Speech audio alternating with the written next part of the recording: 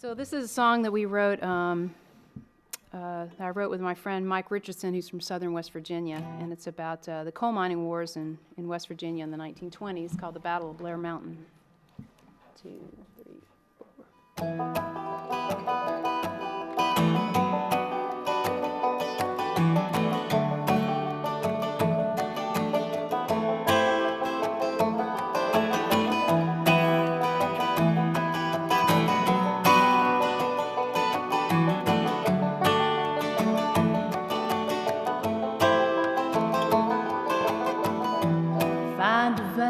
Drain the black gold, hoping to God that the timbers hold.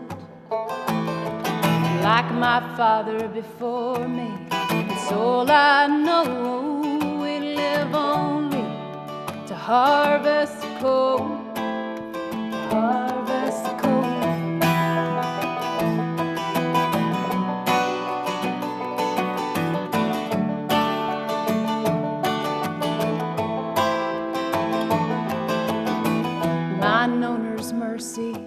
About as shallow as a grave. We're living in shanty towns, we ain't got no say. The 14-hour shifts, such a meager wage, and Mother Jones can't help us now anyway. Anyway, we take the roads, we take the trains by force. Oh, deliver us love from the gathering stores. Lay down your Bibles, take up your guns. Blair melted, here we come. Oh, here we come.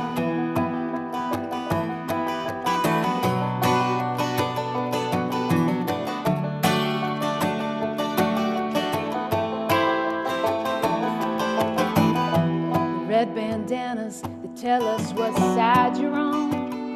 Yeah, we're the rednecks of the Union 1921. We'll leave tonight at 13,000 strong and take the fight to Blair Mountain before the dawn, before the dawn. We'll take the roads, we'll take the trains by force. Oh, deliver us love from the gathering stores. Lay down your Bibles, take up your guns. Blair melted, here we come. Oh, here we come.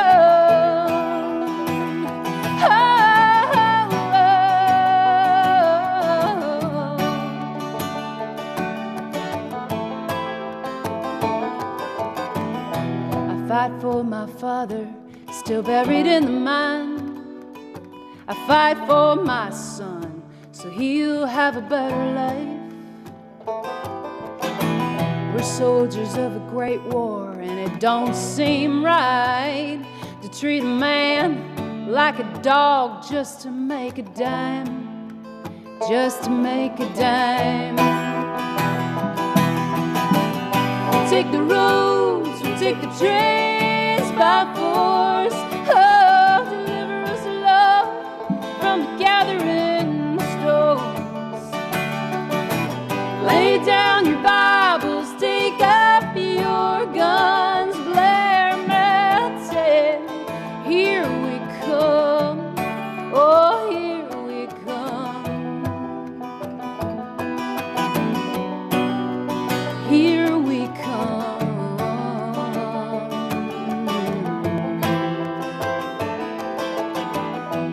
Find a vein, drain the black gold.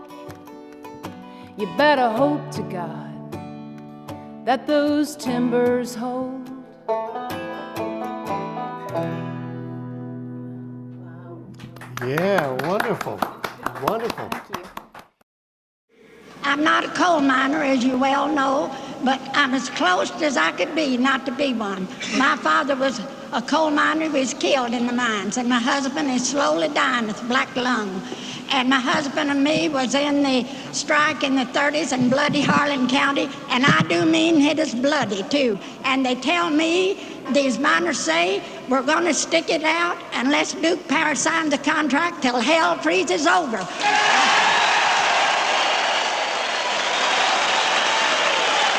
And the men knows they've got nothing to lose but their chains and their union to gain. So I say, hang in there. And now this song I composed in the 30s. And as you know, I'm old, as 40 years ago, and I can't sing very well. But you can ask the scabs and the gun thugs which side they're on, because they're workers too. Come all you poor workers, good news to you I'll tell, how the good old Union has come in here to dwell. Which side are you on? Which side are you on? If you go to Harlan County, there is no neutral there. You'll either be a Union man or a thug for J.H. Blair. Which side are you on? Which side are you on?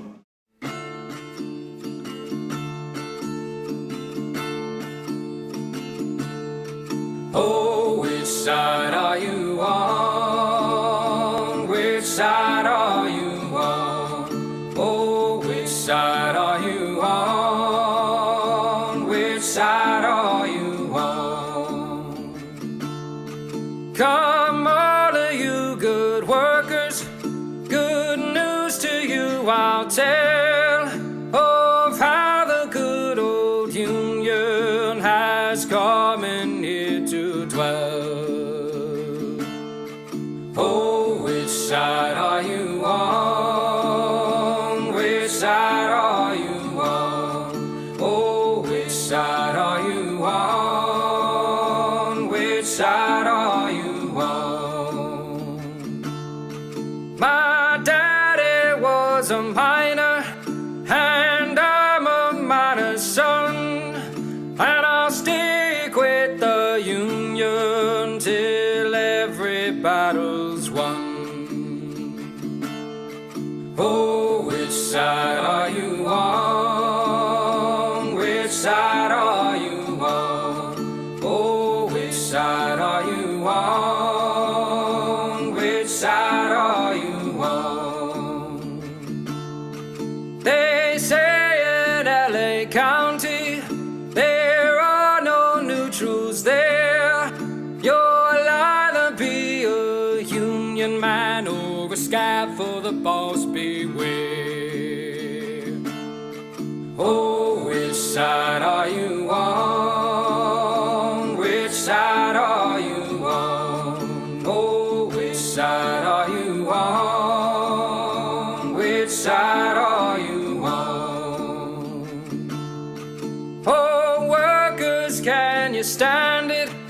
Oh, tell me how you can. Will you be a lousy scab, or will you be a man? Oh, which side are you on? Which side are you on? Oh, which side are you on? Which side are you on? Don't scab for the bosses, don't listen to their lies. Us poor folks haven't got a chance unless we organize. Oh, which side are you on? Which side are you on? Oh, which side are you on? Which side are you on? Oh, which side are you on? Oh, which side are you on? Oh, which side are you on? Oh, which side are you on? In 1948, the natives were expelled from the land of their ancestors, their homes and cities shelled. From the traitors in Transjordan to clandestine British demand, by the settlers' Zionist army that rampaged across the land. Oh Palestine, we hear your desperate plea that once again across the land your people can be free. Oh Palestine, your people live in fear. We demand your emancipation from the river to the sea.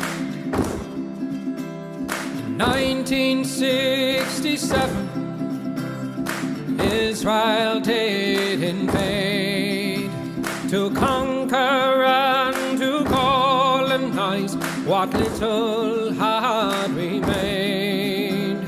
The people of old Palestine, once again their fates entwined with the Zionist occupation of their homes and weary minds.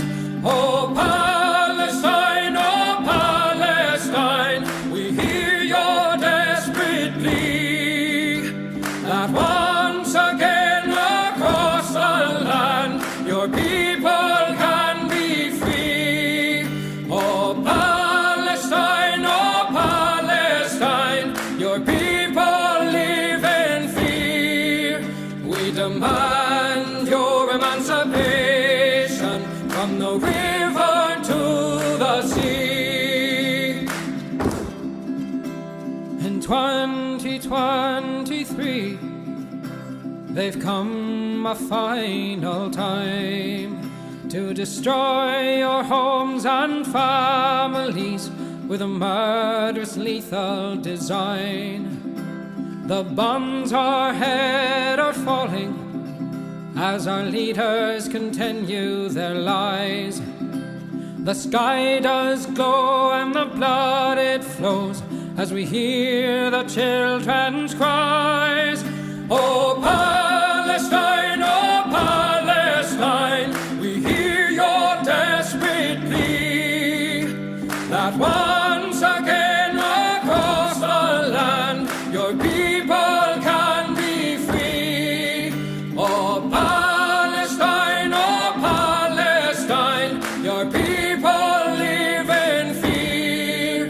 We demand your emancipation from the river to the sea. We stand with your emancipation.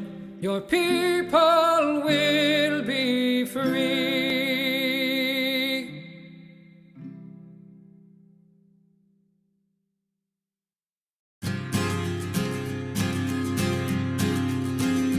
In a pleasant wooded valley lived a huntsman tall and able. He relied on skill and cunning for the food upon his table. He would walk the forest shadows with his little son in tow, teaching him the archer's art and all that he should know. Keep your eye clear and keen like a falcon on the wing. Keep your heart strong and steady like your hand upon the string.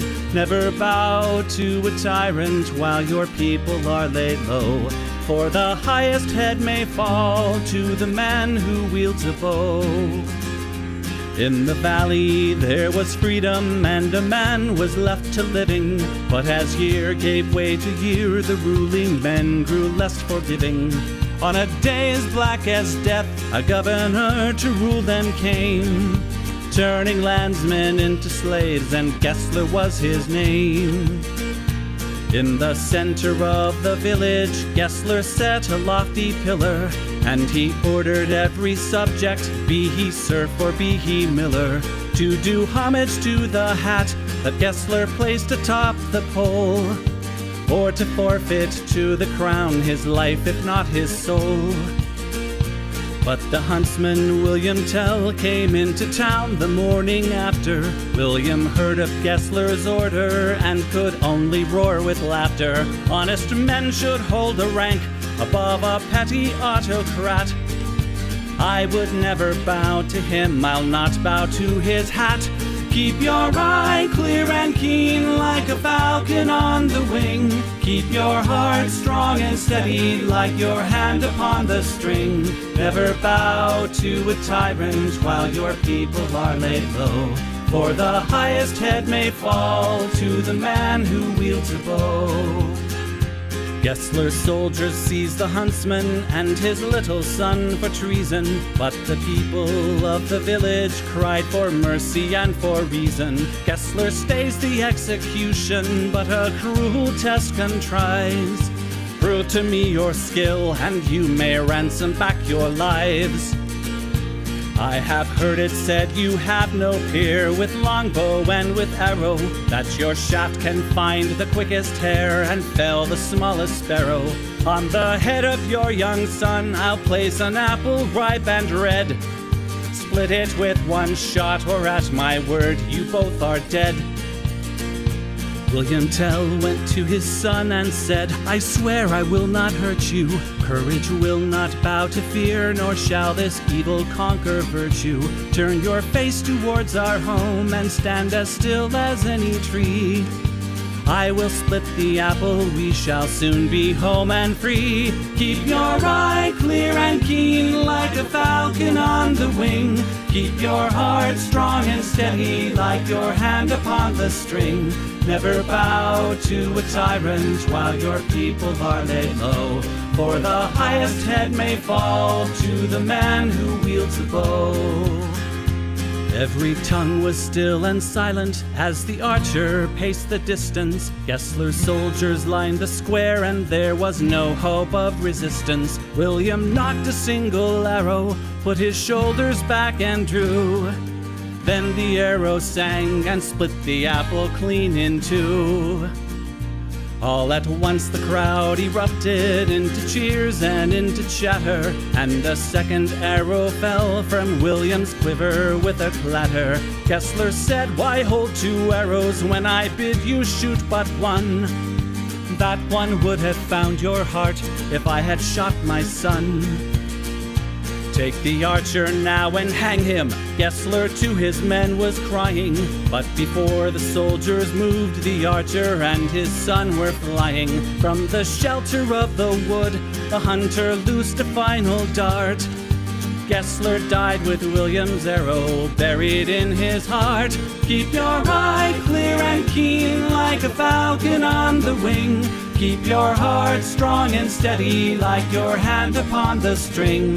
Never bow to a tyrant while your people are laid low. For the highest head may fall to the man who wields a bow. Keep your eye clear and keen like a falcon on the wing. Keep your heart strong and steady like your hand upon the string. Never bow to a tyrant while your people are laid low.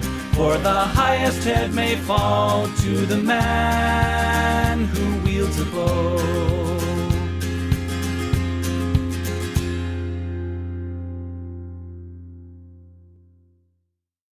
Those who make peaceful revolution impossible will make violent revolution inevitable. Yes, we have to deny so many claims per month to meet our shareholders' expectations.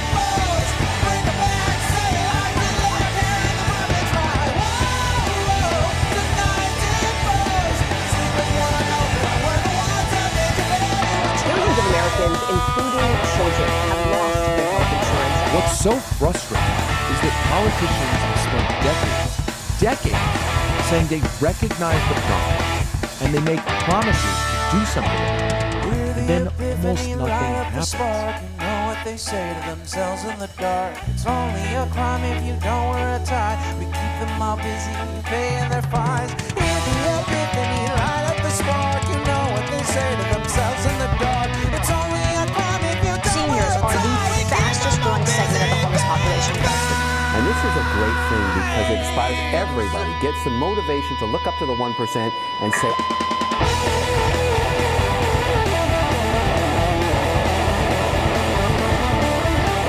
now they're looking at your vote, they're looking at your anger, and they're moving to apprehend those who say something in anger.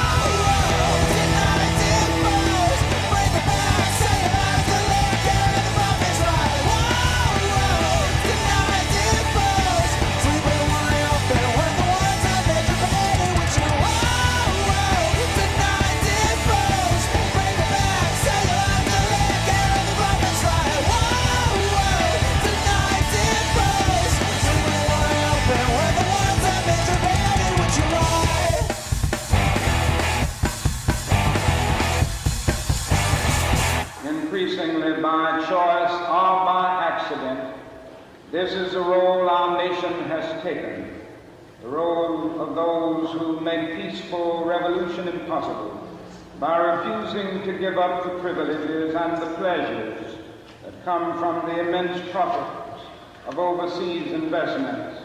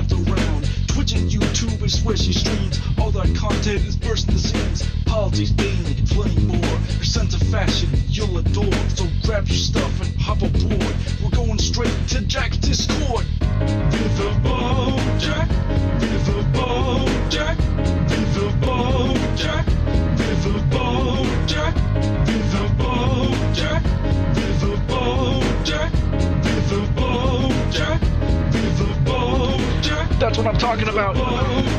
First time singing the songs for Riverboat Jack. Shout out.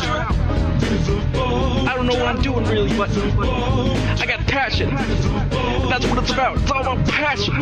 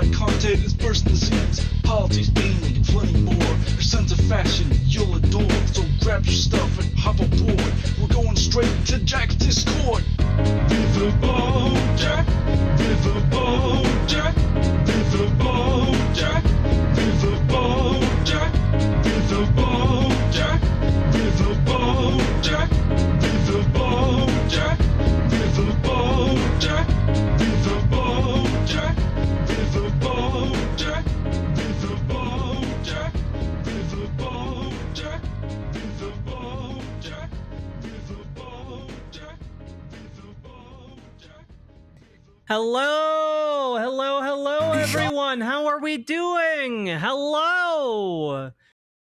How are you doing, my little boublés? Van Briggs. Oh, Daddy. Hello! Hello, hello. How we doing, folks? Hello, that one American. Thank you for subscribing and for supporting the stream, being the first person in chat to support. Really appreciate you. Thank you for being subscribed for 3 months. Hello, Cute Dark Arts. Hello, Hammock. Hello, Van Briggs. Hello, Kraken Pill 2, the sequel to Kraken Pill 1, The Krakening. Hello, Erica. Hello, Nightlight Plushy Jesus. Hello, the Profane Priestess.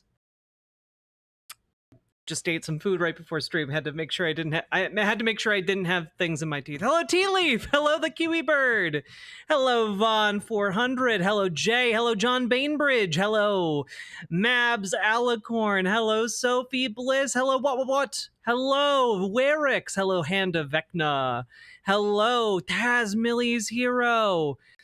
Hello, Quirky Nico. Hello, Walking Neon Carpet. Hello, Mithril. Hello, Remy Rocks 30. Hello, Meow. Hello, Regington Mogus. Nightlight Plushy Jesus, thank you for the 5 gifted tier 1 subs right off the bat over in Twitch chat. Appreciate you. Thank you so much. There we go. Turned on alerts. Thank you for alerting me, oddly enough, to the fact that we don't have alerts on. We didn't. I shouldn't be so invested in this. I've never even been to North America. Hey! You know? Sadly, what happens here winds up spinning out across the planet. And, you know? I'm here to see my man Zoran Mamdani dominate another debate. Now, the debate is already ongoing, but we have to do our pleasantries first, everyone. Psycho Salad 665, thank you for the super chat. Writing a research paper on women in the postal service and their experiences working in a male-dominated industry. I see what you did there. Thank you. Hello, Tristan MB. Hello, Tyrion, the Himalayan Salt Dragon. Hello, Burb. Hello. Hello, everyone. How we doing, folks? Hello, Charlie Martini. Hello. We got so many good eggs in chat. Hello, Matthew H. Hello, Story the Bard. Hello, Trains and Bullshit. Hello, Nutsmert. Hello, Vox Syndicate. Hello, my rear end. Hello, Hammock. Hello, Holly Hoomst. Hello, Vox Syndicate. You got 2 hellos. Hello, Sweet Mitts Music. Congrats on the new single coming out. I haven't listened to it yet, but I would love to later tonight. Hello, Gamer G. Hello, Hit the Mat. Hello, one and all folks. Hello, Jazz Dog. Hello, everyone. Hello, Liz Galahad. Hello. I know. I think you sent in a dono the other day with the pronunciation of your username, and I know I'm gonna fuck it up. But I'm going to go with maybe the last name. Brigida, thank you very much. Hello. Just choked on a piece of antacid and puked it up. Gosh, my gag reflex is so sensitive. Well, I'm sorry to hear that in more ways than one. Haven't been able to find the willpower to do much of anything about the current crisis. Hopefully I be able to get myself to attend the protests on the 14th. Yep, that is the next day where, like, your political will really matters. You know, like, everything that has been happening this week is spontaneous protest, and like I'm not dissing that. I'm not being down on that idea or anything like that. But like, don't beat yourself too hard on that. But do everything you can to get out on the coordinated day of protest on Saturday. Is Jazz Dog here? Eventually, I'm sure, you know. It's out now? Yeah! I would love to listen to it, but unfortunately we're starting right during the start of Zoran's... My team says I moved my... Zoran Mamdani's debate. We gotta... Quick. Head on over there. Okay.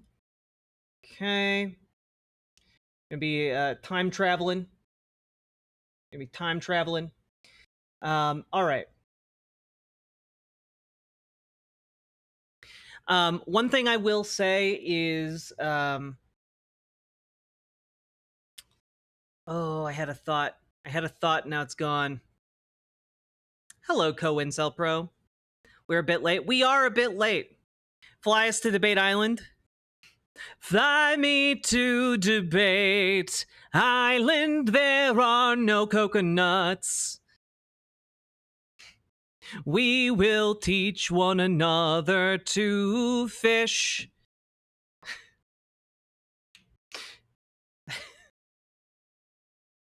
I'm not prepared to time travel. Well, then it's time to get it dugga done, all right? That's a reference just for you. All right.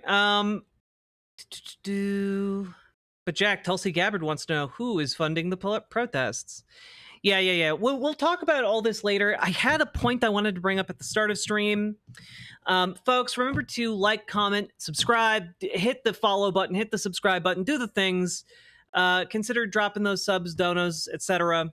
New sub goal needed. I agree. I am going to be moving soon, and I'm going to set up a weekly goal so that I can be able to, so I can take some time off to like move furniture and stuff. Let's see. What was it? Well, in other news, I'm wearing really sexy thigh highs today. And, you know, any day where I get to wear those is a good day. Let's jump over to the debate, huh? So, folks, it's here. It's debate time. Folks, we're watching the final New York City primary debate, which is really, for all intents and purposes, where the next mayor of New York City is going to be decided. Very exciting. Andrew Cuomo is in attendance. Zoran Mamdani is in attendance. We got the two powerhouses here, and it's going to be really interesting. Giuliani a fourth term. Maybe fourth time is the charm. We can't. He's continued melting into a puddle of goo. Thank you for the 2 tier 1 subs, Sake Tanuki. And folks, before we launch into this, I have a very exciting piece of news that will color how we watch this debate. Earlier today, a new poll came out that shows Zoran Mamdani about 4 points ahead of Andrew Cuomo prior to the ranked choice voting being like implemented. Like this poll was not about you know, how it looks at the end of the ranked choice process. It was just about Zoran Mamdani or Andrew Cuomo. And I gotta tell you guys, that is only slightly within the poll's margin of error of like 4.2%. So we are literally, I mean, Zoran Mamdani has overtaken Andrew Cuomo according to this poll. You know, previous polling from yesterday, which is, you know, by the time a campaign releases it, several days old, had him down by 2. Now he's up by 4. And we still have maybe a week, maybe week and a half until the election. It's very, very, very exciting. Don't be complacent. If you are in NYC, knock on some doors for Zoran Mamdani, okay? Do some phone banking for Zoran Mamdani. You can go to his website and volunteer to phone bank. Everyone should do that. If you have time, do that, okay? Let's dive in, shall we? Because I think knowing that Zoran is like on the verge of decisively overtaking Cuomo, that's exciting, and it's going to color how we see this debate. Let's take a look.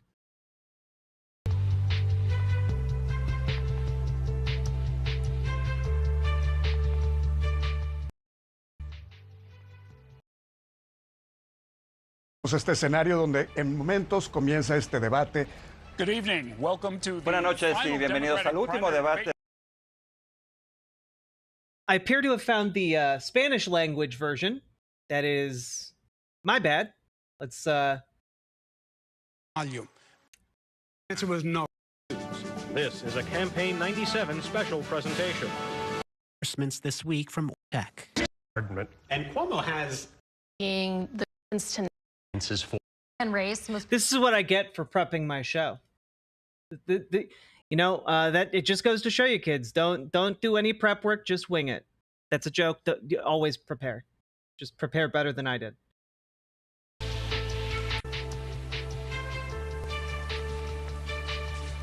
Good evening. Welcome to the final Democratic primary debate in the race for mayor of New York City. I'm Errol Lewis, political anchor for Spectrum News New York 1, and we're coming to you from the Gerald W. Lynch Theater at John Jay College of Criminal Justice, located on the west side of Manhattan. I'm joined by Brian Blair of WNYC Gothamist and Katie Honan of the news organization The City. The candidates have been making their pitches to New Yorkers for months now, and we are only hours away from the start of early voting across the 5 boroughs, starting on Saturday. Over the next 2 hours, you're going to hear from the 7 leading Democratic candidates on their proposals on issues directly affecting the lives of New Yorkers. I'm struggling to find my 3rd, 4th, and 5th. Selner looks like bring your kid to work day. Adams is deer in headlights. Stringer is probably a Zionist.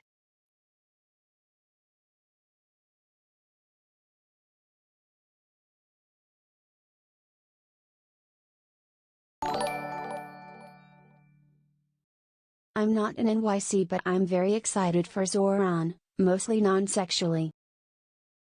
Yeah, I mean, I just realized I was muted. Sakit Danuki, I was just saying, I imagine Brad Landers, your number 2 guy. I don't know that there's any reason to rank anybody else. Exendu, thank you for the $10 dono. And honestly, it's okay to be excited for Zoran, even if you're not in New York City. I'm very excited. I'm in the Midwest. And I'm excited because being the mayor of New York City is a launching point for bigger, better things. It is something that, if you do a good job at being the mayor of New York City, you have a decent chance to be able to step up into, politics in Congress or even the presidency. It's really, really important. And honestly, it sets the tenor for a lot of other towns, cities, etc. across America. I'm very excited about it. Mayoralty is currently held by Eric Adams, who has withdrawn from the Democratic primary and is running in the November general election as an independent candidate. Tonight's debate is brought to you by the New York City Campaign Finance Board, the city agency that administers the Public Matching Funds program. It's also sponsored by Spectrum News New York 1, WNYC Gothamist, and The City, and Spectrum Noticias. And our co-sponsors are John Jay College of Criminal Justice, the Craig Newmark Graduate School of Journalism at CUNY. And I do think that there are some things he's unilaterally able to do, like the rent-free is cattail. So, I think he can meaningfully impact policy in a way that would help a lot of people in New York City. And I'm really excited to see if he does it. Free public transit in New York City would be a game changer. The Center for New York City and State Law at New York Law School, and the Museum of the City of New York. And you can watch... Well, yeah, no, I'm not saying Mamdani is eligible to be president. I'm saying that Mamdani could go on to Congress, and that the mayoral spot in New York City can often be used as a launching point to things like Congress or the presidency. Watch tonight's debate without a paywall on ny1.com. It's also being broadcast on NYC TV, WNYC Radio, the Spectrum News YouTube page, and C-SPAN, and in Spanish. Yeah, the audio is desynced on my end too. We all have to deal with our the pangs and arrows of outrageous fortune. Spectrum Noticias and YouTube. The candidates joining us tonight have met a polling or fundraising threshold established by the Campaign Finance Board in order to take part in the debate. In alphabetical order, Adrienne Adams is the City Council Speaker representing parts of Southeast Queens. Andrew Cuomo previously served as governor of the state of New York. Brad Lander is the New York City Comptroller. Zoran Mamdani is a state assembly member representing parts of Queens. Zelnor Myrie is a state senator representing parts of Brooklyn. Man, the audio is scuffed to hell. Scott Stringer is a former city comptroller and Manhattan borough president. And Whitney Tilson is a former hedge fund manager who helped create Teach for Boo! America. Boo Now this for the man! rules. Boo! The rules that you see on your screen right now have been agreed to by all of the candidates. Each candidate will deliver an opening statement of up to 45 seconds. Answers to our questions will generally be limited to 60 seconds, with a chance for rebuttals at the discretion of the moderator. And candidates will have an opportunity to ask one opponent one question during our cross-examination round.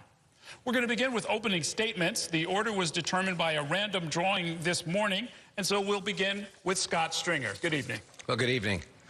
Look, I love New York City. I was born and raised here, and I believe the future of this city can be limitless. But let's face it, people are feeling that it's getting tougher to live here. People who built our neighborhoods are leaving the city. Young people who want to lay down roots here do not see enough opportunity. I say enough is enough.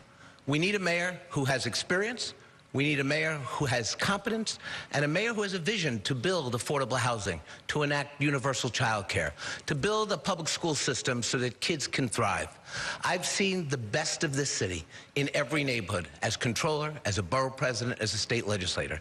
And I know that right now at this moment, we need somebody who has the ability to make sure this city can rise again, and I'm going to do it. Okay, next is Elnor Myrie. This morning, I was on Flatbush Avenue getting my hair cut so I could be fresh for this debate. And one of my constituents walked in and didn't talk to me about politics. She said, "What are you going to do to fight for immigrants like me and my husband?" That's politics. Wait, what? Someone came in and didn't ask any politics, but asked me politics. What? Okay, all right. Jesus. Fighting for immigrants is politics. Exactly. I don't like these people that pretend politics is like some secret third thing, you know? Also, like, you gotta offer more than, hey, have you ever thought about what if things could just be better? You have to have actual concrete policy that gets you there. I got on the train as I left and I ran into a mother who said, "What are you going to do to fight to help make our schools world class?" So here's the thing. You're going to hear a lot of promises, a lot of nice and cute things on the stage tonight. But when you put your head to the pillow, you want a mayor that is going to fight to keep your family safe, fight to keep that roof over your head, and fight to give you opportunity. I know that because that's what I think about every single day.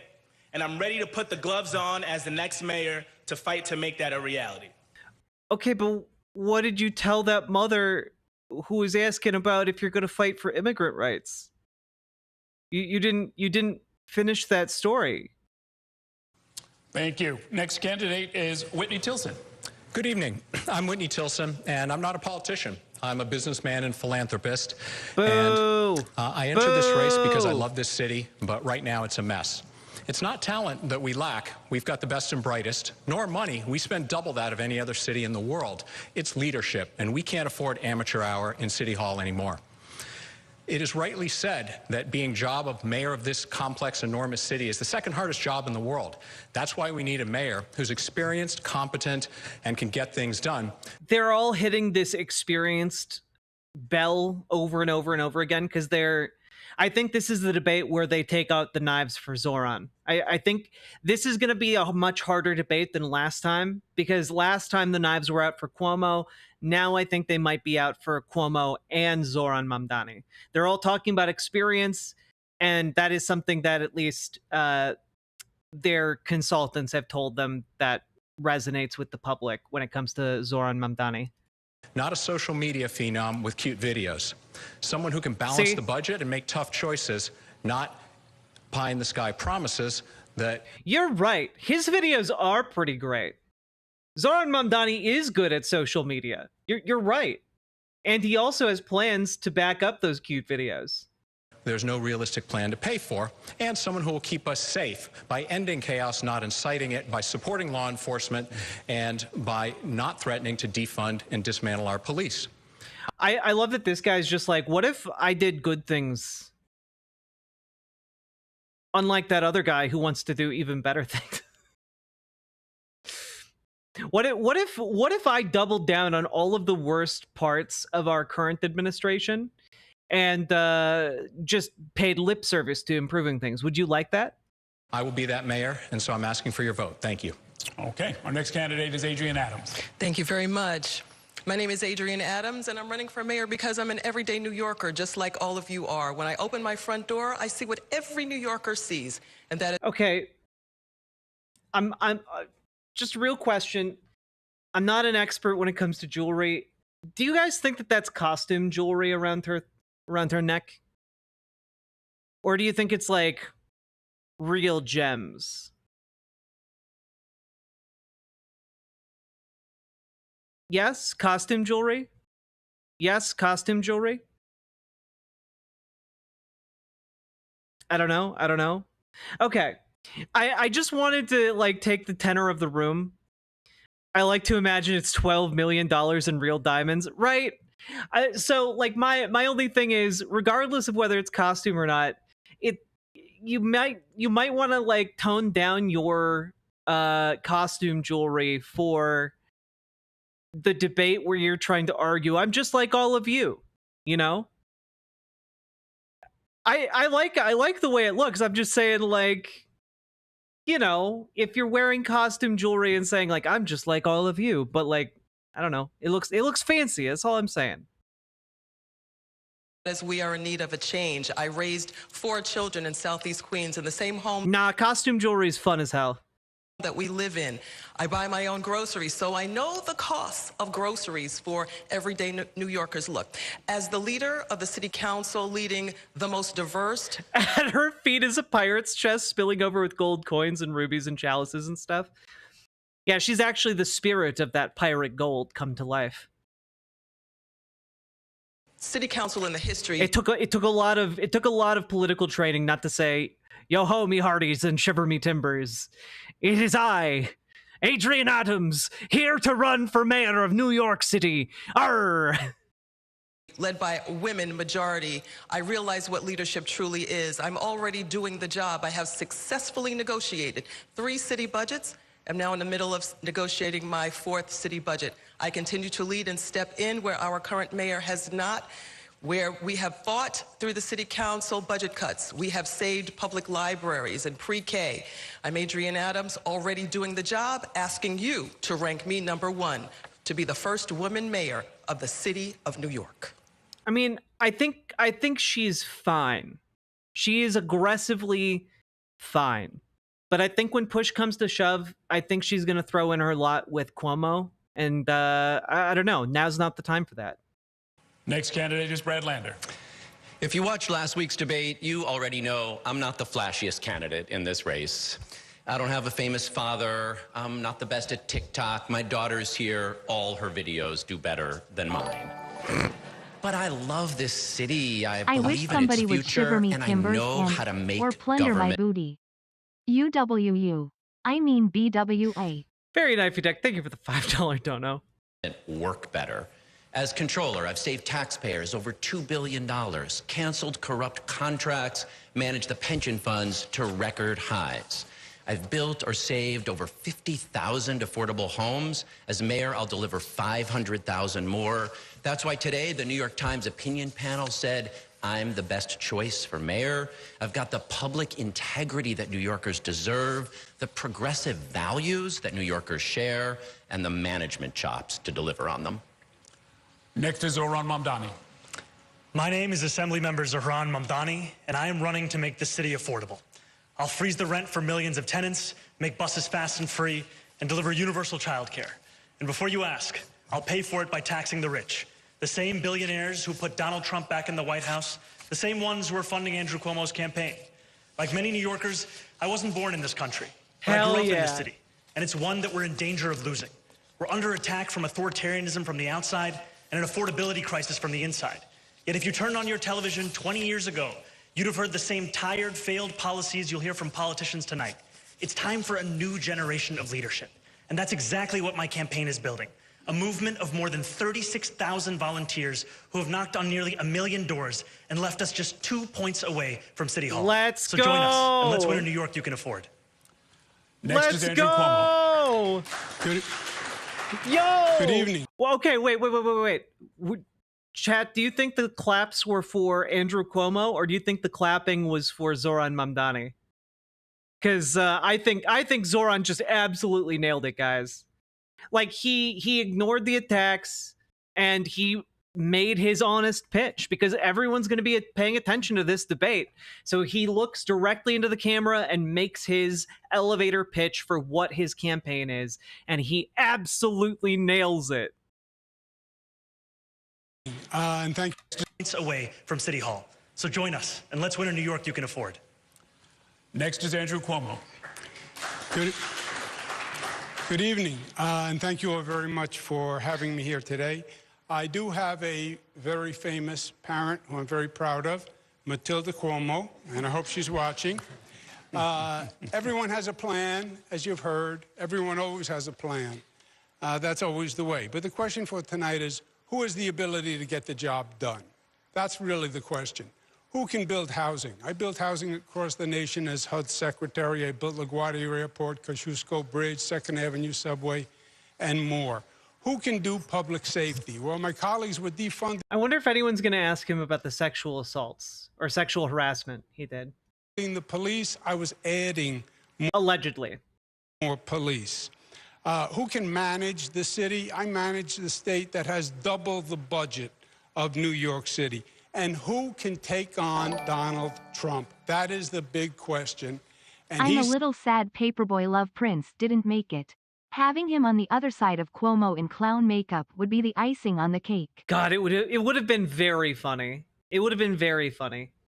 Sent troops into cities all across this country, but he never sent them into New York when I was there, and he never will when I am mayor. Based on what? By what power would you possibly prevent that? A job looks easy when you haven't done it. Experience. Oh, there's a guy running for mayor of New York City named Paperboy Love Prince, and he's very funny. Experience matters. I will get the job done. I will work for you 24/7.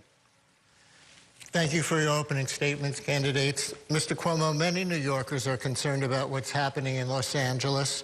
Workplace immigration raids and deportations, protests with some violence, the president's deployment of the National Guard and the Marines over the objection of the governor and the mayor. The Trump aide Stephen Miller said the mayor has no say. If you were mayor of New York right now, how would... Yeah, I think those applause were for Zoran Mamdani. No one else has gotten any applause, and I don't think people were particularly excited about Cuomo. How did you handle this situation if something like that happened here? Yeah, we had this situation before, right? This is not a case of first impression. President Trump did this and Trump won. He did it a number of times. He sent troops into cities all across the country. This is him being macho, authoritarianism. He's the commander-in-chief. He never sent them into New York because I said to him, you better never send troops into New York. We don't need them. It would be a hostile act. It would be a problem. Right now, in this situation, we're going to protect our immigrants. This is a... So your unique thing that you're bringing to the table is you said, no, thank you. Cool. Sanctuary city, and we are going to defend the laws of the sanctuary city. We have an NYPD that is the largest police force. I will tell him very sternly that we do not like that. And then he will respect me more than I respected the women working under me. In the United States of America, Donald Trump only picks fights that he can win. He cannot win a fight with me as mayor of New York. Mr. Mamdani, any contrast? What a shit answer. Like, I'm sorry. I would love a debate moderator to actually ask some follow-up questions like, how are you going to stop him other than by saying that's a bad idea? Because, like, they do bad ideas on a daily basis. So far? You know, what is so troubling to see right now is we also have the NYPD assisting ICE in some of those very missions right here in New York City. We saw the Strategic Response Group arrest a pastor who was peacefully observing the arrest of a migrant at Federal Plaza. When I am the mayor, the NYPD will If serve Trump public... challenges me, I will ask him if I can shove a pen in his bussy.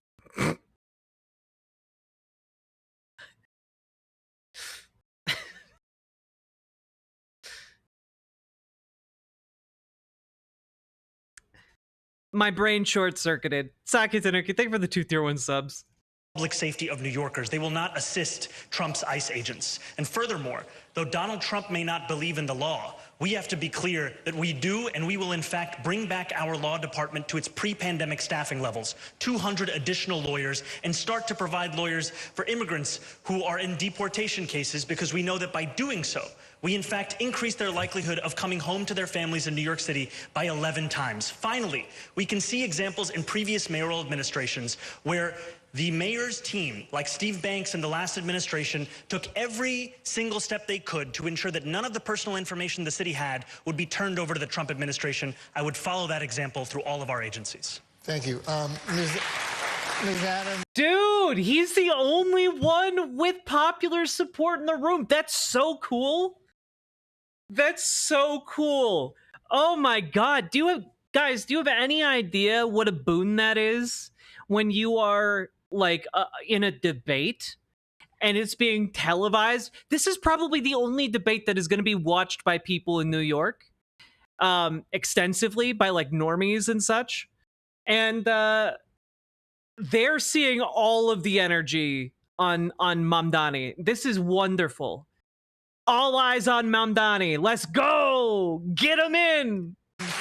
Ms. Adams, staying on this topic, but with kind of a follow-up. If the president sees what he thinks is disorder in the streets and believes that local and state law enforcement officials are not doing a good job at protecting citizens and property, why shouldn't he step in? His supporters say that's his responsibility. We are right now dealing with a lawless president enacting lawless behavior across this entire nation.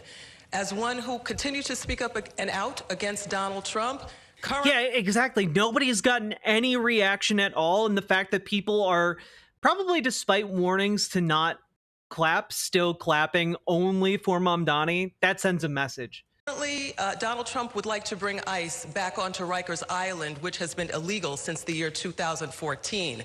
Through an executive order put forth by the deputy mayor of the city of New York, not the mayor of the city of New York, which is unprecedented. They want to bring ICE back onto Rikers Island, and the person that is endorsing me, yeah, she winners is the and baddest losers. AG in the nation. Her name is Tish James. She said, Adrian, if Donald Trump starts to get in your way, sue him. So I am suing him. I am suing the mayoral administration and Donald Trump's ICE. We will continue to protect immigrants when I am mayor, just like I am protecting them as the leader of the city council. We will make... Saki Tanuki, thank you for the 2 tier 1 subs. I just feel bad for Mario Cuomo. Imagine having these 2 gabagools as your legacy despite being pretty based and left-pilled. I don't know who Mario Cuomo is. I'm not super familiar with the Cuomo clan. Make sure that Donald Trump's ICE obeys the law. We are a sanctuary city. I am here to protect that in the city council. And when I am mayor, I will continue to protect our laws and our immigrants. Mr. Lander, continuing on the city. Yeah, Mario Cuomo was like their dad. Man, former NYC mayor and father. Yeah. Same track. But if the president says the mayor has no say, which seems to be the case because he did deploy the Marines and the National Guard. Oh my God, we actually get a follow-up question. Let's go. What would you do? What could you do? Let me tell you about how the mayor could have a say. Last Thursday and again this morning, I went down to the federal building to observe immigration court and then accompany immigrants out past ICE agents so they could get out of the federal building and back to their families. One was a couple with kids in our city school system. They were worried they weren't going to see them again. So I stand up to bullies. I don't back down from a fight. And I will make clear that we're going to protect the 40% of New Yorkers who are immigrants, and we're going to keep them safe, and we're going to keep New York City safe. You can de-escalate conflict. What Trump wants is to strike fear and escalate conflict. We're going to make clear we stand up for immigrant New Yorkers, and we de-escalate and keep the peace. I do want to tell you, though, about some immigrant New Yorkers that Andrew Cuomo screwed when he was governor, and we're defending in my office. Yes. A couple of hundred immigrant Brad subway Lander, cleaners get out the who knives. he made clean the subway cars, but cheated out of the prevailing wages and health care that they were due. We're fighting right now to get it back. I stand up to bullies, and I'll stand up to Donald Trump. Mr. Cuomo, you were named, so we may not be able to do this every time all night, but you were named, so you get a brief response. I don't know what Mr. Lander is talking about. Wait, why do some of these people look new from last time? The lighting is different. The lighting's kind of shit in this debate, to be honest. But there are actually fewer people here than last time. The MTA contracted for cleaning services. I assume that's what he's talking about. The MTA goes through a rigorous contracting process. They should never have hired illegal immigrants if it is true. But obviously, I had nothing to do with them hiring anyone. I'm sorry, is that what you said? What did you call them? If anyone was undocumented or they didn't pay the proper wages, I had nothing to do with it. It would have been done through the MTA. You didn't pay them the proper wages. You cheated them out of the prevailing wages they were due and the health care they were due. I didn't contract with them at all. Yo, Brad, get his ass. Contracted Who appoints with them. the chair of the MTA? Oh, I see. So every contract that the MTA contracts, you want me to be held responsible? This one, yes, because a couple of hundred immigrant workers got cheated out of $2.5 million and their health care, and the orders came from on high. Yeah, so you say. If they did it, that would obviously be wrong. The MTA contracts for $6 billion per year. Why do I want the ASL interpreter to just do the Jackie Chan confused face meme every time Cuomo speaks? I think because genuinely that's the amount of respect that he deserves, you know? Saket Tanuki, thank you for the 2 tier 1 subs and for being a huge supporter of this channel. I appreciate it. Multiple contracts. We have a controller on the state of New York who audits the books. I'm sure he's almost as good as you. And if that happened, he would have found out. Thankfully, these are prevailing wage workers under city contracts. But still on President Trump, and Mr. Stringer, you can reply to that if you want, but my moving on question is, his administration has made deep cuts to some programs that directly fund services for New Yorkers. A listener to my radio show asks, how do you propose addressing funding shortfalls for critical services, or which programs will you prioritize above others, assuming you can't make up for all the funding gaps, and please tell everybody how you think your approach would be better than the other candidates. Sure, Brian. Well, look, I was in Trump 1 when I was a city controller, and during that time period, I didn't let him get this city down. During my time, I managed to divest $4 billion from fossil fuels controller. I divested from gun manufacturers. I divested from private prisons. I put the line in the sand with that guy, and I will do the same as mayor. Look, when you grow up in Washington Heights, everything comes your way. And you understand the only way to deal with as a bully is to draw the line early and fight back. So here's specifically what I'm going to do. First, as mayor, we're going to establish a very, very rainy day fund. We need to get $500 million from the state and $500 million from the city so that we can continue to replenish the money that Donald Trump is taking from us. $80 million is taken in the dead of night. We need to keep the social safety net alive until Hakeem Jeffries becomes the speaker and we can dismantle the Trump organization. Just 2 seconds, just to straighten out the two of them. I was the one who brought the prevailing case with the MTA on those workers, and I believe very strongly then that we have to make sure that we pay wages so people can live and stay in New York, and that's why I did it. Mr. Myrie, same question about dealing with the defunding of the city. First let me put my lawyer hat on for a second. What Donald Trump is doing right now is flat out unconstitutional, and we got to say that very clearly because they are counting on the chaos being normal. They're counting on us being relaxed about this approach because we see it in the headlines every day.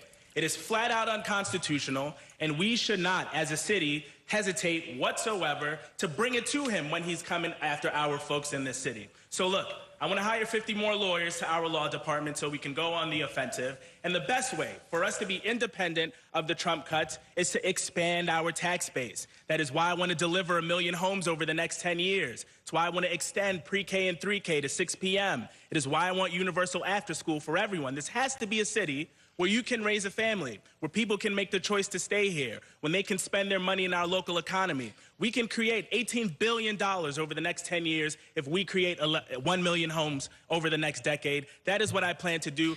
Does anyone here stand a good chance of winning, or are they just filler other than Cuomo and Mamdani?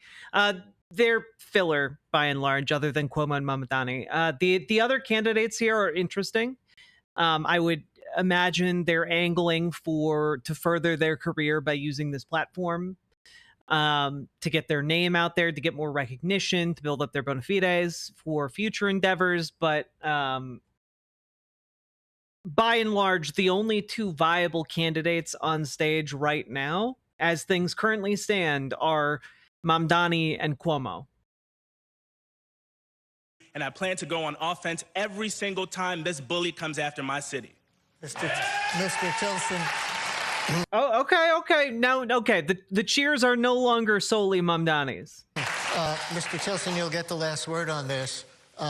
People are talking about standing up to President Trump. Can it ever be smart, in your opinion, to hold your tongue about your worst opinions of him so that New York could possibly get better treatment? Or would that not be effective? Yes, possibly. There's a grim anniversary coming up on Tuesday. It is the 10-year anniversary of Trump coming down that escalator, spewing hatred and xenophobia, and I've been fighting him tooth and nail every day of those 10 years. With ranked choice, like everyone has a shot, kind of, but I've seen multiple people now run through the math of how ranked choice would currently go based seems on like a Mr. polling. Use case for a national Dem. He shouldn't run for mayor. He should be in Congress and nitpick the functions and procedures to slow roll everything the GOP does. I would love it if that's how that generally worked. If we got him on the same page to slow roll like the worst excesses of the Trump administration, 10,000% on board with that. My worry is that kind of politician might slow roll progressive legislation. I think that's one of the things we have to be aware of kind of going into this new political season where progressive sentiment is on the rise, and that is that there are certain liberals who are not our friends, who do not want to actually make things all that better for everyone. They just want to return things to a status quo, and I'm a bit worried he might be more of a status quo do-nothing Dem versus someone who actually wants to change the system, Said. I did like that answer, though, that he gave just then. He is a childish bully, and getting into a Twitter war with him needlessly would hurt our city, I think. He tweets a lot of crazy stuff, and most of the time, if you simply ignore it, he moves on to his next childish foolishness. So to your question, I will fight Donald Trump as mayor, stand up to him, sue him if necessary. I don't see a whole lot of fight in you, bud. I'm sorry. You don't seem like you actually give a shit about any of the things that are happening. But my job is to serve the people of New York, and that sometimes involves not provoking a childish person, but one who unfortunately holds a lot of power, and our 10% of our city budget is federal funding. Candidates, thank you for this first round. Okay, candidates, some of you have many years of government experience. Yeah, instead it kind of sounds like when you're saying like, well, the federal government does have to hold 10% of the budget of New York City. Like, that sounds like you've already capitulated and you're in a debate right now to run for mayor of the city. Experience, while others have spent less than a decade in office. One of you has never been elected to any office. So, and then if we consider age, one of you would be, if elected, the oldest person ever to be sworn in as mayor, while another would be the youngest mayor to take office in more than 100 years. So let me start with you, Mr. Mamdani. What do you say to critics who think that a 33-year-old assemblyman who's only been in office 4 years needs more experience before becoming mayor of the largest city in the country? What I would ask is for them to judge me by the campaign that I am running. A campaign we began with about 2 full-time employees polling at 1% that has now grown to be one where we manage over 36,000 volunteers that have knocked on nearly 1 million doors. And ultimately, what I will deliver to New York City is what I've been delivering in this race: innovation and competence. And I will do so by hiring the best and the brightest. Because for too long, we've had an understanding of leadership where you simply want to replicate each one of your ideas and hire the people who will be quickest to say yes to whatever you say to them. I will instead hire the people who have the track records, the excellence, the fluency. And it has been a pleasure to meet with incredible officials like Maria Torres Springer, like Patrick Gaspard, like Steve Banks, like Amit Baga, so many who have delivered that public service and that public excellence in this city. And that is what I would be doing as the next mayor of this city of New York. Mr. Myrie, similar question. What would you say to New Yorkers concerned that your legislative record, however lengthy, is not the same as running an organization of 300,000 employees? Listen, I think New Yorkers want a mayor that is going to deliver results for them and to do it when it is difficult to achieve. I've passed over 60 bills that have become the law. But when I ran for state senate back in 2018, Albany was dysfunctional. Some rogue Democrats, propped up by Andrew Cuomo, prevented so many legislation that would help everyday New Yorkers, whether it was protection for tenants, whether it was reproductive health, whether it was climate legislation, whether it was your right to be safe in your neighborhood. And on day one in the state senate, I passed something called early voting, which all of us are going to participate in on this Saturday. So I am about the results and about the work. I have built coalition. I have listened to stakeholders. I've done really difficult things. That is the job of the mayor, to get everyone at the table and to achieve something that people said was impossible. I've been in the business of delivering for the people of my district. I look forward to doing the same thing for the people of New York City. Okay. Mr. Cuomo, if elected, you would be the oldest person ever sworn in as mayor. If you served 2 full terms, you'd be 76 years old upon leaving office. Is somebody in their 70s the ideal age for holding the second hardest job in America? Let's do 1 term at a time if we can. I think you raise a very important point. Experience matters. And I think inexperience is dangerous in this case. Mr. Mamdani has had a staff of 5 people. You're now going to run a staff of 300,000 employees. He's never dealt with the city council. He's never dealt with the Congress. He's never dealt with the state legislature. He's never negotiated with a union. He's never built anything. He's never dealt with a natural emergency. He's never dealt with a hurricane, with a flood, etc. He's never done any of the essentials. And now you have Donald Trump on top of all of that. And he's never dealt with what I think is the greatest national threat that we face in this president. To put a person in this seat at this time with no experience is reckless and dangerous. To Mr. Lander and his experience, remember, this was the fiscal watchdog under the era.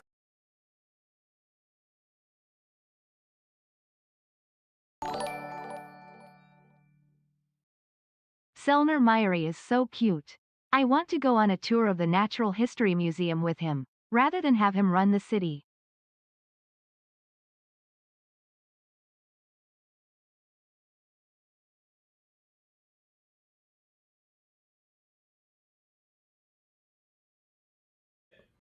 I don't know why it keeps muting me.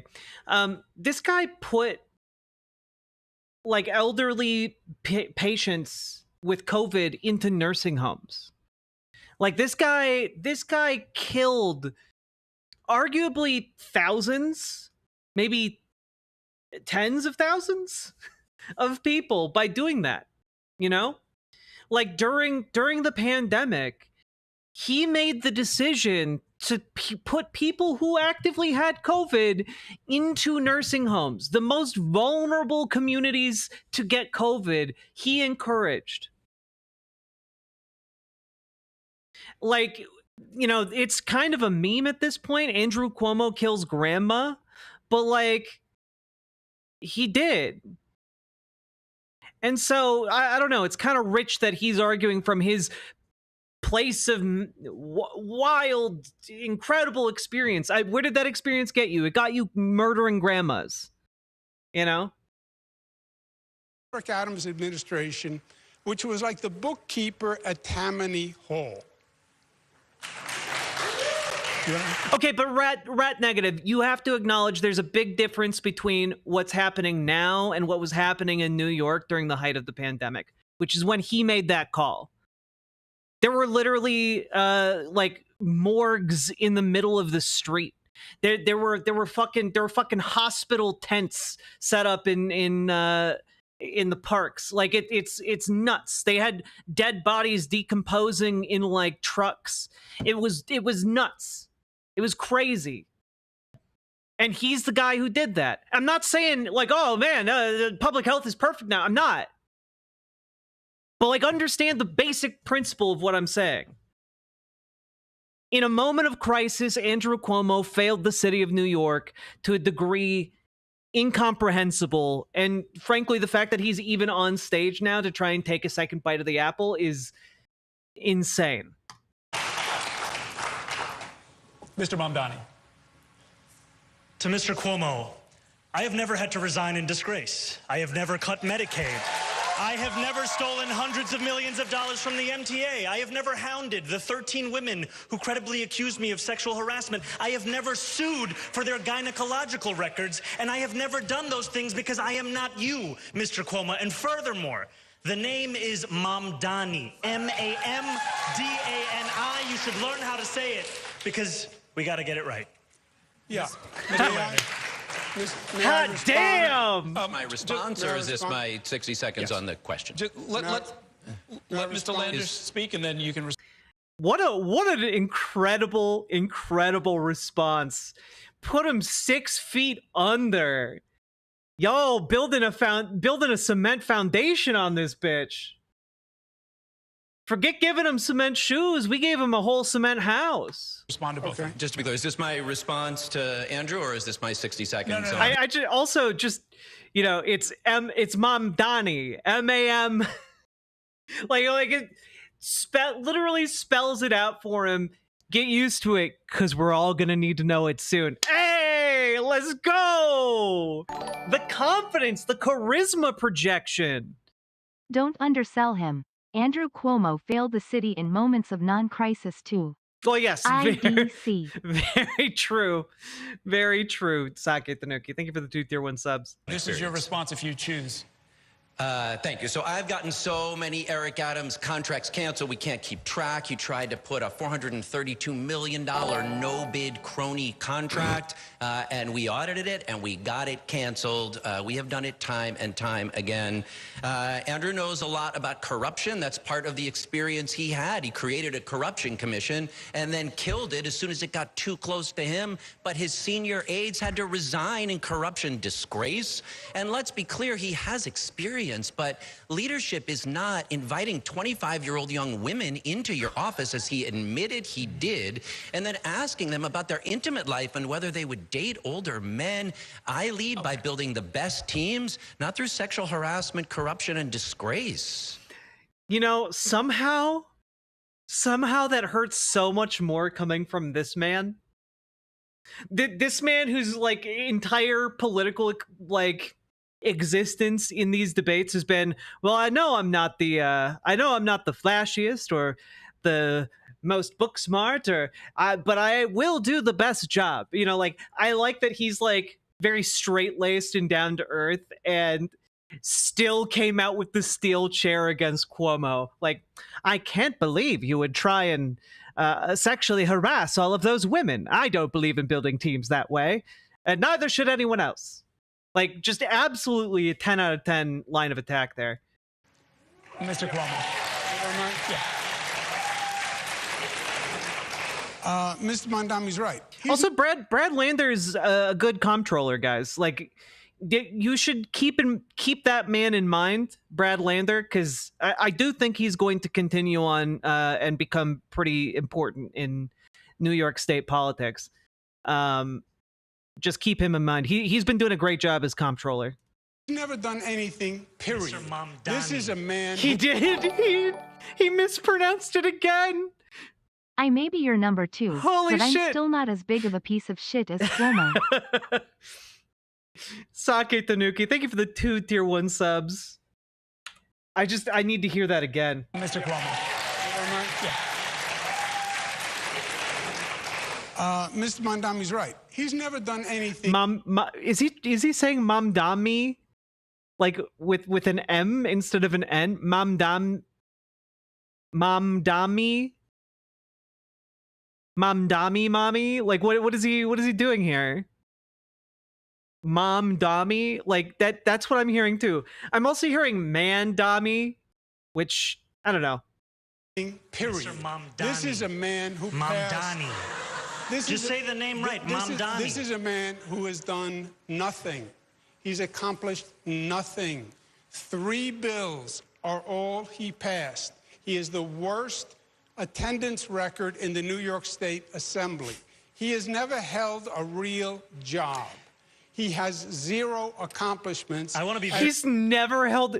He got almost $500 million for cabbies in New York City. What are you talking about? Oh, he's done nothing. Fuck you, old man. Now he thinks he's going to be ready to be mayor of the city of New York. Jizor, thank you very much for the 3 tier 1 subs. I very, very much appreciate that. What jobs has Cuomo held? Trust fund baby. That's obviously the most important one. Trust fund baby and coattail rider.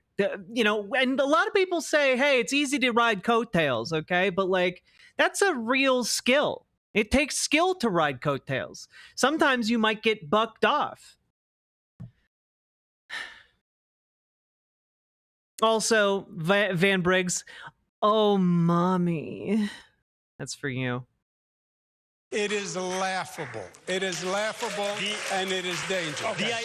I want really Mr. quick, and then Cuomo we're to gonna look move on. out into the crowd and look at Richard Chow, who lost his brother to suicide because of the taxi driver debt crisis.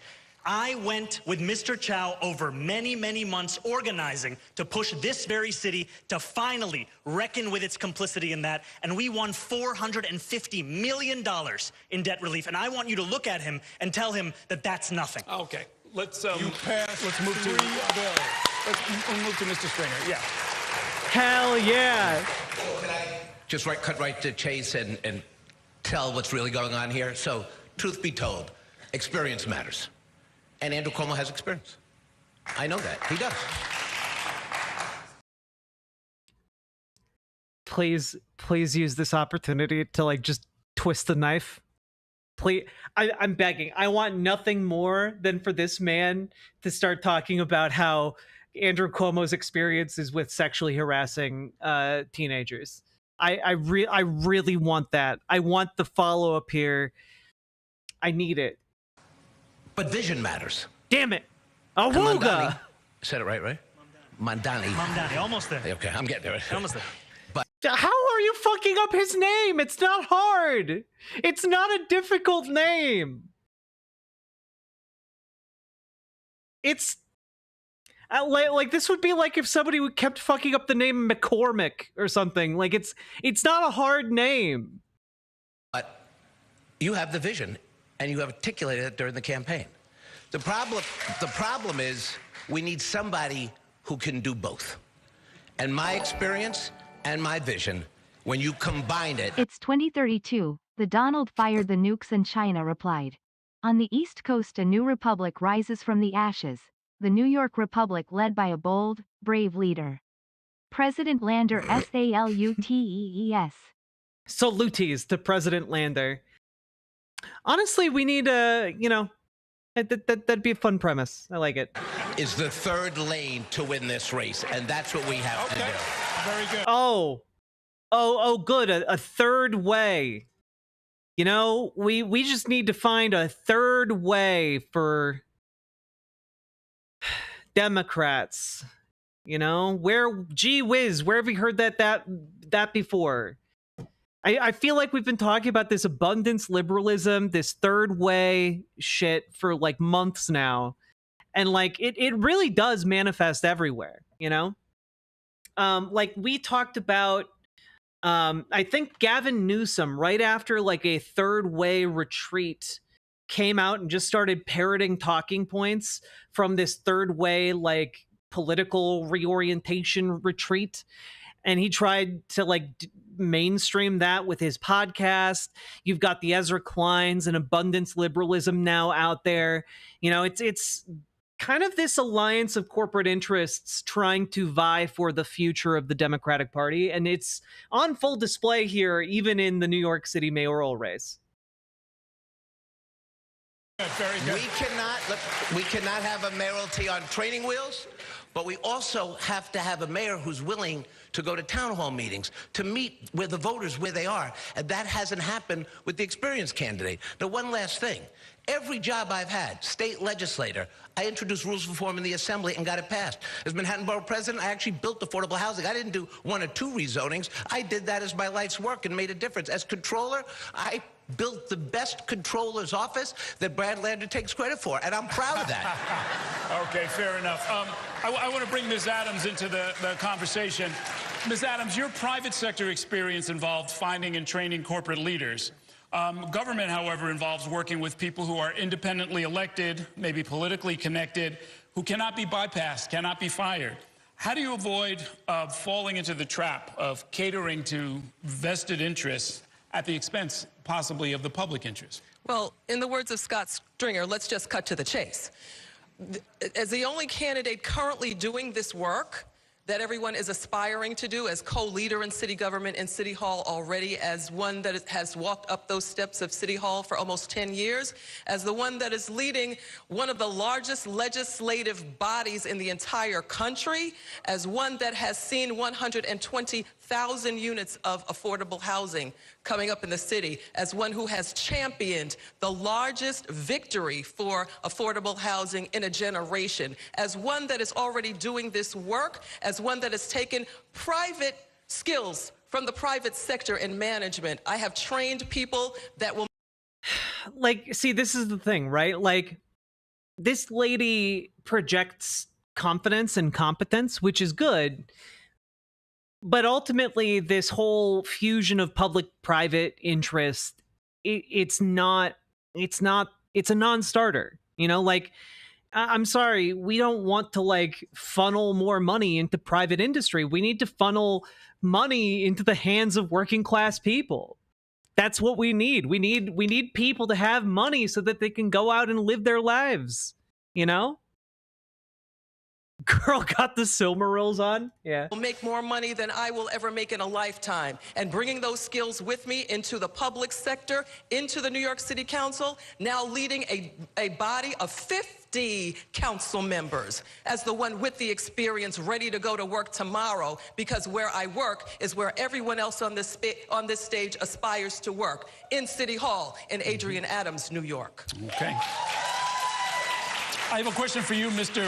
Tilson. You know, unlike Andrew Cuomo, I can actually see why someone would like her, though. Like, I can actually, like, look at her and, like, hear her and understand why someone would vote for her. Unlike Andrew Cuomo, where I'm just like, dude is, like, upfront with being a piece of shit. You know, like, it's kind of crazy. Related to this discussion, you have frequently said on the campaign trail that, quote, career politicians have caused many of the city's problems or made them worse. You said tonight, in fact, that this is no time for amateur hour. Explain why a lack of experience running a city agency would make you a better manager than some of your rivals here. I actually view not being a politician as a feature, not a bug. It is possible to hire people into administration, of course, who have the experience of running a big bureaucracy. I would point to Mike Bloomberg as my inspiration when I decided to run for mayor. He had never held elected office before. I think he was one of our greatest mayors. He steered us through the global financial crisis. And I believe that having someone like him, who I saw was independent of all the special interests, who in a low turnout off-season primary like what we're having right now, only 5% of New Yorkers of our total population is probably going to be enough to win the primary, and effectively, and certainly last time was enough to win the mayoralty. So I think we need a mayor who is independent of that inherently corrupting system, who doesn't need the job, who isn't angling for higher office, and who brings a business background, which I think is more relevant to managing one of the world's largest bureaucracies. Okay. Thank you, candidates. When New Yorkers are asked their top concerns, one of the biggest issues is always affordability, particularly the high cost of housing. Millions of New Yorkers in rent-stabilized apartments are currently awaiting a final ruling from the Rent Guidelines Board about how much they could pay more each month in rent. But first, we'll get to a crucial question about the production of housing. We want you, the candidates, to address New Yorkers with your top proposal to ease the housing crunch. Hey Jack. Hope you'll be heading out to the No Kings protest Saturday. Quick protest tip for anyone thinking of heading out: don't fucking sit down during a protest. Been seeing some misinfo out there. Stay safe. Yep. Also, Julie the Ghost, thank you for the $20 super chat. And everyone should go show up to the No Kings protest on Saturday. Please, let me pull that up. NoKings.org. Excellent time for us to just throw this up on screen. Folks, head on over to NoKings.org and you can find a protest in your neck of the woods. You can join one. Each one of these blue dots is its own protest. And you know what? It's really important. It is the next big day of mobilization across the country against Donald Trump and this administration. Y'all got to do this, okay? Yeah, I'll also, obviously, don't sit down in a gigantic crowd, because if you sit down in a crowd and suddenly something goes boom, or people start being shepherded or rushed on by police or, you know, agents, whatever, you don't want to be crushed to death. So don't sit down. Keep standing up. You might be tired. Don't get crushed, okay? Don't get trampled. Also, Julie the Ghost, again, thank you for the $20 super chat. Really appreciate it. Advice for wheelchairs? Probably don't go to the thickest part of the protest. Go, like, stay on the fringes in a place where you can easily continue to maneuver and you aren't going to be, like, boxed in by police or, you know, trampled by the crowd.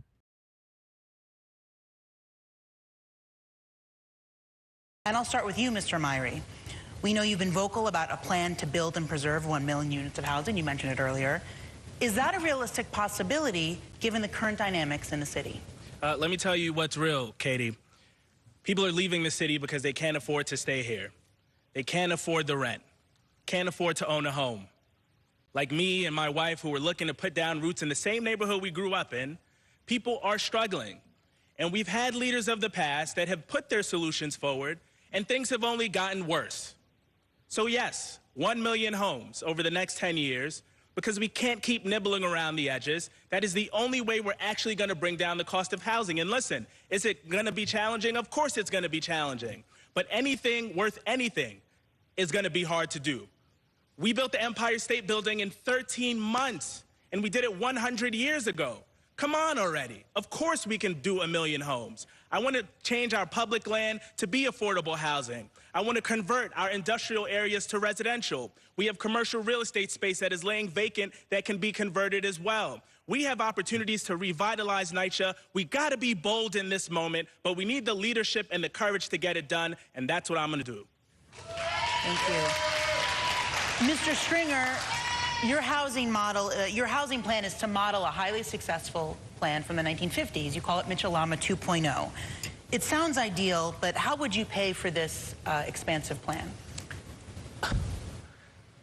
Okay, this is where we just got to have an honest conversation. I get 1 million. I could easily stay. We could do 2.5 million, given my experience. It's all. Put that aside for a second.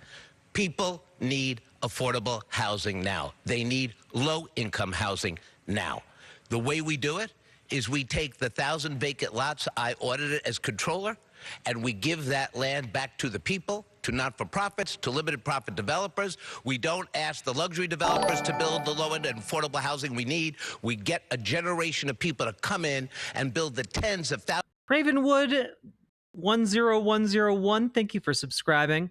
Also, any tips for going to a protest if you're disabled and literally can't walk/stand for long periods?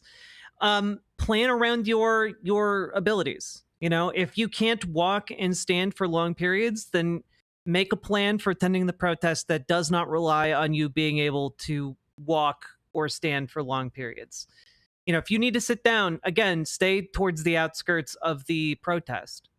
You know, where like the entire reason one would say to you, don't sit down if you're going to a protest, it's if you're in the midst of the thick of it. If you are in the thick of the protest, you fucked up if you can't walk or stand for long periods. You got to be able to plan around your abilities and like act accordingly.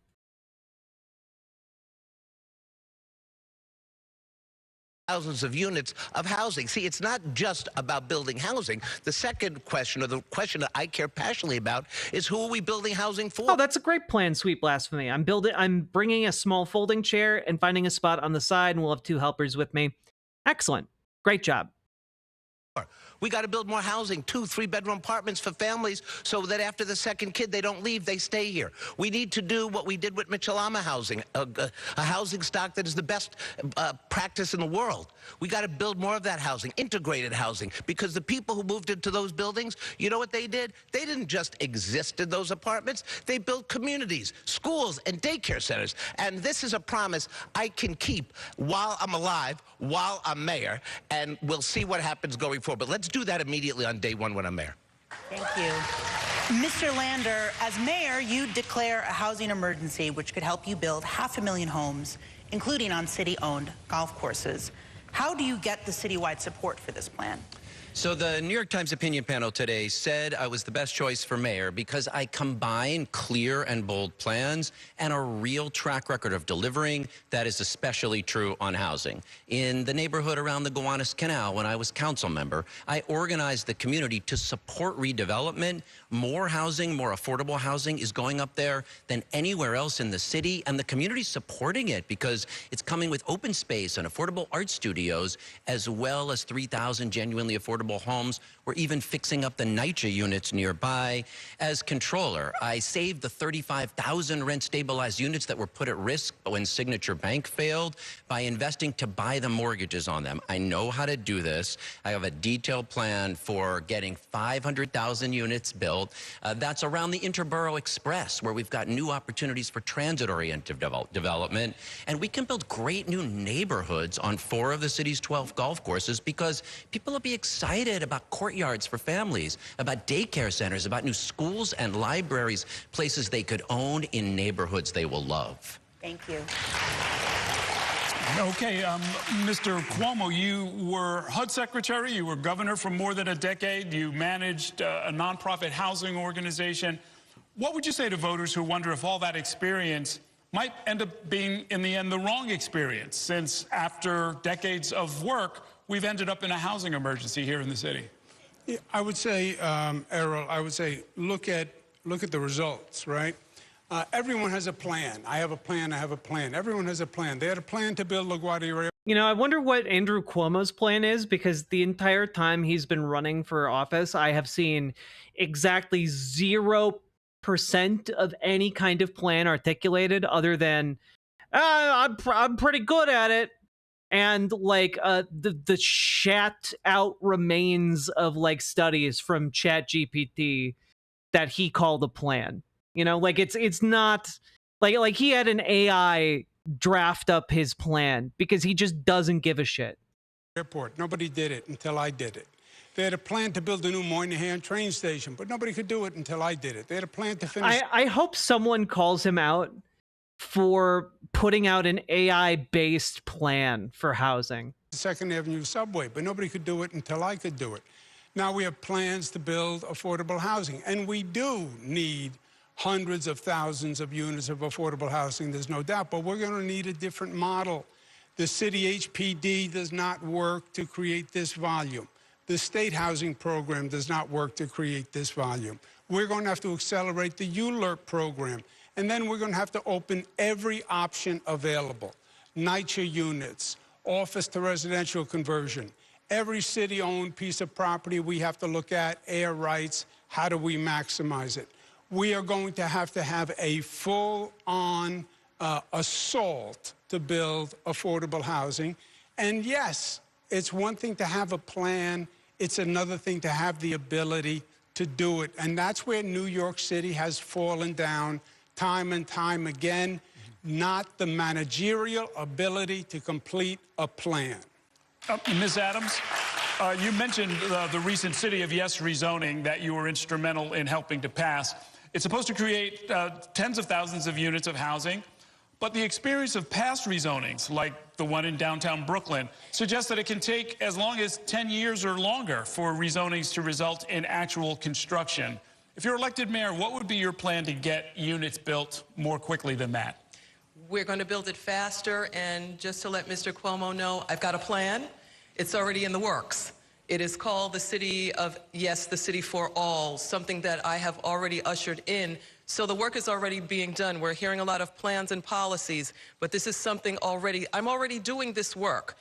We have already begun the works for the City for All, and in that proposal, it is the most aggressive rezoning proposal in a generation for this city, to build upwards of 82,000 affordable units for New Yorkers. We want to keep people here. I want my children to stay here. I'm an everyday New Yorker. I don't want them leaving because New York is not affordable for them. And so I have made sure that there is $5 billion that is put into the City for All proposal. So, Mr. Cuomo, we are going to take care of the HPD vacancies within that $5 billion. We're going to make sure that communities like mine in Southeast Queens are protected, infrastructure is protected. We're going to make sure that we've got extended and expanded access to City FEPS vouchers. We're going to make sure that there are repairs available for NYCHA residents and Mitchell-Lama residents. And we're going to make sure that homeowners also have access to funding to make sure that the homeowners have repairs. We won't have to look at foreclosure in the volume, and we don't have to look at deed theft in the volume. I'm already doing the work. I'm already there. Thank you. And still on housing, and to bring the last two of you into it, Mr. Tilson, you said in the last debate that your housing construction plan is the opposite of Mr. Mamdani's. More private sector, less public. Can you elaborate on that in your 60 seconds, and then we'll hear Mr. Mamdani argue for his approach? Sure. If I were to summarize my plan in 4 words, it'd be unleash the private sector. Hey, Sawyer Lockwood. That Hope is you the feel better soon. only way to rapidly build anything like the scale that we're talking about. I said it's the opposite of his plan because his plan is to spend $100 billion city dollars to build affordable housing. So my plan, I don't think this should... You know, one thing that I feel like gets lost in the entire conversation about affordable housing is that once you build it, it's built. You can just use it forever. It's a one-time investment with like minuscule maintenance costs for something that you will be able to use forever, indefinitely. You know, like you don't have to keep spending that money. You built it once, you're done. Take 10 years if you truly do it, and it's not just zoning regs, it's all the whole bureaucracy going through the city government agencies. It's going through the whole ULERT process. This can be done. Austin, Texas is a good example. Their rents went up 25% in the year 2021. The city leaped into action, quickly changed its zoning rules. They increased supply by 15% in 3 years, and rents dropped by 20%. I don't just want to stabilize rent. I think we can drop rents in this city. That's the objective. But right now, it's... Hey, guy, if you freeze the rent and then you build more units and then those units come online and suddenly there's a glut of new housing in an area, what do you think that does to rents? Whoopsie. That's right, they go down. It's outrageous that businesses and real estate developers have to hire expediters to deal with the city bureaucracy. So it's a much bigger problem, and the mayor controls most or all of this. Thank you. Mr. Mamdani. I met a grandmother in a senior center in Brownsville, and she came up to me and told me that she'd been on a waiting list for 7 years for senior housing, and that she wasn't sure if she was going to be able to stay in the city any longer. The reason that my campaign is committing to building 200,000 truly affordable homes is because if we don't, we will lose the very New Yorkers who built this city. and we will lose them unless we rapidly scale up the programs we already have. Programs in HPD like SARA, Senior Affordable Rental Apartments, ELA, extremely low-level affordability, the very kind of programs that are built for the New Yorkers who are being priced out of the market. And we do this while also ensuring that it is easier to build even for the private sector. We end the requirement to build parking. We end this piecemeal approach that we've taken, instead having a city-wide comprehensive planning approach. These are the kinds of ways in which we can actually ensure that we start to build more than 4 houses per 1,000 people, that we actually start to get up to Jersey City and Tokyo and build the housing that's necessary in this city. To finish this round, by a show of hands, I will translate for the radio audience, how many of you would support a rent-stabilized rent freeze this year? Hands up if you do. Okay, the ones whose hands are up are Stringer, Myrie, Mamdani, and Lander. Not up. Can you state the question, please? Would you support your donors a who gave you $2.5 million to freeze the rent? In the rent stabilization system this year, a rent freeze this year? Yes or no, Mr. Cuomo? Would I vote for a rent freeze this year? Yes. I'd leave it to the Rent Guidelines Board. Now, who controls them? The mayor. We appoint them. The law controls them. You should read it once in a while. The law didn't control you, did it? You should read it. Ms. Adams, your hand was not up, was it? Why not? Oh, it was raised. There has to be a balance there, so though, only between Mr. the homeowners Tilson's as well, hand was not up. Okay, that was a yes or no. And finally, also on a show of hands, on rent freeze or no, a listener to my show asks, would you be open to tying rent increases to landlord rates of return, their profits, rather than simply on 1 year's costs? Yes or no, if you're open to tying the increases to profits rather than 1 year's cost increase. Who would say yes to that change or that proposal? I don't see any hands. Brian, it is part of the formula already. It's part of the formula. It is part of the formula. Now, you look at a variety of factors, including net operating income relative to costs, as it should be. Mr. Lander's right. That is the law. You look at the costs that the landlord is incurring, and that's how you set the rent increase if you do. But also the profits. The yes, profit margins. Yeah, they do an economic analysis. Yeah. That's what the Rent Guidelines Board does. Katie. Thank you. And this question is for Mr. Cuomo because it did come up earlier. Many voters are grappling with how to disqualify you or not after the sexual harassment findings that led to your resignation as governor. How do you argue people should consider that factor? And we'll let the other candidates give their take. Yeah, I would ask them to look at the facts and not the political rhetoric that you hear on this stage. Oh God. Look at the facts. Don't look at the evidence. Just look at the facts. I said when the report was issued, it was all political. That's what I said. And I said nothing was going to come of it. Well, then you resigned. Like, if the facts were on your side, my friend, you wouldn't have resigned. Years later, we've had 5 district attorneys, Democrat, Republicans, upstate, downstate. They've all looked at them. Nothing has come of them whatsoever. There has been one civil case that's been resolved. I was dropped from the case. So absolutely nothing has come except political fodder for my opponents and political fodder at the time. Nothing has come of it except for, you know, a valid avenue of attack for my political opponents. Do any other candidates want to chime in?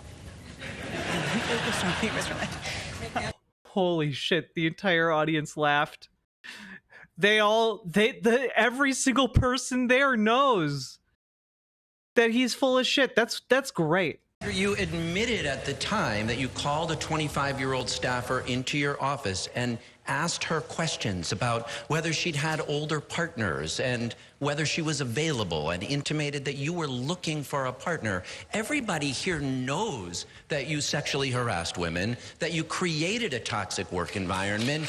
We're here with all these CUNY students, many of them young women. I went to the city college commencement. The valedictorian is going to come work at the Department of Homeless Services. I don't want to have to tell her, don't go work at City Hall because the mayor is a sexual harasser.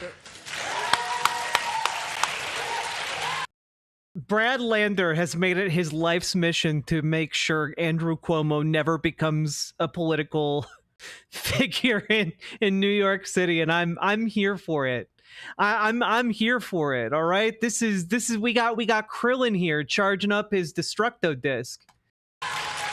Those are just bold-faced lies, You and admitted you know it at the time. And it's frightening that you can look at a camera and lie Right now, that I'm looking easily. at you. You admitted it at the time. I never said that.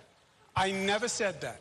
And by the way, that has been totally disproven by... Man, the only way this could get better is if Brad Lander brought, like, receipts. And honestly, someone there should have. Every court that has looked at it, every Courts don't legal disprove proceeding. things. Everyone yes, knows. Yes, they do, sir. They a don't, report was issued. The DAs looked at it. Yeah. They all disagree with you. I was dropped from the case.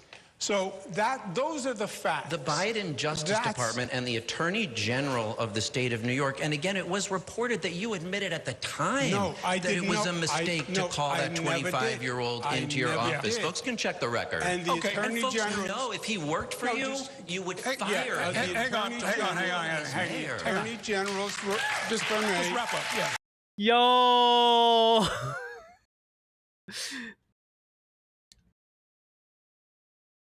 Hell of a Destructo disc he's got there. The Attorney General's report was determined by a court to be hearsay and not a finding at all. I understand Mr. Lander is just a pause. The women accused you of sexual harassment. That's what you're calling hearsay. The district attorneys looked at all those complaints, and not a single case was we're going in brought. circles. We're going to Maybe move on. You know better than the facts. Obvious that this is disqualifying. Candidates? The man resigned. Should be obvious. The problem is we do not get to address the issues that New Yorkers care about. Yeah, that's because just what we're going to do. That's just what we're going to do. Just hang on.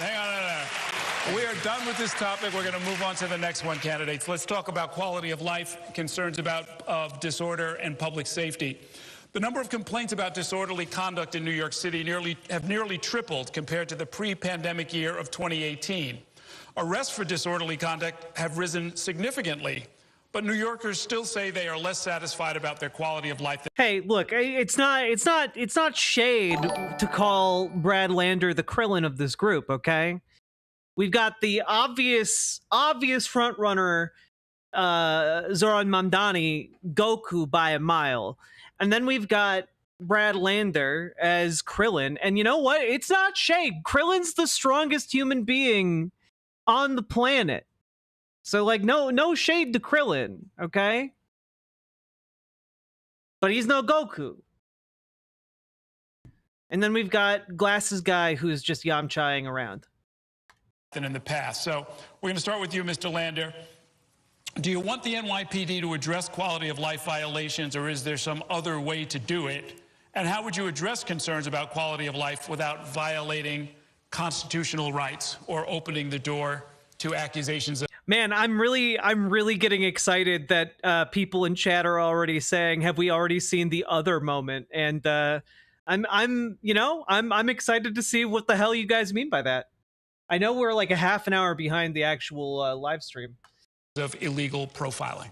As mayor, my #1 priority will be to end... Cuomo is Raditz. Oh, God.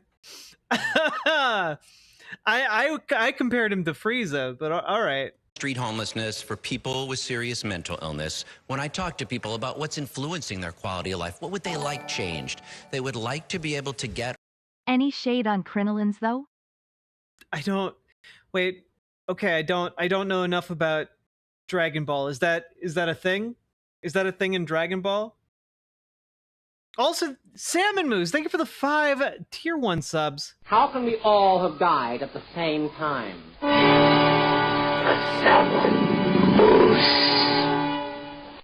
Thank you for the 5 tier 1 subs.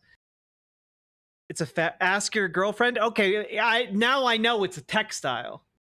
On the subway and feel safer. Last week I talked about a friend whose middle school student was pushed to the ground by a mentally ill homeless person. But we don't have to be a city where a couple thousand of our mentally ill neighbors sleep on subway platforms and the sidewalks and stoops of our buildings. And yes, of course, NYPD have a role to play in keeping neighborhoods safe. Just because your conduct was determined to be non-actionable doesn't mean it didn't happen. Most acts of sexual misconduct like that. That's why Donald Trump is a sexual abuser rather than a rapist. Oh, 100%, Pluvius, 100%. Yeah, I mean, like, these are crimes that can be really difficult to prove as crimes. They're usually a bit easier to prove as civil cases. And, like, the fact Tilson that there wasn't more evidence is clearly a plant. Tilson is a Cyberman. I like it. Thank you very, very much for that comparison, Sake Tanuki. Thank you for the 2 tier 1 subs. Krillin got the baddie, Android 18, so who really won in Dragon Ball? Look, all I'm saying, guys, is Brad Lander's great. I think Krillin's easily like the second best of the Z-Force. The Z-Fighters, okay? Like... I'm not throwing a ton of shade at him. Apologies for the distraction, but Israel just sent strikes into Tehran. War with Iran tonight, Queen? You know, we'll have to see. I have been keeping an eye on it as we've been covering this. We'll talk about it after we finish our coverage of this part. Guns off the street, but no amount of policing is going to connect a homeless mentally ill person to the housing and services that they actually need. The plan that will is called Housing First. It's working in Houston and Denver and Salt Lake City. We used it here to end street homelessness for veterans, and I will use it to end street homelessness for people with serious mental illness, and that'll be a city with a dramatically better quality of life for everyone. Okay. Mr. Stringer. Let me try to answer your direct question, which is the issue of quality of life. And to me, as someone who has spent his entire life here, who's raising kids here, people do not want to live with trash. They don't want to live with broken sidewalks. They don't want a 311 system that can't resolve the basic day-to-day issues that New Yorkers face. We've gotten away from that kind of work. You know, swagger, to me, is different than swagger at City Hall today. Swagger means I feel satisfied when we help somebody get the services we need. I love that definition of swagger. Yeah, swagger means when we help people get the services they need. I love that. I'm going to do it specifically. I can tell he's a real man by his swagger. You mean the way he walks? No, the way he helps people get the services he needs. We got to have a deputy mayor for quality of life and institute what I call quality stat, meaning there's a lot of agencies apart from the police that actually are responsible for the day-to-day running of the city and resolving complaints and issues. We need to measure that. We need to look at the data at 311. We need to do the follow-ups. I'm going to be the mayor in the Ed Koch mode that comes to town hall meetings and communities, just like Ed did as controller, roll my sleeves up, go in front of hundreds of people and say, let me have it. What do you want? What's going on? And I will resolve the complaint in 24 hours. That's the kind of mayor that we need in this city to keep people here and to make sure that we become the beacon of the greatest city in the world. Okay. Mr. Mamdani. You know, when I speak to New Yorkers across the 5 boroughs, what I hear time and time again are these very kinds of complaints. Complaints around the cleanliness of our streets, complaints around whether the parks that they love can actually be maintained. And so many of them come back to a mayoral administration that has underfunded city agencies time and time again, literally requesting to take garbage cans off of sidewalks. That's what we have had for the last 4 years. I'm proud to have been endorsed by DC 37, the single largest labor union representing municipal workers in this city, the people who Let's run go. this city, trust me to lead this city. And what I will do is fully fund each one of those agencies to ensure that we are not just providing public service, we're providing public excellence so that each and every New Yorker is finally receiving the quality of life that they deserve living in this city. Okay. And so, Mr. Myrie, really, in a lot of ways, what I'm getting at is that the city government and a lot of voters... I mean, exactly, winners and losers. Some people swagger down the services catwalk. Others sashay on their way to provide services. And some straight up pose. Frankly, will reflexively reach for the NYPD as the best tool to handle what they perceive as disorder, which some people say is kind of a stepping stone towards crime, or in some ways a precursor to it. What's your take on that, and how would you handle it? Yeah, let me first say, Scott, you got a little bit of swagger. You got some sneakers on today, so I don't want you to discount yourself. Yeah, all right, very good.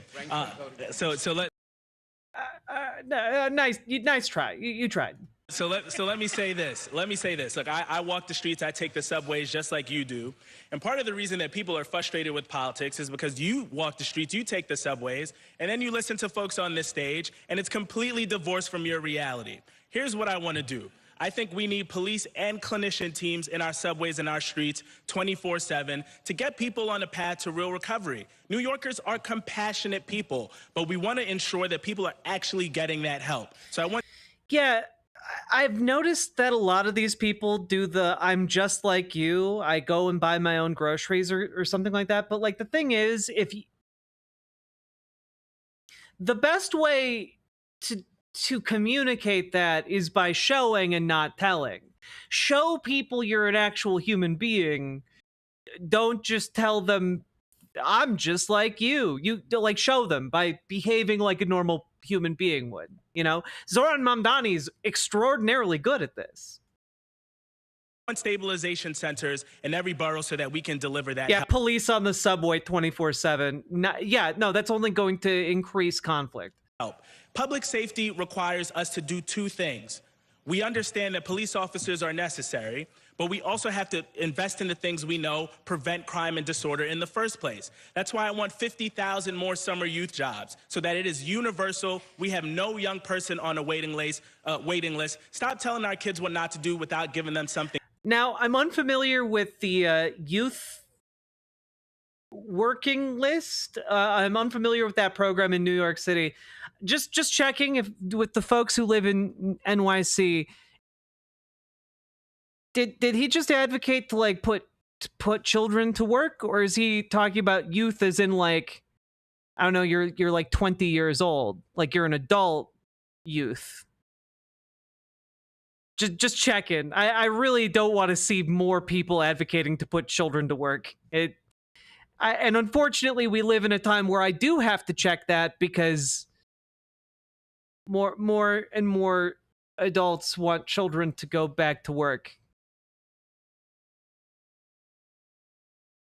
I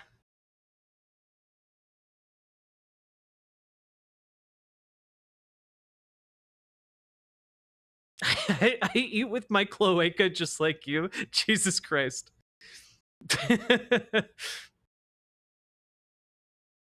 Oh, Harold, thank you very much for the link. I am a fellow pure humanoid. I put on my denim second skin one appendage and then the other.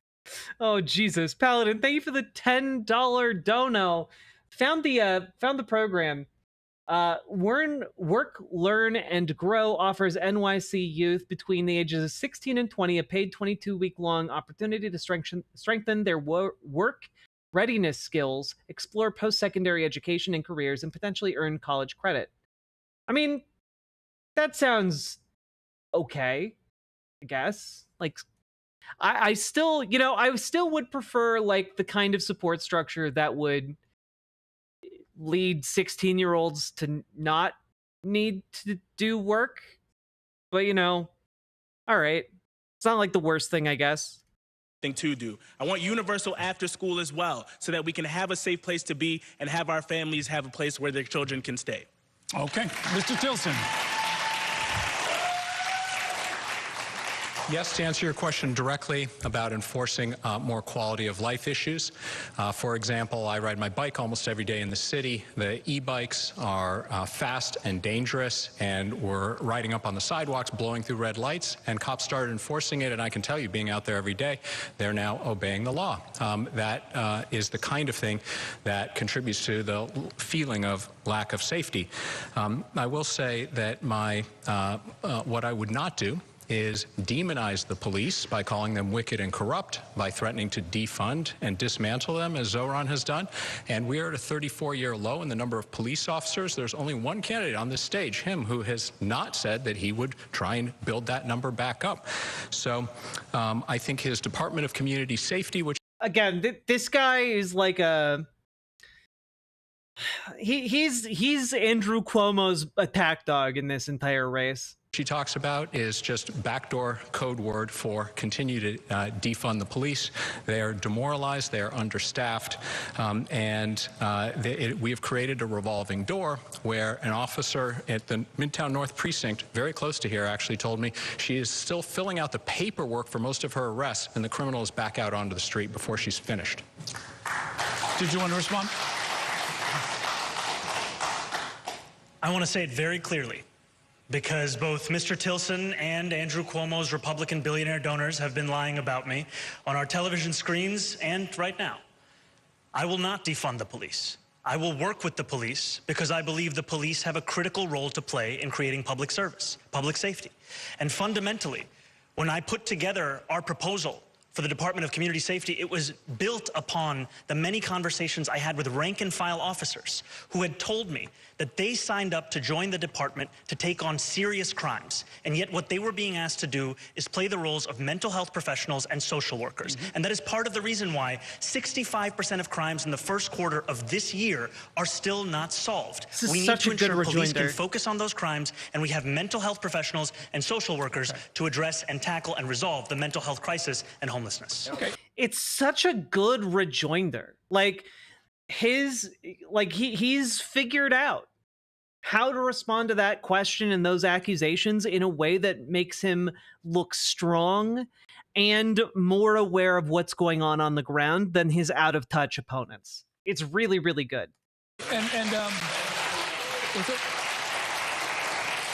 I just want to clarify, Whitney, did you not talk about my police retention plan, or you didn't? Oh, come on, Scott.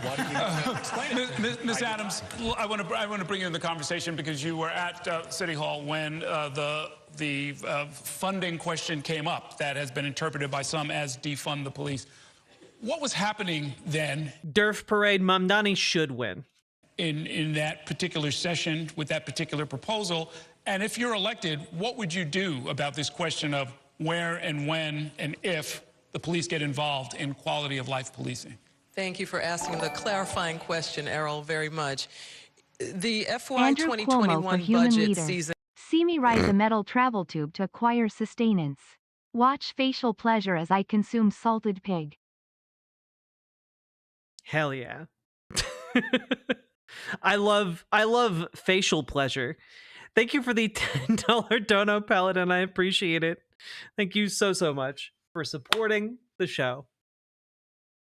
It was a very, very tough season for the New York City Council and, quite frankly, for the mayoral administration as well. We were still masked up in the pandemic, and New York City was very, very underfunded as a city. We were looking towards going in the hole, if you will. So several city agencies had to take a haircut. The NYPD was one of those agencies, as were many, many city agencies. Heck, the New York City Council, we had to take a haircut. So there was funding reallocation that happened across the board for New York City because of the pandemic.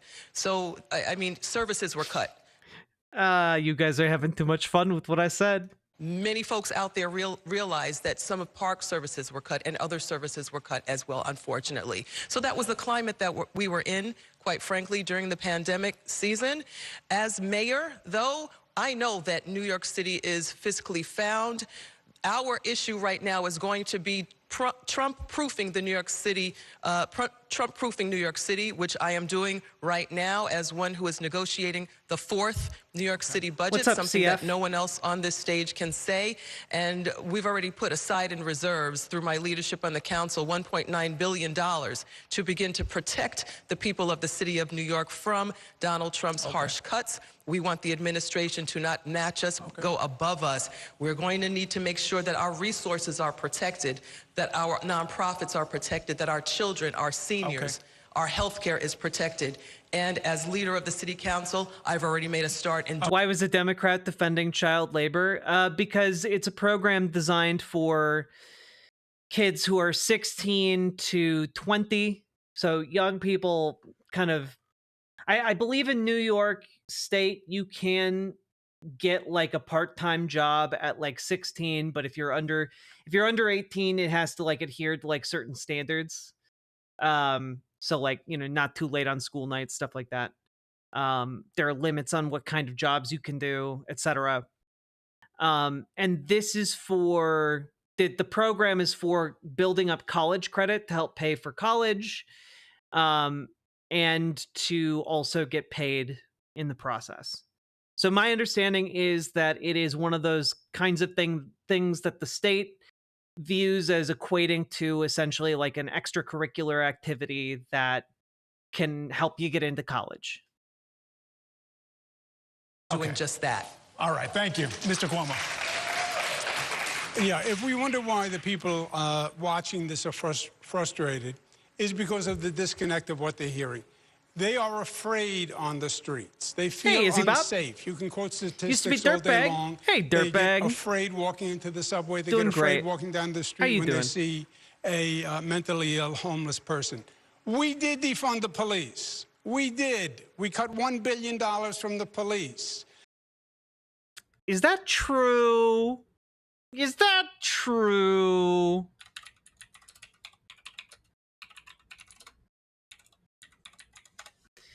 Let's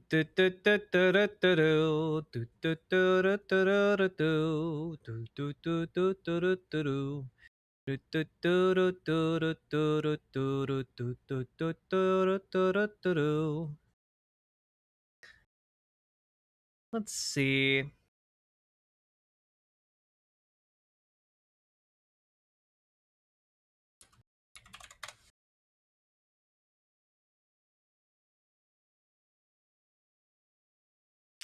Okay, like, I don't think that that's true.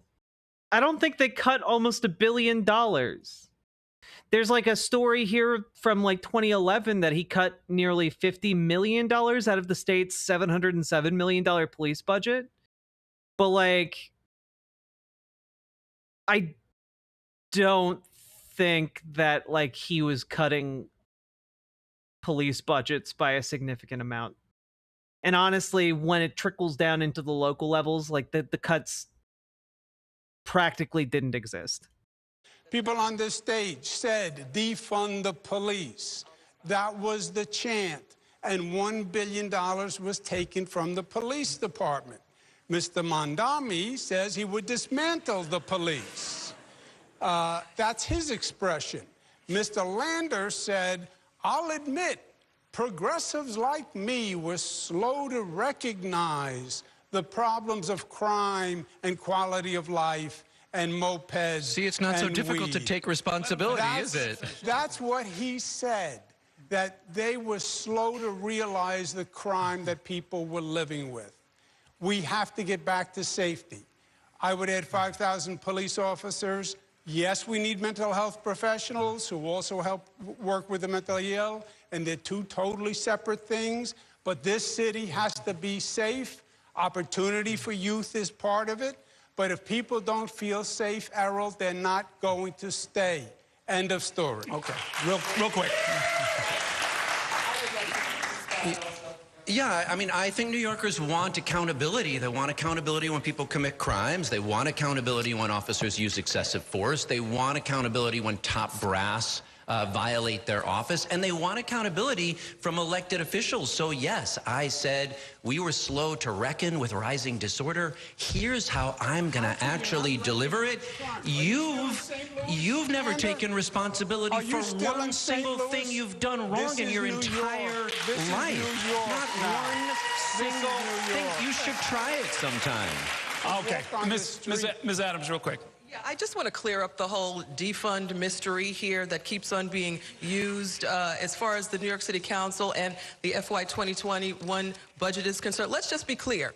The budget is negotiated with the mayoral administration. The NYPD is a part of the mayoral administration, and the reallocation of funds was done with the knowledge of the NYPD, not in any far-off land, far, far away. I don't know how long you've been out of it, Mr. Cuomo, but it's been a while. So I just want to make sure that we are clear here tonight. Get out of here. Slogans and scare tactics aren't going to make People any... checked Captain's log. I had Ensign Cuomo confined to the brig for the time being. He asked if I was in a collective with anyone and would I join a collective with an older man. He may be bored. Trains and bullshit. Thank you for the $5 dono. I do enjoy the subgenre of text-to-speech comments of Captain's log. Body in New York City safer. Okay, candidates, thank you. Candidates, we're going to move on to our lightning round. That's where each candidate will answer our questions with a brief response, usually yes or no. I'm going to start with a show of hands one. Despite changes in technology, do you still have a Metro card in your wallet? Show of hands. Mr. Myrie, Mr. Cuomo, Ms. Adams still have the Metro card. God bless you. Let's go down.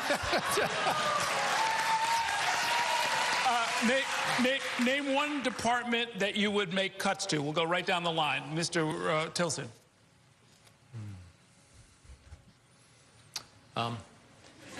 Lightning. There's so many to choose from. Just one. I think there's a lot of fat to cut in the DOE budget. I'd but cut everything. I would invest more in. DOE means Department of Education, not the Board of Elections. Mr. I'm sorry. In a time of Doge and Trump to talk about that, to talk about education like that's insane. Stringer. As controller, I identified efficiencies in every city agency to make them more run better and efficient. So it's not about cutting or targeting one agency. It's really about doing due diligence in all the agencies. Sorry, Mr. Myrie. Yeah, I think New Yorkers experience city services every day. It's not about who has what. It's about how we're delivering. So I think it's important that we are efficient in that. I think we can shift some funding from the Economic Development Corporation to our city's general fund. Okay, Mr. Mamdani. I think we have to end our city's addiction to consulting and contracts. We're currently paying McKinsey millions of dollars to design a trash can. We don't have to do that. Mr. Landon. Last year. That's a great answer. We don't need to redesign trash cans. We paid out $2 billion in claims against the city. I'll put them on the books of city agencies so they have an incentive to reduce them. They can keep half the savings. It's hundreds of millions of dollars we can save. Mr. Cuomo. City government hasn't been properly managed in 12 years. It needs an overhaul from top to bottom. That's what I think has to be done. Where'd you start? Where would you start? I think if housing is a top priority, I would start with HPD because that's one of the first jobs we have to start. Okay, Ms. Adams. You know, I'm still negotiating the city budget, the only one on the stage that's doing this thing. So let's just be real about it. The mayor actually implemented pegs that took away headcount for many, many city agencies. The mayor is in favor of pegging? Based. So I don't think that we're in the space right now to cut anything. We do need to reform and revamp city agencies. So what we need to do is take a look at, as was said, contracts. We've got a lot of bloated contracts out there, primarily because of the cronyism under Eric Adams. In this lightning round, just 3 yes or no questions from me. Is it logistically possible, Ms. Adams first, to close Rikers by 2027? Yes or no? No. Mr. Cuomo? No, the law is a joke. Mr. Lander? Not a joke, but not by 2027 either. Mr. Mamdani? No, Eric Adams has made it functionally impossible. Mr. Myrie? No, but it needs to close. Mr. Stringer? No. And Mr. Tilson? No, not by 2032 either. We'll go the other order on yes or no. Do you support an expansion of red light cameras, Mr. Tilson? Absolutely. Mr. Stringer? Yes. Absolutely, and I voted for it in Albany. Thank you, Mr. Myrie. Mr. Mamdani? Yes, and unlike Andrew Cuomo, I know you can't turn right on red in New York City. Hey! Mr. Lander? Yes, and with real accountability for drivers who do it. Mr. Cuomo? Yes. Ms. Adams? And one more. We'll start in the middle with Mr. Mamdani. Have you ever voted for a Republican? No. Mr. Myrie? I have not, but I voted for a Democrat that ended up caucusing with the Republicans. That's why I ran for state senate in the 2018. Mr. Stringer? Ever voted for a Republican, Mr. Stringer? Never in my life. Mr. Tilson? Sure, Bloomberg. Ms. Adams? No. Mr. Cuomo? No. And Mr. Lander, no. This first question, it's a two-parter. I'll start with you, Mr. Tilson. What is your favorite park or playground in the city, and would you, as mayor, commit to at least 1% of the city budgets going to the Parks Department? Yes, I raised 3 daughters in the city. They're now in their 20s. Shout out to my youngest, graduating from college in 2 days, actually. And the only claps ran the he's Daddy gotten. Olympics in Central Park every day. We circled the park and had a number of favorite playgrounds. I'd say the favorite we called playground number 1, which is at 96th and 5th. And I've actually called for permanently making the parks budget 1% of the city budget, so it increases with the city's budget. Their parks are our gems. Mr. Stringer. 1% for parks, because every kid deserves outdoors, and we have got to make sure we fix all the parks, not just in wealthy communities. But look, my favorite park is where the kids want to play. So if it's on a basketball court, I'm there. If it's Central Park, I'm there. Rockefeller Park, I'm there. I have no decision making it. It's all up to them. That was a really adorable answer. Like, he's not my guy, but like, I've been contemplating getting a seems nice. fancy futuristic Star Trek toilet so one can properly address the captain's log. You gotta spend some of your money on that Hello Tushy. Sake Tanuki, thank you for the 2 tier 1 subs. You could probably, I don't know, I don't remember off the top of my head what the majority report code for the Hello Tushy is, but that would have made my bit complete. Sadly, I only know the one for the CBD farm. Mr. Myrie. My favorite park is Prospect Park, and my parents... Let's go, yeah, Prospect Park in the house. My parents are here in the audience with us, and it is where I learned how to ride a bike. It is where they took me throughout my childhood. So I absolutely would commit to 1% to our city's parks. It's a shame that we have not done that already. Mr. Mamdani. I would absolutely commit 1% of the city budget to the Parks Department. I'm proud to have done so over the course of this campaign, and I have to say that my favorite park is Astoria Park. Mr. Lander. Zellner Myrie is right on this question. Prospect Park is the best park in New York City, and my kids are here, and they played baseball and learned to ride their bikes, and I was just at the Celebrate Brooklyn concert opening. Yes, we'll do 1%, but we've got to focus it on the parks that need it most. I passed a law that helps us do that, and as mayor, I'll make sure we focus on those parks that have been way too long neglected. Thank you, Mr. Cuomo. Yes to the 1%, and I'd also like to see the private sector get involved with conservancies, not just Central Park. It's beautiful, it's Manhattan, but there are other boroughs also, Queens, Brooklyn, Bronx, Staten Island, etc.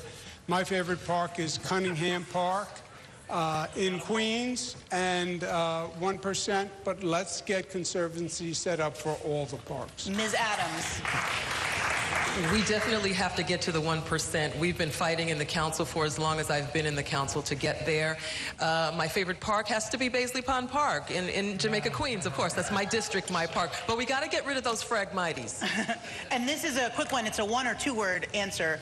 I'll start with you, Ms. Adams. Which borough have you spent the least amount of time in? Staten Island. Mr. Cuomo.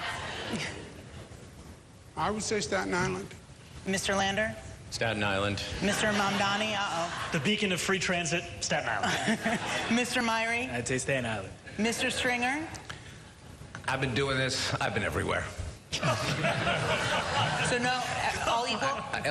They're all equal, including Staten Island. Mr. Tilson, it was almost a sweep. Okay. All right, we are going to take a short break now. When we come back, we'll bring you the cross-examination round where each candidate will ask one opponent one question. And because this election will require New Yorkers to rank their candidates, we want to take a moment to explain how ranked choice voting works, courtesy of the Campaign Finance Board. The debate will continue in just a few minutes.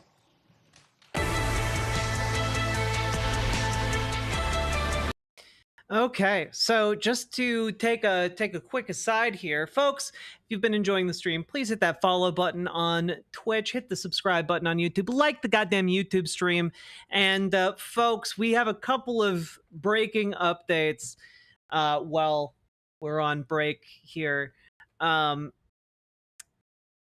Israel has preemptively launched a countrywide set of airstrikes and assassinations across Iran.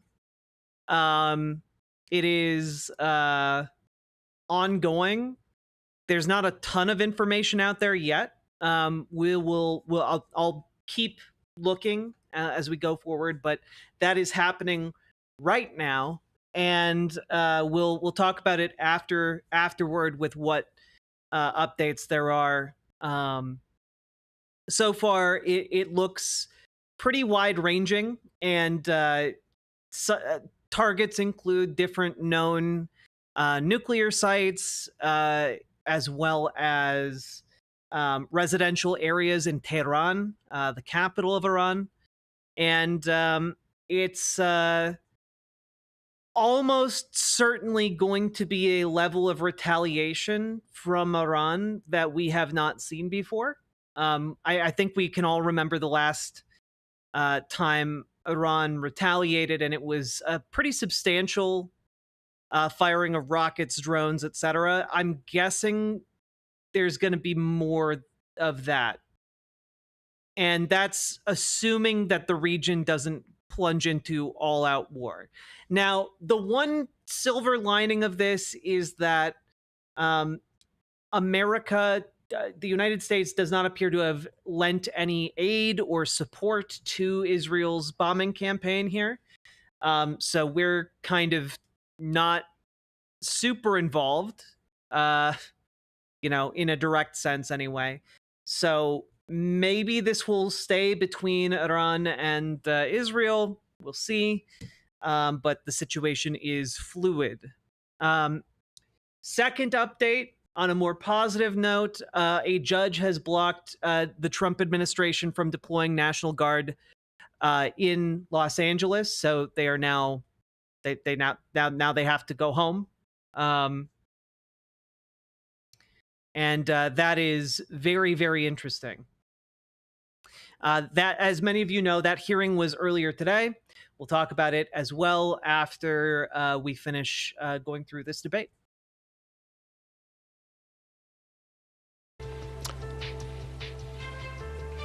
Welcome back to our Democratic primary debate for mayor, live from John Jay College of Criminal Justice.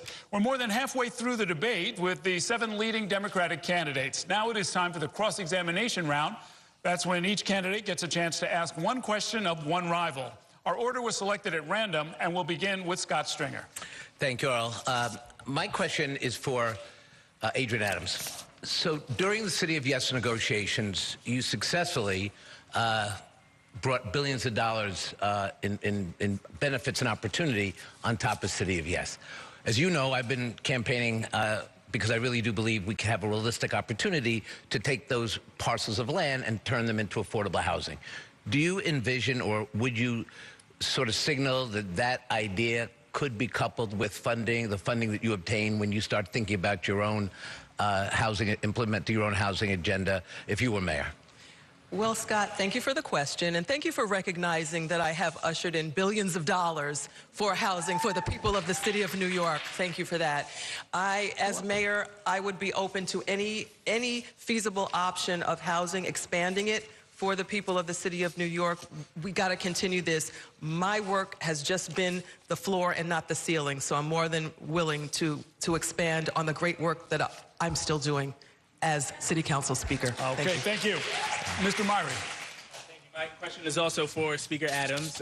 We have seen over the past 2 decades, 200,000 black New Yorkers leave this city. We know that this is a top issue for most New Yorkers, the cost of living here. And I'm wondering if you can talk to us about ushering through the city of yes and what implications that has for black New Yorkers who are struggling to stay in this city and what we could be building on going forward. Love the question. Thank you very much, Senator. And again, thank you for referencing the City of Yes championed by the City Council Speaker, Adrienne Adams. Thank you so much. Yeah, within the proposal, which the City Council renamed City for All, we've built in financial safeguards for black families, many of whom I'm sure, as you know also, we've seen leave our city in droves over the past 2 decades, and we want to make sure that our families stay here. That is why we have built in within that $5 billion in the proposal, we are protecting homeowners so that homeowners in disrepair can repair their homes. That is built in through the financing. We've also built in repairs for NYCHA families, for Mitchell-Lama residents as well. Rochdale Village is a Mitchell-Lama, the second largest. Wait a minute. Lance of Fury, Scorn of Storms. My dads have a conniption on the LA riots, thinking it started due to a drug bust and is flipping out over civil war. Yeah, it genuinely has nothing to do with the drug bust. It was entirely fabricated by the feds. Just Mitchell-Lama in the city of New York within my own district. So we have built in financial safeguards to protect our black families, families of color, from leaving New York. This is something, again, I live in a black family. I don't want my children to leave, so this is for their protection as well. Thank you. Mr. Tilson. Yeah, Zohran, you're a proud member of the Democratic Socialists of America. Hell yeah. You refer to each other as comrade. Hell yeah. And right now on the DSA's website, it calls for the government ownership of all major industries, to decriminalize all misdemeanors, including theft and assault, to empty our prisons, and to disarm, dismantle and defund the police. So your words are very reassuring, but this is what I read from your people, and I wonder if you will disavow this or implement it as mayor.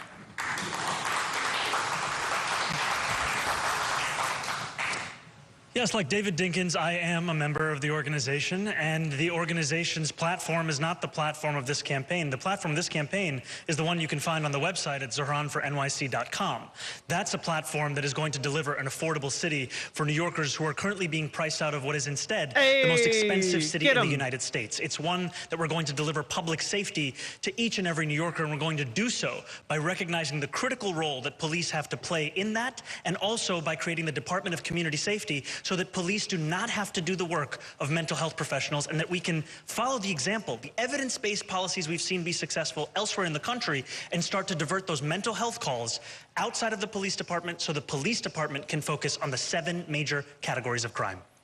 It's not a disavowal. It's just saying that the platform of DSA is not his platform explicitly.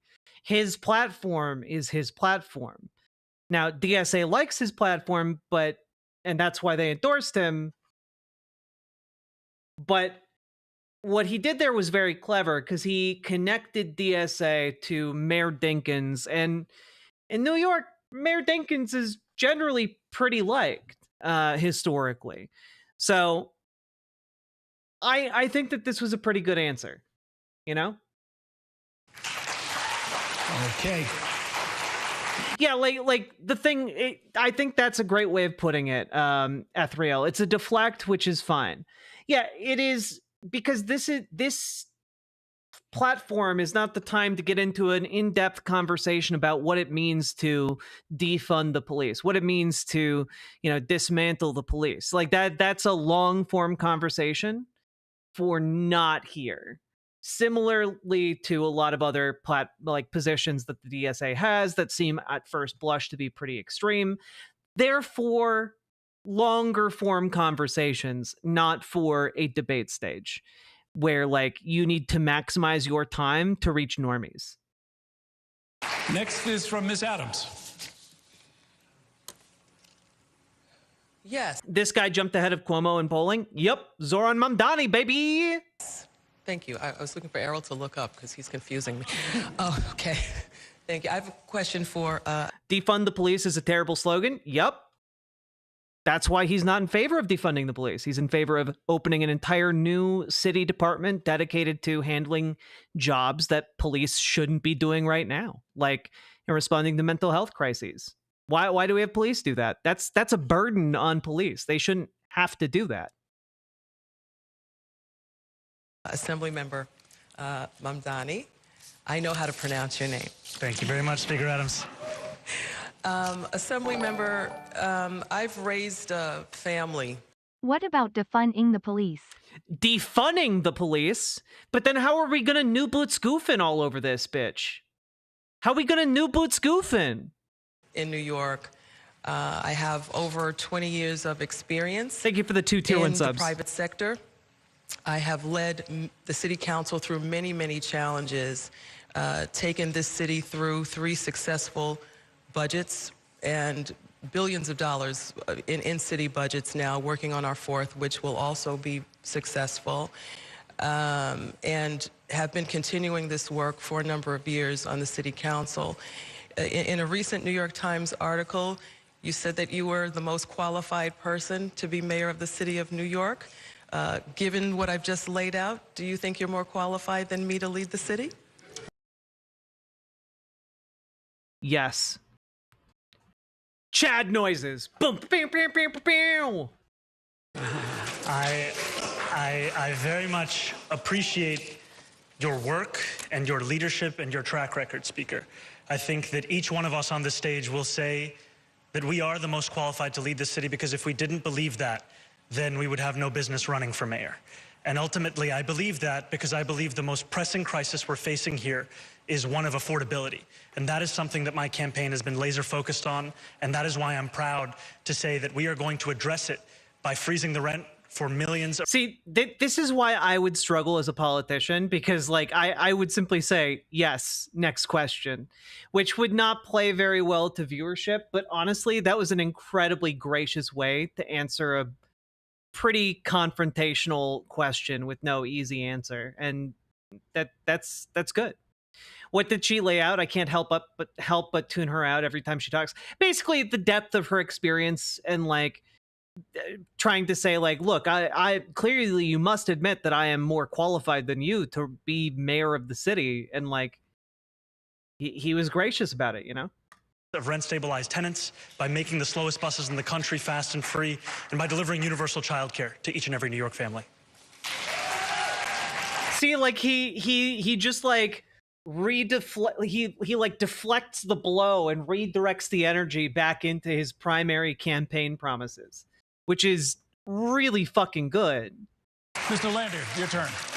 Peter, will you please stand up? Andrew, this is Peter Arbini. He's been trying to ask you a question for 5 years. Oh shit! Oh, Brad, you brought receipts. You brought receipts in the form of a man. His father Norman died because of your disastrous order sending people with COVID into nursing homes. Yes! Then, as you admitted this week, you personally altered the state health department report to undercount the death total, to hide the death total, and then evaded and lied to these families for 5 years. So tonight, will you finally apologize to Peter and other grieving New Yorkers, or will you just keep... Brad! Or will you just keep gaslighting them with blather about what a great job you claim you did? Maybe where you come from in St. Louis, facts don't matter, but here they do. So let's talk about that. First of all, on nursing homes, 1.2 million people died of COVID in the United States. It's horrendous. 83,000 people died in New York State. It is horrendous. It was a pandemic unlike anything we have ever seen. When it comes to nursing homes, we now know the facts because numerous studies have been done. New York State implemented the federal guidance set by CMS, CDC, Dr. Fauci. We implemented it, other states implemented it. That has been proven over and over and over again. When you look at the total death toll in New York, the rate of death in nursing homes, we're number 38 out of 50 states. Only 12 states had a lower rate of death than New York, which is incredible in my opinion, since we had it first and worst, and does not give enough credit to the women and men in those nursing homes who worked so hard. Mr. Arbini lost a father. I am very, very sorry for that. He brought a legal case against the state. The legal case was dismissed.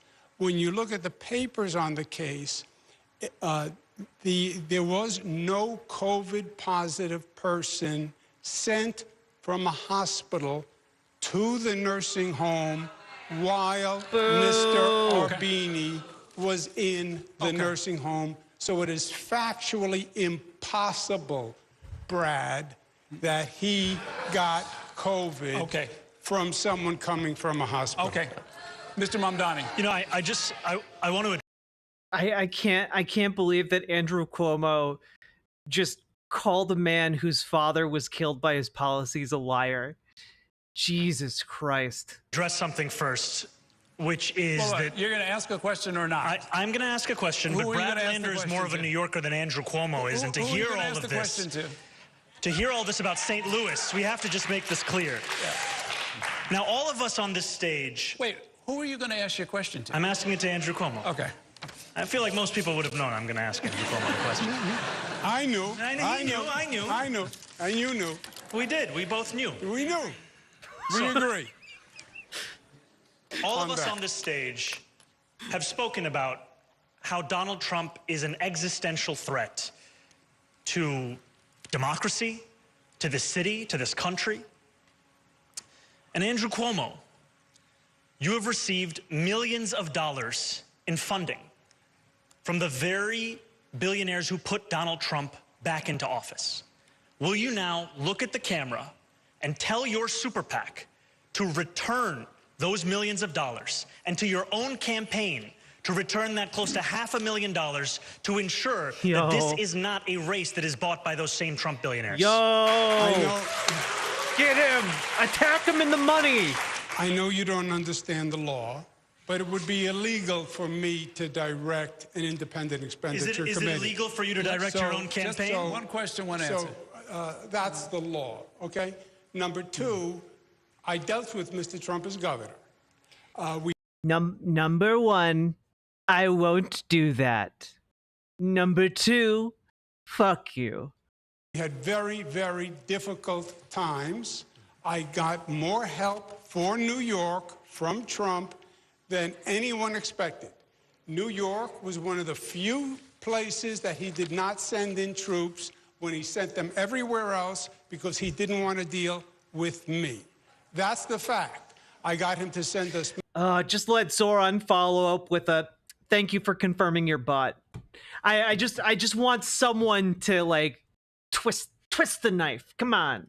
So are you going to return the $500,000 to your own campaign? And then on your point about, billionaires, let's remember this. I am the candidate on the stage who is supported by more labor unions than any other candidate. 650,000 working men and women support me. Then why is it that J.D. Vance went to more picket lines than you did? Let me finish, because they know me and they know my record. The firefighters worked with me in storms. The utility workers endorsed me because I was in Puerto Rico putting the power back together after the storms. They endorsed me because of the storms. Like, okay. Major union that has endorsed has endorsed me greater than any candidate on the stage. You get the final question, Mr. Cuomo. Yeah. You get the final question to anyone on the stage. Yes. My question is to Mr. Tilson. We learned today that, shockingly, Mr. Mamdani is not part of the DSA, but we've heard his plan. What?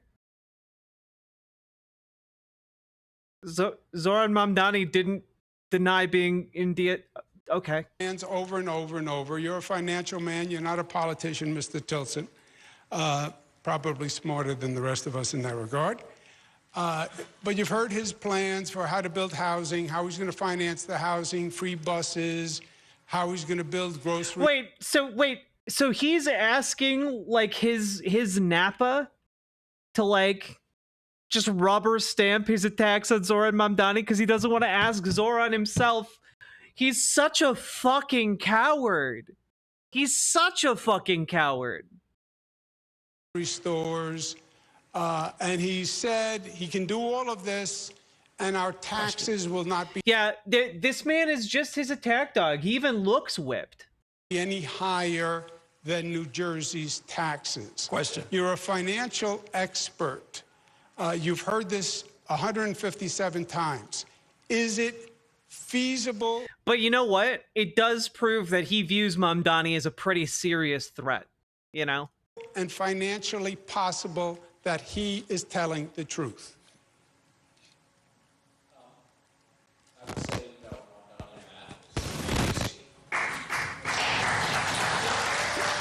the biggest piece of his, he says he will raise the revenue to pay for all the things that I can't even keep track of, all the spending promises he's making, by raising the corporate tax rate to New Jersey's level. What he is failing to acknowledge is that there are already many other city and state taxes that, in fact, if his plan were implemented, would result in New York City businesses paying double the tax rate of New Jersey, triple that of Connecticut, 5 times that of Florida, which would... Yeah, and you know what? Big businesses can afford that. Big businesses can afford that. Those taxes aren't going on mom and pop businesses. They're going on big businesses. And like the top 1% of people who live in New York City. I think they can manage. Toady doesn't quite cut it, so I am officially upgrading Tilson to lickspittle. I think that is a very correct take. Would lead to an exodus of businesses and jobs and crush our city. But even more preposterous is that this all has to go through Albany. There is no appetite for what he is calling for. And even if it were to pass the corporate tax rate increase statewide, he's assuming that all the taxes all around the state, the legislature would just hand it to New York City. That's truly delusional. So I want to double taxes in New York City. I want to double spending in New York City, but I want to do it the way Mike Bloomberg did it, by doubling the size of the economy, which he did over 12 years. It's economic growth that we need, not destructive. Yeah, this guy is just abundance neoliberalism. Like, just absolutely insane rhetoric and ideology. Policies that would crush growth. Okay, thank you. Thank you, candidates. We're going to move on to a new topic, and I'm going to ask you as we come back. I'm sorry, but what good is growth if it doesn't help the people on the bottom? Like, if growth is just maintaining a status quo while the people on the top get richer and richer, like, then it's not really worth it for anyone except for the rich. On the home stretch, we're in our final half hour. We're going to keep everything a little tighter, and I'll thank you in advance for your cooperation. Let's talk about the fact that even before the war between Israel and Hamas, an unofficial but important task of every New York City mayor has been to bring New Yorkers together. This was no small feat for tiny Mike Bloomberg, who had very small feet. Thank you for the 2 tier 1 subs, Sake Tanuki. On issues of passionate concern where finding common ground is difficult. So let's talk for a few minutes about what kind of job you would do in this area. Mr. Mamdani, what is your message to Jewish New Yorkers who are supportive of Israel and fear for their safety in this current political climate? That I hear them, and that I have heard them over the course of this campaign and before that. After the days of the horrific war crime of October 7th, a friend of mine told me about how he felt sitting in his synagogue for Shabbat services, when he heard the door open and a chill went up his spine as he turned around, not knowing who would be there. And I heard that even just recently from a Jewish man in Williamsburg who told me how he locks the very door that used to be unlocked for so many years out of a concern for his safety. I will protect Jewish New Yorkers and deliver them that safety. I will do so as the next mayor of the city. And ultimately, what I will also say is to New Yorkers who have a disagreement with me on any issue, but also on the question of the Israeli government's policies, that disagreement, I know, is rooted in a shared sense of humanity. And in the words of Ed Koch, if you agree with me on 9 out of 12 issues, vote for me. 12 out of 12, see a psychiatrist. And just as a follow-up, Mr. Mamdani, when it comes to the boycott and divestment movement... I honestly, co-opting that quote for that particular question, pitch perfect. Like being able to like throw it back to like the legacy of New York City mayors, that's a really pitch perfect play, you know? Just so good. Also, folks, just a reminder, we've been going for almost 3 hours now. If you've been enjoying the stream, please hit that follow button, hit that subscribe button, hit the like button, hit the button. We have over 400 people in YouTube chat and only 165 likes. I think those are rookie numbers. I think we can do a little bit better than that. I think we could do a little bit better than that, chat.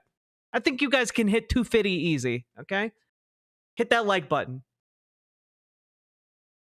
Aimed at Israel, which you have supported even before this campaign.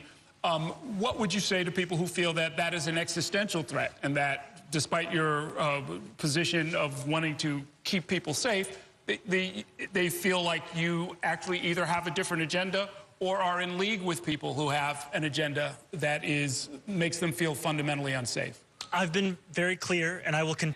Damn, that follow-up is just genuinely disgusting. You know, like what the hell? He gave you an answer that I think is pretty direct and like inarguably like sincere. It's just such horseshit that he has to like defend having criticisms of a foreign country's government. That's insane. Like I'm sorry, I thought this was America. I thought this is America. I thought we could have opinions on like, I don't know, the governmental policies of like Iran or North Korea or like any other country on the face of the earth. Continue to be so, which is that at the core of my politics is a belief in nonviolence, and that my support for compliance with international law is support for nonviolent movements that seek to do so and build on the example that we saw with South Africa. And ultimately, what my focus will be, however, is not on what is happening outside of this city. It is going to be on making sure this is a city that is affordable for each and every New Yorker. What is currently the most expensive city in the country finally be one that the working class New Yorkers who built it can afford to live in, and to ensure that each and every New Yorker feels represented by me as their mayor. Because you can win an election with a majority, but it is your job to represent every single person across this city. Okay. Mr. Cuomo, according to Muslim American organizations, you never made a public visit to a mosque during your 10-plus years as governor. Why the reluctance? Yeah, I believe I have. I would have to check the record. But let me correct the record here, if I might. Mr. Mamdani is dangerously divisive. Let me ask you about this because this was an issue in the 2018 campaign when you were running for re-election, when they said that in 7 years you had never visited a mosque. Did something happen in the several years beyond that? I believe I have. I know I've participated in many forums with imams. I am not, off the top of my head, I can't tell you where I went. But I'll check the record, and I will. So let me just get to the point then. I mean, what would you say to more than 760,000 Muslims here in the city about whether or not you would reach out to them, make them feel welcome, make them feel protected at a time when... I would say we are a city of immigrants. I welcome them. I love them. I'm not Mr. Mamdani. I'm not anti-Semitic. I'm not divisive. I didn't say I would boycott Israel. I didn't say I would divest from Israel. I didn't say I would sanction Israel.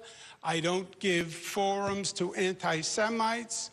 I don't give forums. Why are they asking about mosques? Well, because there was an event in New York City about 24 years ago that we call 9/11. And in the wake of 9/11, there was a wave of anti-Muslim fervor that swept through the city. And there has been a lot of contention about building mosques in New York City since then. So it's been like that. That is one of the reasons why it's being brought up. Forums to extremists who blame America for 9/11.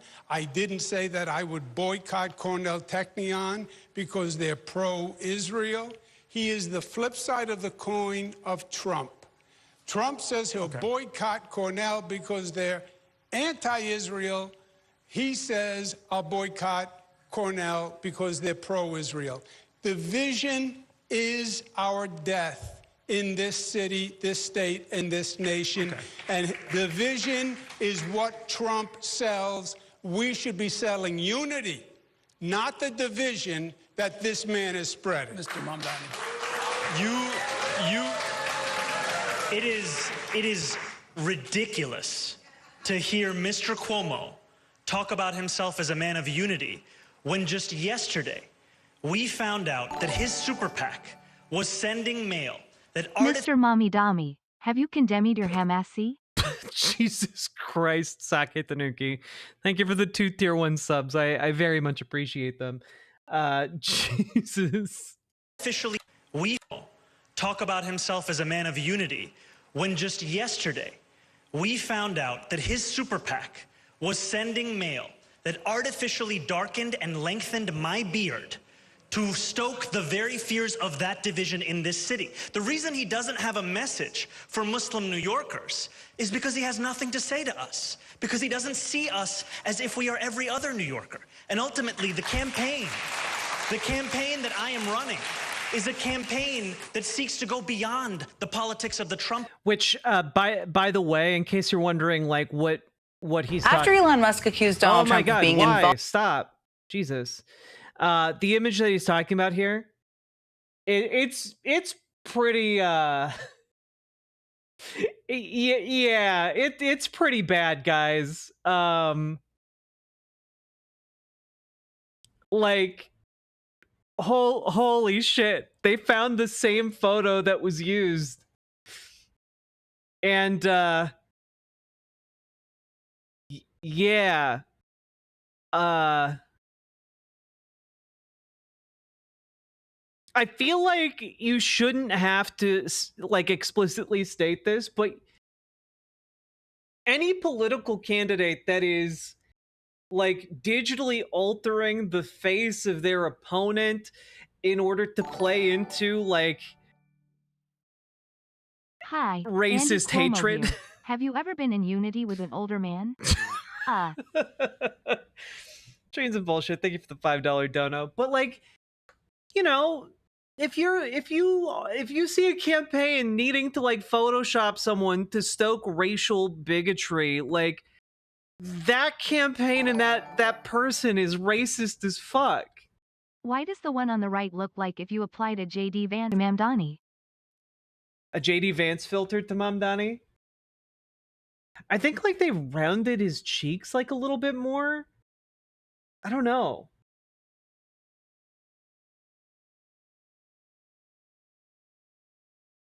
It is like a spot the difference photograph, you know?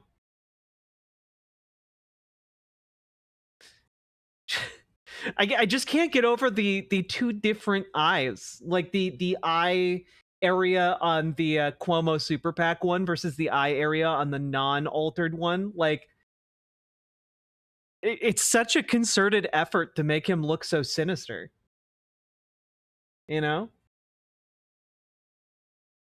Era where candidates on the stage describe me as a monster, describe me at the gates, where they say that I am in fact the other.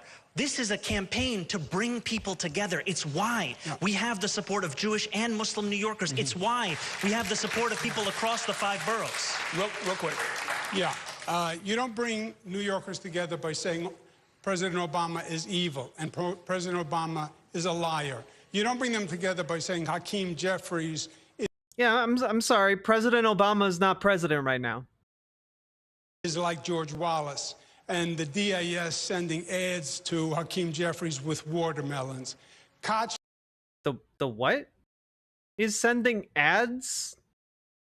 What are you talking about, man? I need to listen to that again because I don't understand. The DAS sending ads to Hakeem Jeffries with watermelons. The DA's sending ads to Hakeem Jeffries with watermelons?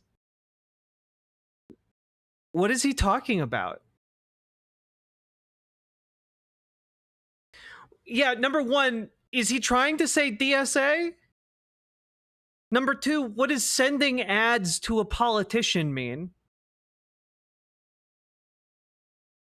And number three, if anything, from what I know about DSA, they'd be sending watermelon. Like, the implication Andrew Cuomo is making here is like being racist against African Americans. But the only watermelon association I'm aware of within DSA is with, you know, the people of Gaza. Like, it's the Palestinian, it's a Palestinian symbol as well. So again, just the racializing of this is very weird to me, and it's very deliberate on Andrew Cuomo's part. And honestly, it's pretty transparent what he is doing and why. Also, Shamaniacal the Shamanite, thank you for the gifted membership over on YouTube. Appreciate it. Appreciate you. Koch didn't say what you said he said. Gamer G with the inside scoop. A few leftists in DSA posted posters on Hakeem Jeffries in advocacy, and Jeffries called it racist when watermelons were on them as a Palestinian symbol. Not the best choice, but it wasn't intentionally racist. Yeah, but I figured it was something like that. Yeah. He said, anyone who threatens Israel, I would never support. Okay. That's what Koch says, and that's you. We're going to bring in... Cuomo's corruption is so great he's corrupted the DSA to the DOS. Well, yeah, he brought the S all the way to the right. Saki Tanuki, thank you for the 4 gifted tier 1 subs. I very, very much appreciate it. The other candidates, I want you to tell me, and we'll do this 60 seconds and keep it a real 60 seconds. What would you do as far as bringing people together around this particular issue, which has brought people into the streets and caused so much controversy in New York? Errol, all New Yorkers deserve to feel safe, no matter who they are. As City Council Speaker, I have allocated millions of dollars to combat anti-Semitism. As mayor, I will fully fund to protect all New Yorkers, something that our current mayor has not done. We're going to fully fund the Commission on Human Rights to make sure that we are taking care of all of the citizens of the city of New York. Right now, that commission is significantly understaffed. 20% of their headcount is lacking. And as mayor, I'm going to make sure that that headcount is appropriate and that we are truly looking forward to unifying this city. Anti-Semitism has grown and it is at its peak in New York City. That is unacceptable. It should be unacceptable to everyone on this stage. And it is something that as mayor, we are going to unify this city once and for all and treating everyone as equals. Mr. Lander. I am a proud Jewish New Yorker, and raising these 2 beautiful Jewish kids in this city is one of the great joys of my life. It's remarkable what a haven New York City has been, and I'm going to fight like hell to keep it that way. You can't have to look over your shoulder every time you go to a Jewish communal event like in D.C. and Boulder, and I will keep Jews safe, and I will keep Muslims and everyone else safe. I was at a mosque for Eid last week up in the Bronx of Ghanaian and Nigerians beautifully out in the street. That's the New York City we want. Many Sundays, I go to Union Square for a vigil with Israelis for peace, who are calling for a return of the hostages, for an end to the war in Gaza, a real ceasefire, for the famine to be ended by humanitarian aid.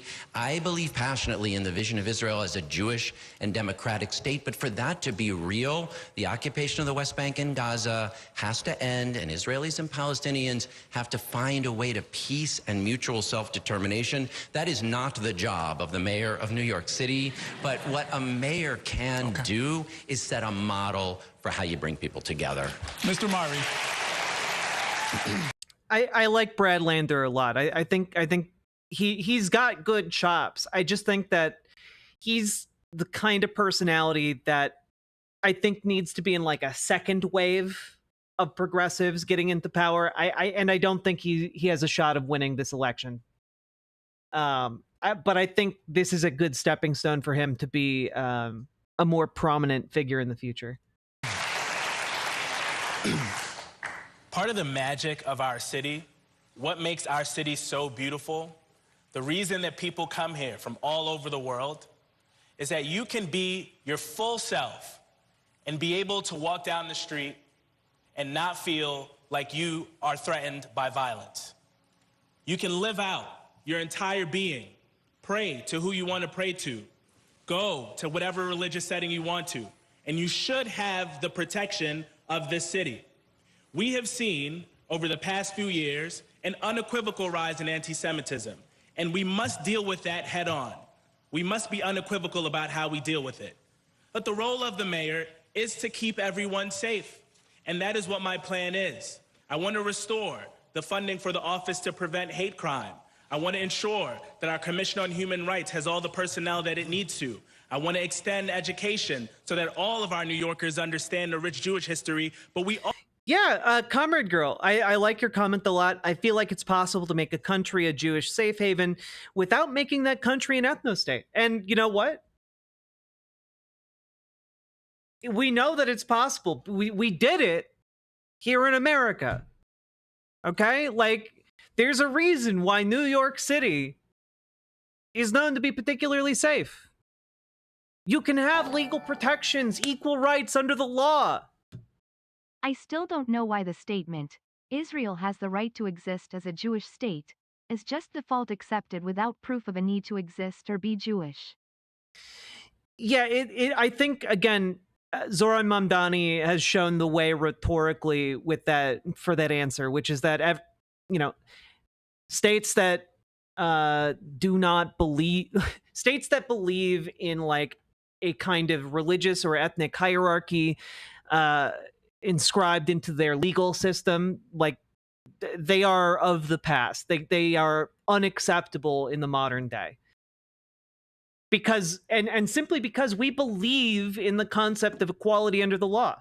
We believe in the concept of equal human rights and that no person is above another on the basis of religion or ethnicity or, like that we just, that is what it takes to live in a modern society.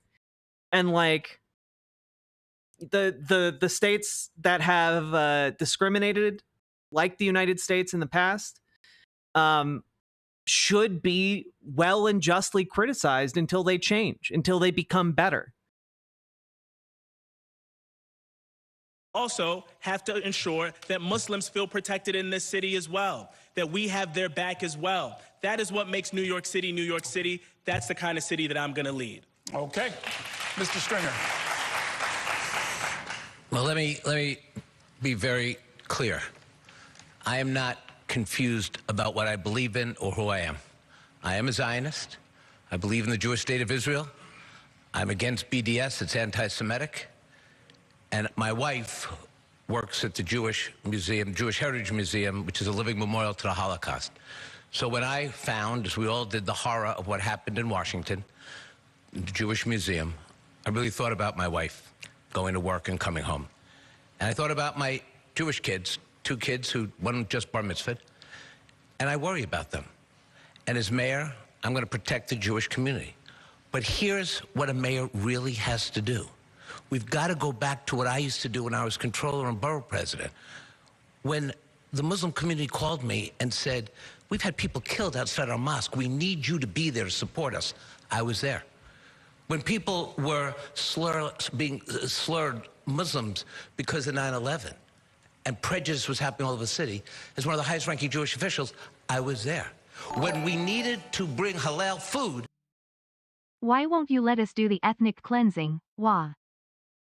Sometimes Dinesh, a genocide is just a genocide. Saket Tanuki, thank you for the 2 tier 1 subs. Into the public school system. It seems weird to me, right? That on the one hand, Zoran Mamdani can take the stage and say something like, I think we should reallocate some funds so that mental health professionals can respond to mental health calls instead of armed police officers.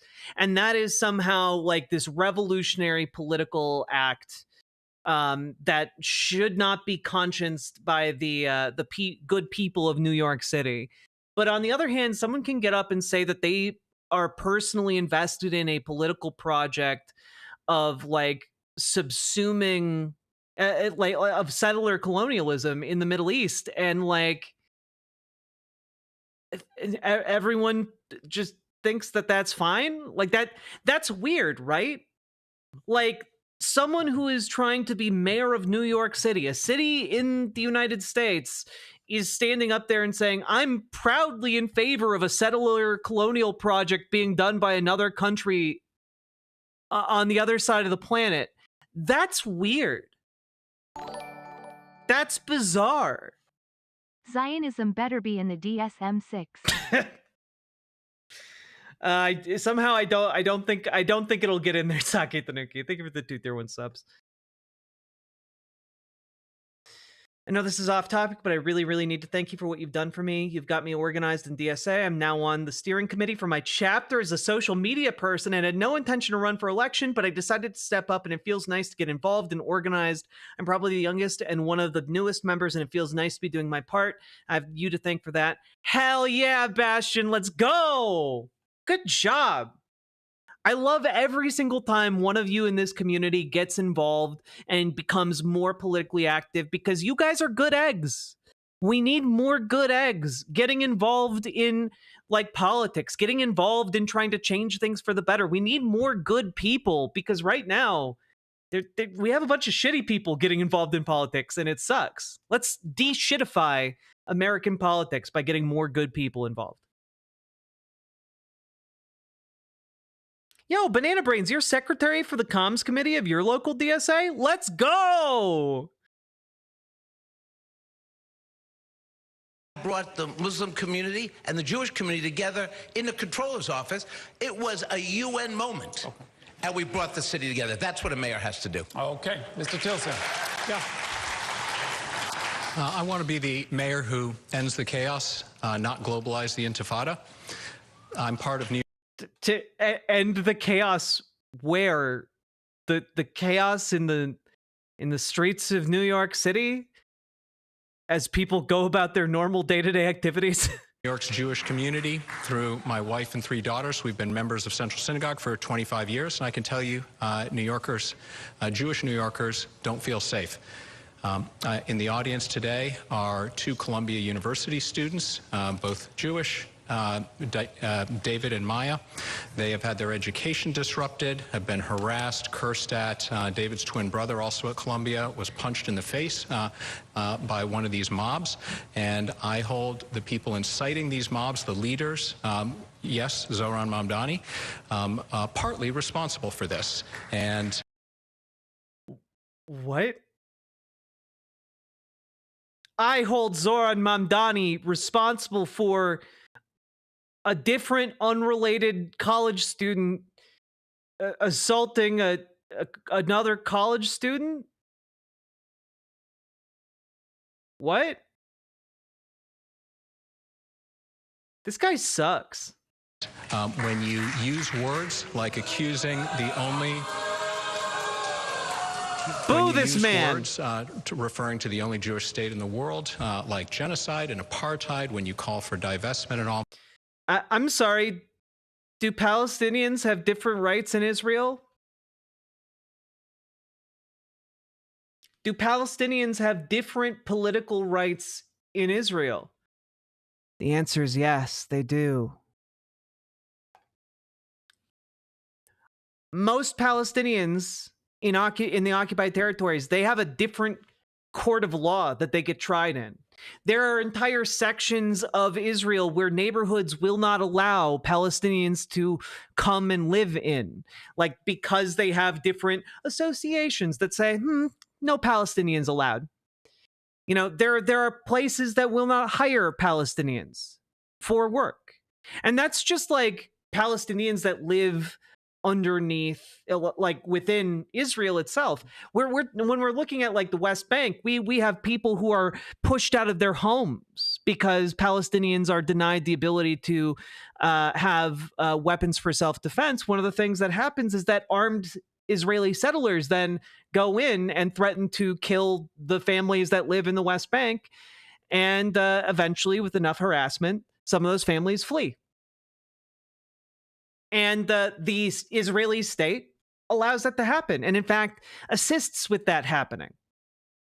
The settler colonial movement being perpetrated by the Israeli state is, technically done by the settler forces, which are kind of their own thing, but then the Israeli government moves right along to protect them, and that slowly expands Israel's territory. And also, if you live in the occupied territories, you have different rights as a Palestinian based on where you were born. And if you want to like travel between, and this is under the best of circumstances, by the way, this is like ideal circumstances. You're trying to go from point A to point B and you're Palestinian in the occupied territories. You have to like make sure you have the proper rights to go to the other city, because if you don't have the rights, some of these cities, you get the right to travel to others, but people from that city can't travel to your city. Like it's a bizarre set of affairs. There are tons of military checkpoints. It's highly controlled. And then you look at Gaza and like, I'm sorry, but there is an explicit plan being undertaken to ethnically cleanse Gaza. Like,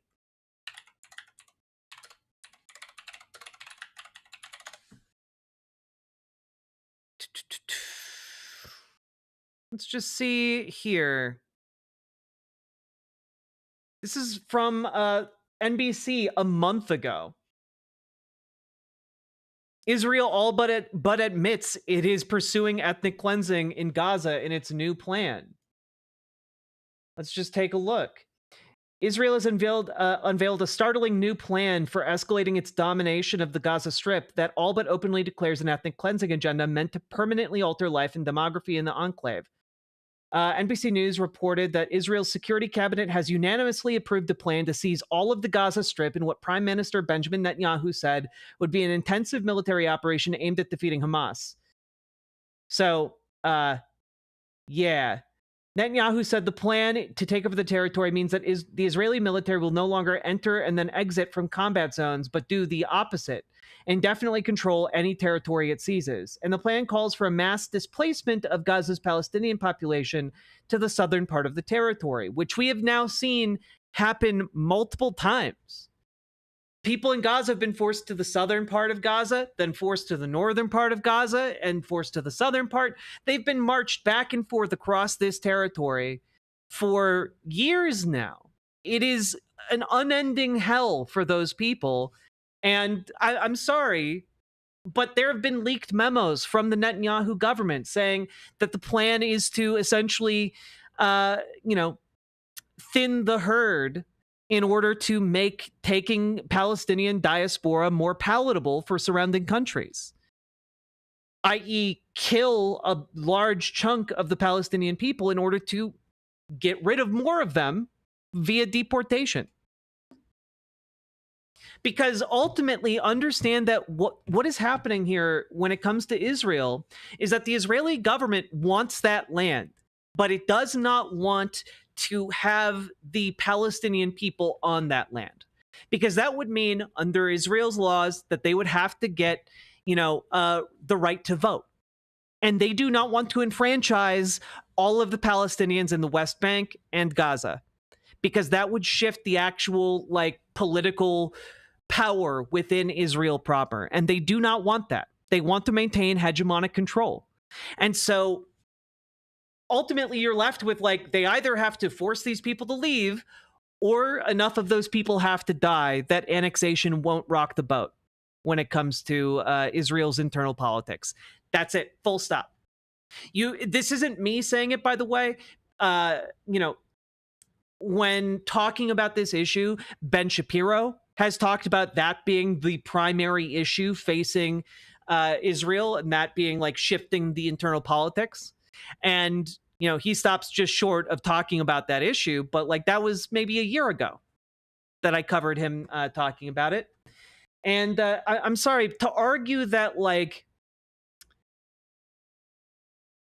mass slaughter isn't on the table after food has been denied to Palestinians for like months.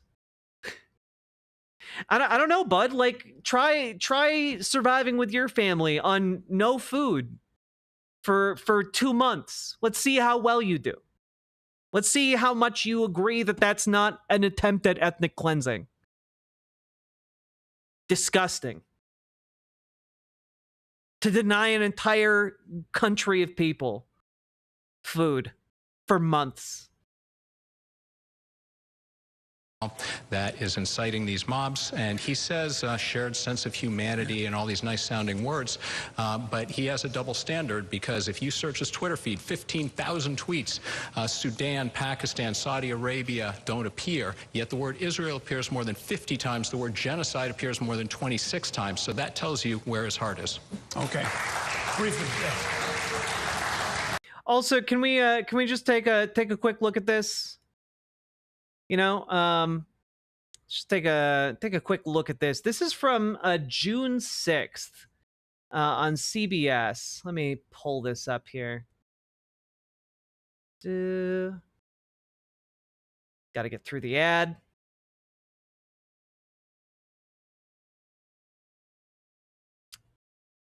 Because this is, I gotta say, pretty damn interesting.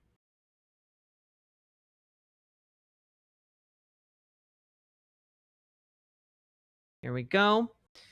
This story, Israeli captain refuses tour in Gaza, saying talks of ethnic cleansing crossed a big red line. Let's take a look. Over its war with Gaza, with many expressing moral outrage over the humanitarian crisis in the Palestinian territory. CBS News' Imtiaz Tayeb spoke with an Israeli soldier who is refusing to serve another tour of duty in Gaza. We want to warn you, some of the images in this report may be disturbing to viewers. Israeli protesters hold pictures of Palestinian children killed in Gaza. They are part of a small but growing anti-war movement inside Israel. A movement which now includes some reservist soldiers, like Yali Avni, a 30-year-old captain with the 401st Brigade. I still believe it was a very just war. I think war is something horrible you should always avoid, but of course, after October 7th, I believe there was no choice. He agreed to an interview with us where he said, after 3 tours in Gaza following the October 7th attacks, he's refused orders to go back. I think for me, hearing members of the government speak very openly about ethnically cleansing the Gaza Strip, about not letting in any humanitarian aid and starving them, I think for me that is just a big red line. Yeah, like it's so wild to me, right? That for some reason in America, it's like, oh, if you criticize the fact that the Israeli government is doing an ethnic cleansing, oh my God, how could you do that? That is incredibly anti-Semitic of you. If you go over and you look at like a Jewish man in Israel, he can be like, yeah, no, the Israeli government is just like openly talking about killing these people, or, you know, mass moving them out of the lands, aka ethnic cleansing them. Like, yeah, they talk about that. It made me so uncomfortable that I'm refusing my military orders. You know?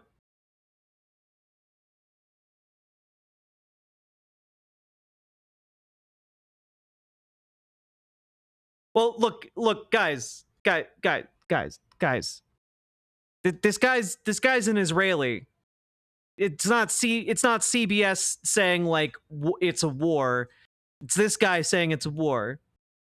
Like, why is genocide okay, but ethnic cleansing is too far? Wait, I don't understand why you're asking me the question. What? Why are you asking that question?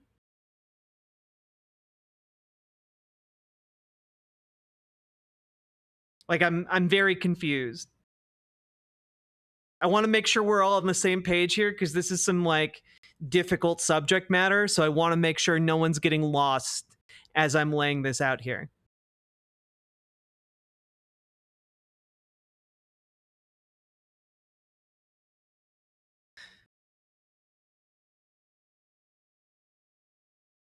So like this guy served a couple tours in Gaza because, you know what? Yeah, a lot of people got killed. A lot of people got killed in that initial Hamas attack. And like I think maybe it's because I was alive when 9/11 happened, and like that there was some really powerful rage at that in America. And like it's not different in Israel. However, now that campaign in Israel has morphed into we need to call all of them. Like that captain called out ethnic cleansing, but not the rest of the genocide. Yeah, because they're also not going to be perfect. I don't know. What do you want from him? He's probably going to go to jail for refusing orders where like calling on him to kill Palestinians. Like, I don't know. Yeah, he's maybe not going to use the perfect language. Also, again, and I have to emphasize this, if we're talking about an ethnic cleansing is genocide.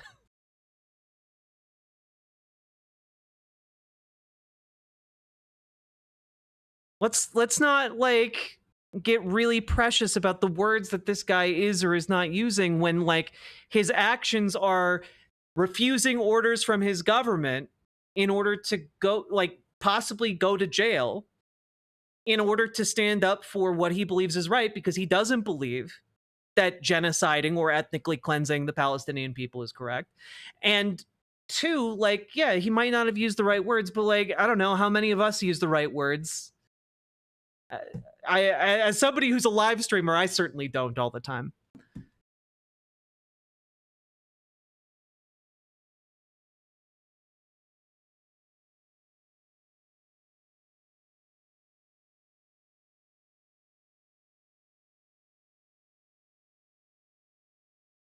It's something that I don't feel comfortable with. I don't feel like I can support, and I felt like, especially as an officer in the army, it's just not something I can take part in. A recent poll by Israel's leading television network found that 61% of Israelis want to see all the hostages come home, even if that means an end to the war. But a recent Pew poll found that only 21% think Israel and a Palestinian state can coexist peacefully. Was there a specific moment where you thought to yourself, I can't be part of this anymore? At some point I started feeling as an officer on the ground that there is no real direction. I think, you know, war is something horrible. Of course, in every war there's innocent people who are hurt. These things also just happen. That's a reason to just avoid war in general. But I feel like over time we're just kind of sinking in this mud where we don't know what to do, but no one can just say, okay, we need to stop this. Like, we're not achieving anything. Other reservists who have chosen not to go back are facing the potential of time in prison. Some are even in prison for refusing to go back. Are you concerned about that? When I look back in 20 years, I don't think I'll regret saying that I refused to continue serving and that I said no more. Yeah, like I'm sorry, just real quick. Look at that. Look at that. Absolutely nothing left.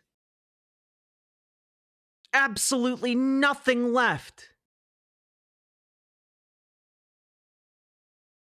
Calling it a genocide is important because it removes the room for plot. Like, wait, I'm sorry. Are you implying there's room for plausible deniability about an ethnic cleansing? Like you just whoopsie daisied your way into an ethnic cleansing? What? No, chat, stop. I'm moving on, but like, fucking stop.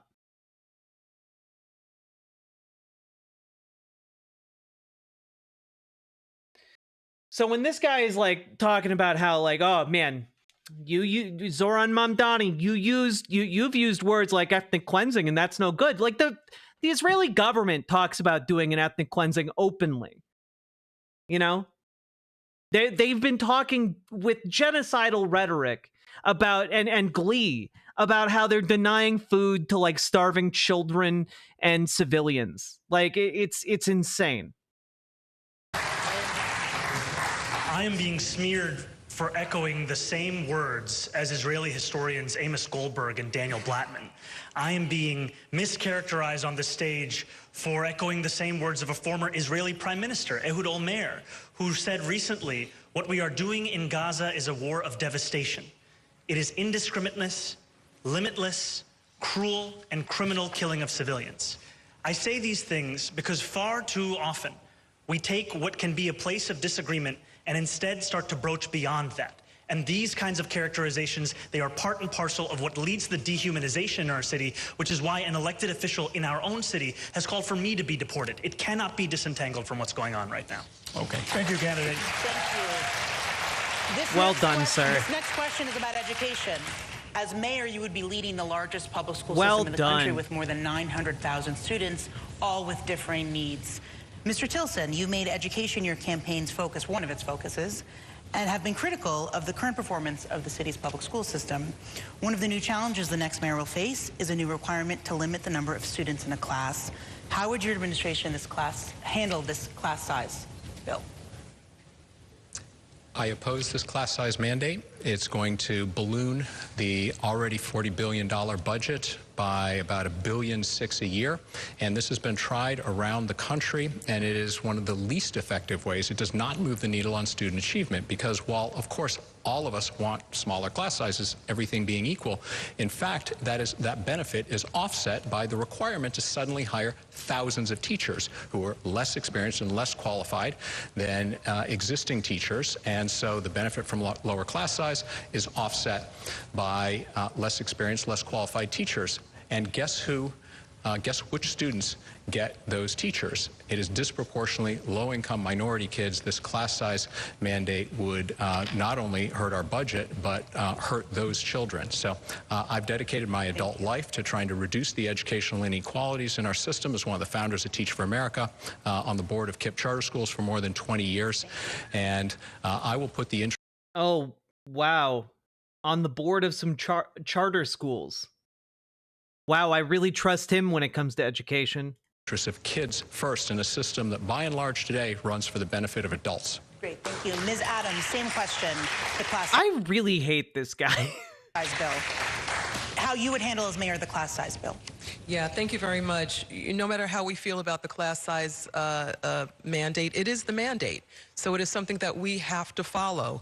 I too believe that, you know, as one coming from Southeast Queens, I was education chairperson of my community board, and I can tell you that I walked into many a classroom over the past 15 years or so and have seen the effects of too many students crammed in one classroom. So that is a mandate. It is a mandate for a reason. What we need to look at, though, is the allocation of funds within the DOE. The DOE has the largest budget within New York City of all agencies, and we need to take a look at that money, and we need to make sure that our children are the recipients of the resources within the DOE. Sometimes there are contracts, there are other things going towards the DOE, creating that inflated budget, but we have to make sure that our children are truly the recipients of that massive DOE budget. Thank you. Mr. Myrie, same question.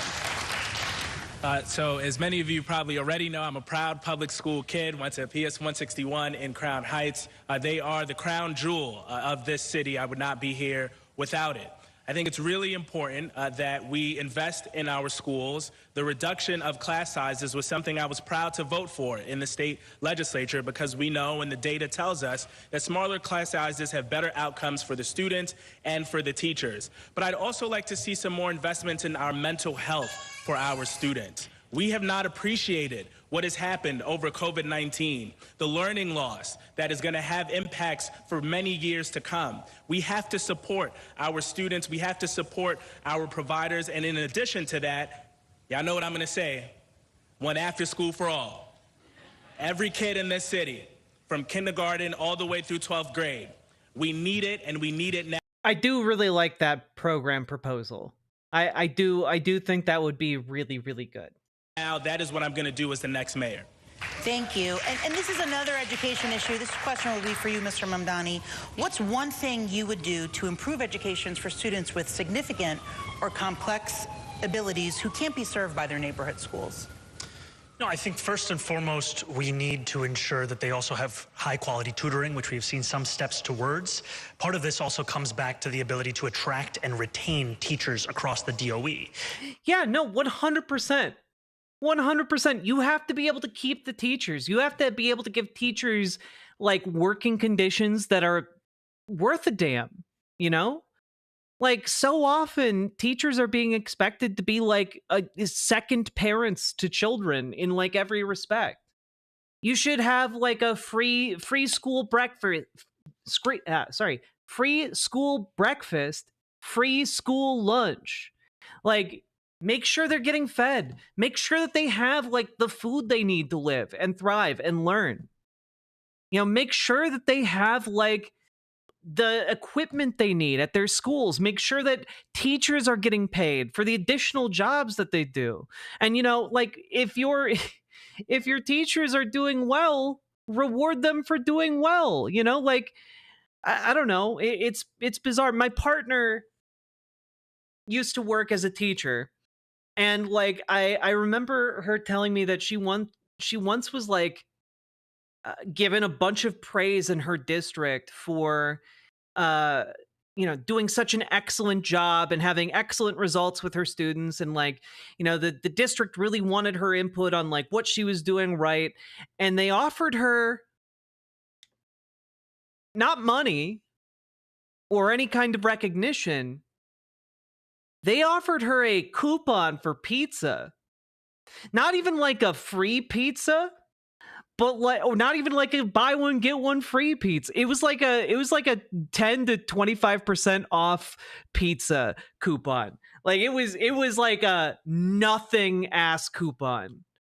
That's how bullshit our educational systems are, chat. I just made English muffins and strawberry jam from scratch. Thank you, Crushing Poverty, for forcing me to hone a new skill. Wicked. Yo, that sounds so good, Uncle Gumbald. Also, thank you for the $5 dono. And also, this is just a we don't need two reads. That's fine. But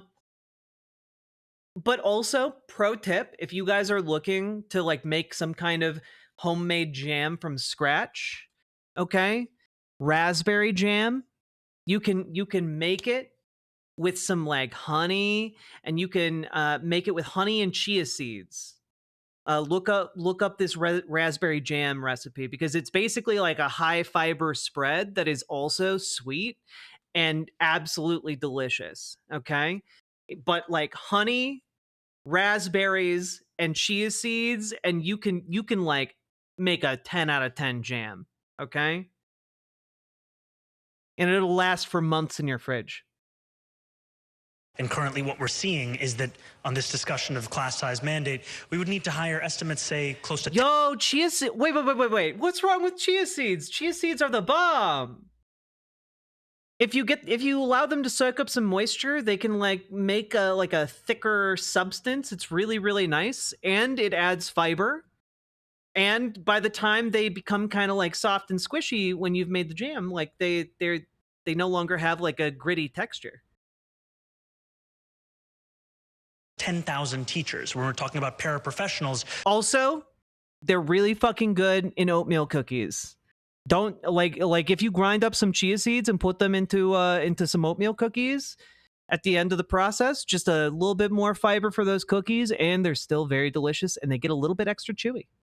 We have so many vacant positions because these positions simply do not pay enough. I support legislation in the council 1261, which would create a recurring annual bonus so that we can actually fill those positions. Because ultimately, what every child and what every parent of that child deserves is the same high quality, excellent public education. And we need to ensure that every single dollar we spend is a dollar that goes towards that. Because as some of my fellow candidates have said, there is too much money in the DOE that is currently being spent on consulting and contracts that are duplicated. Not beating the gay allegations.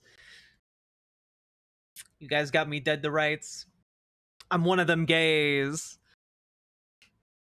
You guys are so right. I've got the male gaze. I've got the female gaze. I'm a bisexual gaze. It's Pride Month. I like spreading chia seeds all over my ceramic pottery made to look like animals. Chia! Sake Tanuki, thank you for the 2 tier 1 subs. That are not standardized and that could actually be redirected back into the classroom to ensure that every single child is receiving that education. Thank you. Mr. Stringer, the same question. Well, I'm the candidate on this stage who has real skin in the game. I have 2 kids in middle school right now, and I see what overcrowded classrooms mean to them and to their friends. And so the bottom line is, if you want quality education, you got to have smaller class sizes. And I have to tell you, you go to parent-teacher night, and you talk to the teachers, they know about every child. They know about our kids and all the kids. They do an amazing job, but you know what? 40% of them are leaving after 5 years because we're not retaining them. We're not training them. We're not uplifting them. Tier 6 that Andrew Cuomo did was the death knell for them leaving. I was somebody who believed as controller that managing their pensions actually kept them in the system, and I did that well. But in terms of what I audited at DOE, it is a cesspool. Contracts, secret deals, pay to play, we're going to upend that when I'm mayor. I know where the bodies are buried there. I've been waiting to do this for a long time. But education is the lifeblood of this city, and we need to give parents the resources they need because every kid has something. Every kid needs a little extra, and the kids with parents who have resources, they get it. But the kids who don't struggle, and I want to stop that and end that. Thank you. Continuing on with education for Mr. Cuomo, over the last decade, the expansion of free pre-K and 3K has been used by hundreds of thousands of New York families. But there have been issues with implementation and even critics who say other educational initiatives should be prioritized. What would be your administration's commitment to these programs? Well, we pioneered pre-K on the state side, and we're very proud of it. The more we can do, the better. But let's be realistic about education. We all agree, and you've heard many good ideas here. We want more paraprofessionals, more teacher centers, more after-school care, smaller class size. But we also have a terrible fiscal problem, and this is before the Trump tsunami. So if the state is going to mandate a smaller class size, and we can say, let's agree it's a good idea, the state has to pay for a smaller class size. Otherwise, we're just going to be savaging other parts of the budget. And part of the mayor's job is to advocate for New York City and to have state legislators say, we think it's a great idea. Here's the mandate. You must do it, but we're not going to fund it is disingenuous. There's an old expression, passing the buck without passing the bucks. Yes, smaller class size. Please help us fund it so we don't savage other parts of education. Thank you. Mr. Lander. My mom is here, who's a lifelong public elementary school guidance counselor, and both my kids are pre-K to 12 New York City public school students. The New York Times opinion panel today specifically praised my education track record, and what's needed is clarity that lower class size, that better student-teacher ratios are good, and a way to get it done. Andrew is actually right that more money is needed from the state, and I've documented how much as controller and said, here's how we're going to go about doing it. We should start in those schools that are low income and highly kids of color and get class size done there. We should do collaborative team teaching, especially to make sure we can provide extra services for students with special needs. There are some amazing models of school mergers like Brooklyn 305 United. The next mayor can reduce class size and dramatically improve schooling for all our kids. Thank you all so much. I want to ask a different kind of public safety question. Mr. Stringer, you go first in this round. The city says there were 252 traffic deaths last year. That's a far cry from zero, as in the name Vision Zero that Mayor de Blasio gave to the city's initiative on this. What would you do, then we'll go down the row, to get us much closer to zero traffic fatalities? Well, look, I think that we have to own up to the fact that Vision Zero needs a lot more vision and a lot more safety protocols in place. We need to have dedicated bike lanes, but we also have to have zero tolerance for people who are abusing this privilege and using bikes and e-bikes on the sidewalks. You can be pro-transit, pro-bike lane, but also pro-safety. We put kids' lives in danger and seniors. So I would certainly revisit education and making sure we have zero tolerance for that interference, reduce deaths. The other thing I want to just say as an elected official, you know, we have a lot of elected officials. My friend Brad is one of them. So is he advocating for, like, I don't know, speed limits on electric bikes or what? That goes to every Vision Zero press conference and then talks about the tragedies that befall these kids, but yet racks up speeding tickets and then says, I'm sorry. We have got to, as mayor, saying to the politicians who get the placards, I will pull those placards if you show up at a Vision Zero press conference Mr. Lander, and you your violate red response lights. to that and your answer to the question. Yesterday, I was proud to be endorsed by Streets PAC, which is the set of people who have been fighting against traffic violence for decades. You know, I haven't gotten a speeding ticket in 4 years. That's so good. Scott Stringer can talk all he wants. But what I will do, this is my time, Scott. What I will do is re-implement. I passed as a city council member the Reckless Driver Accountability Act, which looked at those folks who are the most reckless drivers, the most speed violations, the most red light violations, and you on the list. and would impound their car unless they actually started to improve. Eric Adams let it expire, even though there's good evidence it was working. I'll expand it to make sure it's in all of our traffic courts, get it back in place. Vision Zero we can have in New York City. You know, Brad Lander has the heart of the world's sassiest gay man, and I don't know, you know, I don't think he's gay, but like he's got some spirit. I could see him getting honorary gay status. City, zero traffic deaths. That's infrastructure improvements on our streets, and that's holding reckless drivers accountable. Mr. Mamdani, I'll add another wrinkle from a listener to my show who submitted this question on pedestrian safety. Mopeds, e-bikes, and scooters are out of control and pose a danger, but what specifically can be done to get them to obey traffic laws? So what would your response to the original question and that listener be? All in 1 minute. Yes, sir. Okay. Well, first of all, thank you, Elizabeth, for the question, if you are listening right now. I'll take that first. You know, the key thing here is we have to understand that so many of the violations of our laws as pertaining to our streetscape are also violations that are the natural result of an economic model of these food delivery apps. When we're talking about so many of the delivery workers, the orders that they have to deliver within a time frame, there is no way for them to be able to obey the laws of the road. And one of those apps is DoorDash. DoorDash has given Andrew Cuomo's super PAC $1 million. That is why when you get those mailers that are lying about me, you see the top 3 donors at the bottom, one of them is DoorDash. Oh my God. The reason they give that He's money so good. is because they want to influence labor and street safety regulations. They want to ensure they can continue to operate with impunity. He's so fucking good. This is 100% the proper way to address this issue. Like, how are you going to get them to address the moped issue? Like, a traditional Democrat, guys, right? A traditional Democrat answers that question by saying, you know, we're going to beef up police presence and empower them to go after the plague of moped owners going too fast and ignoring traffic laws. But like the actual Chad way of looking at the issue is essentially by saying, well, this issue isn't really a thing.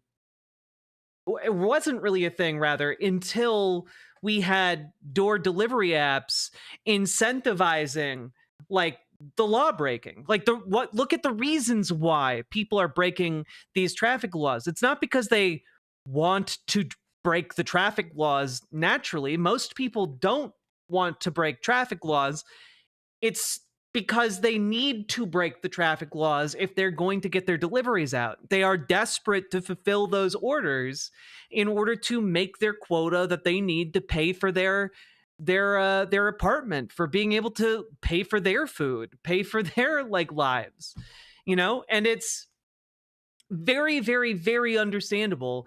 And so it's great that Zoran is able to not only make that connection, but to directly articulate it in a way where, you know, your average New Yorker can understand this argument in like, and he's able to condense it into 1 minute. It's incredible. That was an incredibly complicated question, and he just like trimmed all of the fat off of it in like a half a second. It's crazy. Going to ensure we come back to a streetscape that is actually one of coherence and order, and we're going to do that by taking on those apps. To your original question, what we need to do is finally fulfill the streets master plan.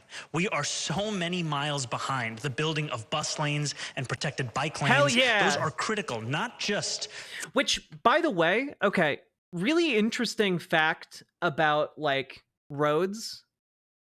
And I forget where I saw this. But people have been doing research on how people decide how to get around in like cities, urban environments, in cars, essentially. And what's really, really interesting is that there is a correlation between roads and demand for roads.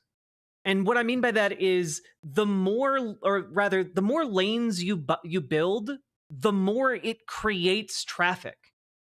More roads, more traffic.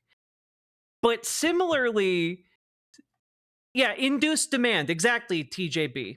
Thank you for recalling the term. But basically, there is no point at which you can build enough lanes feasibly in order to see that demand fall off, right?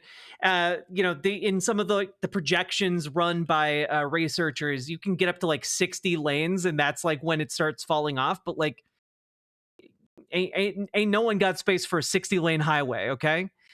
And so what's really interesting is that is kind of the research that is being done, and that is leading to different cities like closing lanes and putting in bike lanes or dedicated bus lanes, right? Because it turns out just closing those roads doesn't, or limiting the number of lanes doesn't actually like meaningfully cause traffic jams in the vast majority of circumstances, you know? And so what's interesting here is that, like, yeah, actually, you can address both traffic concerns and make things safer by having dedicated bus lanes and bike lanes. It's really, really cool.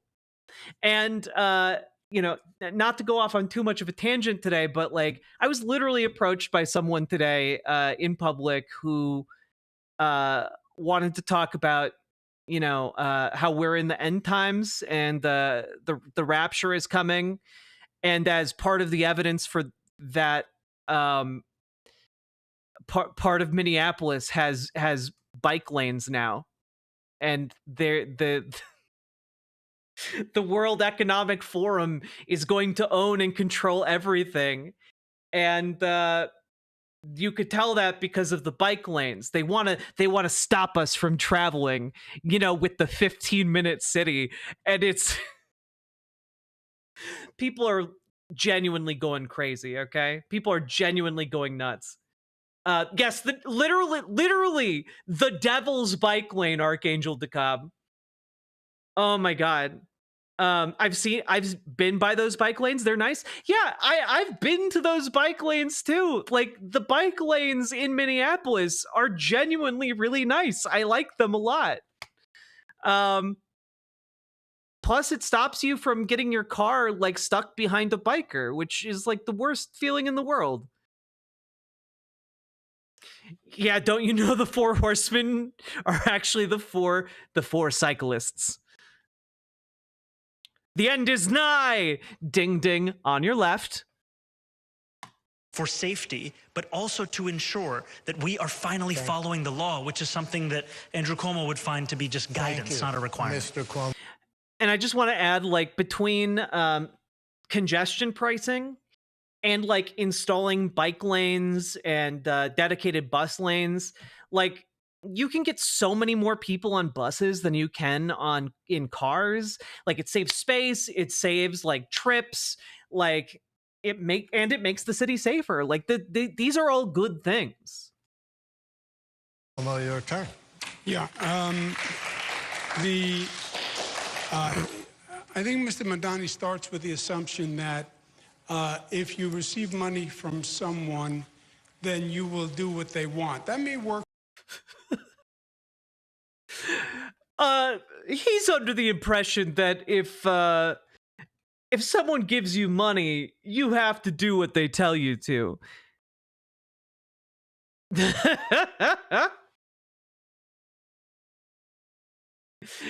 Yeah, that is the usual expectation, isn't it? You know, like, whomst among us hasn't turned up to our jobs and just said, fuck you to our bosses, and then continued to get paid forever? Like, no. Your boss doesn't expect you to do work in exchange for a wage. No. For him, but I'm not for rent and I'm not for sale. That's bullshit, man. We all know it. There's a reason why landlords back you and funnel money into your super PAC, and it's because you're for sale. So we wonder who's funding DSA and who's funding his BDS movement. Have you considered this is my emotional support money? Is one of the... That's a top 10 comment right there. On the specific question... Campaign Finance Board, and you can see all the donations. Yeah. On the specific question, if I could do it again, I passed the law on e-bikes in Albany. Legislature passed it also, but I signed it. We left it up to local regulation. That was a mistake, because here in New York City, the local regulation has been slow. The bikes are moving too quickly. It's mayhem. Too many people are getting hurt. I would have the apps responsible to license the bike, and they have the responsibility for tickets that are issued to that bike. It's their financial liability. They police it. I would reduce the speed limit down to 15 miles per hour, period. Because if you're riding a city bike, you are as much a subject of the speeding e-bike as anybody else.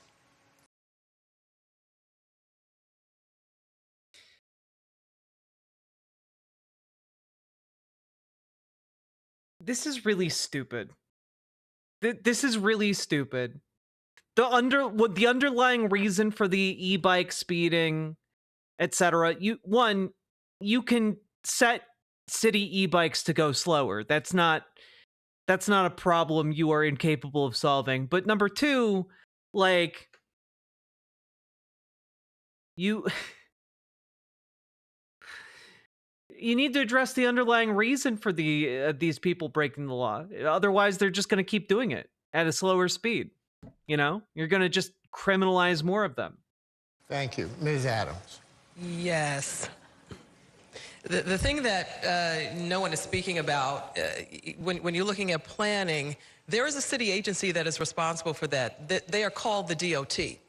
So, you know, as leader of the city council, we have been in oversight with the DOT many times. And as one of my colleagues mentioned, they are not in compliance with the streets master plan. The agency entrusted by the mayor of the city of New York is not in compliance. And we have had hearing after hearing after hearing. The bottom line is that DOT needs some tweaking in order for us to get this right. So my commissioner as mayor would be one that is able to handle the work put before him or her to do the work that the Department of Transportation is mandated to do for the people of the city of New York. They wanted the responsibility to keep New Yorkers safe, and as mayor, it would be my responsibility to make sure that they are in compliance. We have Mr. Myrie and Mr. Tilson yet to go in this round. Mr. Myrie.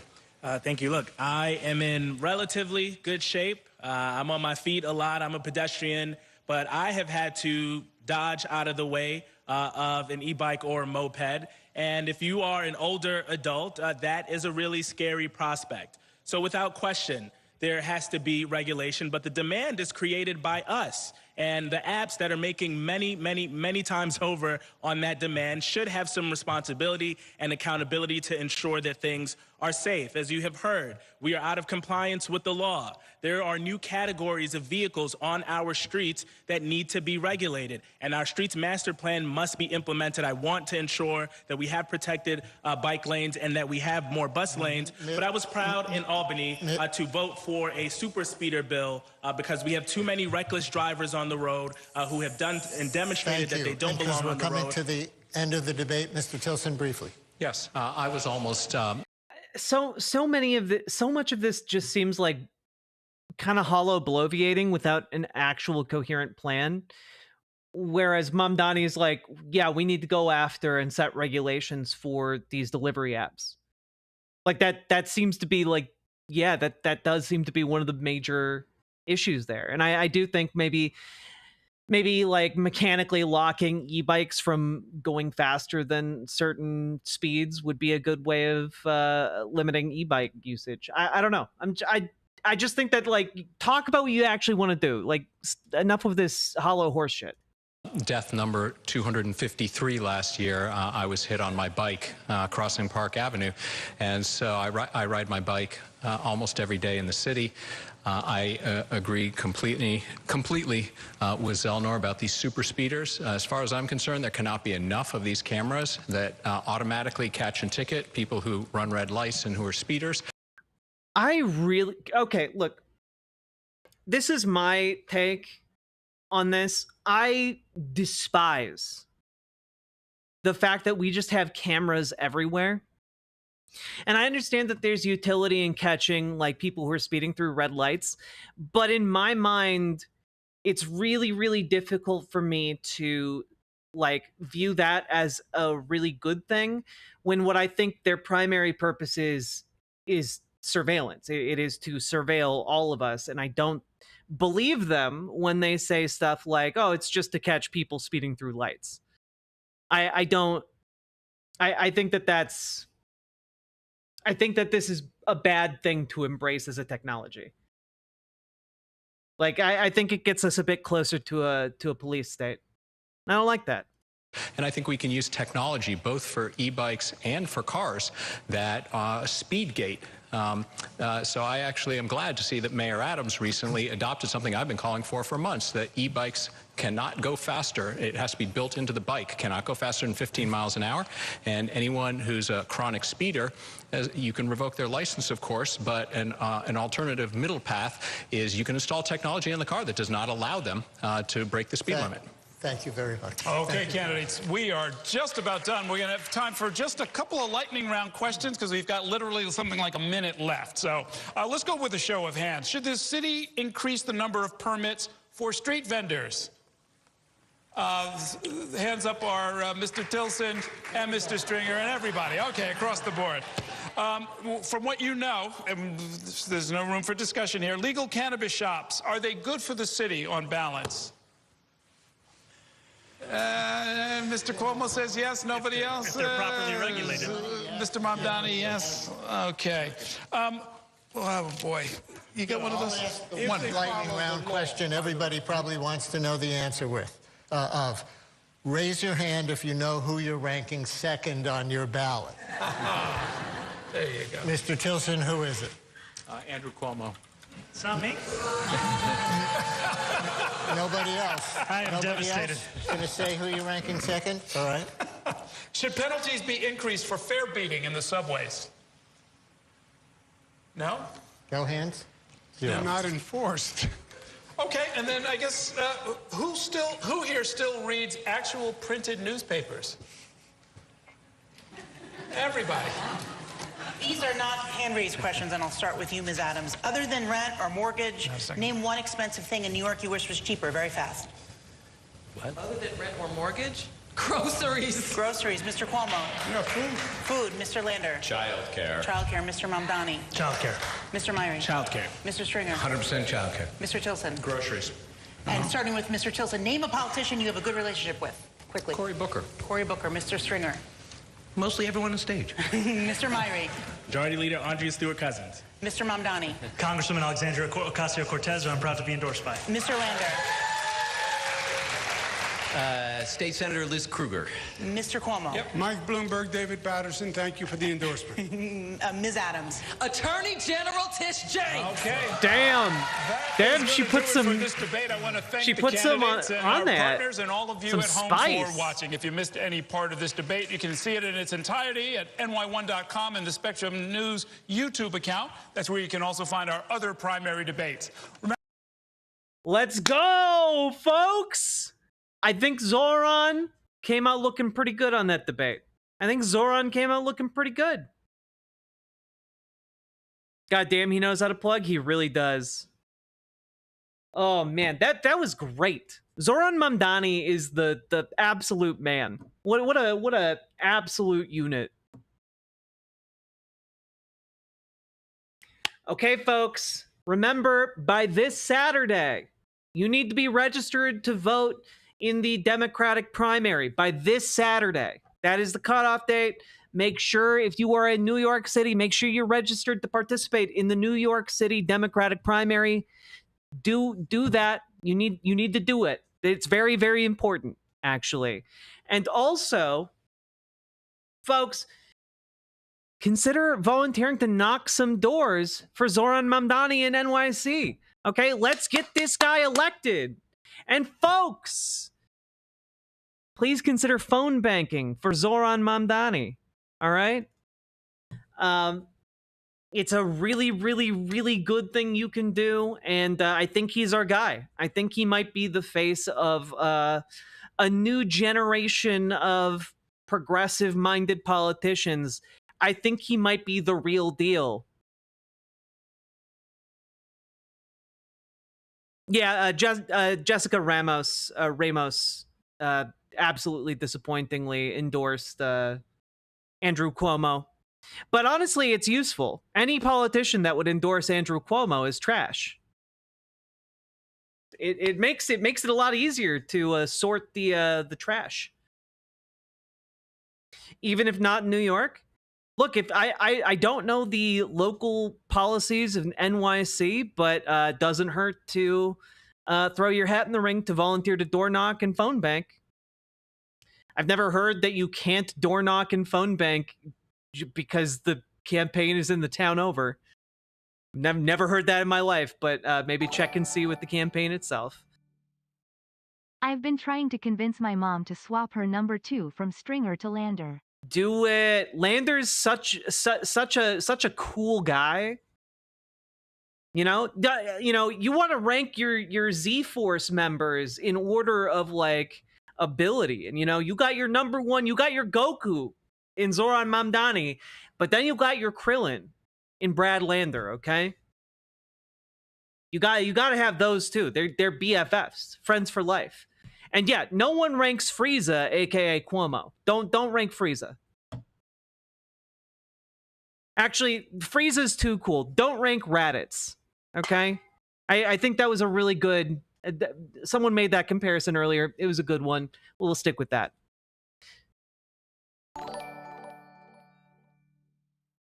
Lander looks like a classic NYC politician, but doesn't talk like one.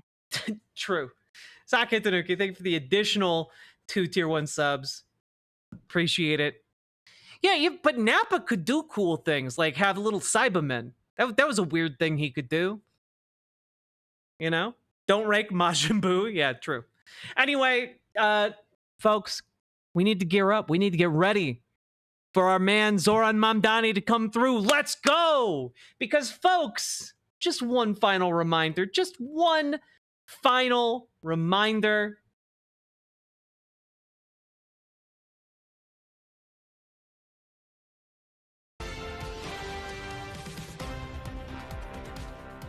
Pix 11 is your local election headquarters. New polling shows the underdog in the race for New York City mayor may now be the new leader. The latest figures putting Zoran Mamdani ahead of former Governor Andrew Cuomo, who's considered the frontrunner.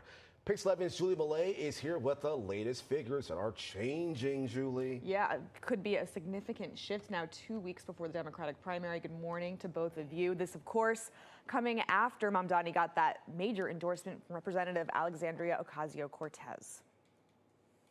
Mamdani had emerged as a potential frontrunner earlier in the race. Now, independent polling from Politico shows the Democratic Socialist beating frontrunner Andrew Cuomo 35% to 31%. Let's go! The poll was conducted last week after the candidates faced off in their first televised debate.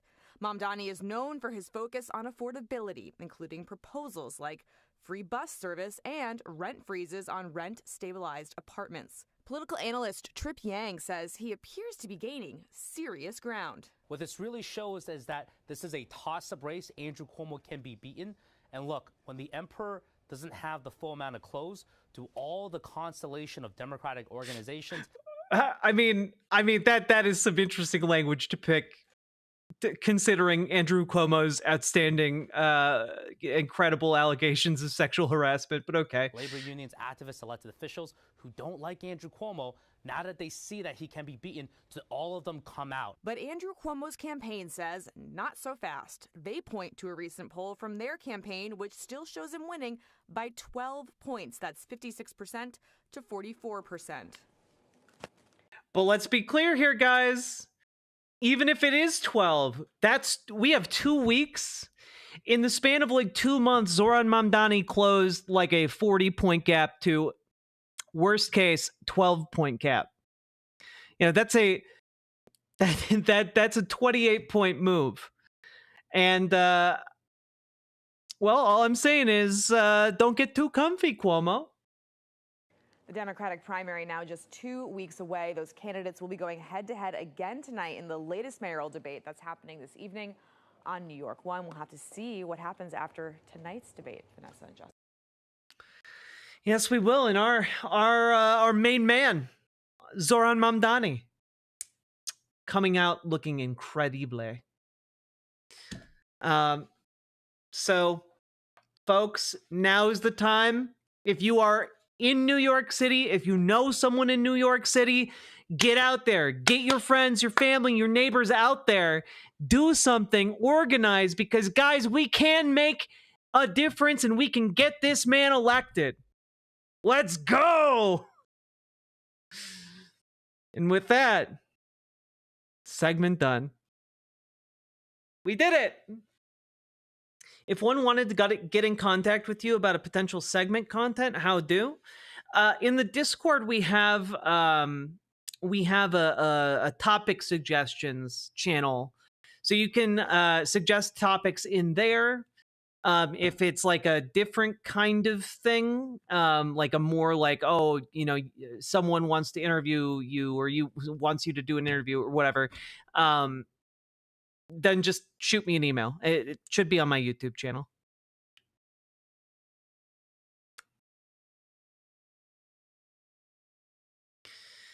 All right, folks. I need to take a short break in order to pee and poop.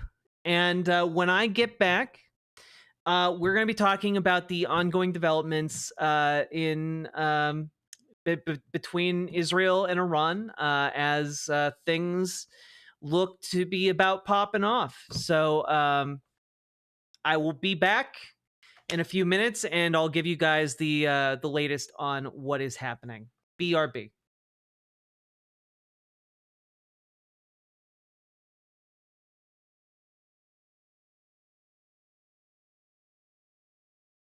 Those who make peaceful revolution impossible will make violent revolution inevitable. Yes, we have to deny so many claims per month to meet our shareholders' expectations.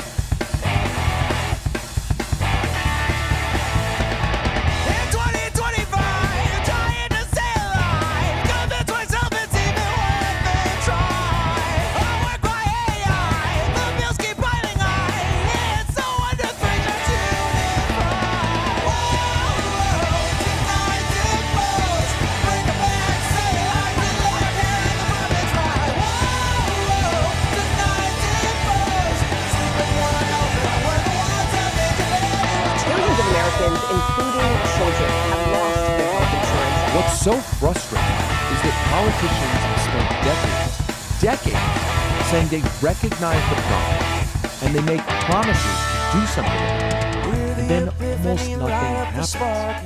what they say to themselves in the dark. It's only a crime if you don't wear a tie. We keep them all busy paying their fines. Hear the epiphany, light up the spark. You know what they say to themselves in the dark.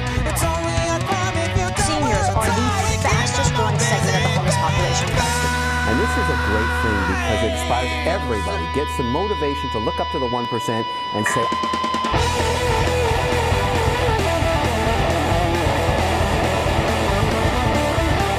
now they're looking at your vote, they're looking at your anger, and they're moving to apprehend those who say something in anger.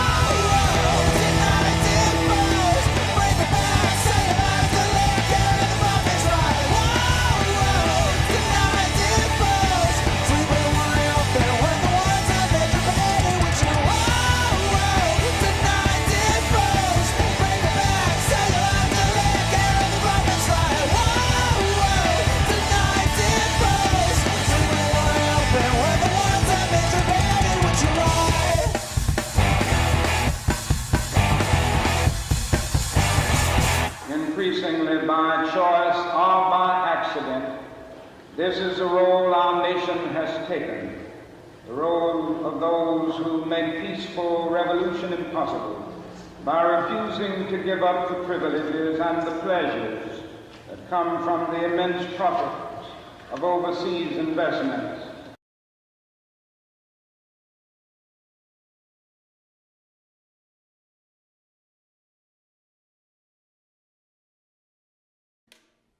This is a brand new song. This is the first time. You are the first audience to hear this song. It's a world premiere. This is the first time we've ever played it together. I'm writing it right now. I mean, basically. Recently, I was reminded of this lyric that floats around in several gospel songs, including "Oh Mary, Don't You Weep," which is, God gave Noah the rainbow sign, no more water, fire next time. And I was thinking about this summer and our yellow skies, and I thought, fire next time. So this song's called No More Water. I need a little bit more water. Yeah. That's like psychological. I'm feeling the smoke. Here we go.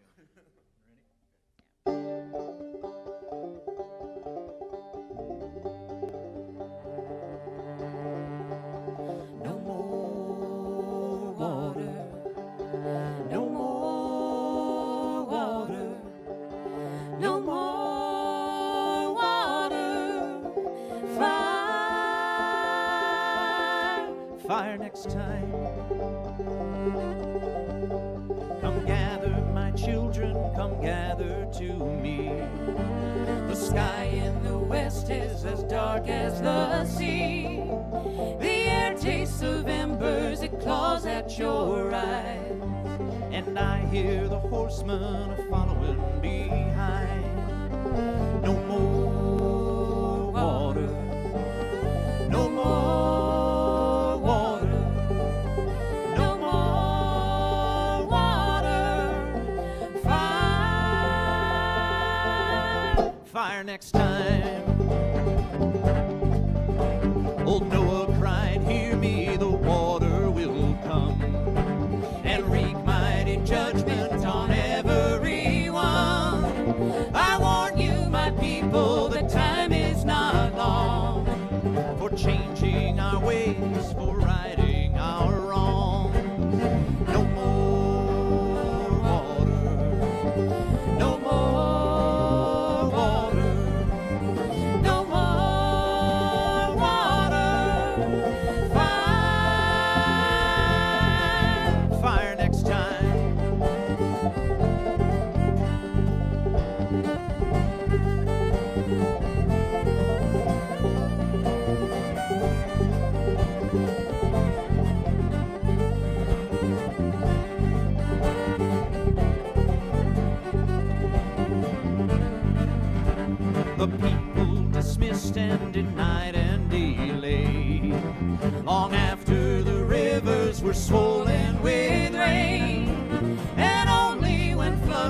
forest swallowed their cries. Did the sign of the rainbow appear in the sky? No more water, no more water, no more water. Fire, fire next time. The Lord said your family alone has been spared, and all of creation I leave in your care. But do not mistake me, remember my sign. I'll send no more water, but fire next time. No more water, no more water, no more water. Fire, fire next time.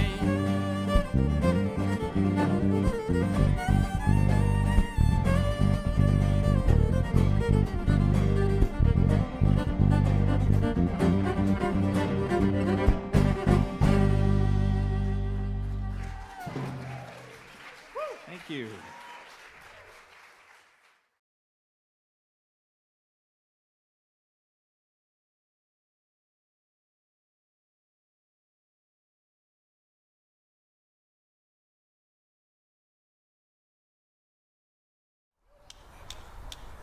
Would you have freedom from wage slavery and join in the grand industrial band? Would you from misery and hunger be free and come do your share like a man? There is power in the band of working men when they stand hand in hand. That's the power that must rule in every land, one industrial union grand. Would you have sharings the gold in the sky and live in a shack away in the back? Would you have wings up in heaven to fly and starve here with rags on your back? There is power in the band of working men when they stand hand in hand. That's the power that must rule in every land, one industrial union land. If you've had enough of the blood of the lamb, then join in the grand industrial band. If for a change you would have eggs and ham, come do your share like a man. There is power in the band of working men when they stand hand in hand. That's the power that must rule in every land, one industrial union band.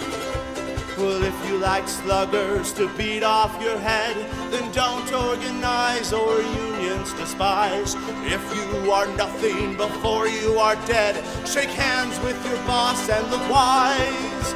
There is power in the band of working men when they stand hand in hand.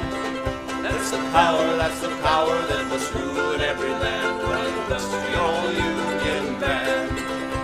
Oh, come, O ye workers from every land, join in the grand industrial band. Then we our share of this earth shall demand. Come do your part like a man. There is power in the band of working men when they stand hand in hand. That's the power that must rule in every land, one industrial union band. Would you take contently what's put in your hand, less than you earn with one leg to stand? Would you believe what they tell you to be, or with brothers go out and see? There is power in the band of working men when they stand hand in hand. That's the power that must rule every land, one industrial union band. There is power in those band of working men when they stand hand in hand. That's the power that must rule in every land, one industrial union band, one industrial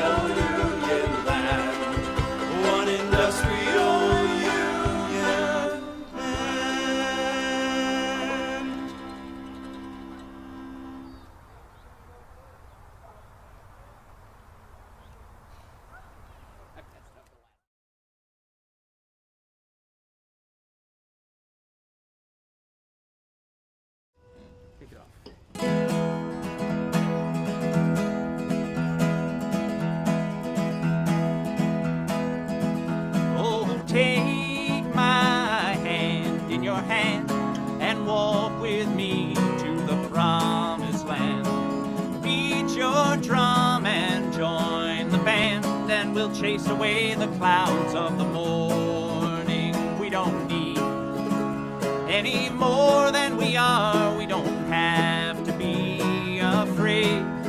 There is a power in these legs and arms and the voices that we can raise, saying no, we won't go away. I have heard the crowds of the old and the young when the steel canyons echoed with the songs that were sung, and the streets were filled and the law was undone, and the fever of the people was breaking. We don't need any hand-me-downs. We're not looking for charity. We've been fooled, we've been jerked around, and there's only so much we can say. No, we won't go away. Oh, the time it will come all over the earth. We will lay down our tools, their concessions we'll refuse. When there's nothing left to lose, throw our bodies on the gears and stop this infernal machine.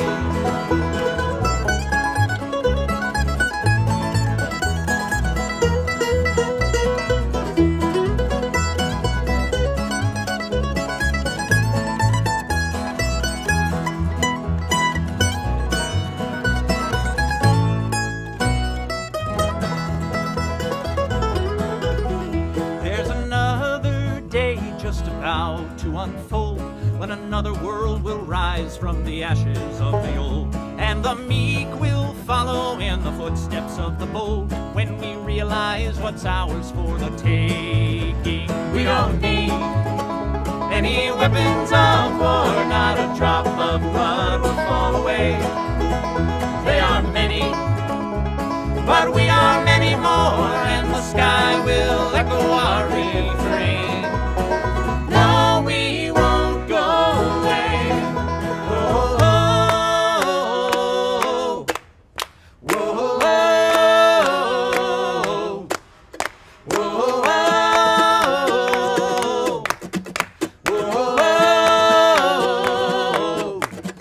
whoa, whoa, the time it will come all over the earth. We will lay down our tools, their concessions we'll refuse. When there's nothing left to lose, throw our bodies on the gears and stop this infernal machine.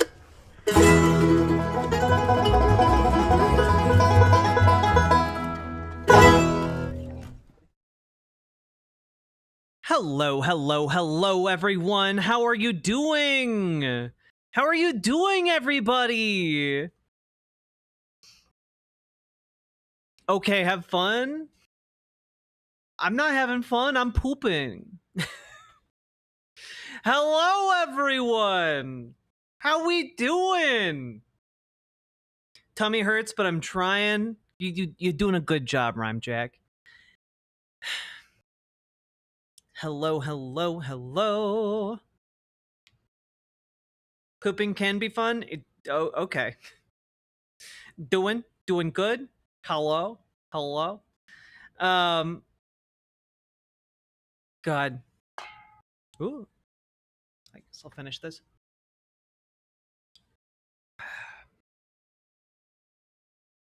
I put cat harnesses on my cats today and took them outside for the first time ever. That's adorable. What's being covered now? We're going to be talking about heavier topics, but we're going to take like a minute or two to not talk about a super heavy topic. I'm just wanted to hear how you all are doing. What's not fun about pooping? The poop part.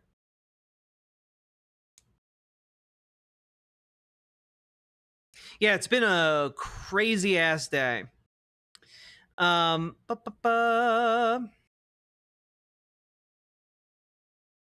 was sleepy, but now I'm awake. Hell yeah, plant. The wiping. Oh, I've been informed that we have a hater channel now, which I've actually been informed in a couple of different ways that we have a number of haters out in the broader internet of the riverboat. And you know what? Judge me by my enemies, I guess. Wait, what? A hater channel? Yeah. A rite of passage indeed. So I don't know. I guess the more people, more conservative dipshit people that I piss off, the better. I'm gonna head off because I'm eepy. Don't want to get depressed before eep time. That's okay, Profane Priestess. You get good sleep. Wonder what their concerns are. Their concerns are they're boring pieces of shit. I once pooped during a mushroom trip wave. Weirdest feeling when you're very conscious of all your sensory neurons. Indeed, Sake Tanuki. I can only imagine. Oh no, Sake.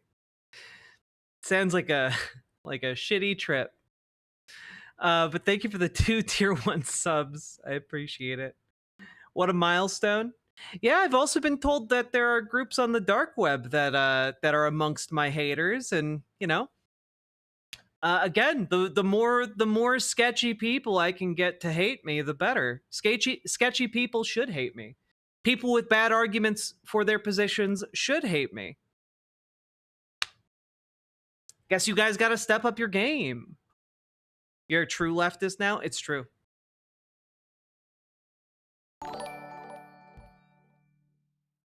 I also had a friend who had someone go down on her during a shroom trip wave. That sounds like that sounds like a better time. That sounds like an actively better time. Sake Tanuki. Thank you for the 2 tier 1 subs.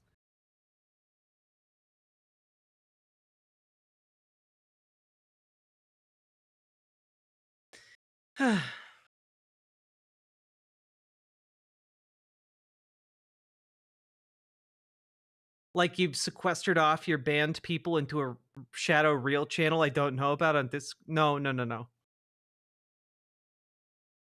I have no idea, Elizabeth. Who knows? I'm not going to like look too deeply into it. I'm just acknowledging that I know that they exist, and you know, that's interesting to me, news to me. And also I'll go back to not giving a single shit and doing what I do.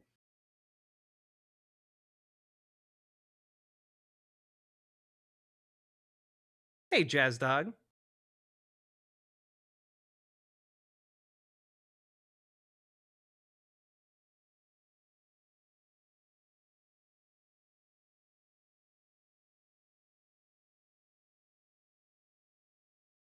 But Jack, you just gave a shit 5 minutes ago. Yeah, but not to you guys. That went to the water treatment plant. If it helps, your enemies are inbred incel dorks. Well, yeah, that goes without saying. Okay, you guys are getting real weird with this. I'm gonna continue on. We're gonna pivot hard here. Oh wait, no, we're gonna start with one funny thing. I did promise one funny thing. So this was completely and utterly unexpected, and I have no idea how this is real, but here we go.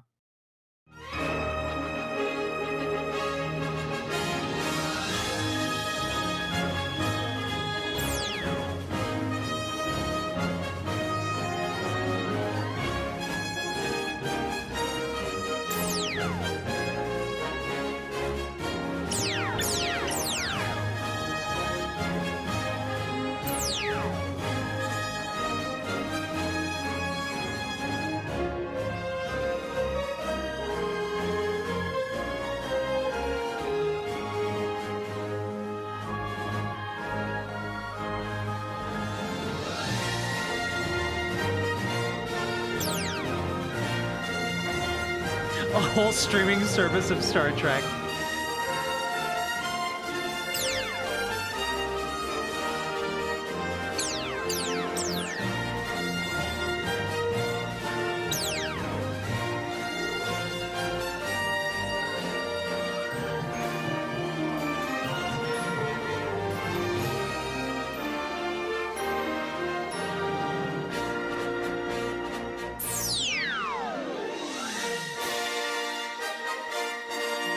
They're making a Spaceballs sequel, baby. After 40 years, we asked, what do the fans want? But instead, we're making this movie. May the Schwartz be with you. What a, like, dude is still out there doing show business. How Mel Brooks is like a bajillion years old. Isn't he like 92? Like, how old is Mel? He's 98. He's 2 years shy of being 100. Holy moly. Spaceballs 2: The Search for More Money. I mean, he's wearing Spaceballs the sweatshirt. God. Can we just acknowledge he might be 98, but man still has one of the most charming smiles in the biz, you know? God. Very exciting. He'll be 100 when this movie comes out. It'll come out just in time for his 100th anniversary. Doesn't look a day over 80 either. Mel Brooks, I'm going to be very genuinely sad when he passes, and I don't know how I'll react to that. Maybe we'll do like Mel Brooks watch along in the Discord or something, but like, what a genius, you know?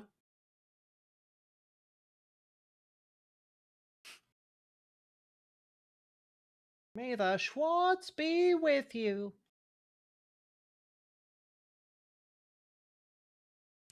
Anyway, that was just fun. We ain't found Shimp. Indeed. Who will play Barf without John Candy? You know, I can't even conceive of what a Spaceballs 2 would be like. Like, how I don't understand how that would possibly He fought the Nazis work. 70 years ago, made fun of them 50 years ago, and still opposes them today. Absolutely. Absolute goat.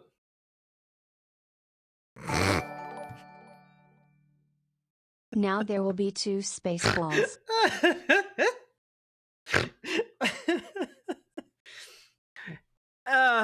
And one of them will hang a little lower on the Rotten Tomatoes than the other. Oh, God. Thank you for the $10 super chat, Matthew H. And Sakatanuki, thank you for the 2 tier 1 subs. A space sack, if you will, indeed. Oh, God.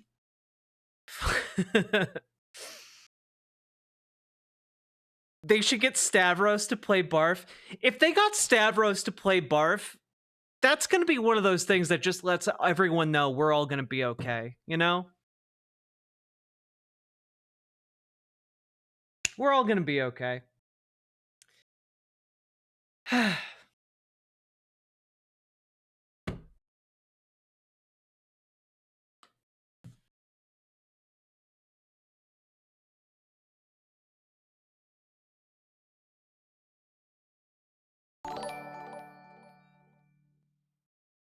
He's been doing mostly VA work and threatening to do sequels since the release of the movie version of the Broadway show of the movie The Producers. He's been threatening to do sequels? Well, I mean, it's especially funny in Spaceballs, considering it was a movie literally designed to take the piss out of Star Wars and the way it was merchandised. God. Get Adam Driver as a cameo, but not as Kylo. Yeah, get Adam Driver as a cameo, but he's like voicing like a CGI animated character that only goes Gleep Glorp, and like it's Adam Driver. That'd be fun. I don't know. Everyone loves Gleep Glorp. 10 out of 10 character. He's going to be funnier than anything we've ever done.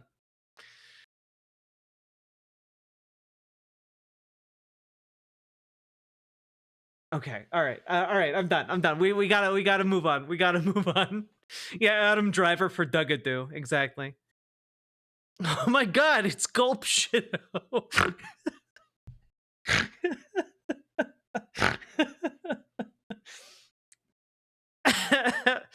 uh, fuck. I wouldn't mind a cameo of Bill Pullman and Daphne Zuniga in the sequel. I wouldn't mind either. I like Bill Pullman. Also, Jazz Dog, I immediately know that when you say Adam Driver as that fucking box thing, I don't need to click on that link because I know exactly which box thing you're talking about. You're talking about the Gonk bot. The Gonk droid that goes gonk and like wiggles side to side on its meaningless feet.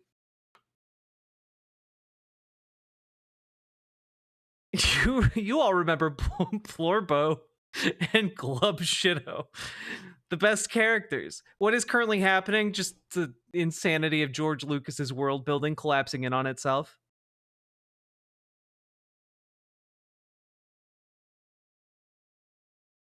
The rat droid? No rat droids. One of the reasons I love your streams, the damn laugh of yours is infectious. Thank you, I'm glad.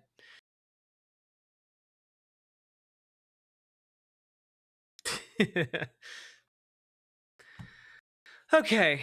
Are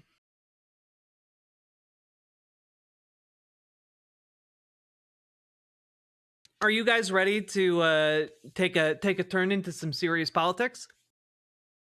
Let's we gotta go veer into some thorny territory here, folks. You guys ready?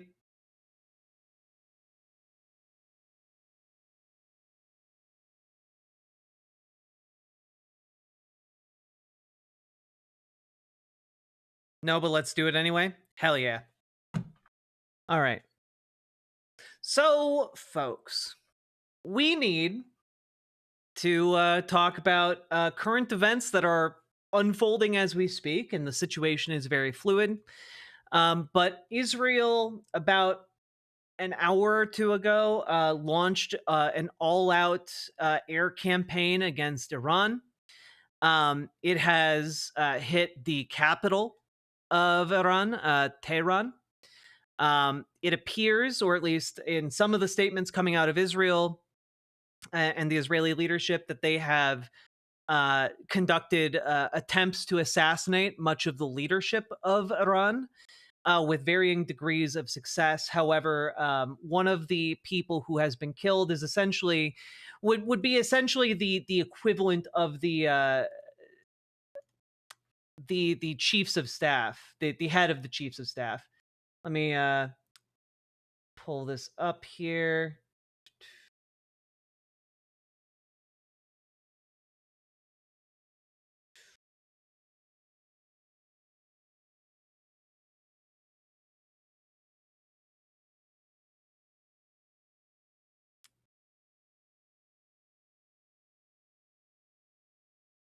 Yeah, there are a number of high-level, both nuclear scientists as well as politicians, as well as military leaders that have been hit.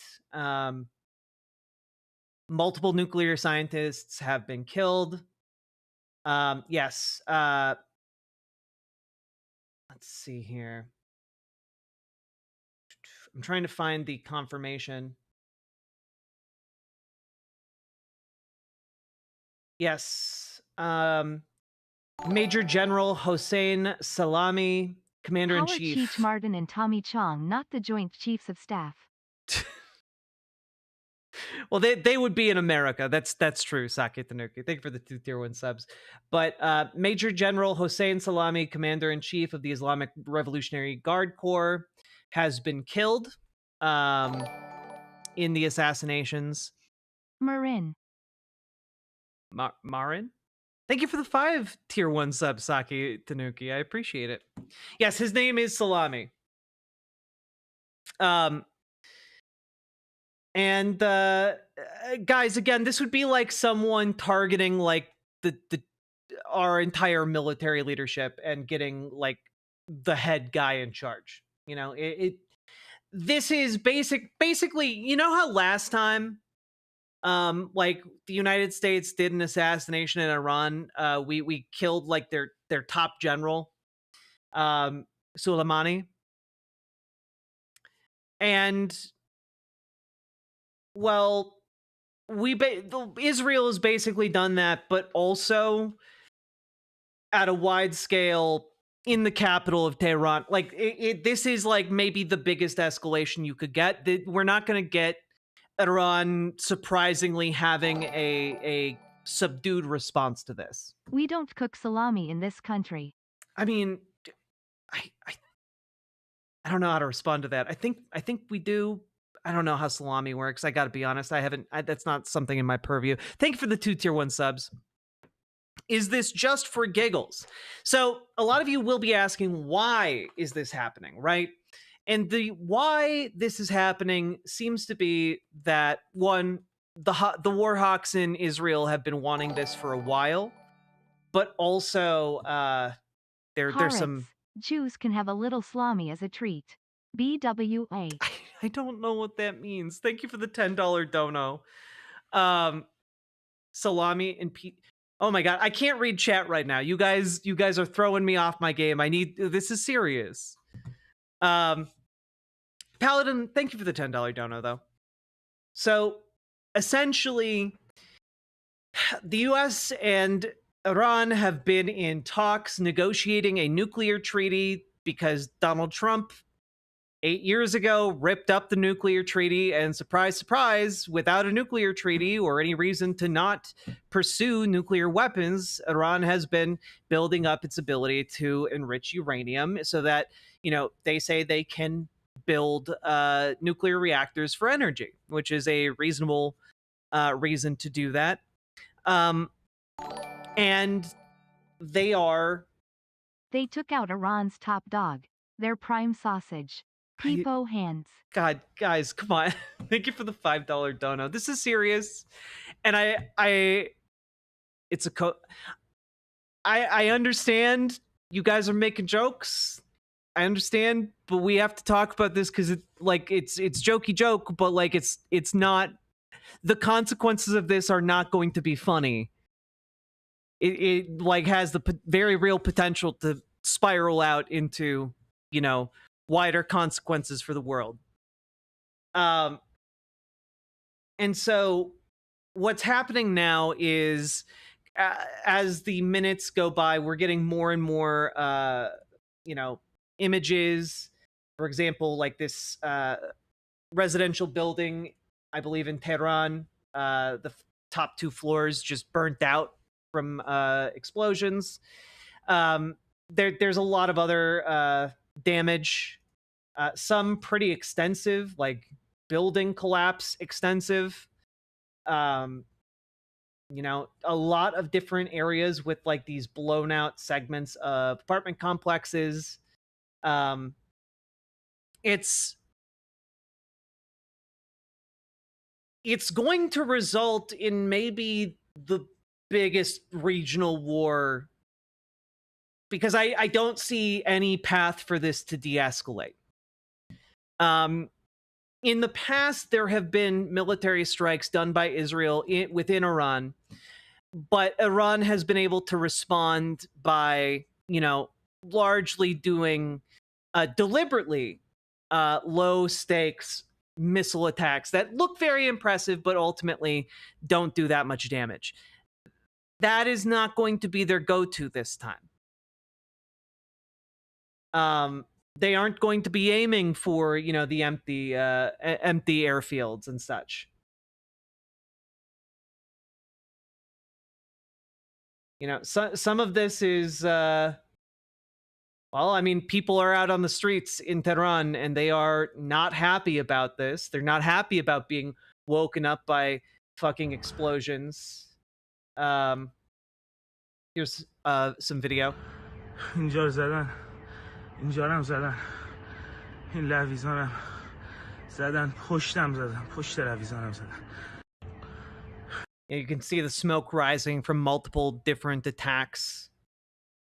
Here's another one.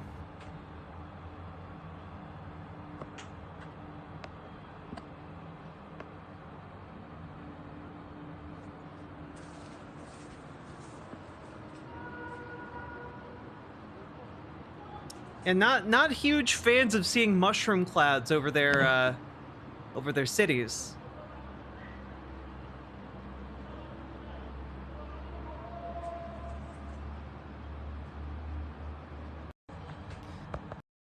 The Ayatollah put out a statement maybe 30 minutes ago, Ayatollah Khomeini, about how there is going to be some significant response. And I don't know that there is going to be a de-escalation for this in the near future. ساعت الان 3:37 ورودی فرحزاده پایین یه ساختمان مسکونی رو زده شده ساعت الان like and yes, it's true. Like, it's not worth immediately jumping to like, oh, this is going to be World War III or anything like that, but understand that Iran has shut down its entire airspace, not temporarily, but like for the foreseeable future. And Netanyahu is talking about how this bombing campaign is going to continue for days, for however many days it takes. This is it's not World War III, but I think there's a very real possibility here of a regional conflict, the likes of which we haven't seen in a while. And if that does happen, America will almost certainly become involved at some point. Let's see here.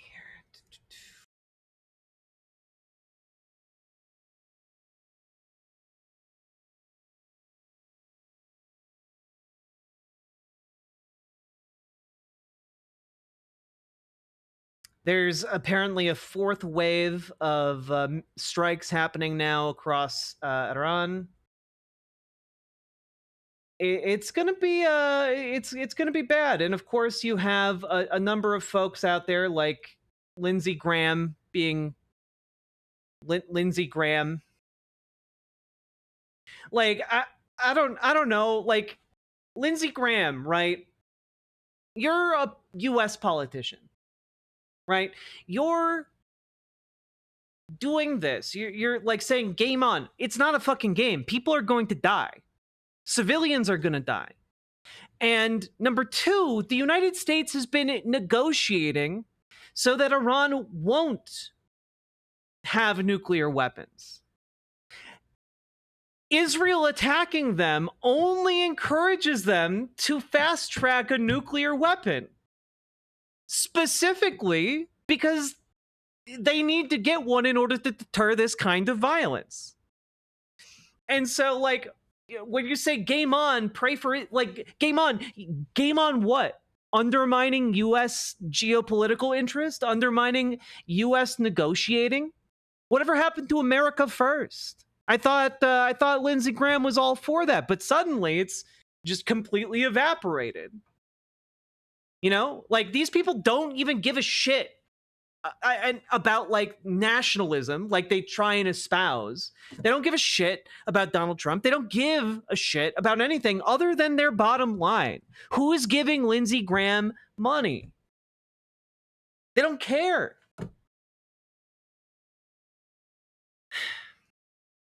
How powerful is Iran? Very powerful. It is a very capable country. Also, again, like, Lindsey Graham's like, pray for Israel, as if like Israel is being attacked right now by Iran.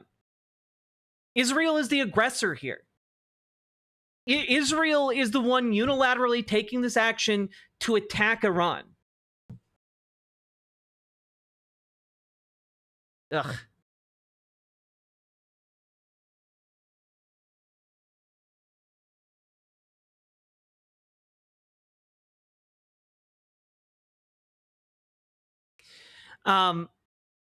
So yeah, to kind of explain Iran's strength here.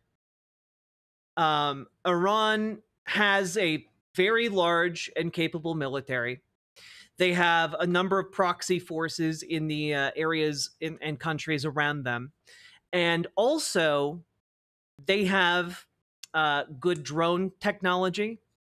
And also, their country is built like a fortress. It is it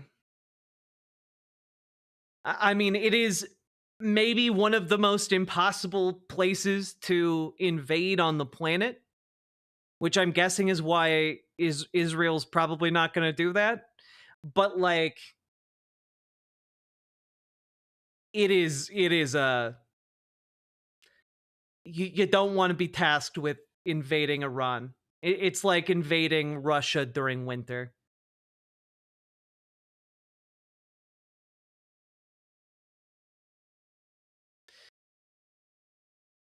Oh man, the death toll is insane. I haven't seen any reporting on that yet.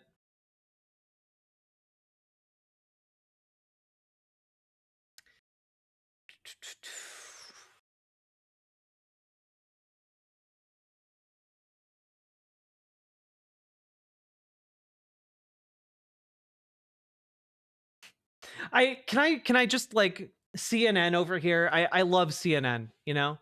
They have such good insight.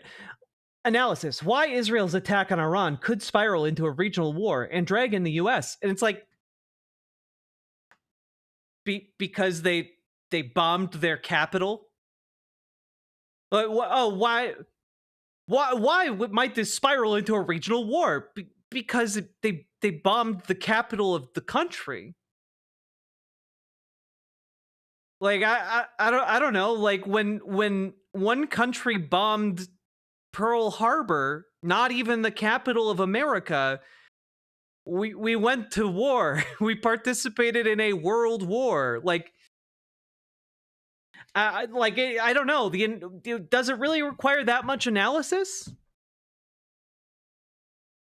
Yeah, like the issue is there's not an off an off ramp. Like this is not something that the leadership in Iran can simply go, oh, okay, that's a gimme. We'll just do like a hollow retaliatory strike to restore, our like the population's faith in the government, and everything will be fine. No, this has to like go into a different level of retaliation. For the survival of the Iranian regime, you know?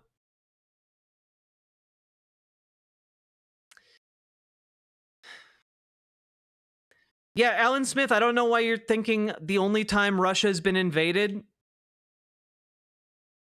is by the Nazis.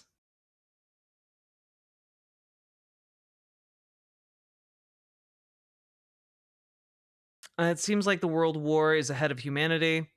Leaders of so many governments seem charging towards it. Maybe. Let's see.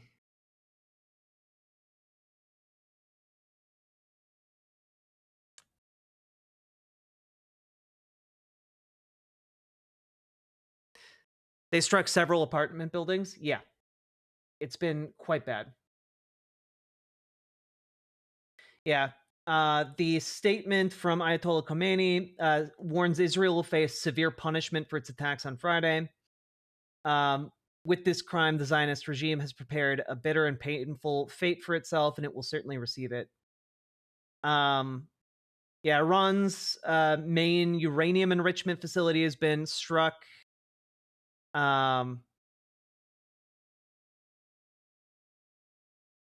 Apparently, Israel is telling all civilians to shelter in bomb shelters in Israel as they prep for a response. Yeah, it is difficult to say when the Iranian response is going to come, but I imagine there was a plan in place to retaliate in case of an event like this, because it's not completely unexpected that Israel would launch this type of attack. but the top commander kind of being taken out might, be a hitch in the giddy up of implementing that plan.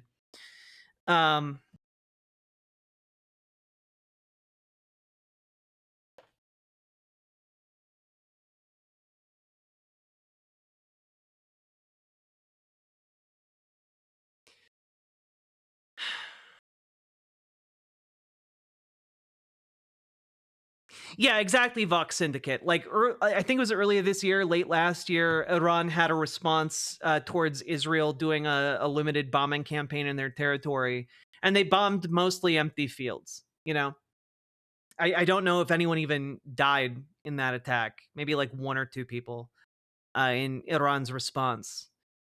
That's not going to be the case this time. So it'll be interesting, I guess.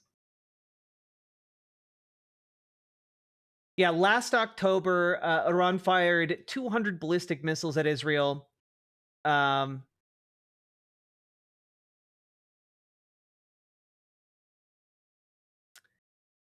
Iranian missiles take about 13 minutes to reach Israel.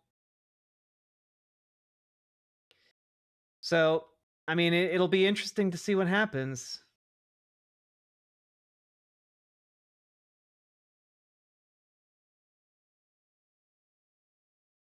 Yeah, also apparently the Trump administration is trying to say, we had nothing to do with this, fellas.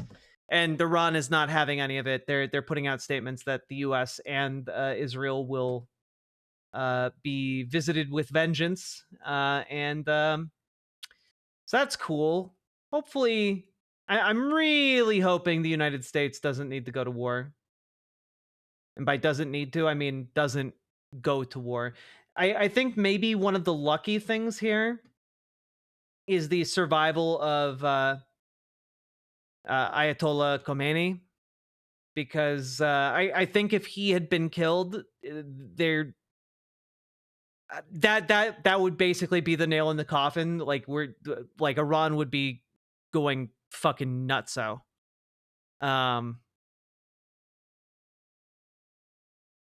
Oh, God.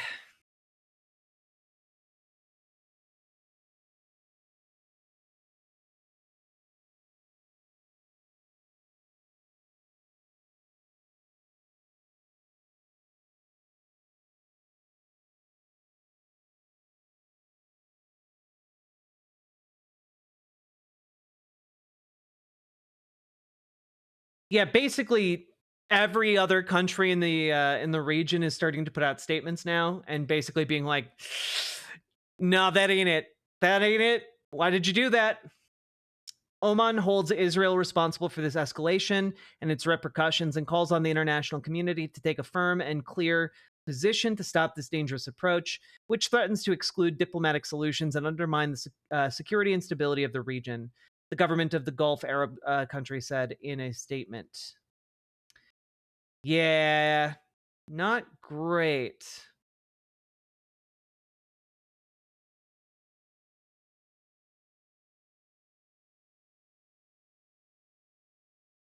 And prior to this, there was some inkling by the U.S. government that something bad was going to happen.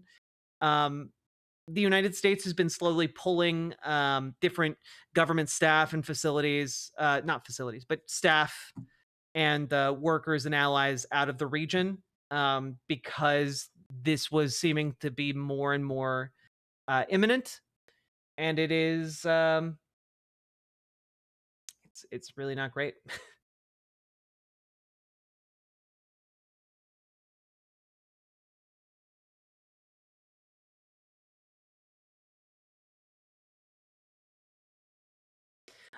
This is actually a good insight.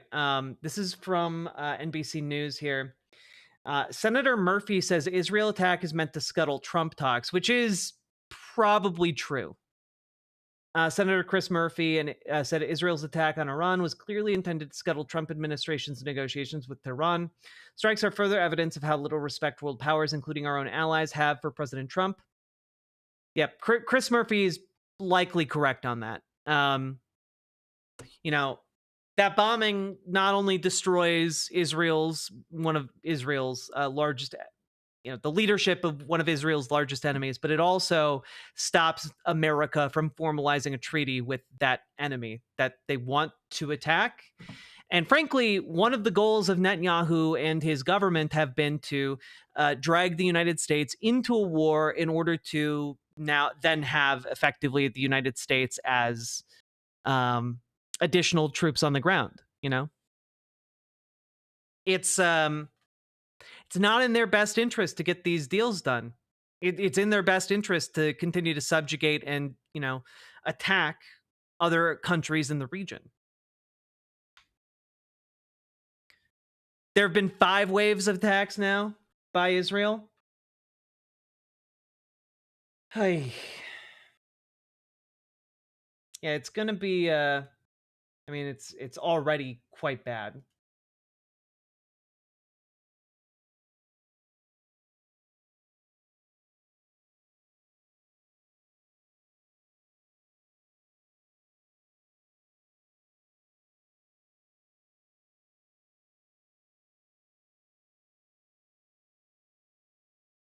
Any updates?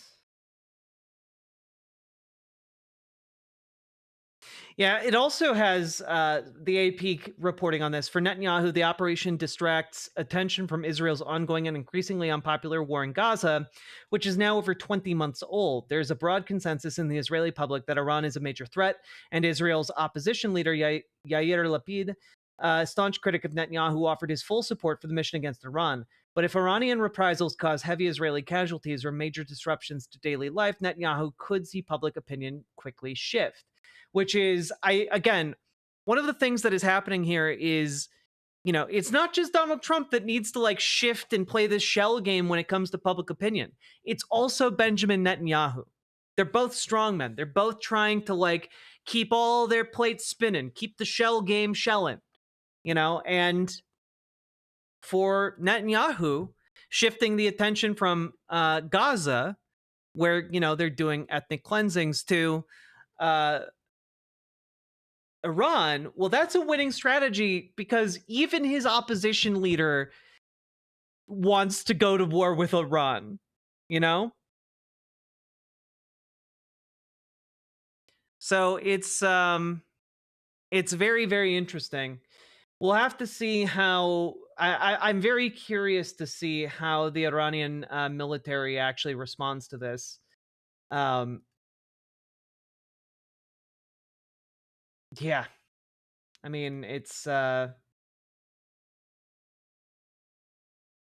quite interesting in a kind of horrible way.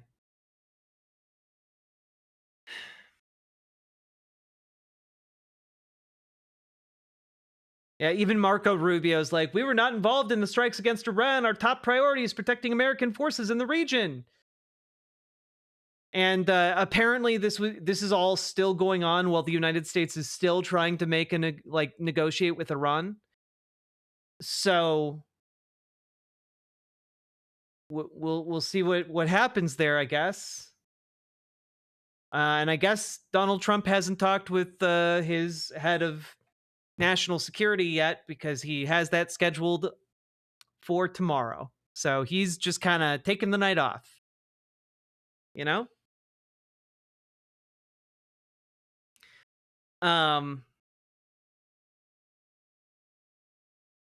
It's quite interesting. We'll see how the anti-war president Donald J. Trump handles this, won't we?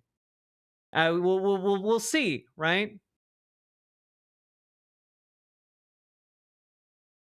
God, I can't believe people still keep calling him anti-war. I guess we're putting that to the test. Trump was just at the UFC fights? Yeah, of course he was. Art of the Deal about to be shown off? Yeah, exactly. Everything he learned while writing that book. Which he didn't do.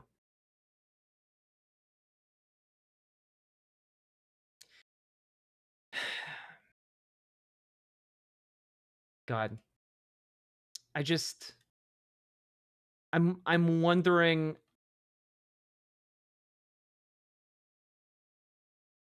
Honestly, I'm wondering how this is all going to play out. Mehdi Hassan over here being a little bit sassy, but raising a very good question.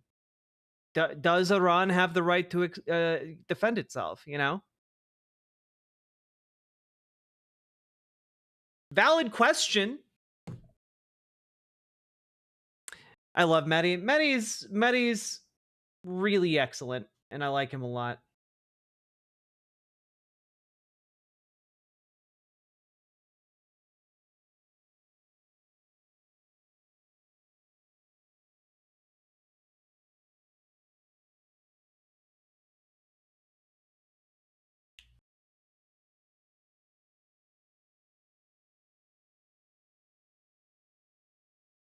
I'm sorry, trans rose girl. You got some funny jokes though. Mehdi is sharp? Hell yeah. I fucking hate Iran's government, but this is an unprovoked attack. Yeah, I mean, like, I don't agree with Iran's policies or its theocratic nature, but like, yeah, they got smacked first.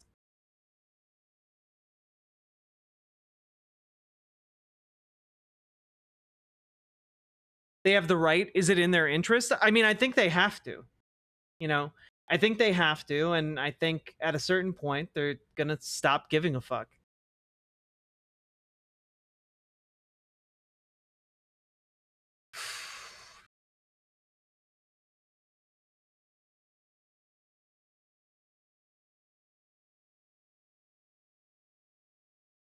But anyway, that seems to be the vast majority of the updates so far. You know, everyone is kind of waiting with bated breath to see what Iran is going to do. There's not much more to talk about here until we get word of what they are going to do. Do you think the shenanigans in the Middle East could accelerate or stop if Iran actually demonstrated a nuclear test? I think they would stop. Unironically, I think that like the reason to get it is for a certain degree of mutually assured destruction, or at the very least, pain. Hey, Ms. Milena. And so I think it would vastly change the power dynamic.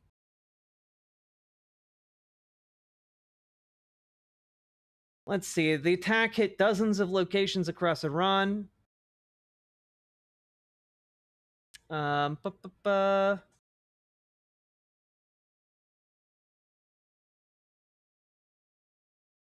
still not seeing any information about the casualties.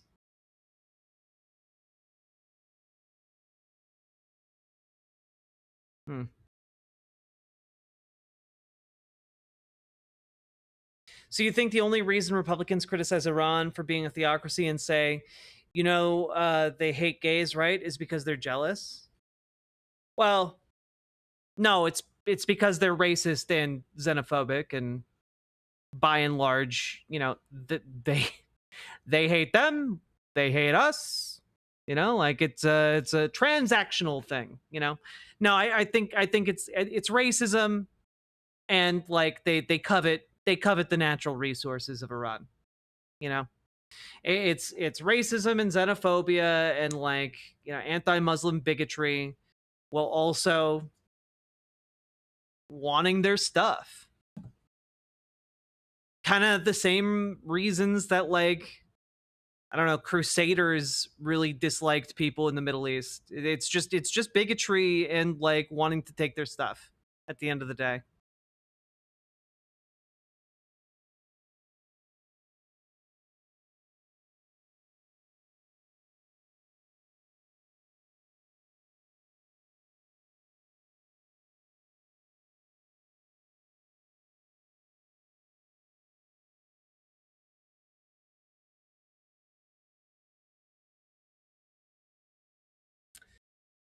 So that is where we're at, folks. And I think we have to move on, but it is an ongoing situation as things develop. I'll give you guys more updates. Oof. That is heavy. Israel does have nukes. It's true.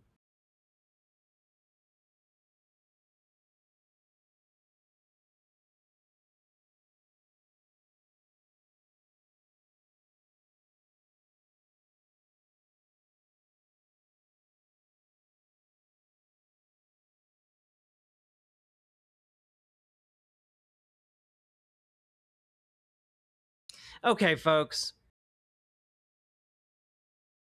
With that, let's take a look.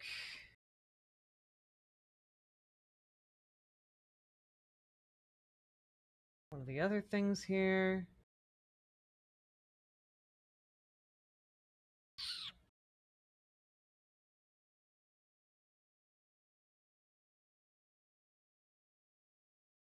Oh yeah. I wanted to deliver you guys a few more wins, okay? A few more wins, all right? Hey guys, good news. Good news. A judge has ruled on the deployment of the National Guard by Donald Trump in a federalized capacity, and it turns out that was illegal and violated the 10th Amendment, of the Constitution. So, it's unconstitutional and illegal. So, troops are ordered to be returned to the control of Gavin Newsom. So that's good. Judge ordered that maybe 2 hours ago. It'll be interesting to see kind of what happens from there. I don't really know what that process is. And the Ninth Circuit has now stayed that ruling. My God, that Ninth Circuit overrule, Jesus.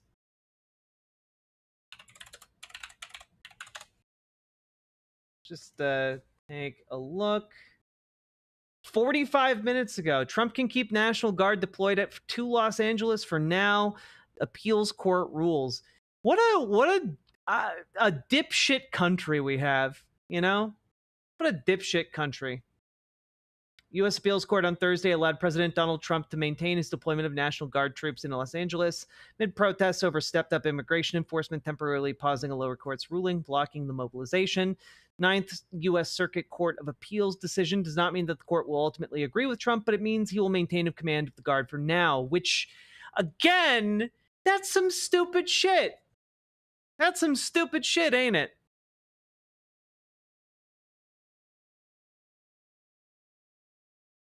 Don't pretend like this matters. Don't pretend like the law matters. No, that's quitter shit. The law absolutely matters.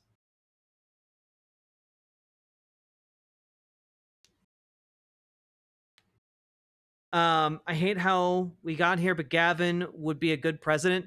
No. He would be a bad president.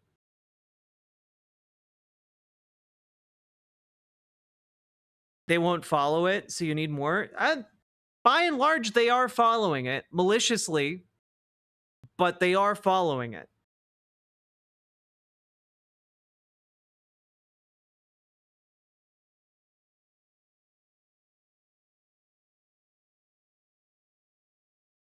Between this and largely allowing Trump's gutting of refugee resettlement, the Ninth Circuit really has done a stellar job placating the ghoul in chief. Yeah, no kidding.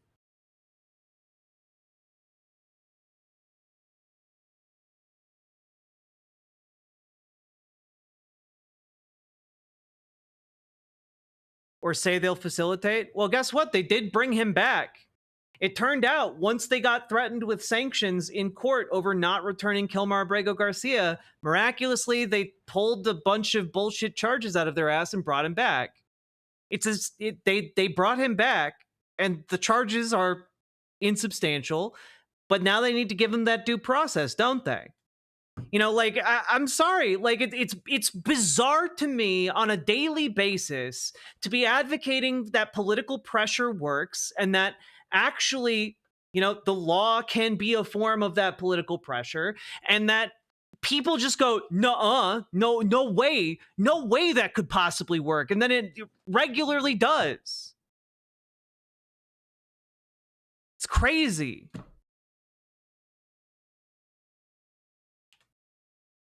I don't know. Here's my big thing. I don't believe in giving authoritarians more power than they deserve. When you start saying, nuh-uh, he's just going to ignore the law, that just empowers him to ignore the law. When you set those expectations, it's just ceding power to a tyrant. Stop. Nuh-uh, I'm just telling you facts, okay? Donald Trump's bicep is bigger than the moon. It's bigger than the moon, guys. There's no point even trying to arm wrestle him. Sure, he might be like a bajillion years old, but like his bicep can block out the sun. Okay, like don't even try to arm wrestle him. Don't even try. It's pointless. It's pointless. He's so big and strong. Did you see the picture that they posted of him on May 4th? He was so buff. Don't even try. Like, I'm sorry. Don't be a fucking quitter.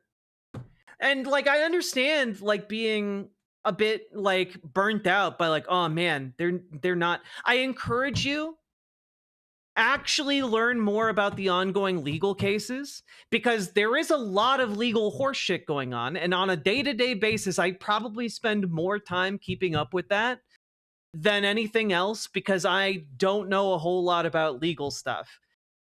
But I'm doing my best, and I can tell you that the amount of resistance and the amount of people pouring their effort day in, day out into this, like, efforts to curb the administration, that it matters, that it actually does stuff, that it actually prohibits the administration from doing a wide array of different things that they would really, really like to do in order to target you and your family. Like, I'm so sick every day. People going like, oh, it's all over. He's too powerful. Like, that's just not true.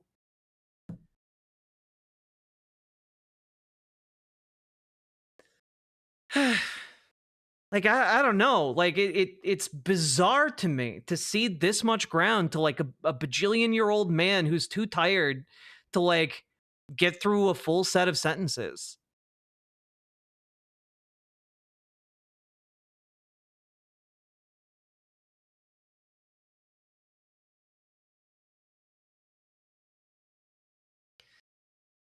We lawyers have to try, the courts won't save us, but they aren't powerless. Yeah, that's the entire thing, right? Like, ultimately, the courts are not the only avenue we need to be pursuing, but to say that they do nothing and that talking about legal matters when it comes to this administration, like, is pointless, that's some, like, weird quitter shit, and I'm not about that.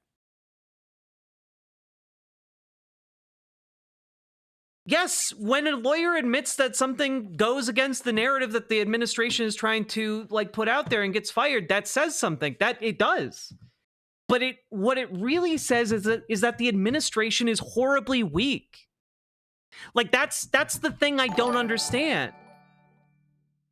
Like I clapping hands emoji, have clapping hands emoji, agency. It's true, Comrade Girl. Thank you for the $5 super chat. But like that's what I don't understand, right? Like, if you're like, well, look, if they say the wrong thing, they'll get fired. It's like, yeah, that's weakness. That is a weakness. That is not strong. That is not strength. That is, the administration felt so threatened by one guy saying the wrong thing that made them look bad that they had to fire him.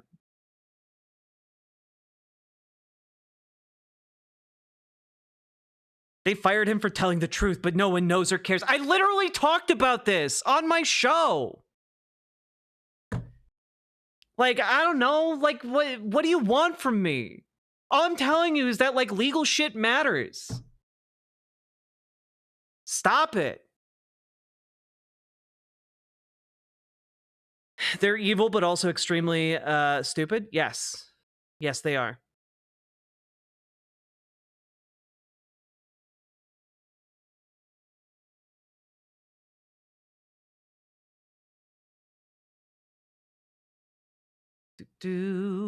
Coming in late because work. Did you see the Senator Padilla being cuffed and dragged away from Noam's press conference? I did see that, yeah. My thing is, when is the other shoe going to drop? He's been at this for 10 years, and Merrick thought it would be rude to prosecute. Well, yeah, what we need to do is we need to get more people who are actually going to do shit into government. You know? You need to get better politicians into government. You need to like unshitify the Democrats.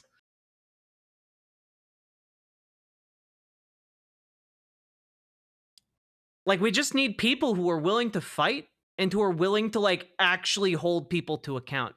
Because you know what, I see Chuck Schumer saying this all the time. Oh, we're gonna hold them to account. We're gonna figure this out. We're gonna do this. We're gonna figure it out. It's we're gonna hold them to account, and then they don't ever, because they're weak and they're feckless. And the vast majority of them would rather just have frictionless primary seasons, but they can't have those anymore. We must deny those to them.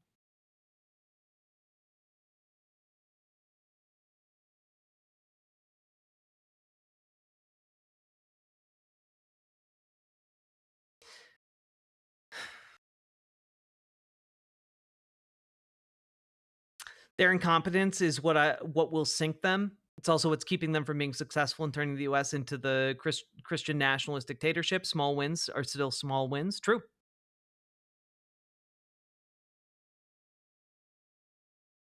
I've been working on resisting. Hell yeah.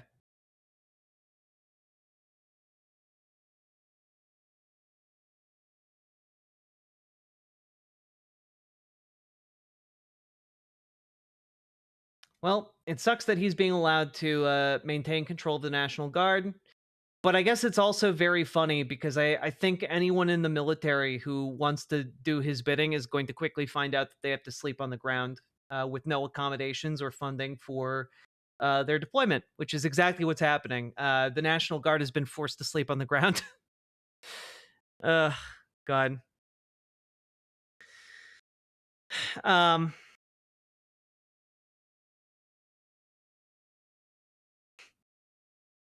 Now, I will say, in better news, in speaking of unshitifying the Dems, let's just take a quick look at this, huh? Arizona Democrats in the state of Arizona, entire state, have been able to band together and adopt a binding resolution, essentially, to make it illegal under their rules to run and accept money on from billionaires in their primary election, which is, again, a really important way that if you got involved in your local Democratic politics, you can stop them from accepting big money donations, and you can then keep the election money free, and instead for who's best for the party, who actually serves the people. Okay. Let's take a look here.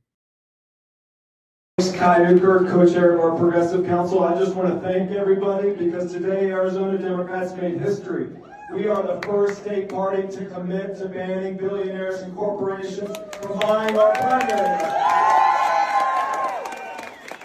And all of us who worked on this, we're excited to work with everyone in the committee process to bring in all the voices, all the stakeholders to get this policy right and bring it back in September. Thank you all. Let's get it done. Thank you.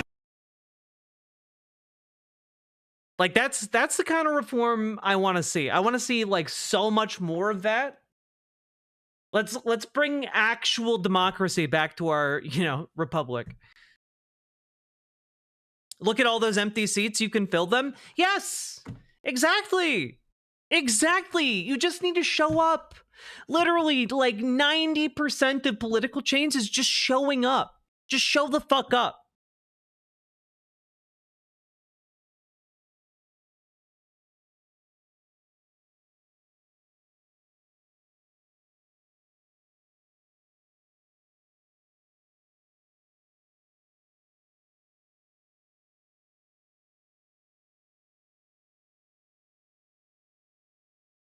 Also, Derf Parade, you need to like chill out. You need to like chill out, okay? You're like hyperventilating and like tilting at windmills. You gotta chill. You're like ranting and raving about how like, oh well, because oh man. What one guy lost his job, and you seem to think that we're all denying that like a Trump administration guy didn't lose his job. We all understand what happened. We understand the order of operations here. You just I guess aren't listening or capable of listening to what I'm saying. So take 10 minutes, chill out, and come back.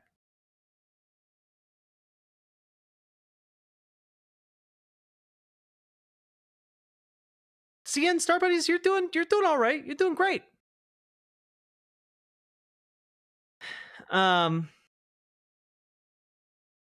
About Jack for office. I don't know that I want to be a politician. I don't know that I'd be a good politician. Like Zoran Mamdani is excellent. I don't know that I would do a super great job. Maybe I just got to cook some more in the online media space. Also, just another shining light of good news. Let's just take a look here at Kat Abu Ghazaleh on Democrats with Jen Psaki. And I hate that Jen Psaki has her own show, but you know what? Being involved. That's just life here in America. You could just carry water for a dog shit administration and get a media job. No problem. It's A-okay. With Jeffrey Epstein yesterday. That was just yesterday, everyone. Democrats did something. Today, Democrats on the House Oversight Committee sent a letter to Attorney General Pam Bondi and FBI Director Kash Patel. They wrote, "We write with profound alarm at allegations that files relating to convicted sex offender Jeffrey Epstein have not been declassified and released to the American public because they personally implicate President Trump.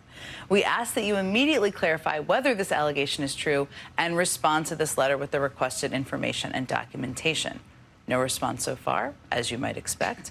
But this type of pressure is not something you see every day from Democrats. And if anything, it's hard to say it's not aggressive. It's definitely aggressive. Joining me now is a member of the House Oversight Committee, Democratic Congresswoman Melanie Stansberry.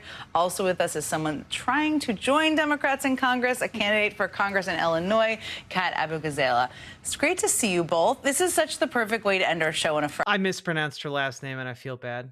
Friday. We've already been chatting about all of the things. Let me start with you, Congresswoman. Tell me why you and your colleagues decided to send that letter. As I noted, no one can suggest that's not aggressive. This was teed up by Elon Musk, of all people. I assume you haven't heard back yet, but tell me more about the choice.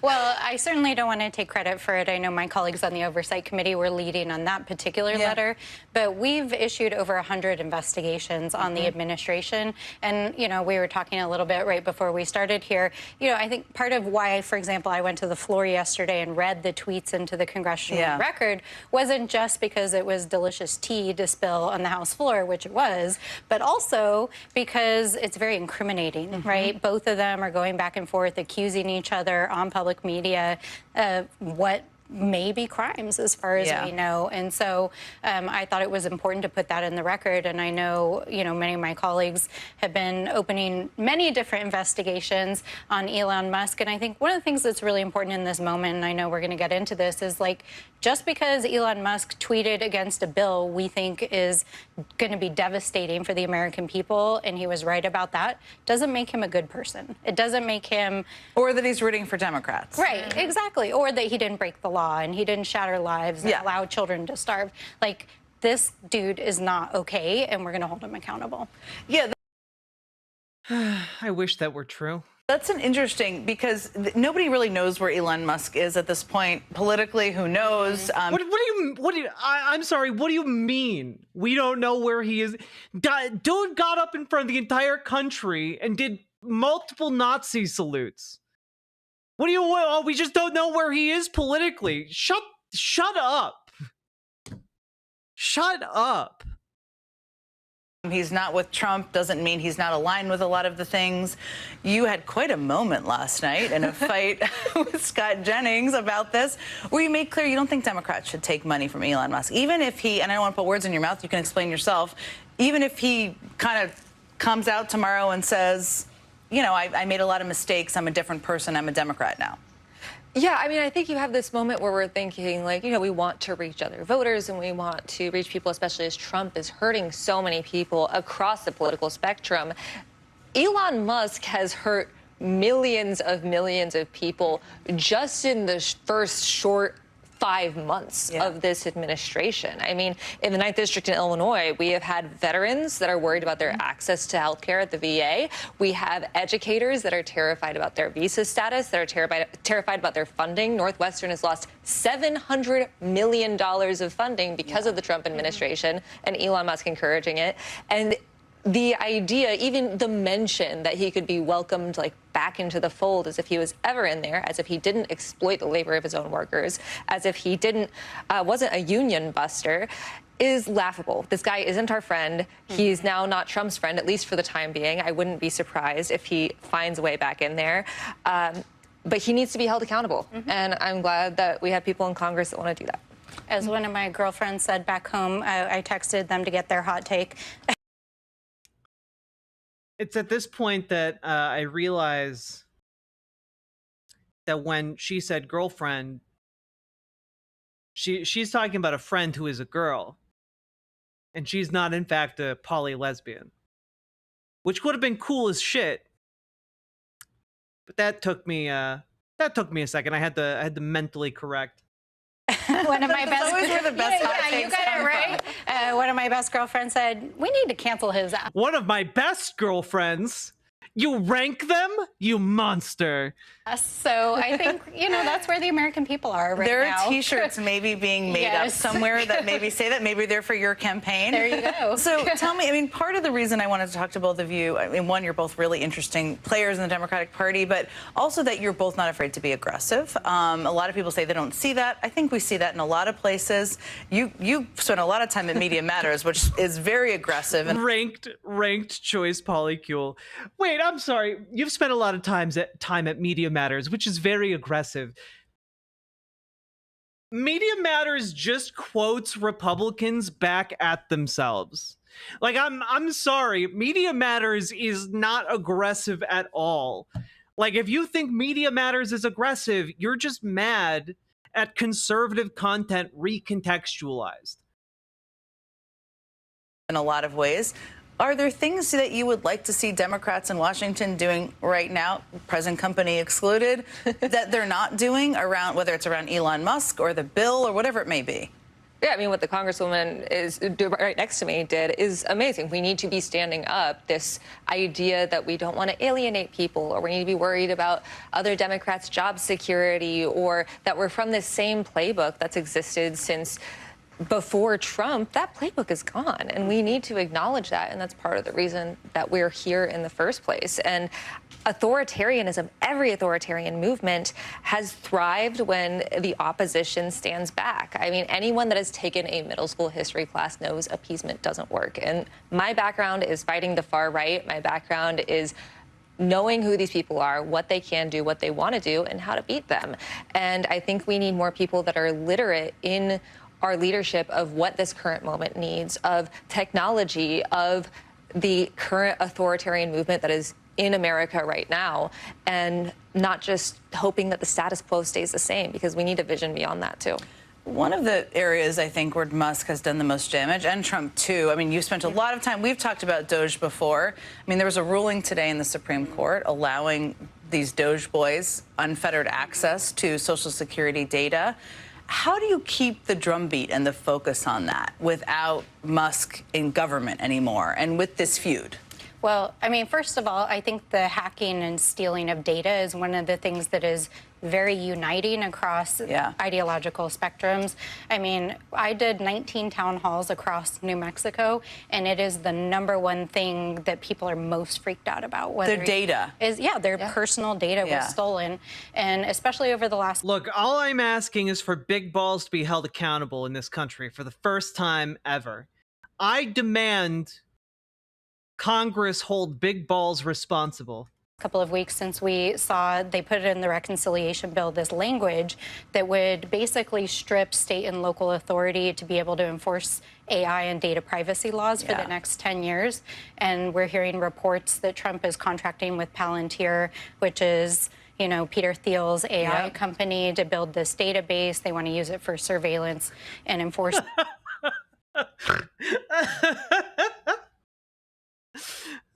Oh God, Gamer G, 10 out of 10 comment right there.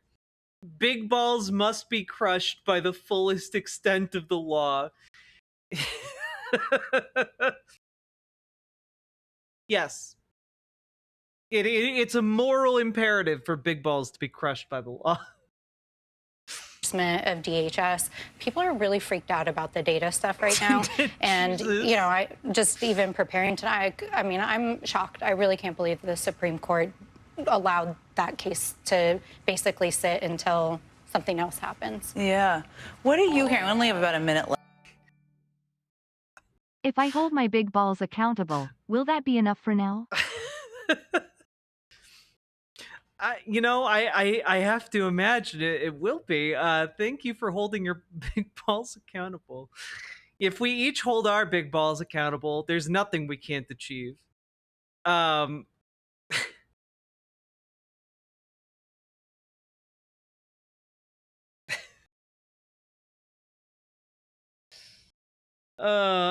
God, I can't.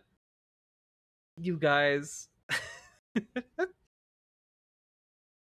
Left. I hope you guys will come back and talk to me again. When you were out there, because you're campaigning a lot, you're talking to people all the time. What are you hearing most from them about what they're most concerned about the damage of the Trump administration and Elon Musk too? Yeah, they're terrified of the fall of democracy, and they're terrified that politicians don't actually want to help them, that it's the same old, same old. I mean, my campaign, we're focused on spending our money on, like, mutual aid, reaching out to people, making things accessible. This is something we see time and time again where people are let down. And that's why we have thousands of people checking out our platform, coming to events. Our website is catforillinois.com with a K. And it's because they feel disenfranchised, and Trump is only exacerbating that, and they want Democrats to fight back.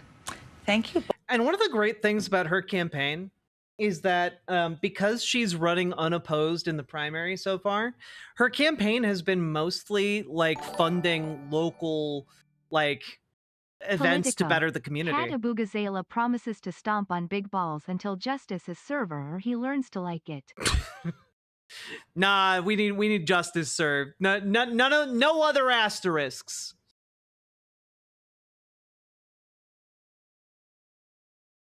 Oh God, Paladin, thank you for the $5 dono. Yeah, Kat is doing some excellent work. I briefly talked with her maybe like 2 years ago. I'm somewhat upset that the U.S. is culturally appropriating my hometown and having its own big balls.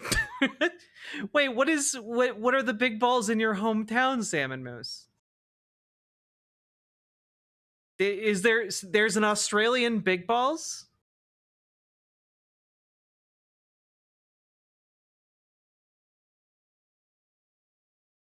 Rundle Mall. Things to do.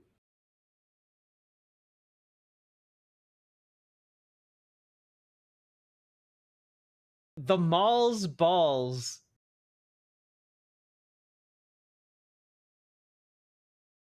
The Spheres, affectionately titled The Mall's Balls by locals, is Rundle Mall's most iconic artwork.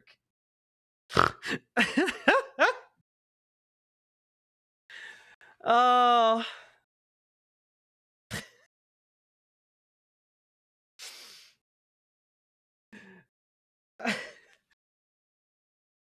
Scroll down. I'm afraid. Made from a pair of larger-than-life stainless steel spheres sitting atop one another, the artwork measures just over 4 meters tall and was brought to life by Vienna-born artist Bert Flugelman. Flugelman always wanted the artwork to be interacted with. Jesus Christ. That's why I like it. Kids go for it. They touch it, smear it, and become part of it. Everybody can respond to it. After we put it up on the Sunday afternoon, I went back on Monday to watch community responses to it. A very little old lady came walking up to it and looked at it, and then she opened up her handbag and took out her handkerchief and blew on the work and wiped it. I thought it was wonderful. I thought, that's all right. It works. Jesus Christ. I needed them to to touch my balls to know that they liked them. Oh my god. Oh fuck. You'll often see kids playing with the artwork's So reflections. you're telling when you visit Adelaide, you go see the big balls and then go to the rest of the grundle? Paladin, thank you for the $10 dono. The Grundle. No. It's Rundle Mall. Rundle Mall. No G in there. No grundling. It's only rundling.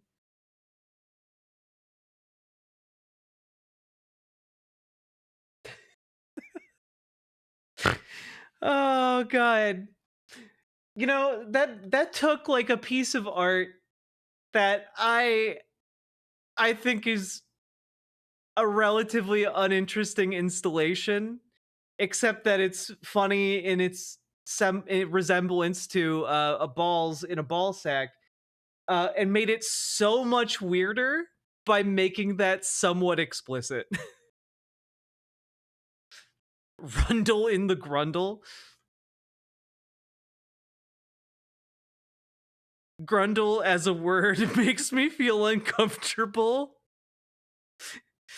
Oh god, I feel like Grundle would be the name of like a hill troll or something in a D&D campaign. Peepo Yeehaw Gun. Mirror Sheriff S balls here. The S stands for small. My balls are ironically huge though. Does anyone have any beans? I like small beans. Trains and bullshit. Thank you for the $5 dono. Oh god. Oh god. Ain't that the Banjo-Kazooie witch? I don't remember what her name was. No, her name was Gruntilda or something like that. Grunty.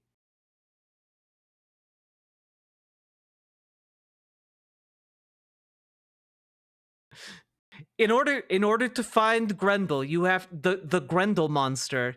You have to track down her estranged brother, Grundle. He lives in a van down by the river. You must convince him to give up Grendel's location. He likes beer.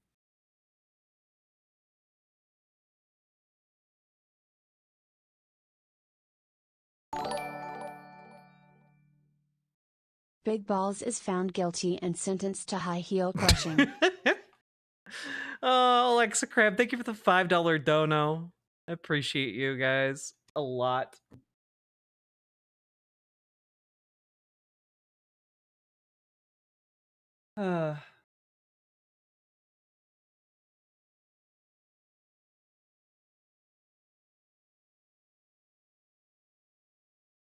Let's see.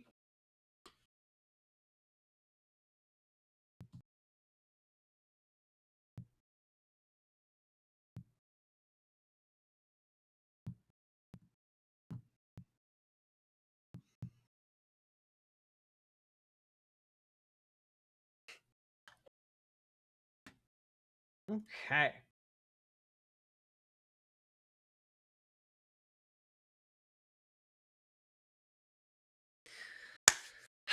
Folks, you guys have been good. So I'm going to remind you all, hit that follow button, hit that subscribe button, hit that like button. Do the things. You know, hit the buttons that help out stream. And remember, click the button.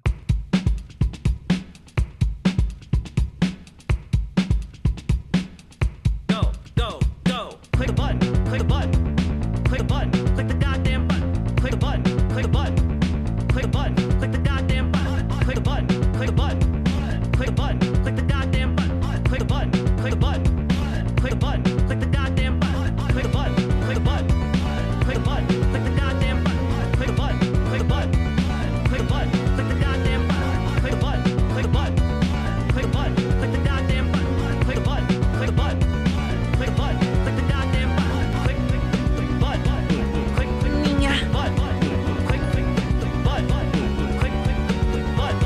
This randomly appeared in my feed. Did someone from the riverboat community make it? Yes or no? I thought you'd like to see it. Akumi, thank you for the $5 dono. I have no idea what this is. Let's take a look.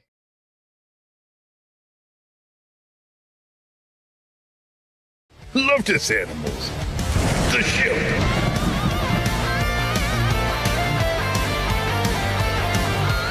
Love this animals. I have no idea what this is, but I love it. The ship.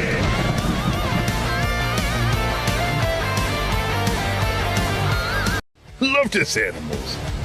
The ship. I love this a lot.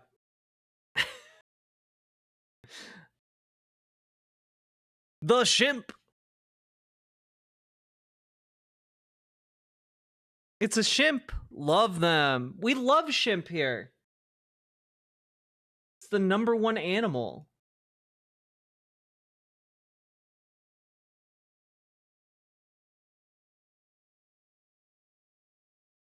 Oh, that's weird, Vox Syndicate. Vox Syndicate, maybe reach out and send an email. There's a support tab on the top of the Riverboat site. Maybe shoot White Forest. Just let them know that is happening, because that might be something they can fix.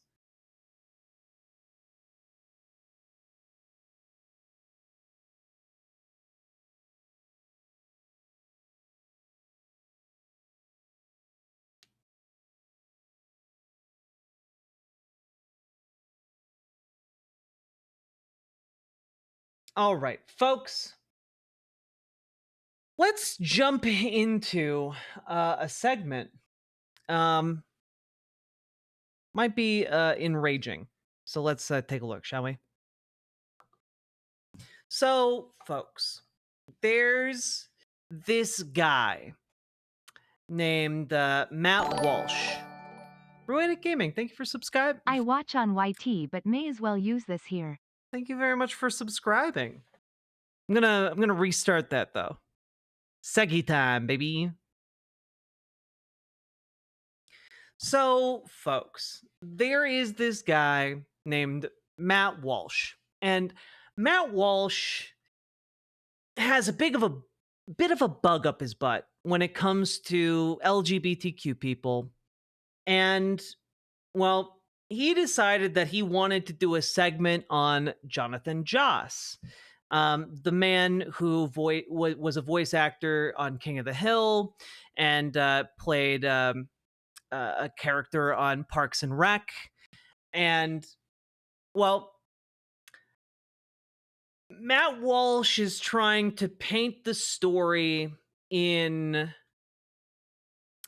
an interesting way. Let's take a look at his take on the narrative. And just as a reminder, I'm going to talk a little bit here up front about what happened. And in broad terms, you can go watch my last video. But to summarize, Jonathan Joss and his partner had been the targets of homophobic comments and harassment and threats.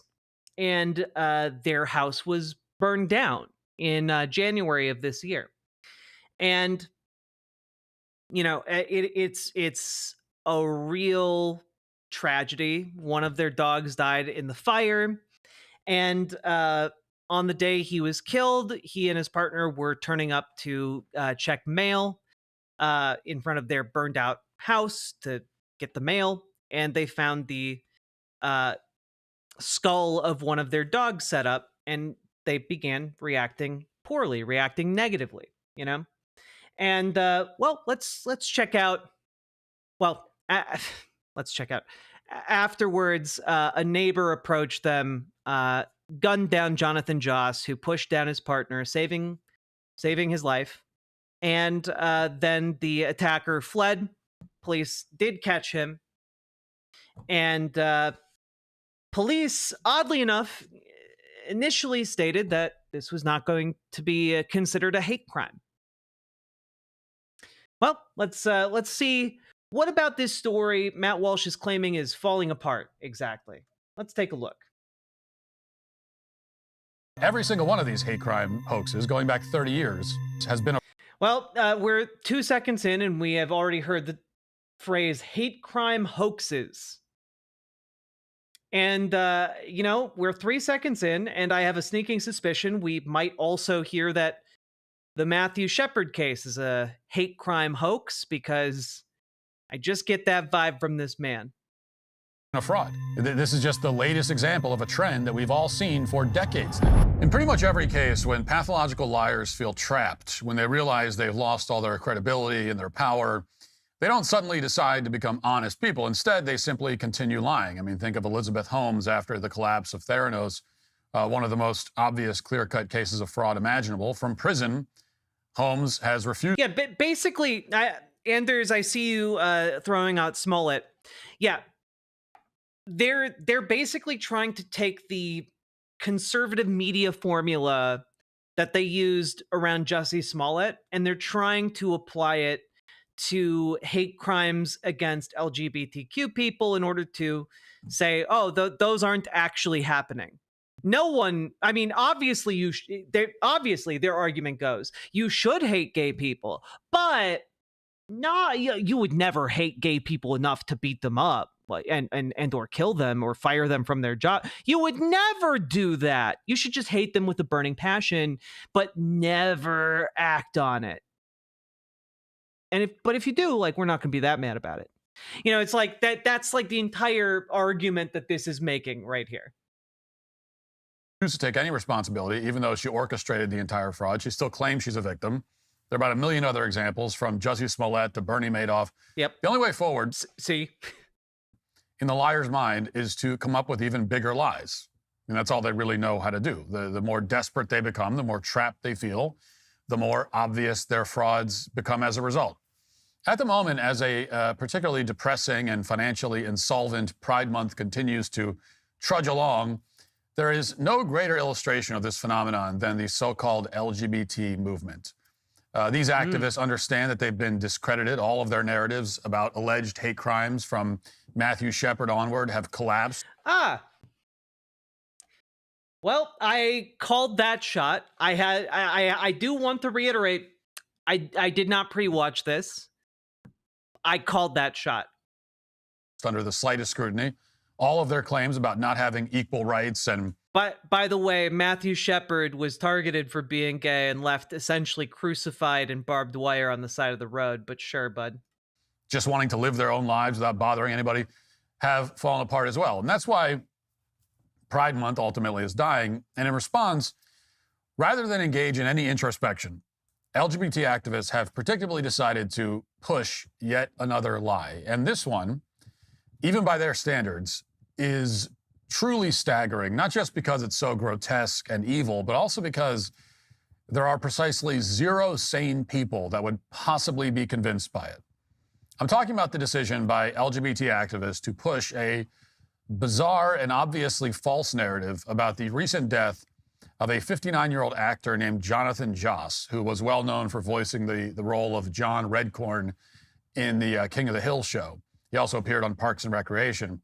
And according to activists, as well as several other media outlets, Joss was just a few days ago executed in front of his home by a homophobic bigot who had been tormenting him for a very long time in various ways, all leading up to his eventual execution in this homophobic hate crime. Yes. And as proof of these extraordinary claims, the activists point to the following statement, which was posted on Facebook by somebody identifying as Jonathan Joss's husband. And here's the relevant part of it. And as you listen to this, imagine you're a detective arriving at the scene of this homicide, trying to figure out who's telling the truth. And then imagine that this is what an alleged witness tells you. So I'm going to read it now. Quote, "My husband, Jonathan Joss, and I were involved in a shooting while checking the mail at the site of our former home. The home was burned down after over 2 years of threats from people in the area who repeatedly told..." I'm unclear. I think I know what his line of argumentation is going to be, because Matt Walsh is kind of a piece of shit. But like so far you're correct, Matt. I just think that you're going to take a real fucking heel turn about a specific aspect of their relationship. Told us that they would set it on fire. We reported these threats to law enforcement multiple times and nothing was done. Throughout that time, we were harassed regularly by individuals who made it clear that they did not accept our relationship. Much of the harassment was openly homophobic. When we returned to the site to check our mail, we discovered the skull of one of our dogs and its harness placed in clear view. This caused both of us severe emotional distress. We began yelling and crying in response to the pain of what we saw. While we were doing this, a man approached us. He started yelling violent homophobic slurs at us. He then raised a gun from his lap and fired. Jonathan and I had no weapons. We were not threatening anyone. We were grieving. We were standing by side. When the man fired, Jonathan pushed me out of the way. He saved my life. Jonathan is my husband. He was murdered by someone who could not stand the sight of two men loving each other. Close quote. That's the story. Now, having read that out loud, even if you know nothing about this case at all, you can immediately see the problem. And it's a pretty big one. None of it makes any sense. It's How does none of that make any sense whatsoever? Like, I'm sorry. Like, I don't know. What part? Like, are you incapable of like imagining or, you know, comprehending that people might be the targets of escalating violence over time? Like, what starts out as threats might turn into action and then escalate in its severity? Like, Matt Walsh, you make arguments about that all the time, but when it comes to like an LGBTQ couple being targeted, suddenly that just doesn't make sense. You know? And I don't know, like that's not conspiratorial. That's a very common pattern of human behavior. Incoherent. It's the kind of thing that somebody would write if they've lost their mind. If you live in reality, you know that gay men living in San Antonio are not going to be stalked for years by roving gangs of homophobes who taunt them with the skulls of their dead pets. What? Why?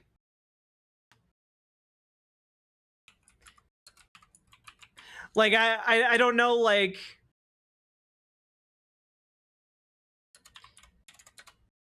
Let's just take a look here.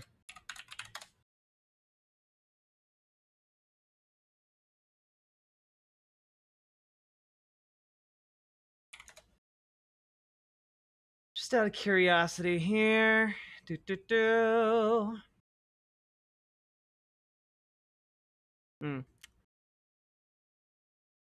Can't find the stats I'm looking for. But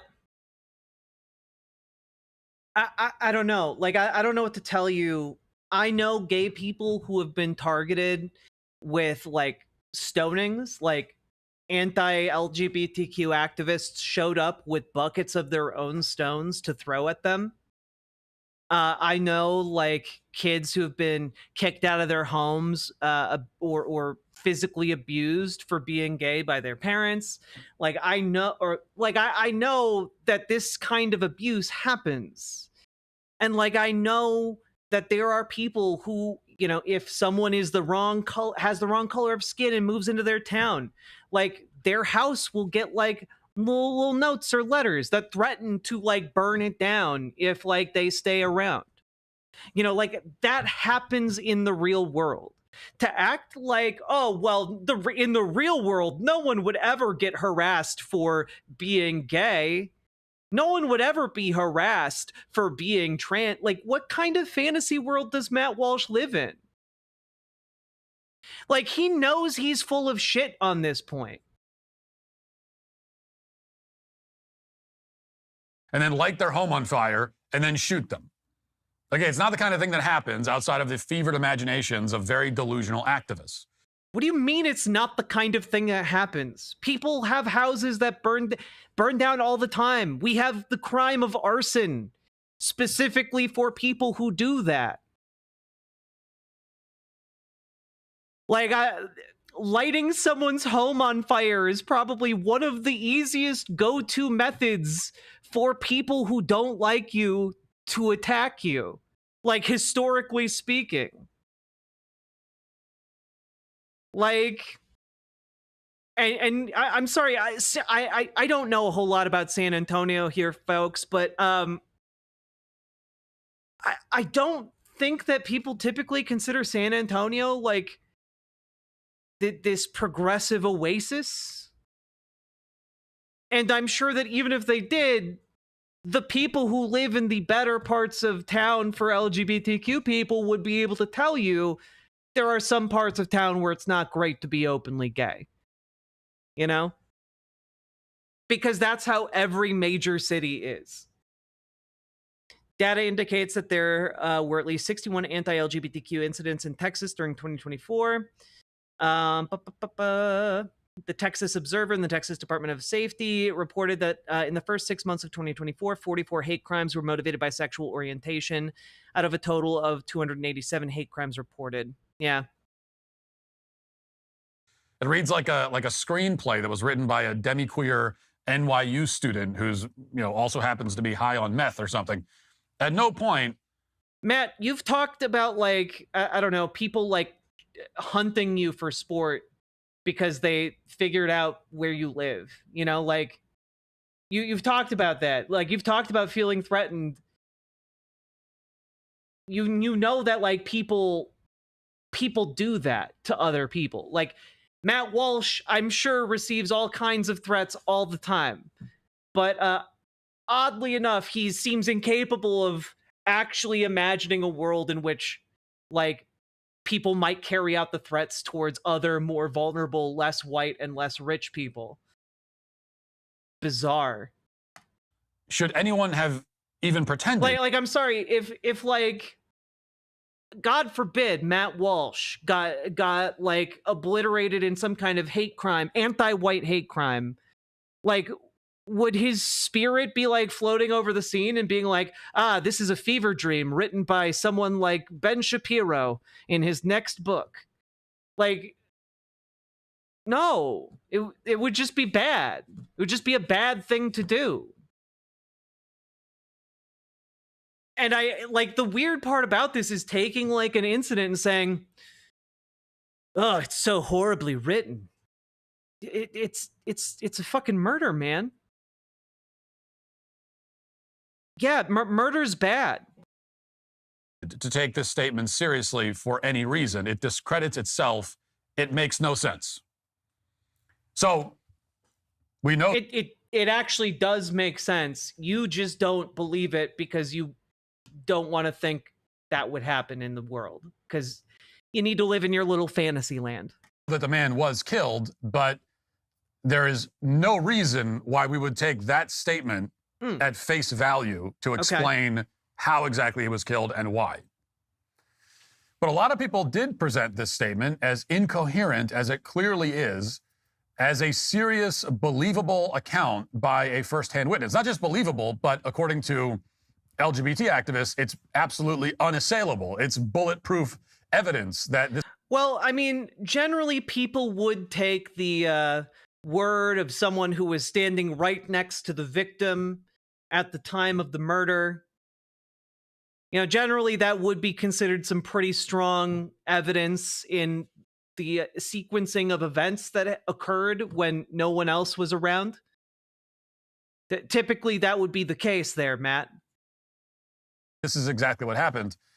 And the media treated it that way too. In the UK, The Independent ran this headline, quote, King of the Hill actor Jonathan Joss was killed in a homophobic hate crime after years of threats, husband says. So they're... Husband says. What is inaccurate about that, man? Leading with the statement from this alleged husband without pushing back in any way. Outlets like Variety... Why would they need to push back on the first-hand account of a witness? Like, again, you're like... oddly enough, I've never heard Matt Walsh make these arguments for any other crime ever being reported on in the media. And MSNBC did the same thing. So did some very popular accounts on social media. The account Discussing Film, which has more than 2 million followers, wrote, quote, Jonathan Joss, the voice of John Redcord in King of the Hill, has sadly passed away at the age of 59 after being shot in a homophobic attack. So they're not even clear. They're not even qualifying it as husband says. They're just saying it was a homophobic attack. The pop culture site TuneHive posted this report, which has more. Well, again, given that they had received numerous threats related to sexuality, I would imagine it would be safe to classify it as homophobic. More than 14 million views. Quote, King of the Hill voice actor Jonathan Joss was murdered in a homophobic hate crime. His husband confirms. Uh-huh. Here's another post with 5 million. Do you guys understand how, like, brain cooked you have to be be 6.5 minutes in this, and as a conservative just nodding along, being like, yeah, that is weird that a husband would have an account of his husband's murder? Like, do you understand how brain cooked you have to be? Million views. Quote, they burned down his house, killed him and his husband's dog, showed them the dead dog's skulls, called them homophobic slurs, and then shot them. And there were thousands more posts like this all over the internet, from X to Reddit to Facebook to Instagram and everywhere else. Here's another post with hundreds of thousands of views. Quote, this is why the LGBTQ plus movement is necessary. This is why Pride Month is necessary. People shouldn't fear stepping outside to check their mail just for loving somebody of the same sex. If you think otherwise, go F yourself. So the LGBT community is unanimous. This was a homophobic hate crime. I mean, it sure seems like that, barring any other motivation or information that we are privy to. What it seems like on the surface, using the information that we have, is that it's a homophobic attack. Usually someone tells you they've been getting harassed for years for being gay. That is one of the conclusions. Now, if I'm presented with additional information, maybe I would reassess my own assessment. But barring any new info, kind of seems like that. But maybe Matt Walsh is about to drop some truth. A gay man was executed in cold blood in broad daylight simply for being gay.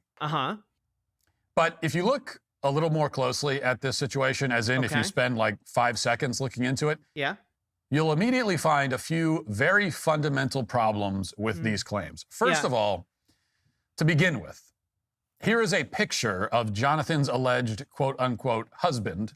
And you can see it here. The quote-unquote husband is on the left. Now, admittedly, like Ketanji Brown Jackson, I'm no biologist, but you're right. You're not. That looks a lot like a woman who is claiming to be a man. I don't know, Matt. Are you a woman claiming to be a man? You both have beards, Matt. I don't know. I'm just wondering, Matt. And indeed, this particular woman has a trans flag on her Facebook profile. In other words, oh no, a trans man, perhaps? There's no husband involved here. And as much as we all recognize that definitions and facts aren't really important to the LGBT.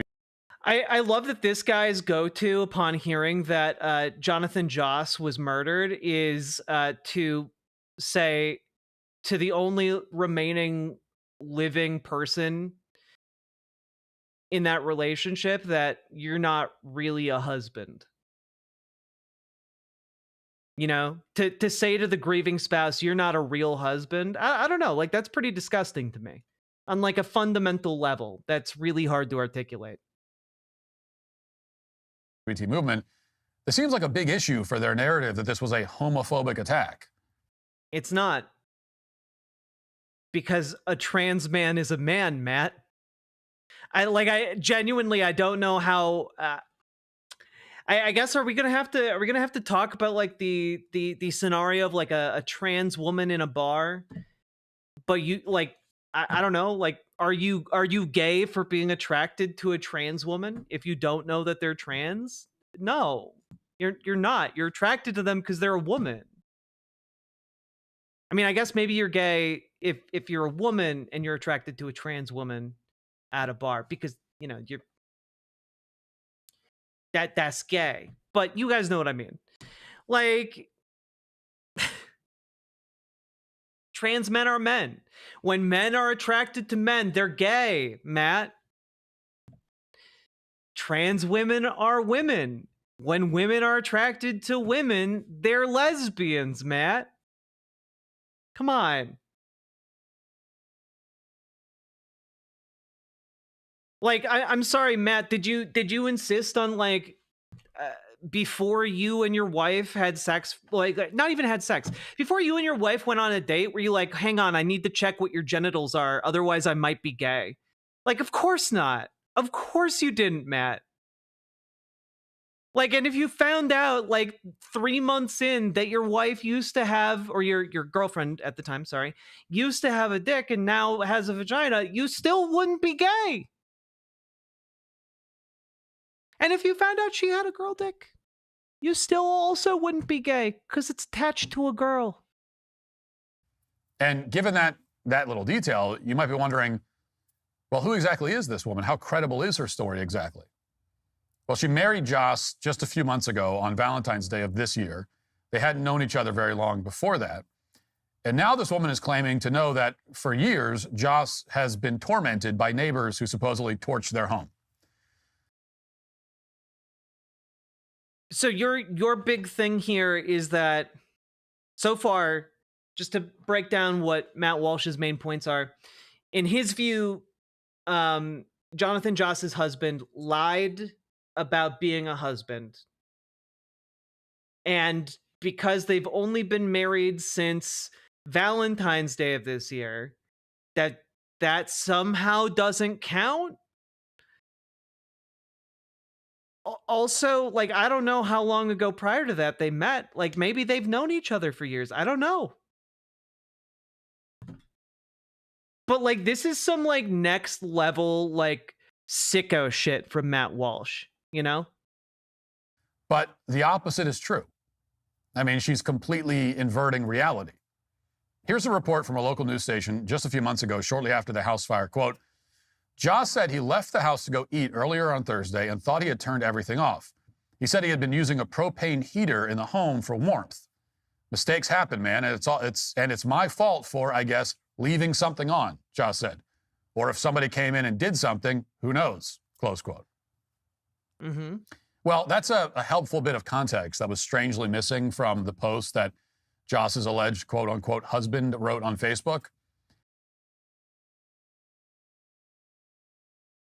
What are you talking about? Yeah. Why didn't this husband who watched the love of his life die in his arms, why didn't he write the more cohesive and inclusive breakdown of what happened when their house was burned down? Why, in his grief, why didn't he type out an entire essay detailing every moment of their life together? She suggests that homophobes burned the house down, but she also, how absolutely disgusting to misgender, like, the trans husband of a man who was gunned down outside of his childhood home. Like, how absolutely disgusting. Leaves out the fact that Joss admitted that he'd been using a propane heater for warmth and also admitted that he had probably made a mistake because he might have left it on. I'm just throwing this out there, but based on the community he lived in, using a propane heater for warmth is not an uncommon thing. Now, maybe I'm wrong about that, but, like, it's not that uncommon of a thing to do. And she also leaves out the fact that the local utility company had cut the power to the house and that it was slated for demolition. More on that later. In any event, essentially, he's acknowledging that, yes, he burned his own house down. And that's not all the information that Joss's alleged husband left out. Watch. This house was built by my dad in 1957 for my mom. This was no role, but real-life heartbreak for actor Jonathan Joss when his family home on Dorsey Street burned down in January. On Sunday, neighbors say he was back on the now empty lot, checking on the Southside property when he got into a deadly confrontation. In the neighborhood, people say Joss made his presence known and not always in a good way. We would see him down the street yelling, ranting and raving, sometimes walking up and down the street. Neighbors say Joss took the whole private property concept very seriously. Even after his house had burned down, they say he fiercely protected not only what was behind this fence, but well beyond it. And just different things. He'll argue with different people. Maybe somebody would drive by his home. He didn't like people driving in front of his home. One neighbor says she saw similar behavior from Joss Sunday, although it's still unclear exactly how that led to him being shot. So according to the neighbors, Joss would scream at passing cars. He would regularly harass innocent people in the community. Yeah. So what Matt Walsh is now doing is saying, actually, it's fine to kill someone for yelling on a street. Yeah, is someone being a dick to you? I guess it's fine to kill them in Matt Walsh's world. Like in Matt Walsh's world, right? It's incredibly insane that anyone would ever do a hate crime like burn down someone's house. That could never happen. But simultaneously in Matt Walsh's world, it's like someone who yells at people, well, they kind of had it coming. He would act, in other words, a lot like an unstable drug addict with mental health issues, right? That's how he would act. And that's just the beginning. Here's a report from the local station WFAA, which has more details from the day that Joss died. Quote, neighbors said that Joss was at the site Sunday night checking his mail, which he did regularly, when something went terribly wrong. A video shared by a neighbor who was present shows a man, who they identified as Joss, pacing up and down the street with a pitchfork and screaming. The neighbors say that it was common behavior over the years for Joss to scream while carrying weapons. And even though they say they didn't like it, several neighbors said they were surprised when a man who lives just 50 yards away responded to the situation with a gun around 6 p.m. on Sunday, close quote. Now, before I read the rest of this paragraph, it's worth repeating this line. The neighbors say it was common behavior over the years for Joss to scream while carrying weapons. And on the night he was killed, Joss was pacing up and down with a pitchfork and screaming. Oh, wow. A pitchfork in Texas? No way. Like, I'm sorry. Okay, and the implication of that is what exactly? Was he going to attack people with a pitchfork? Like, I'm sorry. You're legally allowed to walk around with a pitchfork, man. It's crazy that Matt Walsh seems to give more of a shit about this than about like someone walking down the street with their gun. You know? Like it's so bizarre. That like I'm baffled. Like, you are legally allowed to like walk around with like sticks or like farming implements. You're legally allowed to do that in most places.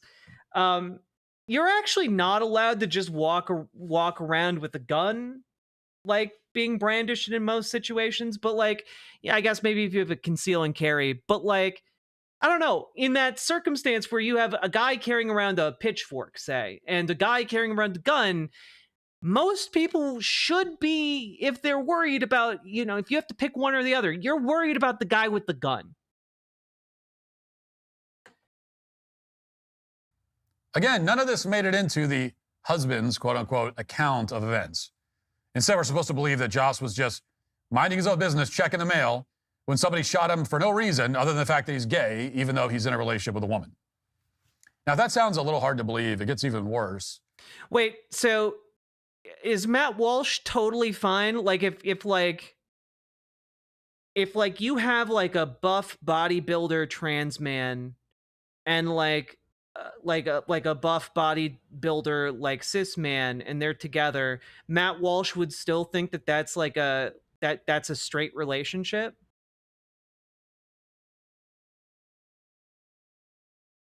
That's really bizarre to me. Like,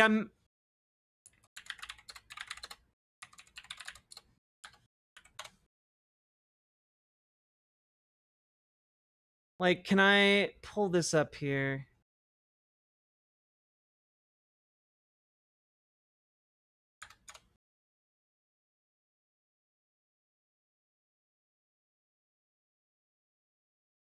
Oh, you know what? This works.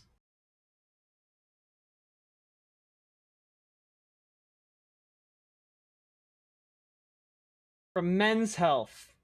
Scott Percy, the world's strongest trans man, is ready to defend his title. So, like, Matt Walsh is trying to tell me that, like, if this man dated a cis man, he would think that that's a straight relationship. Like, I'm genuinely baffled. Like, I know ideologically he would say yes, of course he does, but like, I'm sorry, I don't believe that in like actual lived reality Matt Walsh would act like that.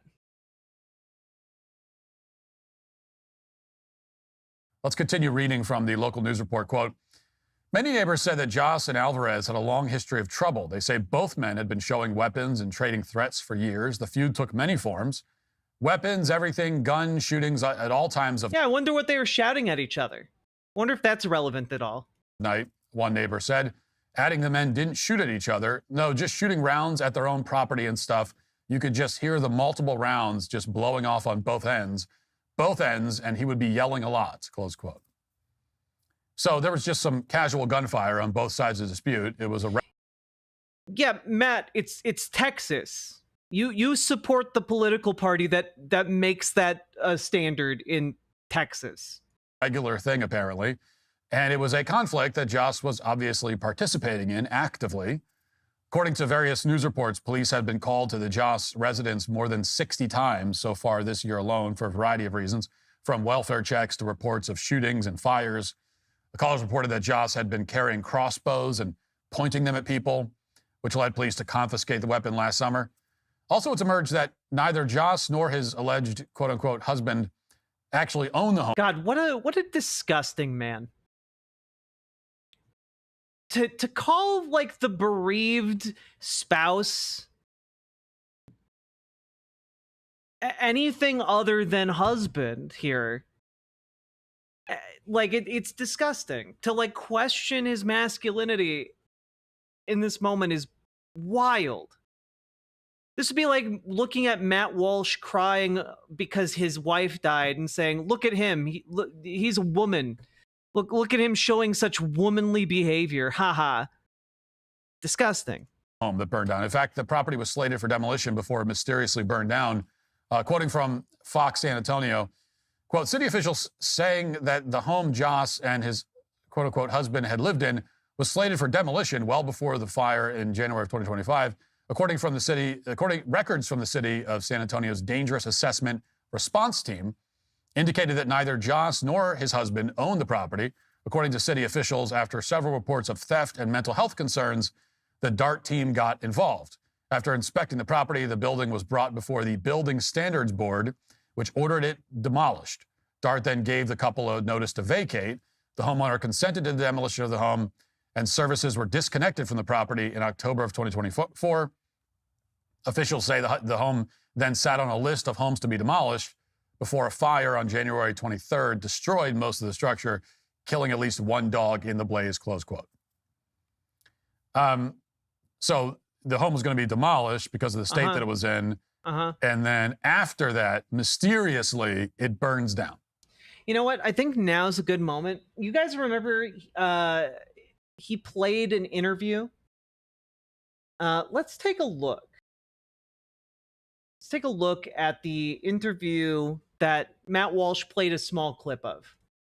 What basically happened is that I've been dealing with the city of San Antonio for the last 6 months. I've had 4 neighbors basically say that my house is not worth living in. The house is in my name. Since then, they have changed no electricity, no gas. They took everything out. It's been so cold lately that my partner and I have been doing a fire inside to stay warm. Because for whatever reason, the city of San Antonio wants to tear my house down. 4 neighbors. I don't know if you guys know this or not, but your neighbors can say that your house is not worth living in. While I was out of town, it was vandalized. They took wires out. They knocked my pole down. So the city, no electricity, no gas. So in order to stay warm, we did the best we can. I was just told that one of my dogs died.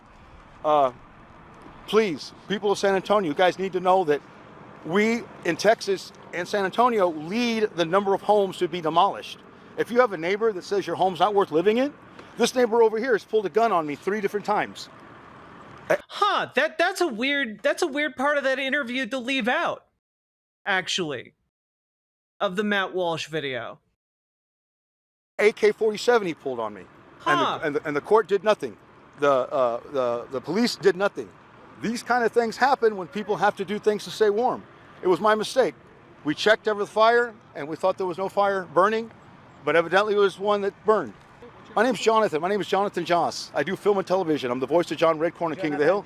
Yes, I'm the voice of John Redcorn on King of the Hill. I have 8 million views with Sylvester Stallone. I'm not saying because of what I do is important, but people need to understand that people are being kicked out of their homes because neighbors don't care. Neighbors will turn their face or they'll say that something's wrong with your house. These people over here, they have kids that live there. They have kids that live in this house, and you can tell the electricity wire's hanging. For whatever reason, I'm coming down on them. It's okay. This is a house I grew up in. I'm more concerned about my dog that died. But you know what? The good Lord will protect us. I don't know which one is dead yet, man. They won't let me go in the house. But all I know is that if neighbors want you out of your house, they'll push you out of your house. There's times around here where they say, let it burn.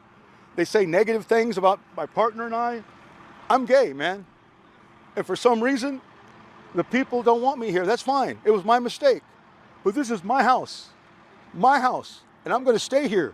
I'm going to stay here, or I'm going to sell it to somebody who deserves to live here. Keep in mind, this was his childhood home. That is why he is attached to this house in particular.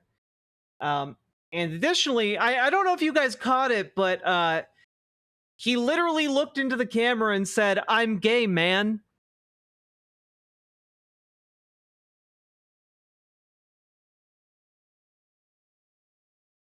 He talks about being harassed by the neighbors. Was this taken shortly before he died? This was taken earlier this year when his house burned down.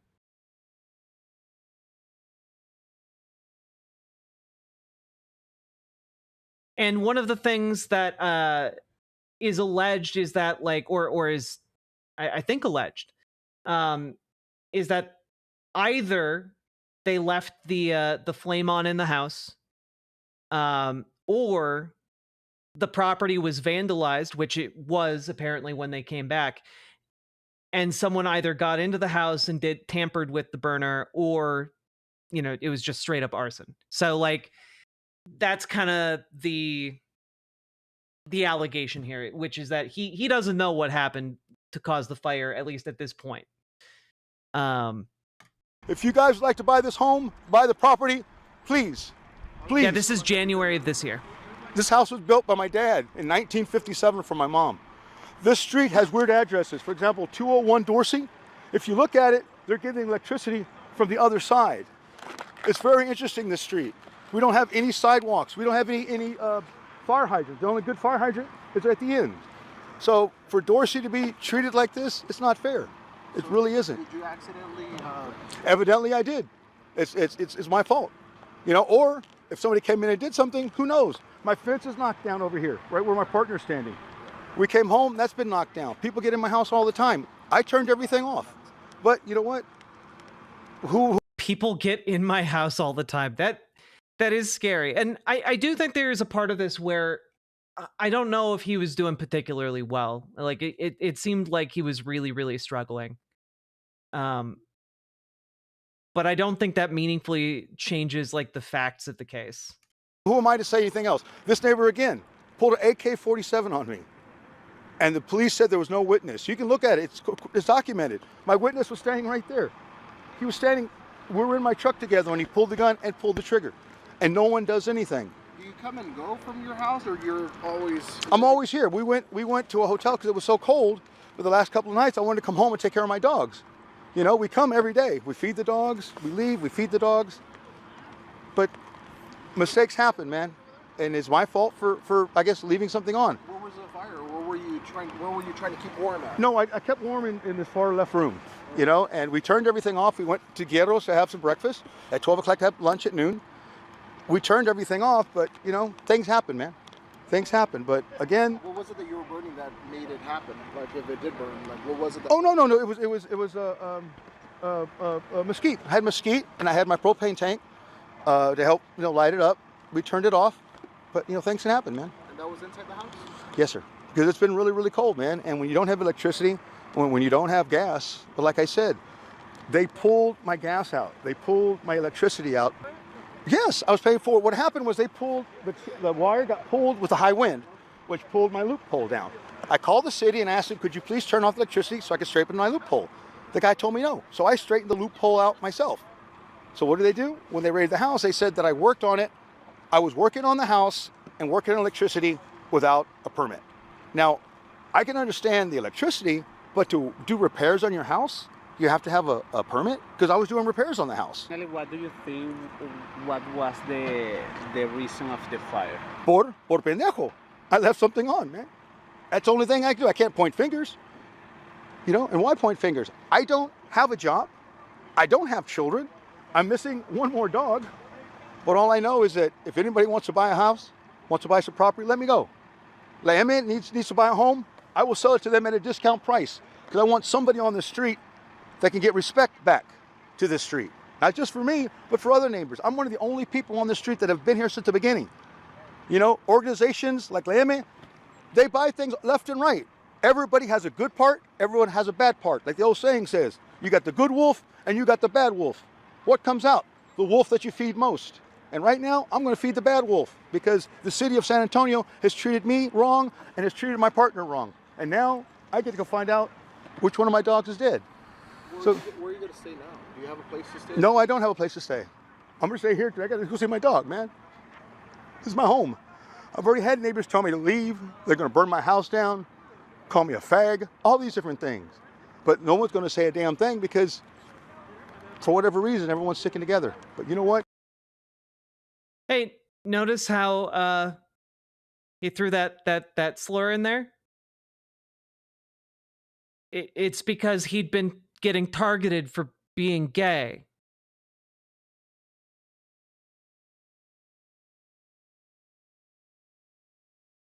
Matt Walsh is just an evil motherfucker. I have fans. I just need one fan out there to understand where I'm coming from. You know, I've posted videos on Instagram. I've posted videos on my TikTok. Videos that don't quite look right. Videos that look like they've been altered. I haven't altered them. Even the judge said that the video that these people provided when they had service said that I wrecked up fence, right? Even my attorney said those films look doctored. So they're going to try to throw that case out. But how do you say I'm knocking down a fence? Look at these fences.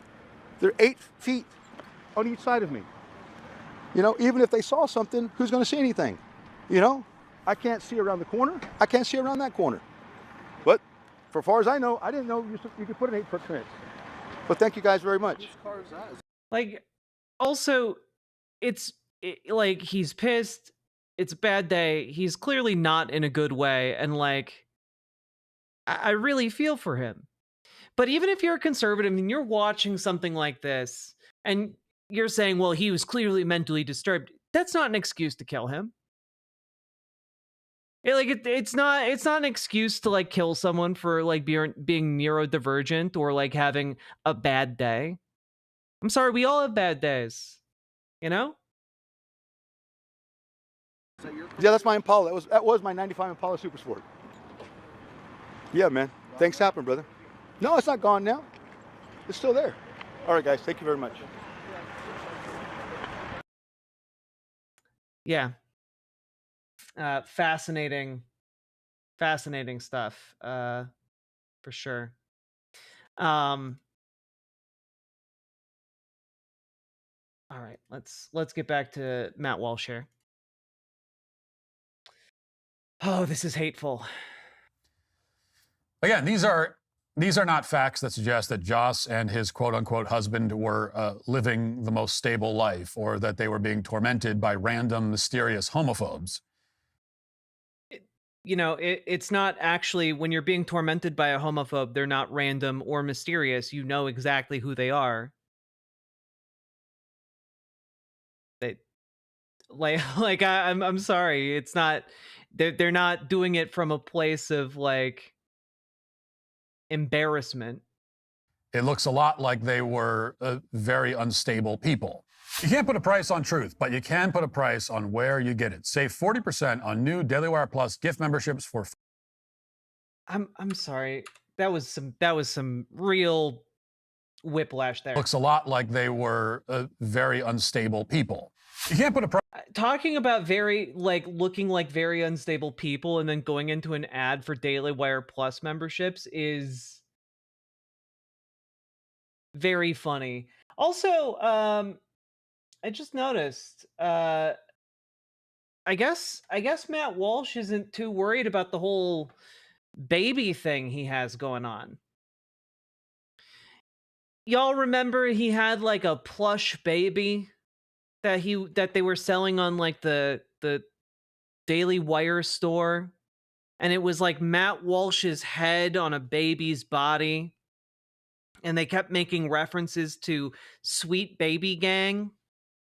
Yeah, the weird diaper fetish merch that like has origins way back when he was like a radio host, and he was hosting Nazi diaper wrestling.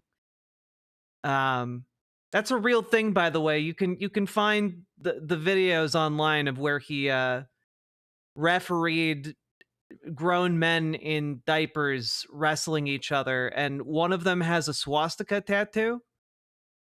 That is sadly real, and I've watched it many times. Price on truth, but you can put a price on where you get it. Save 40% on. God, imagine thinking you're getting the truth from Daily Wire. That are just getting more unaffordable to keep up with. If that's the case, then Everyday Dose will be a lifesaver. Oh my God, you have 2 ads in here? Jesus Christ. One right after the other. Wait, how much of this video? Was that like 2 minutes of ads? It's crazy. Quote, I lived across this man for years. He started gunfights constantly, and he burnt his own house down trying to make a meth lab inside. He constantly threatened his surrounding neighbors and played victim when cops came. He used to throw bricks through my window and tore several of our mailboxes down, and no one on that block ever yelled homophobic slurs at him. It's a lie from his, quote, husband for sympathy, close quote. You know, that's really interesting that Matt Walsh is willing to believe a random Facebook commenter over the person who witnessed the crime.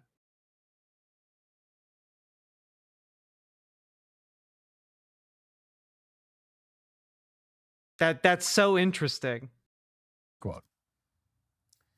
Now, these multiple independent accounts are believable in part because of Joss's public behavior. In fact, just two days before his death, Joss crashed an event for the King of the Hill revival at the Paramount Theater in Austin, and he had to be escorted out by security. According to People magazine, quote, while the panel was in full swing, Joss stood up and approached the microphone, set up for the Q&A portion of the event, which had not begun yet. The onlooker says that security guards came out at this time. The eyewitnesses says that audience members laughed nervously in the crowd, and that King of Hill co-creators Mike Judge and Greg Daniels didn't seem alarmed, while others appeared a bit worried or uncomfortable. So here's part of that footage of what took place. It was shot by an attendee using the name Brandon Brokenheart on Facebook. Watch. But he said the mic wasn't going to be used. And I'm an actor. I see a mic, I use it. I see it wrong, I make it right. I take a breath, I want to breathe. And no offense, sir, I'm not a super fan. I said there's a hole in my where my money should go. There's a hole. There's a hole. My house burned down 3 months ago. Because I'm gay. So, like, you know, I'm noticing a through line here of this man repeatedly claiming to be gay and then Matt Walsh just not believing him. I've had a couple loves in my life. So he's obviously falling apart personally and professionally. He thought these people snubbed him by not inviting him onto the stage. Which, yeah, he was one of the main recurring characters in King of the Hill, and arguably the funniest one. Although you can kind of see why they didn't want him on stage. So he interrupts them while they're speaking. He shuts the whole event down. He veers between a joking demeanor and, you know, being dead serious as he rants incoherently about 10 different topics. For example, he says that his house was burned down because he's gay, which is completely different from what he said a few weeks ago when he acknowledged that he may have caused the fire himself. We just watched that whole interview where he repeatedly references being gay and also being called the F slur. And meanwhile, everybody in the room is, nervously hoping that he's not going to become violent because he's acting like a schizophrenic. 2 days later, what do you know? The neighbors say that he was acting like a drug addict, screaming at random people while carrying a pitchfork. And to be clear, yeah, and in Matt Walsh's world, that's a call for execution right there. Apparently, I don't know exactly why he was shot. No one does at this point.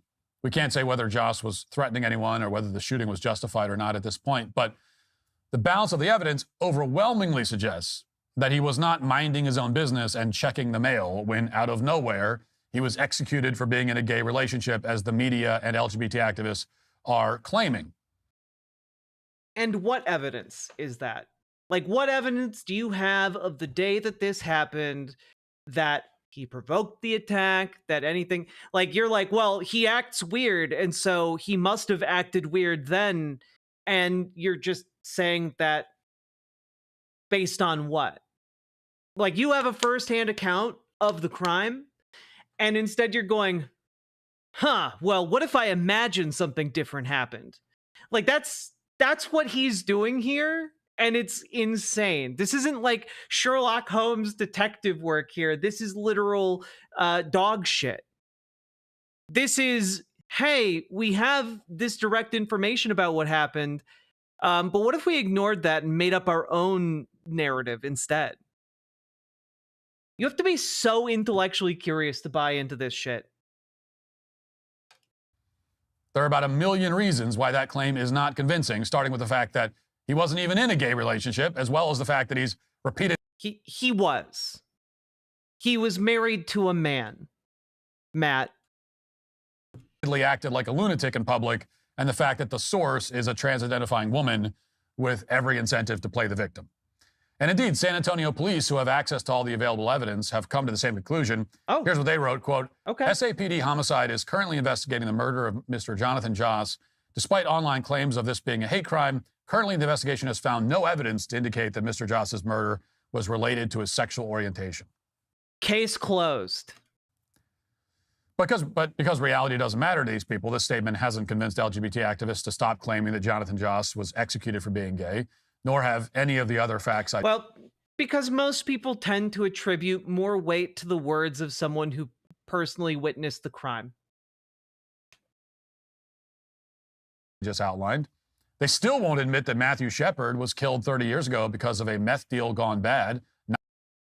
He was targeted for being gay, Matt. Like, the order of operations, if anyone can look into this, the order of operations was because not the order of operations. The sequence of events started because he was gay. He was targeted for being gay. The killers used his homosexuality against him to entrap him, and then they left him crucified and barbed wire on the side of the road, Matt. Like, fuck you. Not because he was gay. In fact, one of Shepard's killers was a man that he'd allegedly occasionally had sex with himself, meaning that one of the killers was gay. What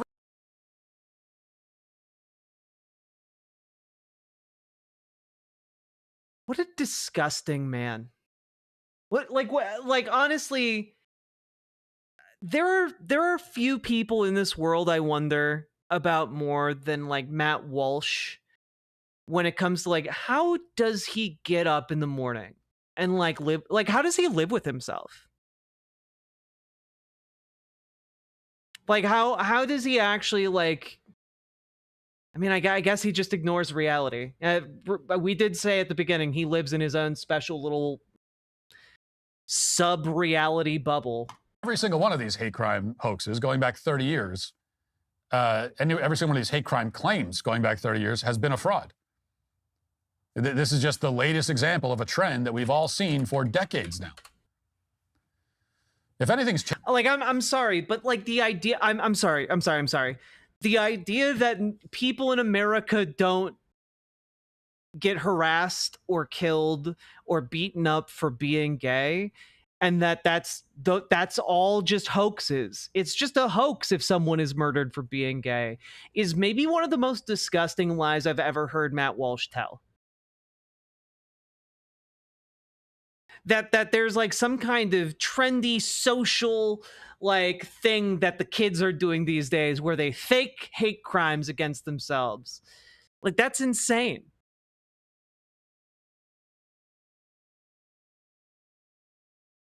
Changing. It's that the hoaxes are becoming far more incoherent and lazy and unconvincing. I mean, you only see lies that are this transparent and desperate from people who are losing and who know they're losing. Desperate to find some justification for... I'm sorry. You're alleging that like the LGBTQ movement of the 90s fabricated...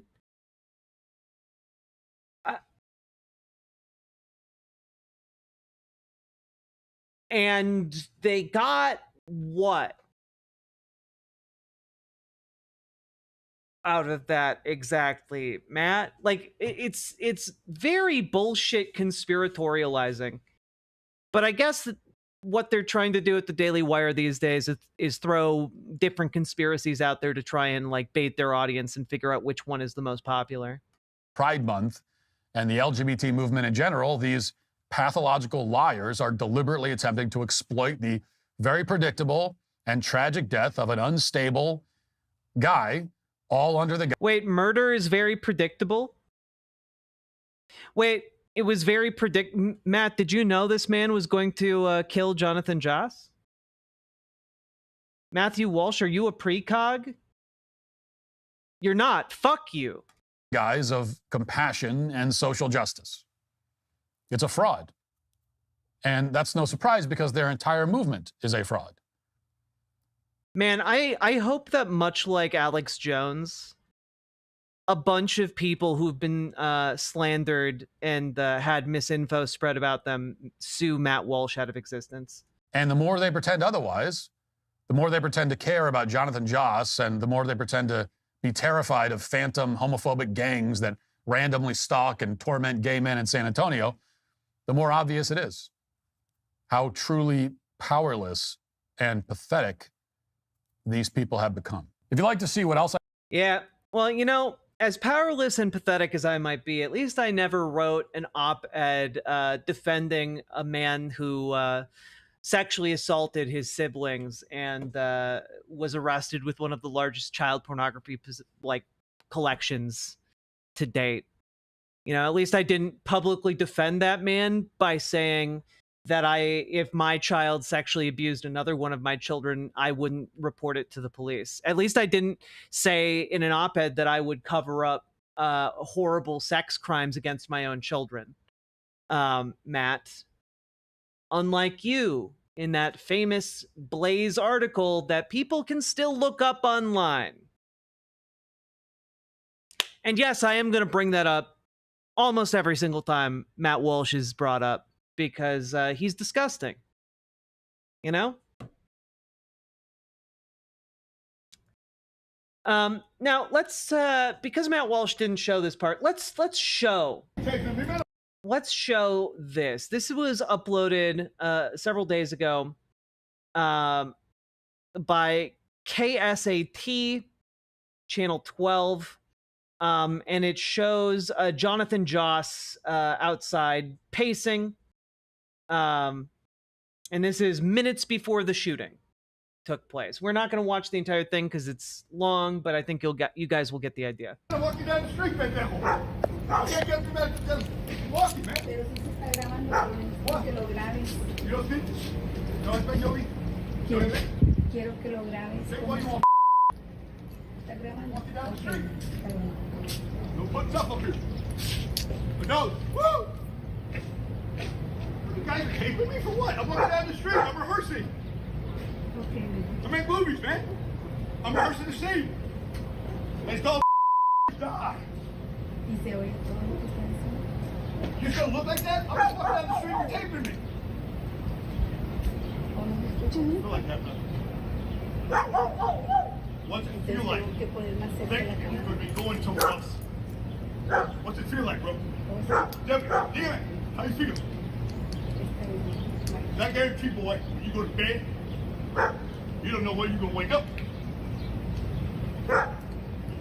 You pull a gun on somebody, that's reason for deportation, man. The cops dropped the case because they had no witnesses, right? but I had a witness. Like, habla con la policía. So we're going to reopen the case. And look,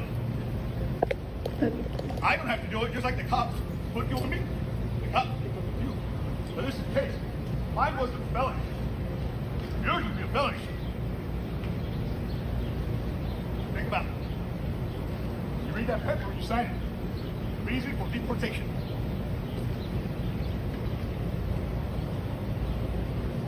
I was looking at the street. There's a put wires. Ain't doing nothing wrong, sir. I'm the police. You guys called the cops when I'm not here. I can yell, I can scream, I can pray. Whatever I want. And they don't mean I'm crazy. Don't mean I'm I mean, I got the hand of God. Yeah, I mean, someone who's been allegedly harassed for years, and like, this is minutes before his murder. I believe at the beginning of the video, it states minutes. Yeah, minutes before the shooting. So like, I mean, I see someone who is mentally unwell. I see someone who, apparently, according to testimony from the husband, just found the skull and harness of one of his dead dogs, placed deliberately for him to see. I see someone who is like beside himself. And like, he's also not breaking the law. He's in the street. Is he doing something very abnormal? Absolutely. Is he yelling at people? Yes. But that's also not a crime. You know? You can just like go into your house. You can just not engage with that.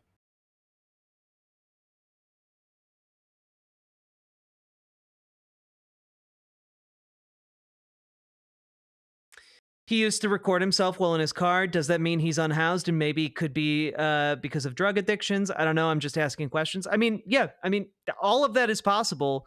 Still doesn't change that what he's doing in this particular moment is actually not illegal.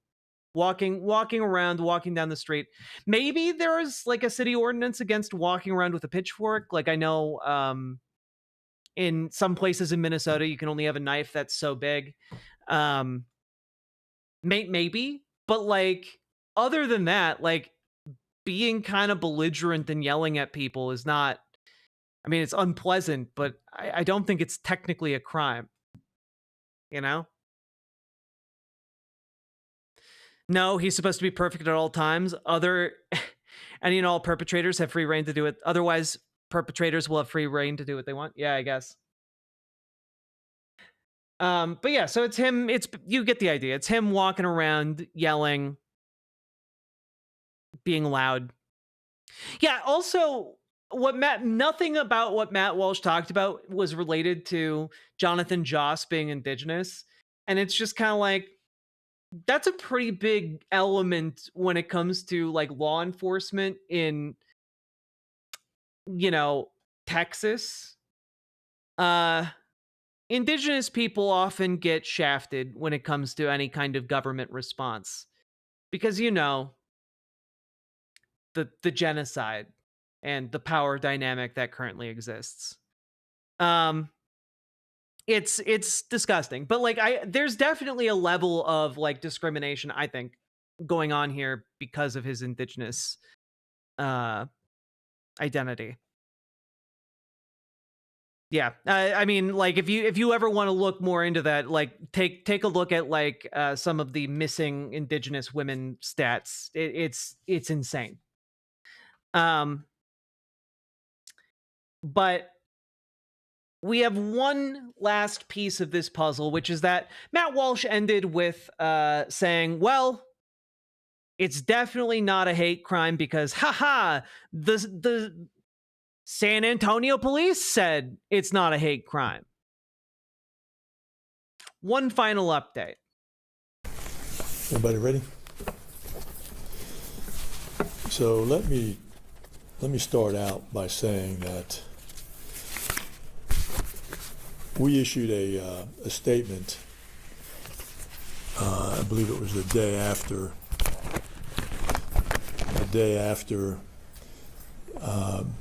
Jonathan Joss's murder, that was way, way, way premature. Shouldn't have done it.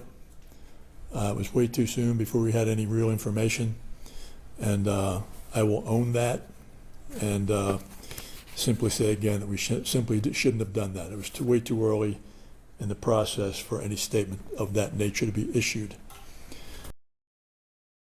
Looks like Matt Walsh got something incredibly wrong. Whoopsie.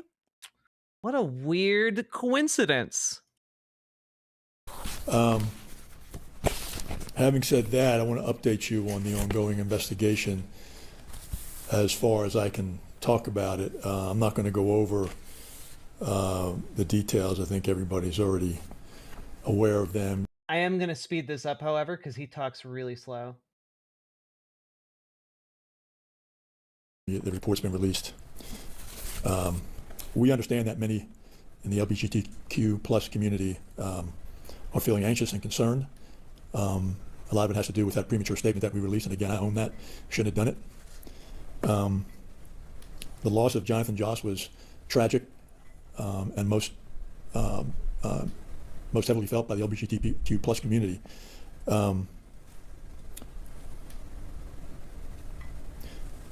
There's also concern about the circumstances surrounding that death and the history in the neighborhood leading up to that. One of the most common questions that we've received is why this case isn't being charged as a hate crime at this point. Why didn't SAPD charge him with a murder and a hate crime? In Texas, hate crimes are not separate charges. Instead, they are addressed through sentencing enhancements. So for example, if someone's arrested for a Class B misdemeanor and a hate crime designation attaches to that charge, then that Class B misdemeanor is elevated to a Class A misdemeanor. Oh, that's and interesting. If a second-degree felony is eventually designated as a hate crime, then that would bump up to a first-degree felony. So that's how that works. We don't charge with hate crimes. We gather the facts, and we give those facts to the district attorney's office, and then that hate crime designation is determined at sentencing. That is really weird. That I mean, I did not know that, and that is a really, really interesting fact. Yeah, that does sound kind of fucked up. Is the video muted? No, the video has like left audio only. I don't know why, but hopefully my wonderful editor can handle that in the segment on the stream. It's mono, not for me. But we don't charge hate crime. Our homicide detectives are continuing to pursue every lead in this case to ensure that we understand the full picture of what led up to the senseless murder of Mr. Joss. We're committed to delivering a thorough and complete investigation to file with the district attorney's office for prosecution. So literally calling it not a hate crime on Matt Walsh's part is also just incorrect, but also on my part, similarly incorrect. You know, I was anticipating nefarious motives on the San Antonio Police Department, you know, because police. But, you know, I guess it's just actually because of Texas law being fucked. We're also working closely with the San Antonio Fire Department arson investigators to better understand the fire connected in this case. That was back in January. Oh, okay. I wasn't aware that they were reopening the fire case. That's actually really interesting. That part of the investigation is still active, and we'll share more once we have additional information that we can verify. Okay. We've also seen concerns about the volume of calls to Mr. Joss's residence. There were approximately 70 calls over the past 2 years involving various neighborhood-type disturbances. Sometimes he was the caller. Other times the neighbors were calling on him. Our safe unit and our mental health units had extensive engagements with Mr. Joss, making repeated efforts to mediate conflicts and connect him with services that he may have needed. At this time, the investigation remains active, and we need to be cautious about not releasing too much information that could negatively affect the upcoming legal process. And finally, to our LGBTQ plus community, as we observe Pride Month, please know that your safety and trust matter deeply to us. Please join us tonight for a community forum that we are hosting at With Pride San Antonio at 6 p.m. at the Woodlawn Point Center at 702 Donaldson to listen and to connect with your SAPD Police Department.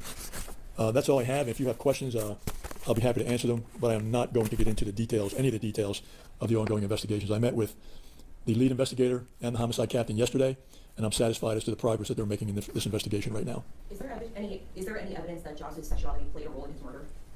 I just said that we are investigating that. So, but pardon? I just have to ask. Okay, I just said that is part of the investigation, and whatever we find out in that regard, we will turn that information over as part of the package to the district attorney's office.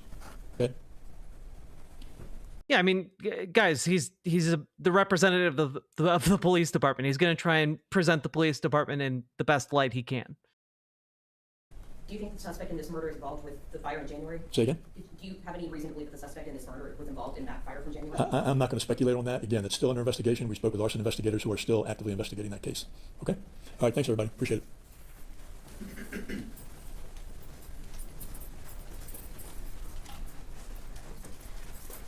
That's interesting. I don't use Streamlabs, Quirky Nico. So very interesting. So it's not so much that it's being charged as a hate crime, because they can't charge that. It needs to be classified as a hate crime upon sentencing. That makes sense to me, I guess, in a weird way. Like, that law and sequence of events doesn't seem to make sense, but is what it is. That being said, I am interested to see what they find in their investigation. We'll be keeping a close eye on it. I also don't use OBS, Quirky Nico. You don't charge murder unless it's not self-defense, but a motivated killing. Yeah, I mean, I don't think anything we have learned since the initial incident has at all diminished the possibility that this could have been a hate crime. I don't think any of it diminishes the reliability of the husband's account of what happened.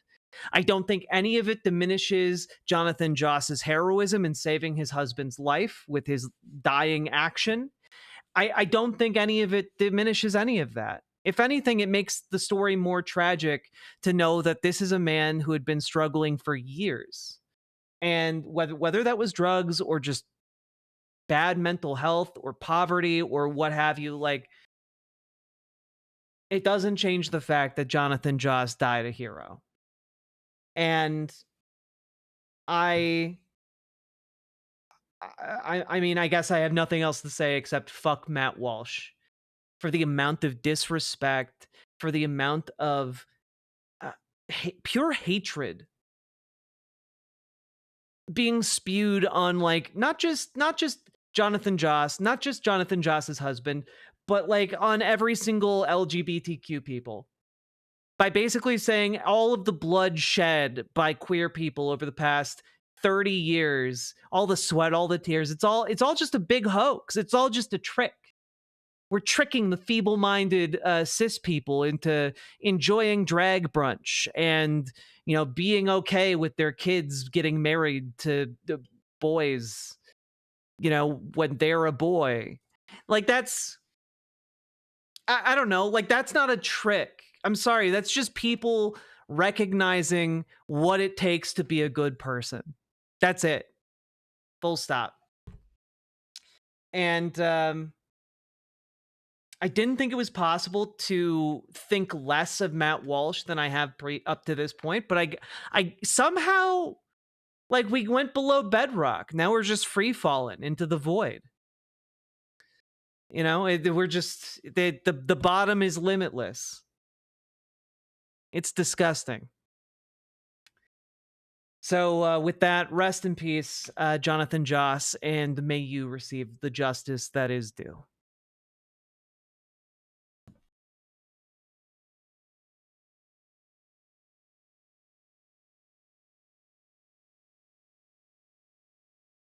we've clipped through the world map. Thank you for understanding my Minecraft reference. You know, you bust through the you bust through bedrock, you just keep falling forever.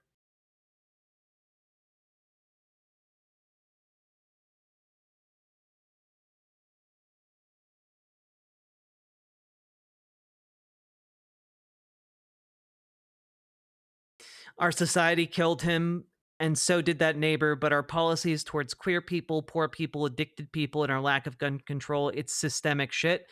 Yeah, it ties into all the things we talk about every day on this channel. You know? That comes at a very real human cost.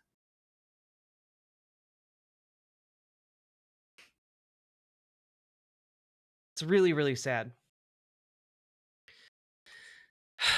Folks, we have been going for over 7 hours. And I know it's been a lot. Thank you for joining me on this journey. But if you're watching and you haven't hit the follow button yet, you haven't hit the subscribe button, please do so. It helps the show. It genuinely helps me a lot. Congrats. Shout out to YouTube chat for hitting 250 likes. Good job, everyone. Let's just remember to hit the button. And also, if you've been enjoying the show, getting anything out of it, sometimes enjoyment isn't the word. Go. Click the button. Click the button. Consider dropping those subs, donos, memberships, super chats, etc. Click the button. Click the button. Click the button. Click the goddamn button. Click the button. Click the button. Click the button. Click the goddamn button. Click the button. Click the button. Click the button. Click the goddamn button. Click the button. Click the button. Click the button. Click the goddamn button. Click the button. Click the button. Click the button. Click the goddamn button. Click the button. Click the button. Click the button. Click the goddamn button. Click the button. Click the button. Click the button. Click the button.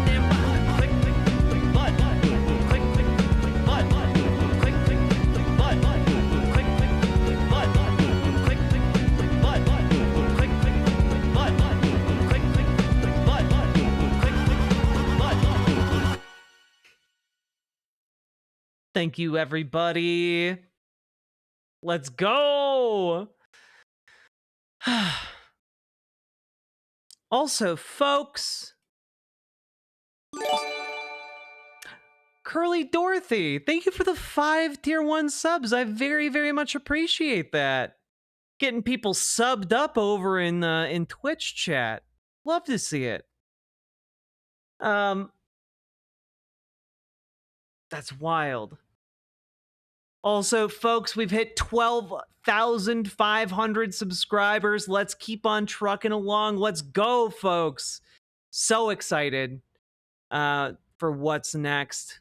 And yeah, remember to like, comment, subscribe. I need to get better at saying like, comment, and subscribe in the actual segments. I need to do that, you know? Check oil prices. Markets do not like war. Oh, the oil prices are insane. Like, overnight, oil prices are insane. Just out of curiosity, has Iran responded yet?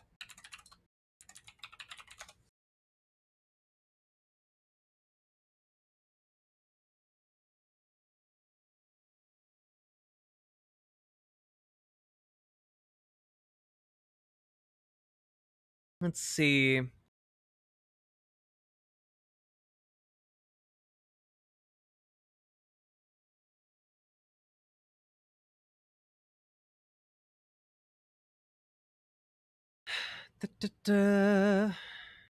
Blaming the United States. Yada yada. Haven't seen a whole lot of updates. Maybe Reuters has some updates.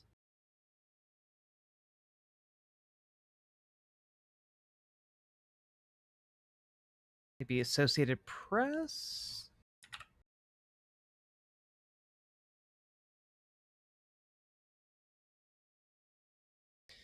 No, we've had that for a while, Mr. Malachite. Okay, live updates. Come on, AP. What you got for me?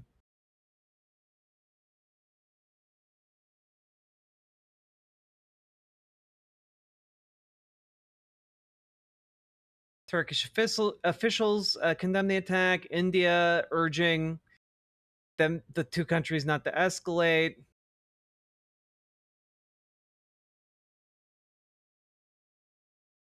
Israeli hospitals are bracing for full emergency mode. I have no idea what that means.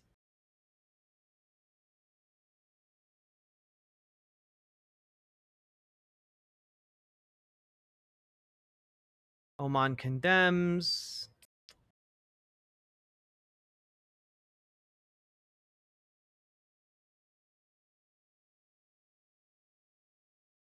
Yeah, nothing I can see it else. That's a bit. That's kind of where we're at. That means they expect. Well, yeah, I understand that it means that they expect casualties, but like, it seems to me. I just don't know how Iran is going to respond yet. I guess that's what confuses me. But I suppose they're doing everything they can to preemptively, like, I don't know, make as many beds available as they can.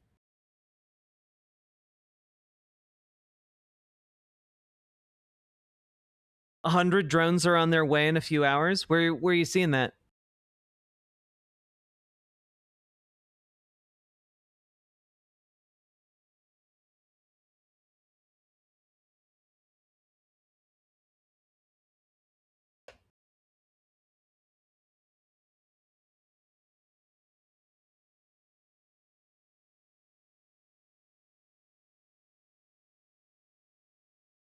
Reuters has the.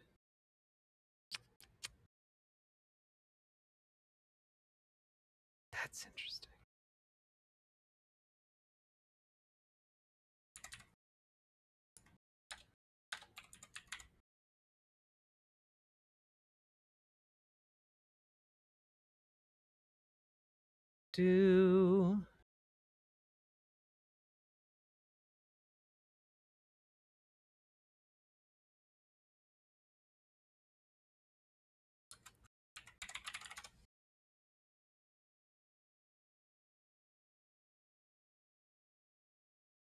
Iran retaliates with drones.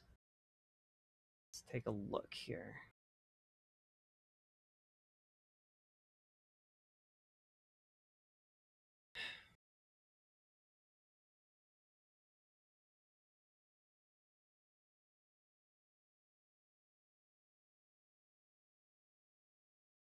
Iran has okay, I see that from about an hour ago. 100 drones towards Israel in the past hours. That doesn't seem like that many drones. Like, I think they have a lot more drones than that. That actually seems like a very, very small response. Oh, the claim is coming from Israel?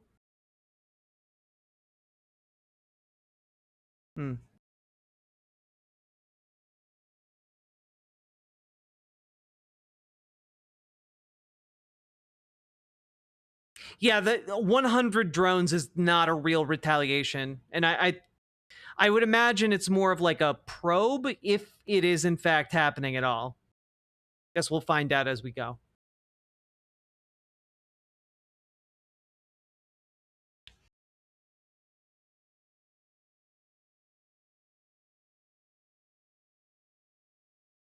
Well,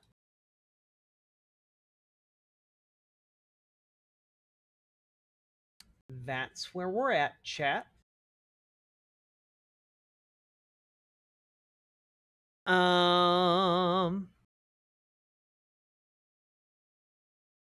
So I'm debating, do I transition after 7 hours and start playing some Dragon Age Veilguard? I think I might do that. I think I'm going to do that. You know what? It's 1:30 in the morning. I deserve to play an hour and a half of Dragon Age Veilguard. Because frankly, there's not a lot that we're going to find out for a while here with what's going on.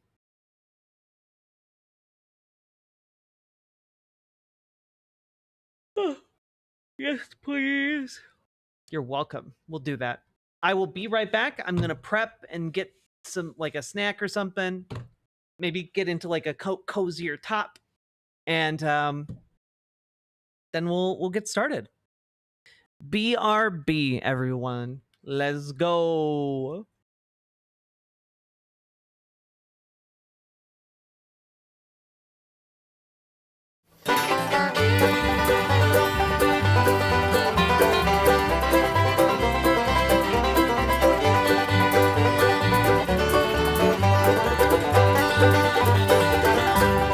I'm gonna tell you fascists, you may be surprised. The people in this country are getting organized. You're bound to lose, you fascists, bound to lose. I'm gonna tell you workers, when you cash your checks, they say America first, but they mean America's next. You're bound to lose, you fascists, bound to lose. All you fascists bound to lose. All you fascists bound to lose.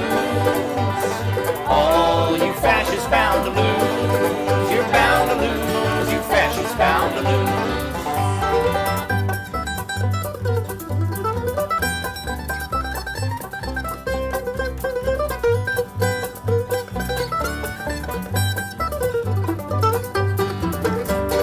People of every color marching side by side, marching across these fields where 1 million fascists died. You're bound to lose, you fascists bound to lose.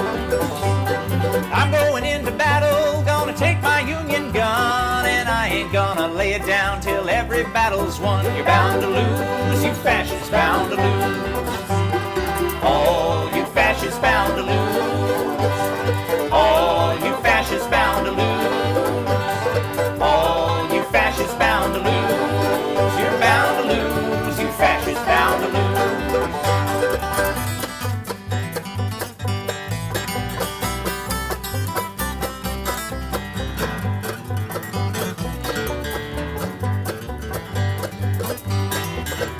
This hatred cannot break us, but I'm learning quick. Our children won't be sold on your poison rhetoric. You're bound to lose, you fascists bound to lose. Here comes a big machine surrounding all your hate, forcing it to surrender. Now it's getting late. You're bound to lose, you fascists bound to lose. All you fascists bound to lose. All you fascists bound to lose. All you fascists bound to lose. You're bound to lose, you fascists bound to lose.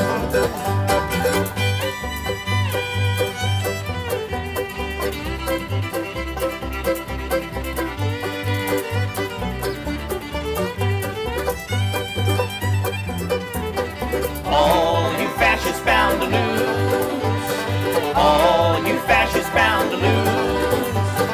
All you fascists bound to lose. You're bound to lose, you fascists bound to lose.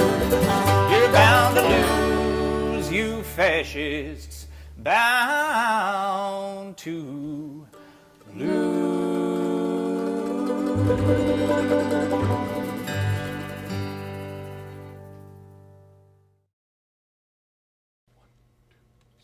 When the union's inspiration through the workers' blood shall run, there can be no power greater anywhere beneath the sun. Yet what force on earth is weaker than the feeble strength of one? But the union makes us strong.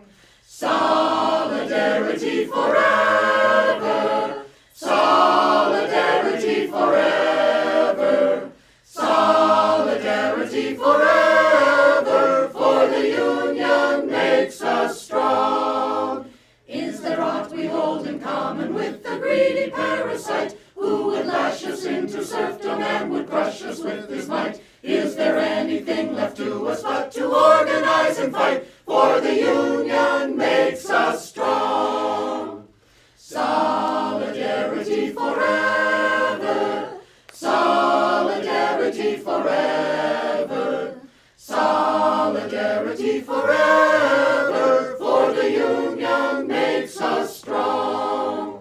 They say our day is over, they say our time is through. They say you need no union if your collar isn't blue. Well, that is just another lie the boss is telling you, for the union makes us strong. Solidarity forever.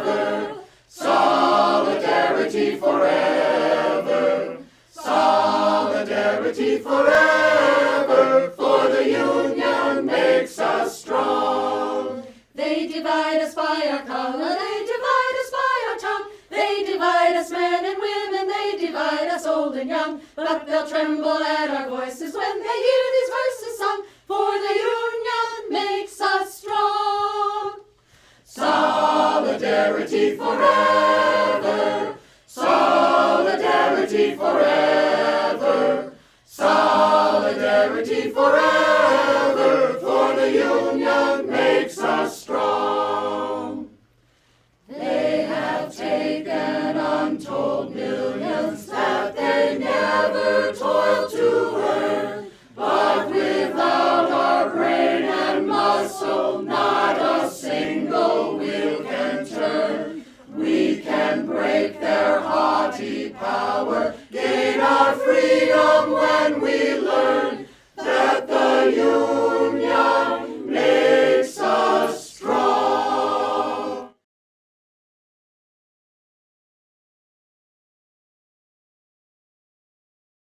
Hello, everyone. I'm back. Is the YouTube feed doing it on YouTube too? What are you guys talking about?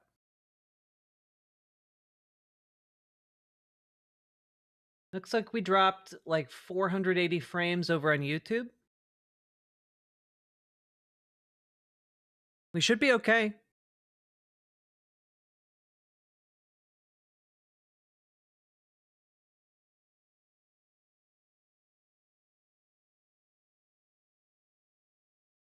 Here, let's boot this up real quick. Seems okay now. I don't know about the shifting up and down thing.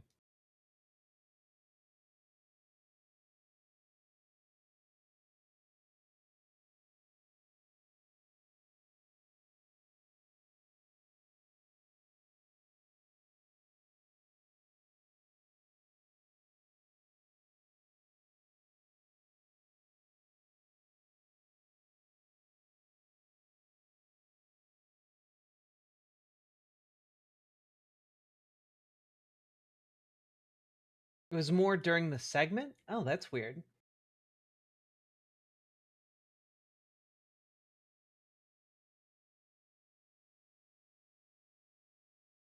Beep boop. How we all doing?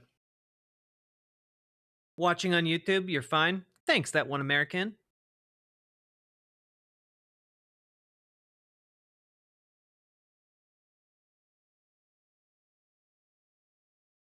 Tummy still hurts? Did you eat something bad, Ron Jack?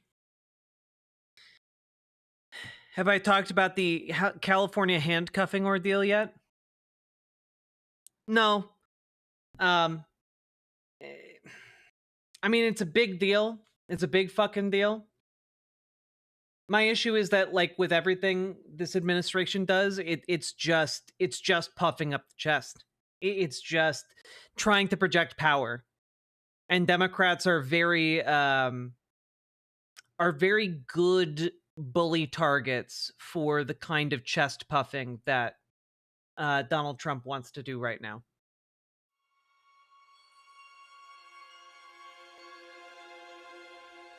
You look great here. Why do I keep switching sources? I don't know.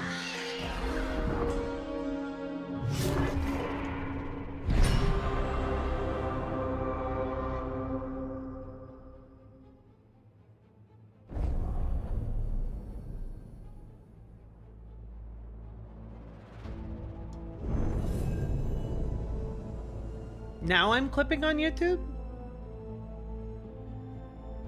That's really weird. Let me take a look over on my end.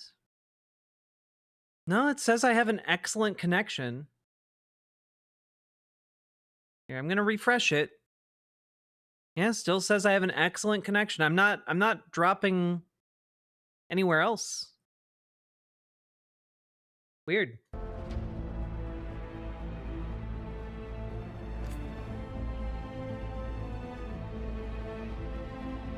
Padilla's speech afterwards was fucking depressing. He could have taken the moment, but he's still just blithered. I mean, yeah, that's all these people can do. You know?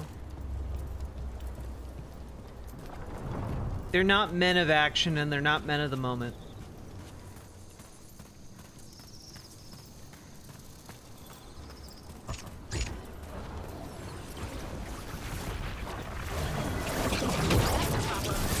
Whoa. Oh, God. Oh, God.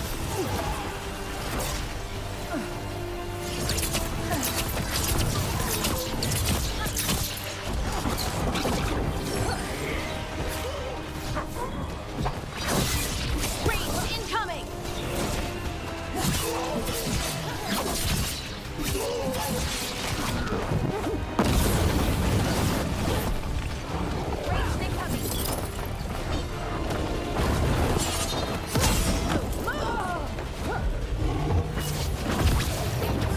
Oh, God. Shooting for us!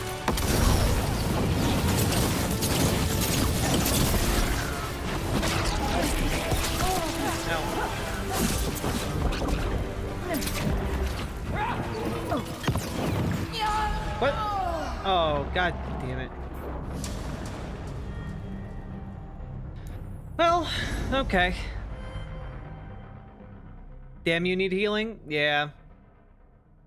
Oops. We'll try that again.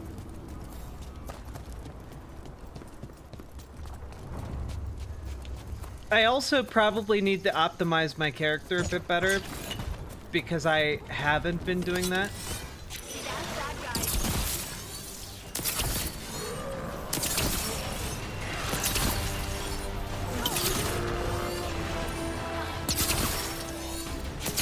They're aiming for us!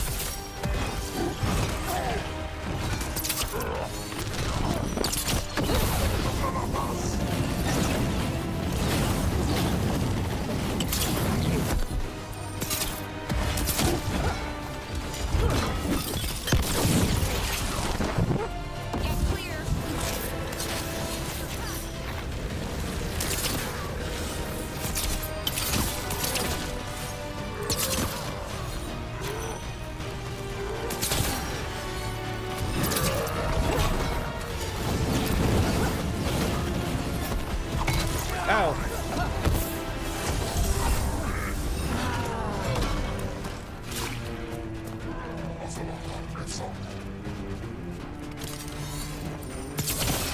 Nice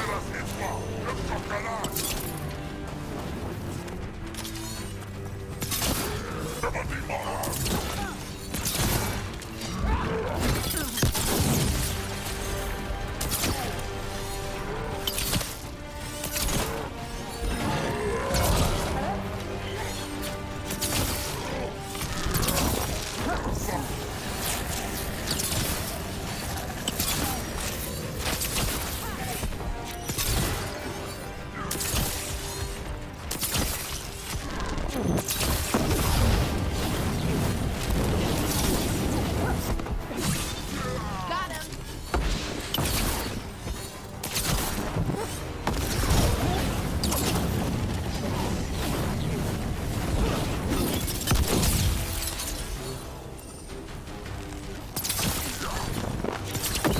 Oh, God.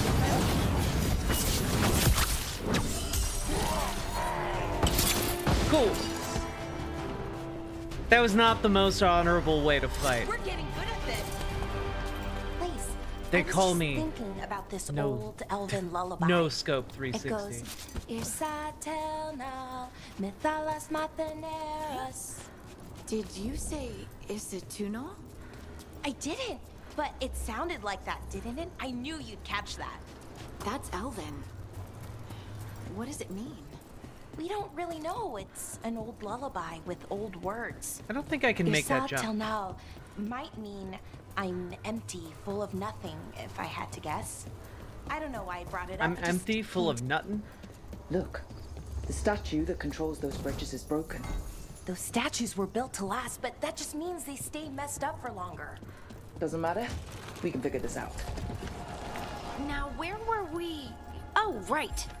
Irsatel now.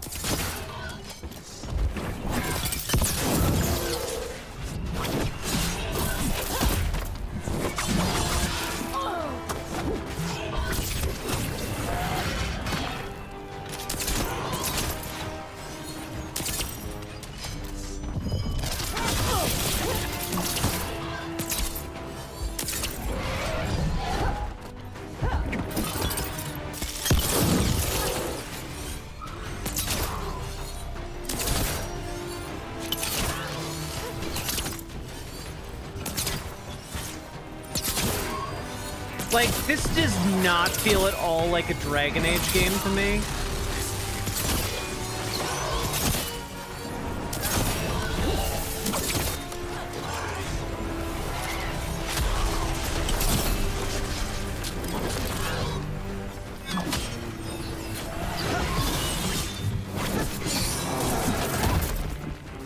Like, this feels very much not like a Dragon Age game. Which is like, that's fine, you know? Looks like we're doing this!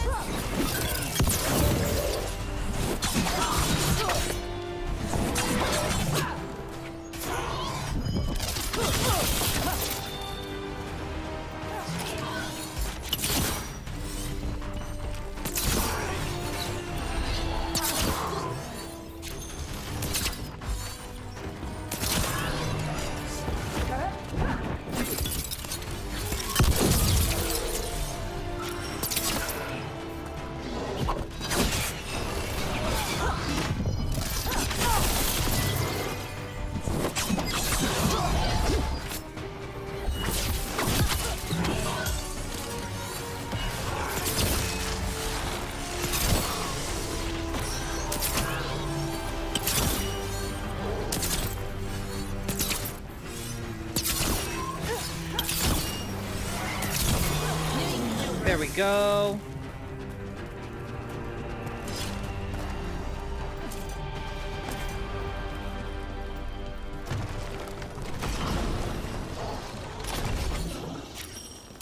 Get ready.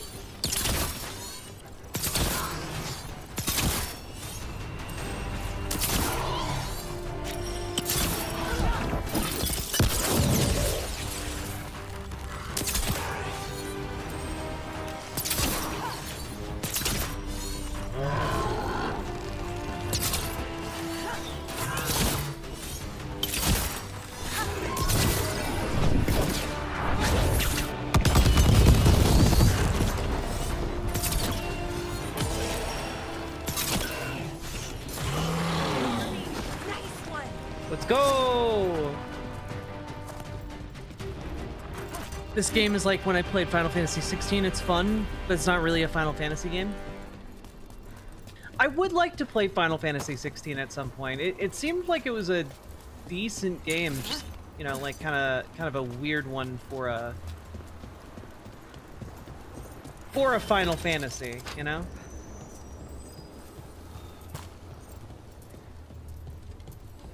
Look at the windows. You can imagine the colors in sunlight.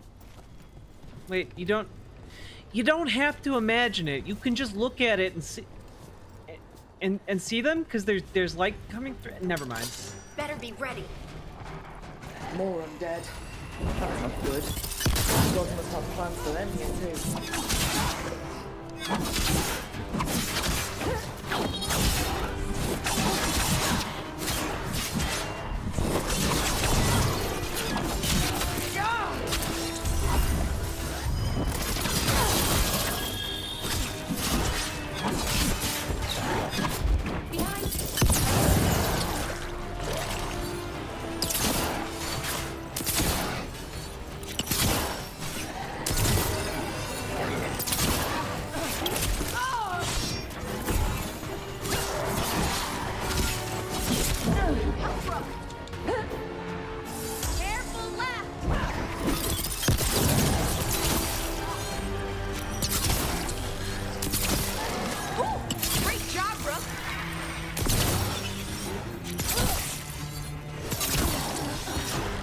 I must embrace my life as a all-star shooter.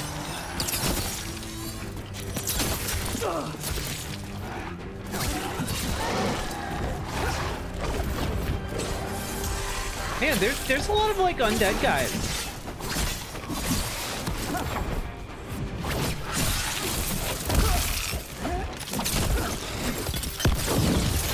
Oh, nicely done, Rook. Oof. That was a lot of guys. Maybe even too many guys. Trouble coming. Where do all these guys keep coming from? It's too many guys.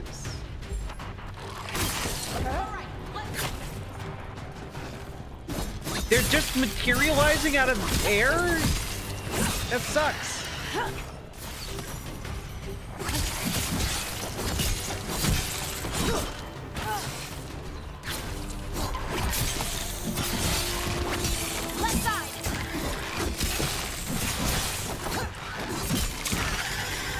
All right.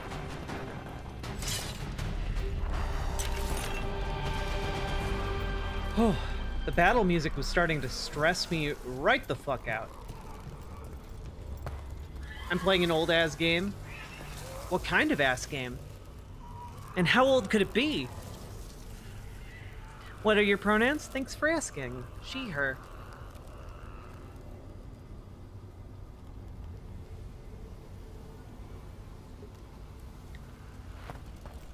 Let's see.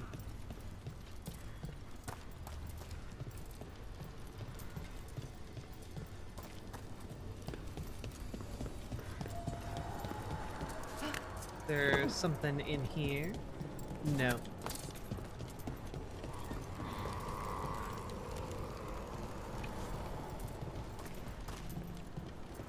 Oh ho ho! Scout's compassion.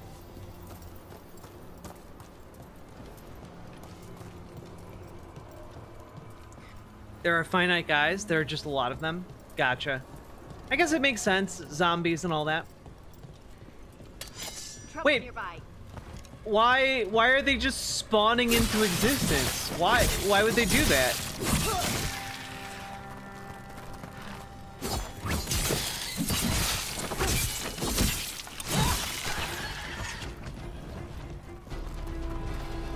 Wait, do they just spawn whenever I enter this room?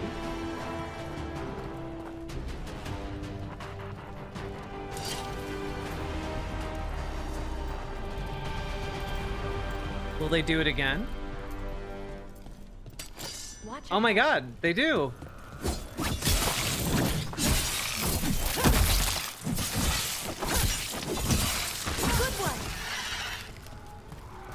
Okay, but I don't benefit from that at all, so I'll stop. Careful ahead. Okay. I was about to say, did they summon more of these undead? Oh, dude! All right, everyone.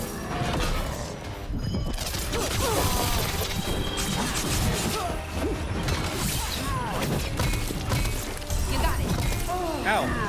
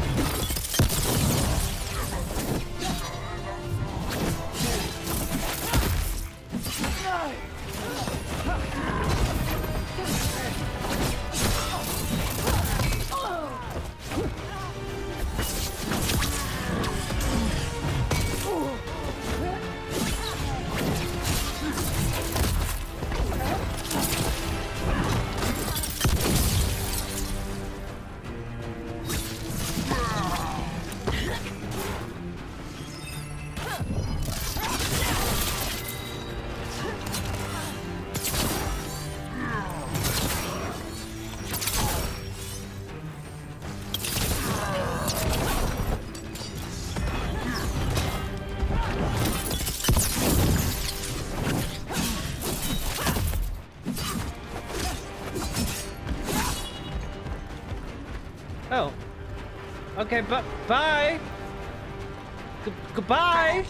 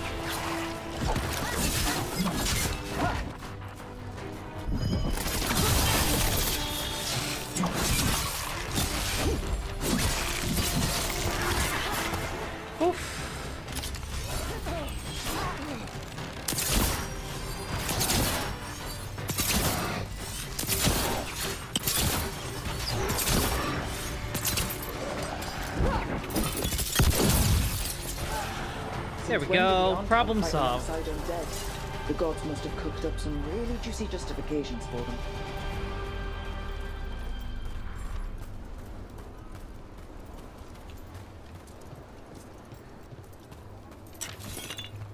Maybe a summoner in the region? That's cool.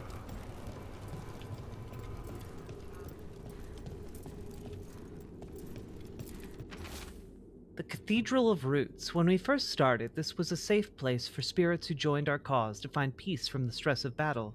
Now, I don't know. Not a lot of spirits use it any longer. Have they grown stronger, or has the fight against the Evanurus made demons of us all? Belisan.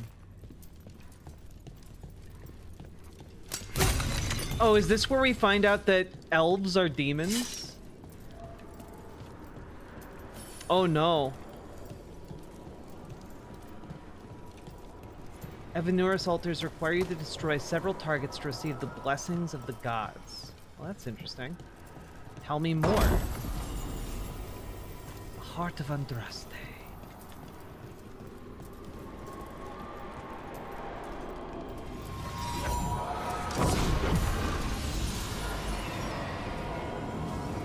Oh, I see.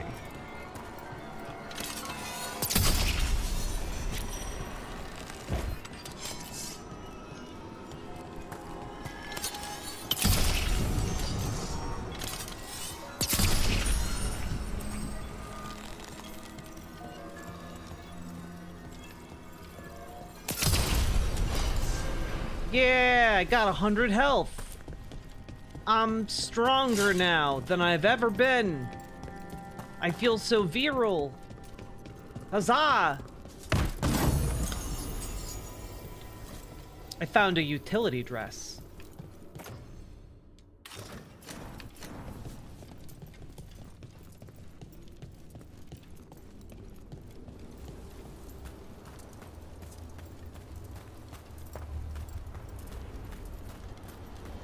What doesn't kill you makes you stronger. Wait, are you playing as Liliana in this right now? Nah, I'm playing as River. A character I made up. OC, do not steal.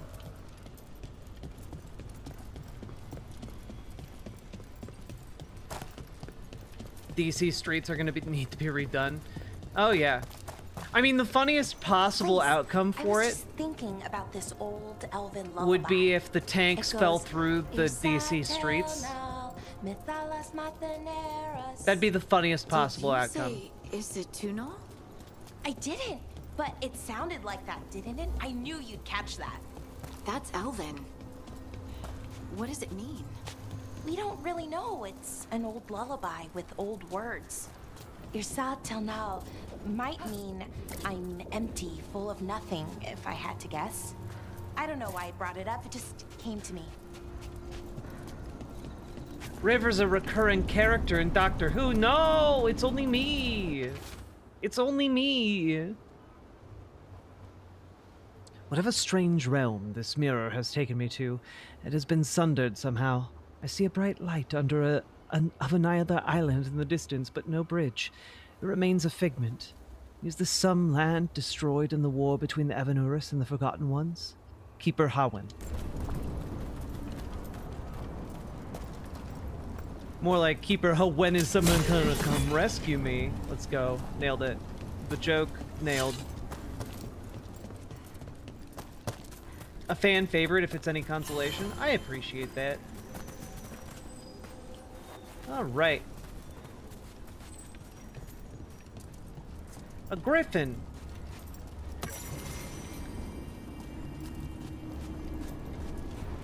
Do-do.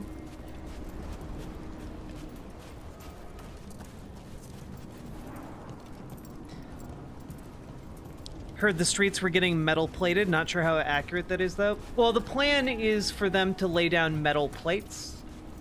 And that the plates will protect the roads. I'm just not convinced that roads built typically to, you know, carry anywhere from 6 to 8 tons are going to handle like 17 tons. I don't think, it might be a little difficult.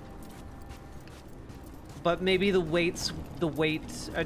metal will distribute the weight enough for it to be fine.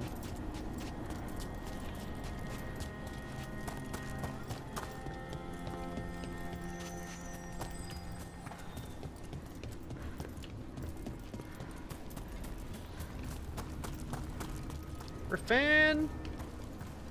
Peter! What game is this? This is Dragon Age: The Veilguard. A true Bimeo game.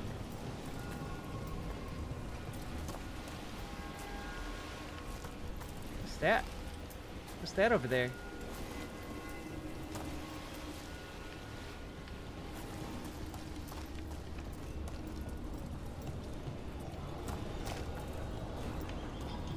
Travel to Arlathan Forest. We did it. We went to Arlathan Forest.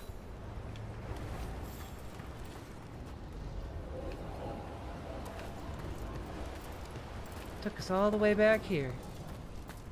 Wait, I can sell my junk. Huzzah! If what happened at Demeter's Crossing spreads, The whole village, covered in blight, I heard. What could do such a thing? I hear it's Elgamon.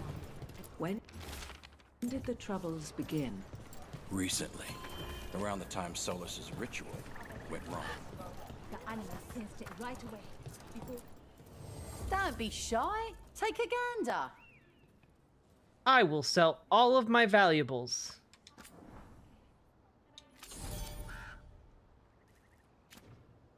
And I will rank up this shop. Huzzah! Let's see.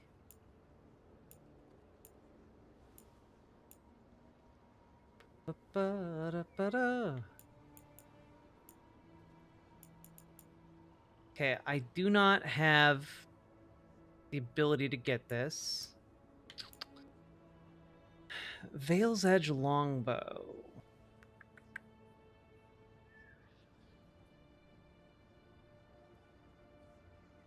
Gain precision on every third weak point hit. That could be nice.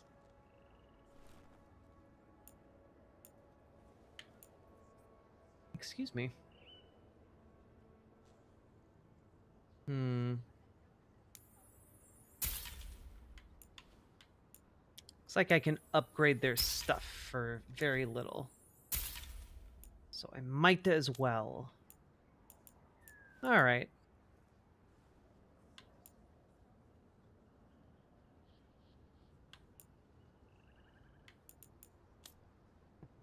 Oh, you can upgrade accessory. No, you can buy accessories?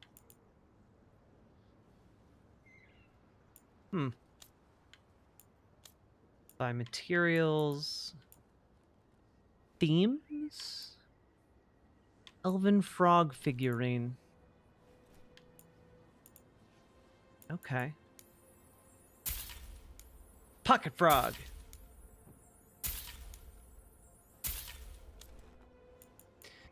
What is this?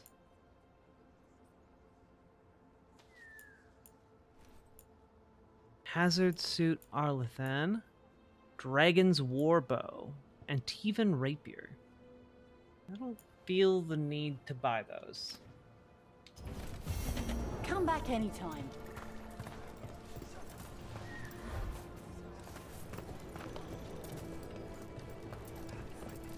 Okay.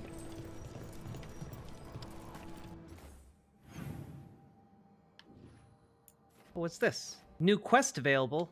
All right.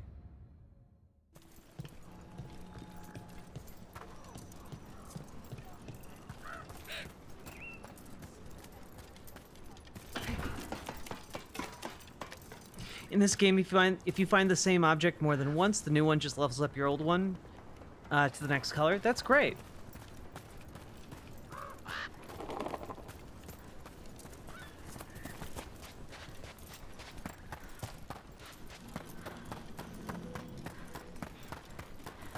What's this guy?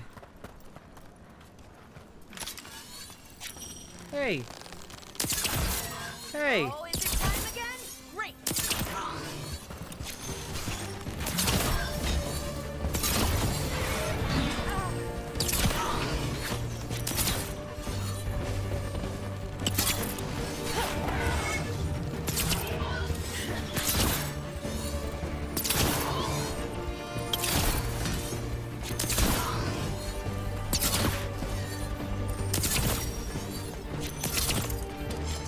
No, don't regen.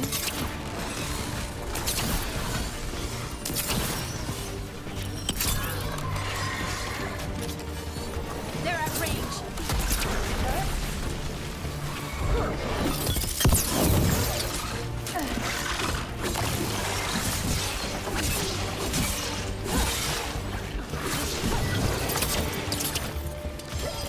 Not ready yet.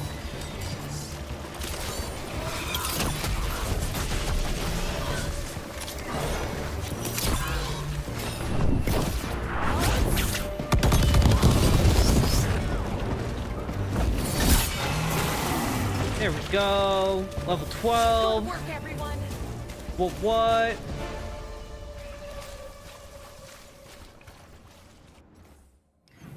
Let's level up.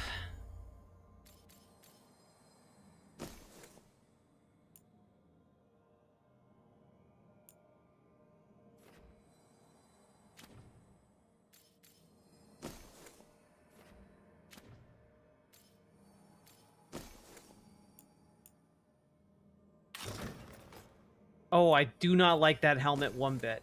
Nope. Nope. Nope. Do not like it.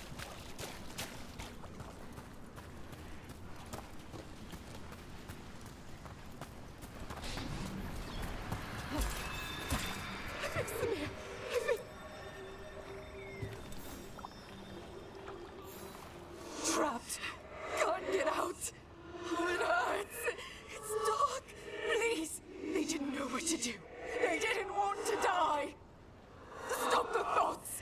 Stop the fears. Quiet, please. Make it quiet. It's really upset, and if it stays like this, it could turn into a demon, I mean. Could this spirit sense the agony of the Dalish who recently died in the forest? Help them. Help me. I can't move. Why can't I move? I can't feel my legs. They're not legs. Skin like rock. Splinters in my veins. Stop it! Stop it! Aw, salmon moose. Yellow is not my color. Dugga, do. Well, thank you for the tier 4 sub. I very, very much appreciate that. Keeping this show chugging along. Thank you so goddamn much.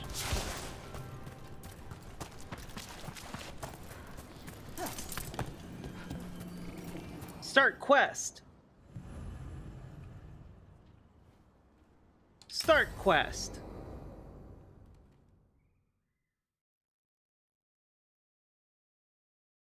This should be perfect. It's wide open, lots of rocks, and away from people. I don't want to try anything where I could hit someone. Oh, this sounds exciting. I know. Come on.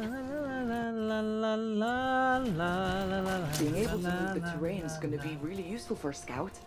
Getting up high for good vantage. Let's try it out. For practice.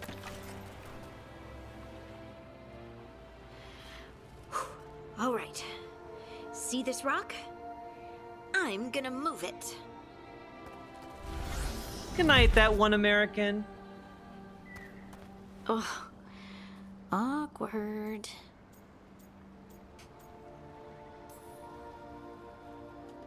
Why are you just standing there? Do you want me to turn around? Give you two some privacy?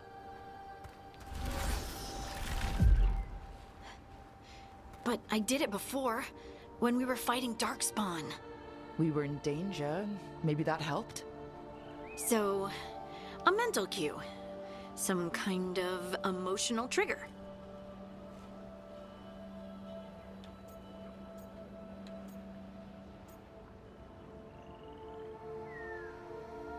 about just relax? You're thinking too hard about it. Maybe think less and feel more. Have fun. Go with what feels good. Feels good. Right. Connection. Joy. Fun. You know, we would sometimes go to the shore of Lake Calenhad in summer. My friends and I would collect stones and see who could build the best rock fort. I bet my fort would be the best now. Oh. It worked! It worked! That was a great idea, Rook! It's nice to see you happy. I haven't seen you look this happy in a while, Harding. I know. Life, right? Let's not talk about it. I just want to enjoy the moment. Being around you makes me feel lighter somehow. I doubt it's me. Not sure I have anything to do with it, but hey, it's good to be useful. I hope so. Oh? I mean, you know, getting stuff off high shelves. Right. Are you blushing? No.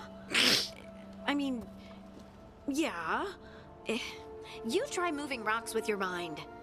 I mean, I should go practice more. This is cute. Shouldn't I? I should.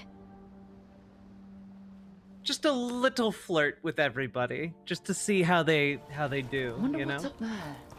Think you could find us a route? Maybe. I'll take a look. Look at those fish! Look at them! Look at how precious they are! They must be on a set path. Look at them!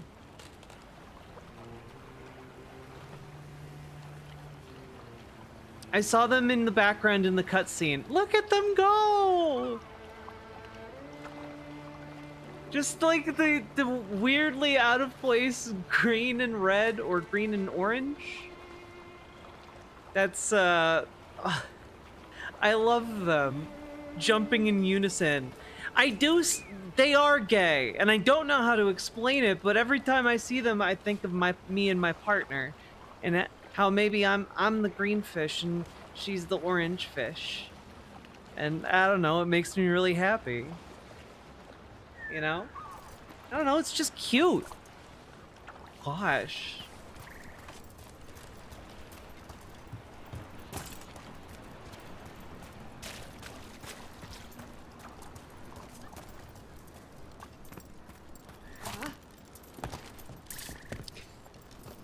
I bet you could move this to give us something to climb on.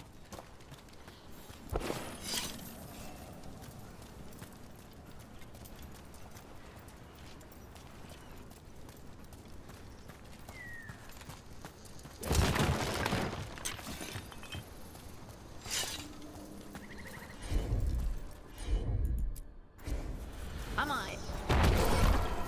Well done. Let's find another rock for you to practice on. Bliss in oneness. A voice, a chorus. What?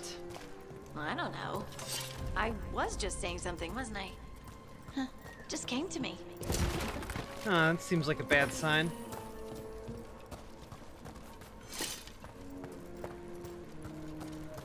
Think you could clear a path for us? You got it. Look at that. You're getting good.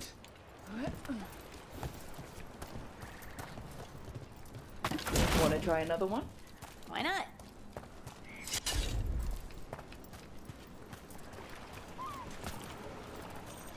Oh ho ho ho ho!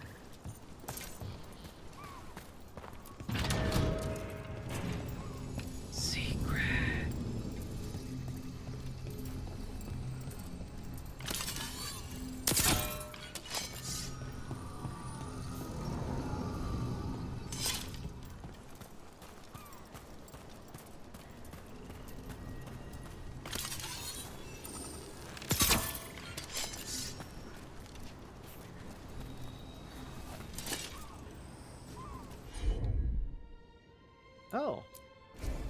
Unbind the wards.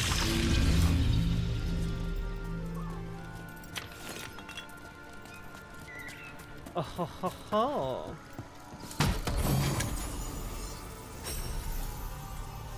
Forest Guardian Veil.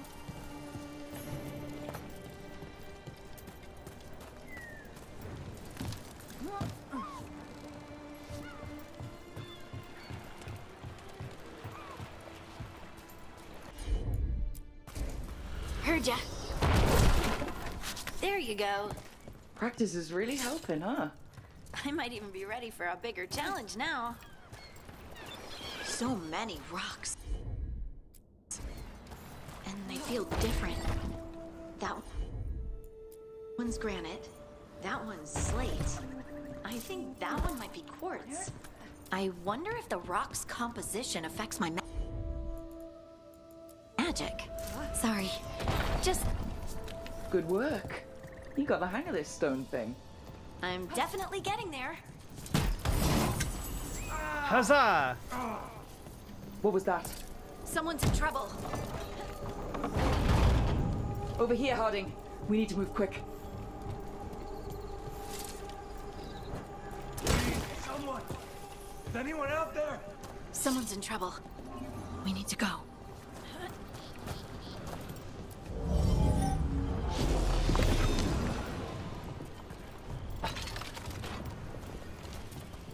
Okay, we've got you. Don't you worry. I can't move. Hold on.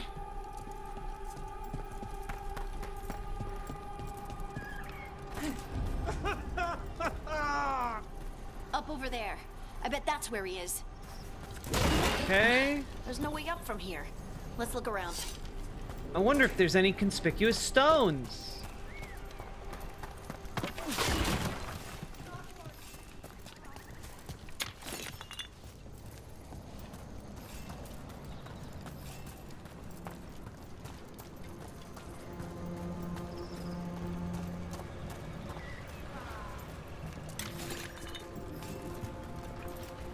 There we are. How about if you move this rock? There he is. Let's hurry. Oh man, a character we're all very invested in. This guy. Easy. Maker. I thought I was dead for sure.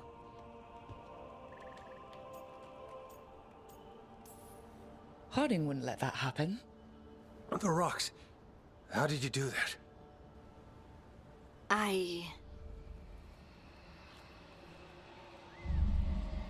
Don't worry, this guy's never heard of magic before.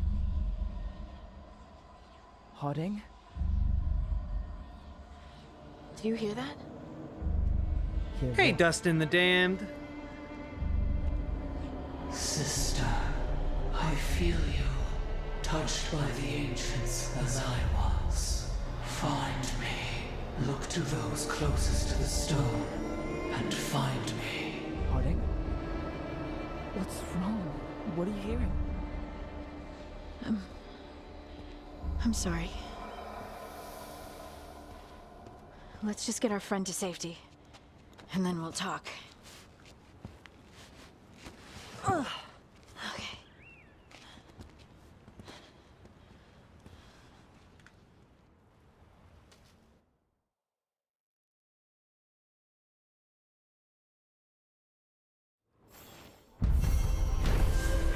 Quest complete. Unfamiliar senses.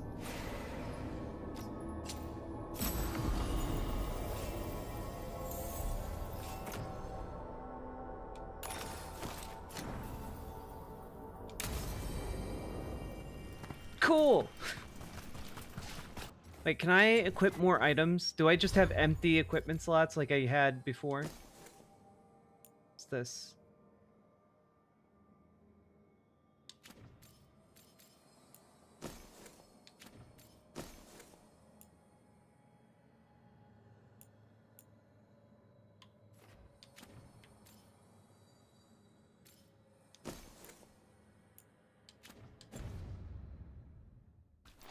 Okay.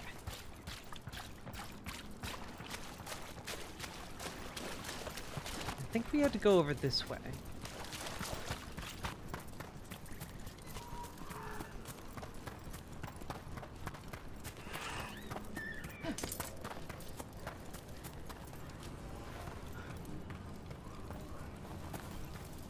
I'm pretty sure we've never been over here before. This is new.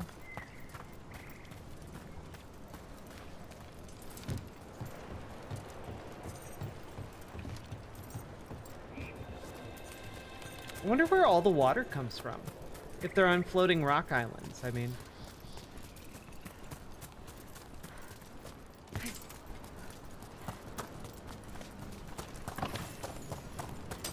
Oh, that's a lot of guys. It's some demons.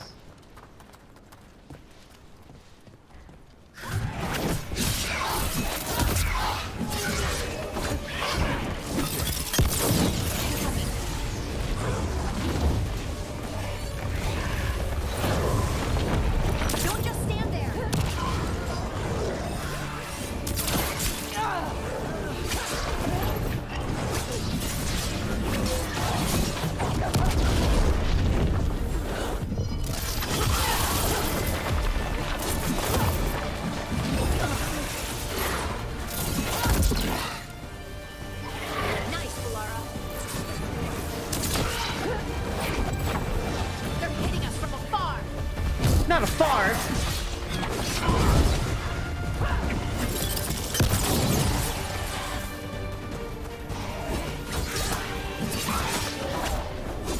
Hitting us from range.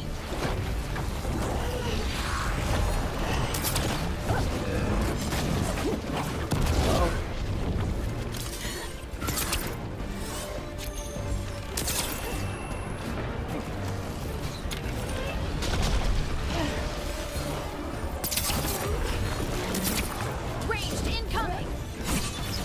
Come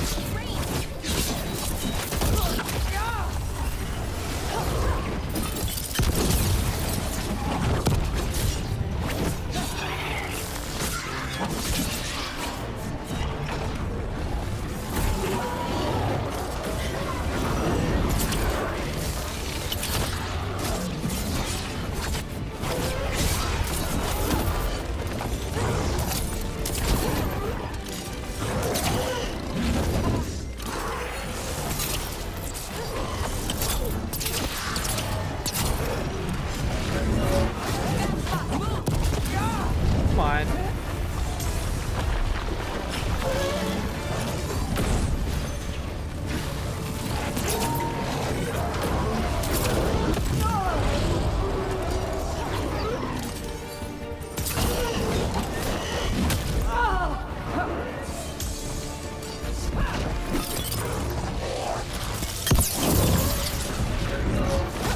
Don't stay there!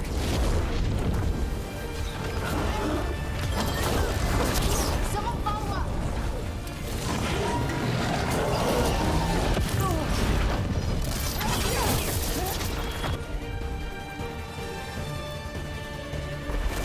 For sure!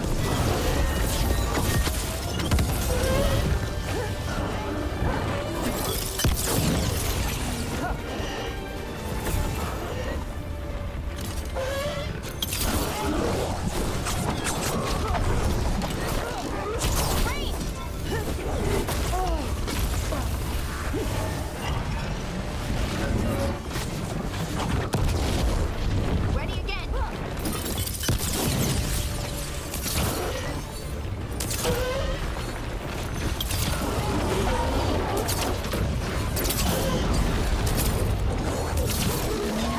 For ya. Got him. Good work, everyone! Ooh, baby. It made me work for it. Fell asleep with my baby, woke up to do chores. Y'all are still here? Yeah, it's been an 8-hour stream.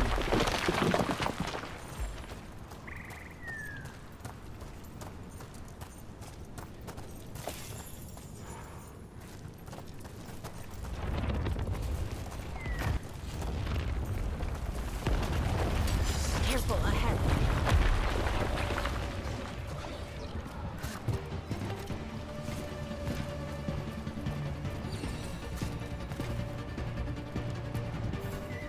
completely burned. That must have been a big fire. And this scorched relic, is this what started the blaze? That spirit was sensing their last moments.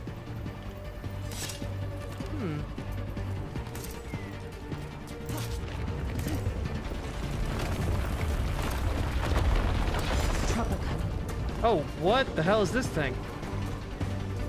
Time to fight.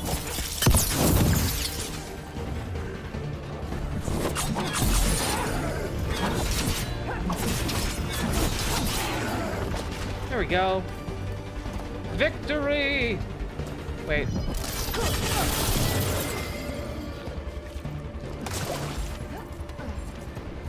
Well.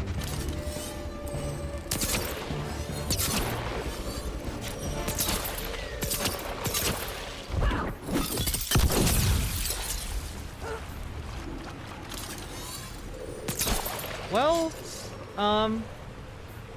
that's interesting. Let's see if we can get him knocked out and kill him. That one, that one.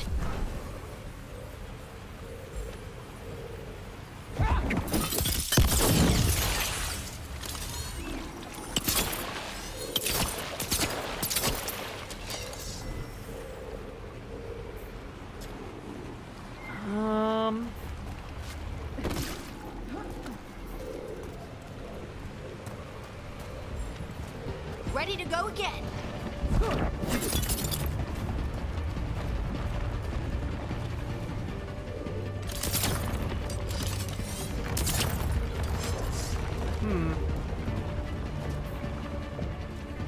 Guess it needs to be a little bit closer. This is ridiculous.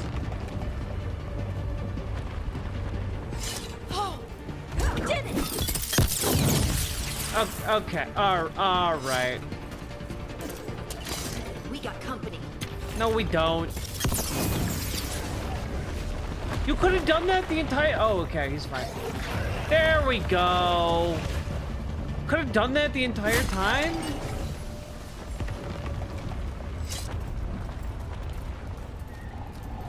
Careful ahead. Hitting us from range. Coming at range.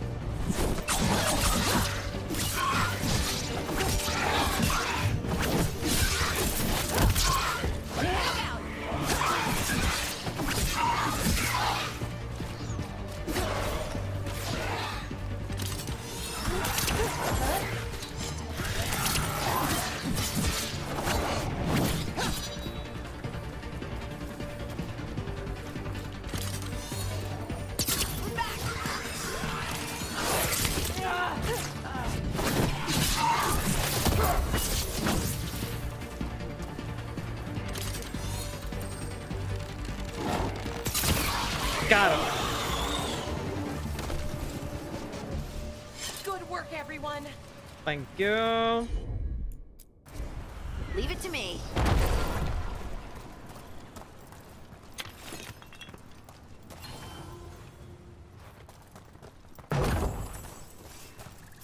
Look here. The storm was coming, and we were desperate. It was just a cave, small and comfortable. We fell asleep around the fire. When we woke, the entrance was gone. Perhaps it was the trick of the darkness, but the rock seemed to move with each breath, closing in with each inhale. I am sick with dread. If anyone finds this, get out. Get out while you can. Ariana, I love They came in for shelter and couldn't get out. The spirit probably felt their fear too.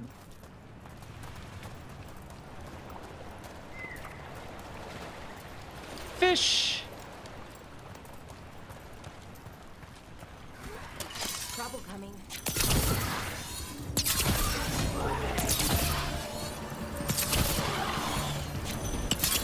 Nice.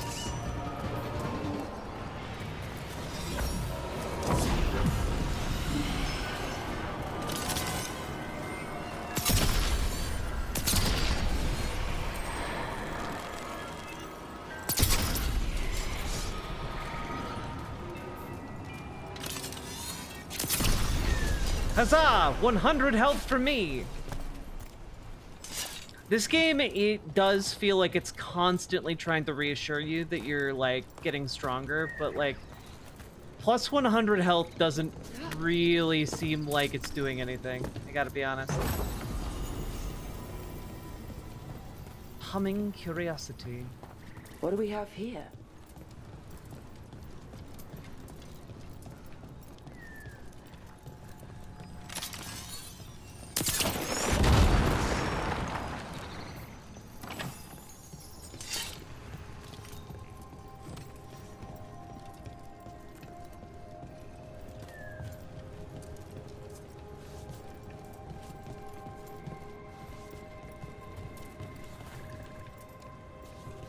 Oh, there's a thing over here. Okay, okay, okay. There's a thing over here. There's a thing over there. These are the old aqueducts. Can I pet that They supplied dog? water to all of Arlathan. Can I pet that dog? Pet that dog. Another statue. There's an elf out there somewhere who really likes owls.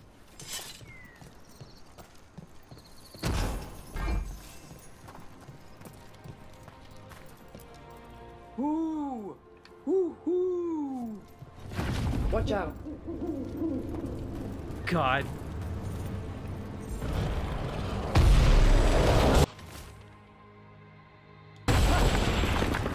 Look at that. Look at that. Look at that.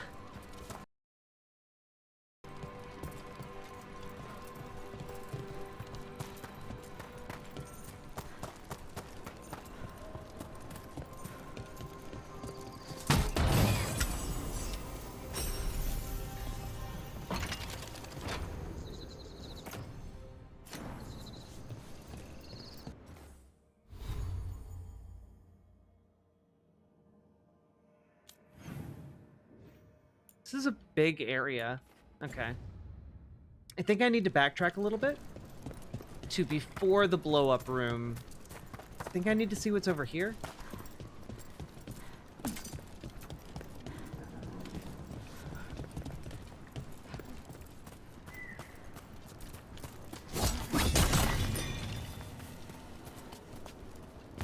Oh no, I've been here before. Okay.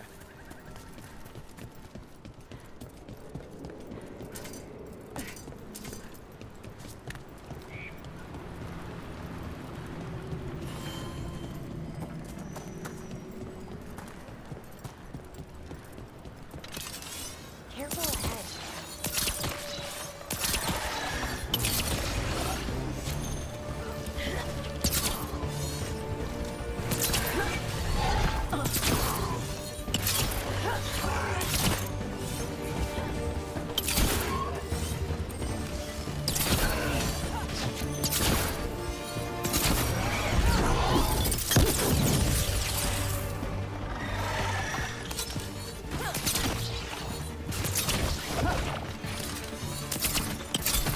Hope you're keeping score, Balara.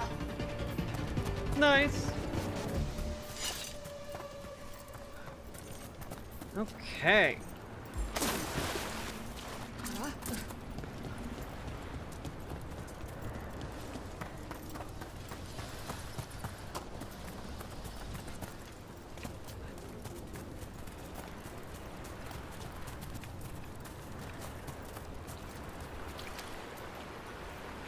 Okay, there's no treasure there, so the treasure must be up on the cliff.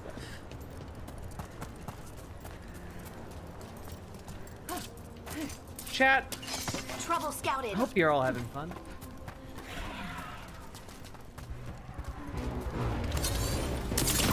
Here we go. Ow.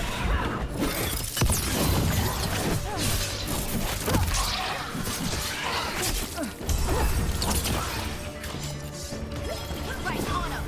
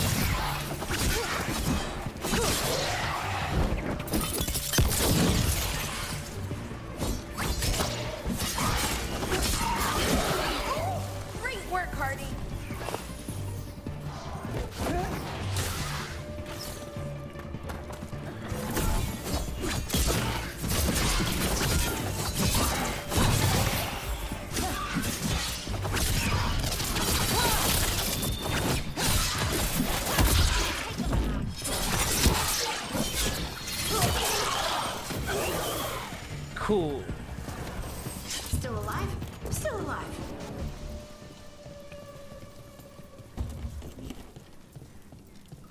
Not letting me open the door.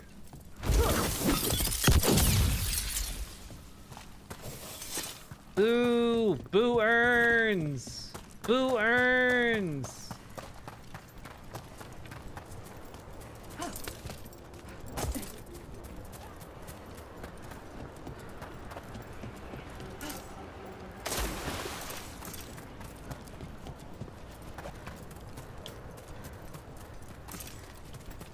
I have to get up there.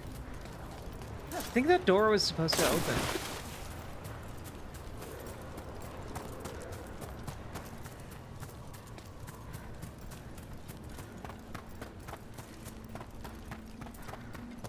Let's see.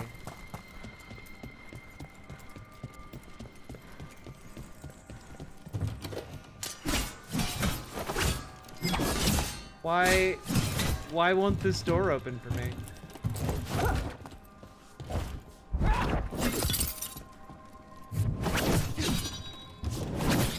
Well, that's disappointing as hell.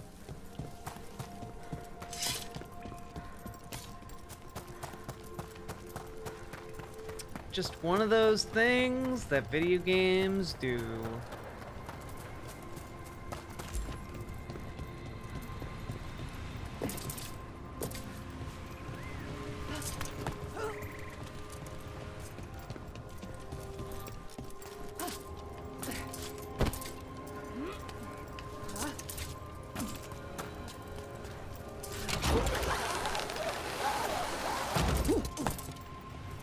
Let's see if we can figure this out.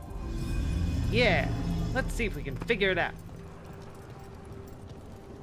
Okay, I don't know where to take this now. Maybe over here? Maybe activate this statue I saw earlier. Ho ho ho ho! Look at that! We got this!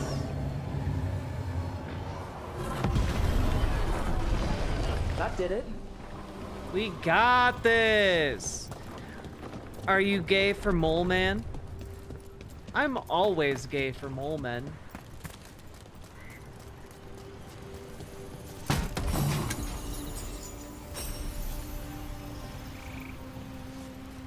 All that trouble for an ugly outfit. Not worth it. 0 out of 10.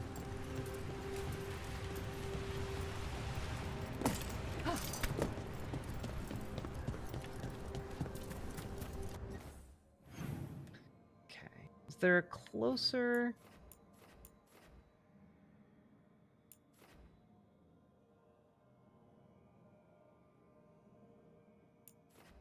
I need to go. I need to backtrack? I think.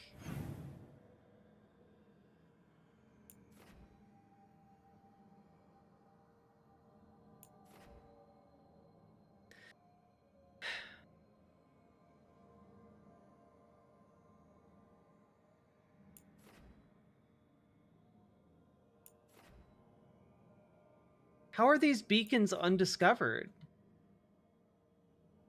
I discovered them.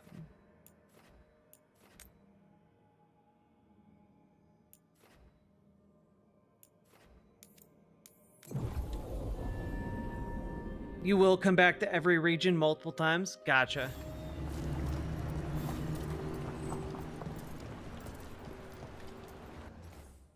Okay, where am I? We're here.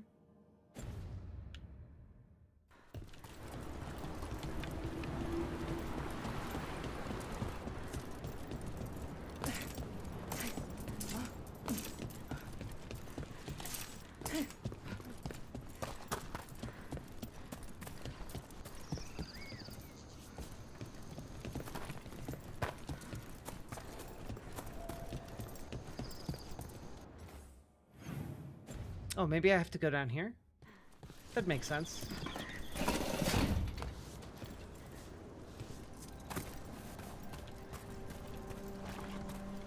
There we go. Uh-oh. Looks like we've got company. Can we handle it?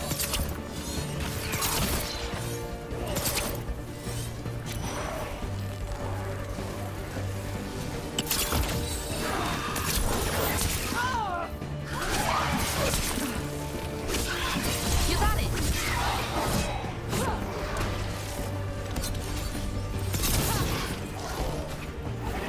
They're shooting for us.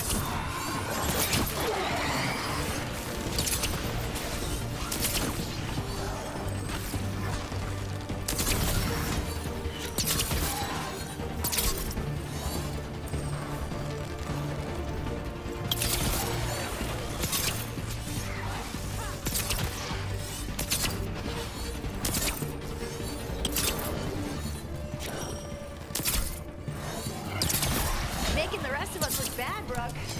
Yup. That's me. Wrecking ya.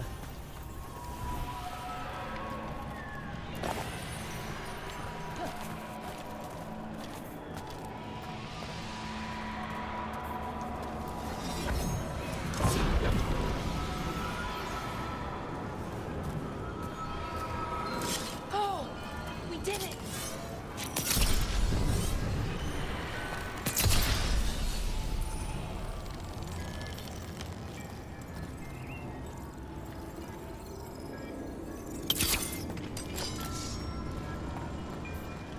Trouble coming.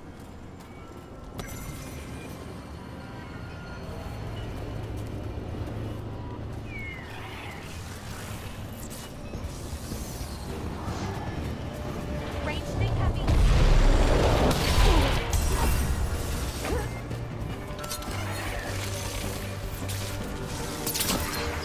They're aiming for us.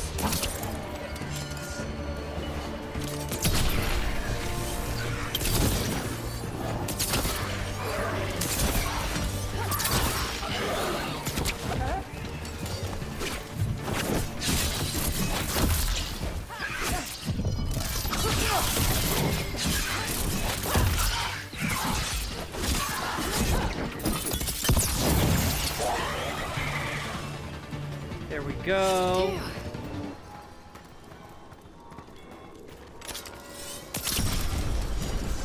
Hell yeah.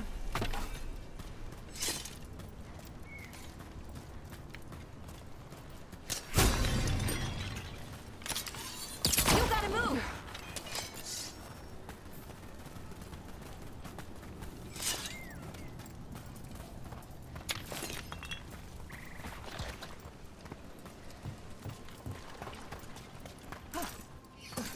A broken alluvian over there. Nope.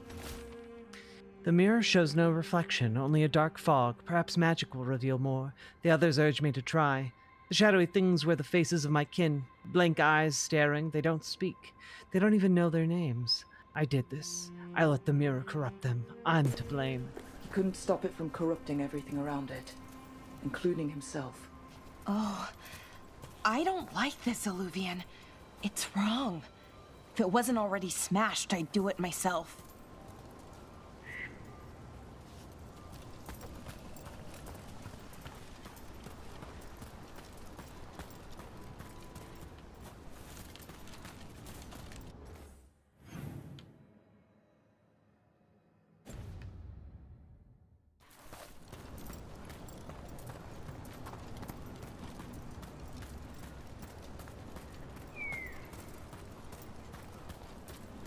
What's this? Nice. I'm stealing relics.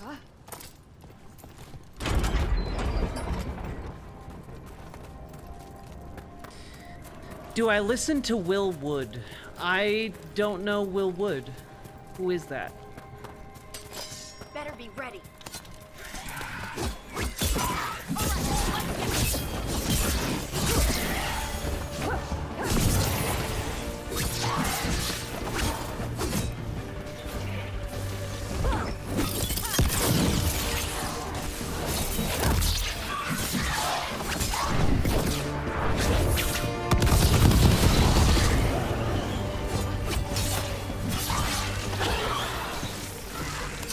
Coming at range.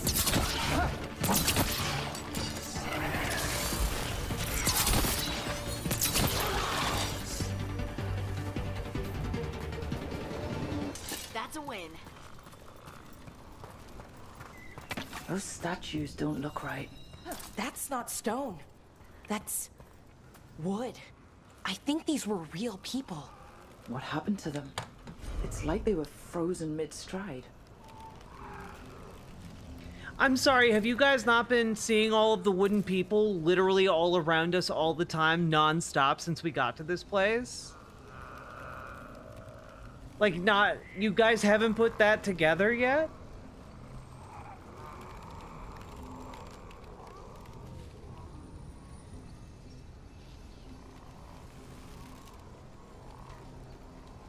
I mean, alright. I thought it was weird, but nobody said anything. I dreamed the earth reached out to embrace me. The others say they had the same dream. The keeper cannot stop the change. I can no longer move or feel my feet.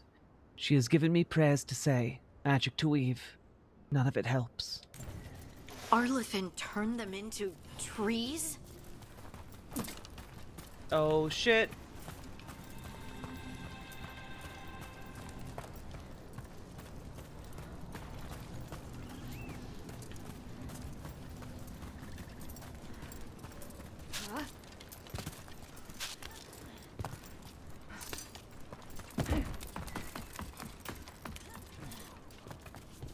Oh. Don't often find a guest case. Another owl. Hoo! Hoo hoo hoo! Look at that.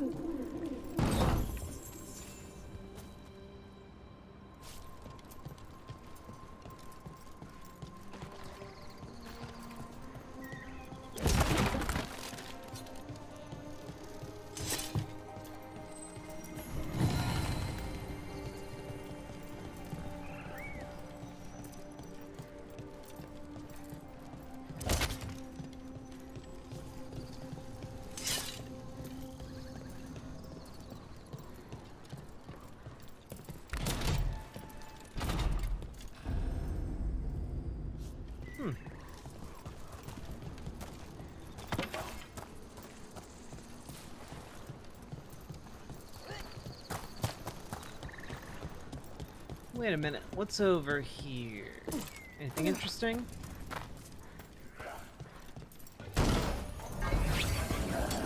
Watch ahead.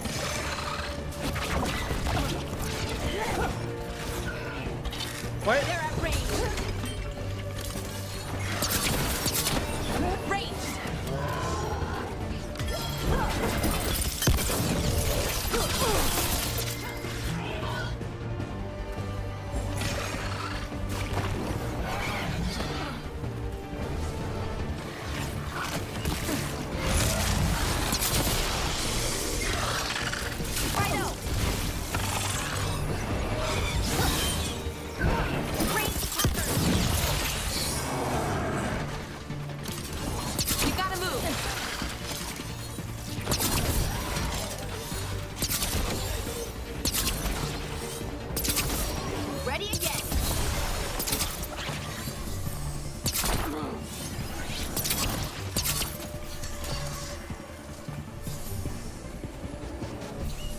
Getting good at this.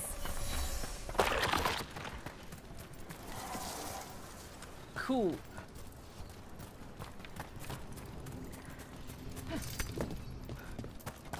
Impassable barrier.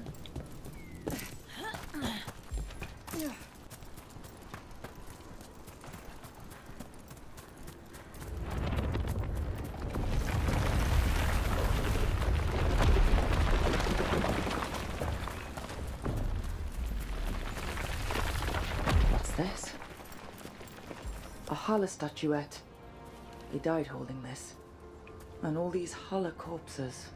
Didn't that spirit say something about Hala? Gillenane was revered as mother of the Hala. The Hala is her symbol, or was anyway. These people were tracking Hala and got lost. Then, well... So many dead. So many things left behind. I wonder if we could somehow memorialize them. Let's head back to that spirit. Maybe we can ease its distress somehow. Neat.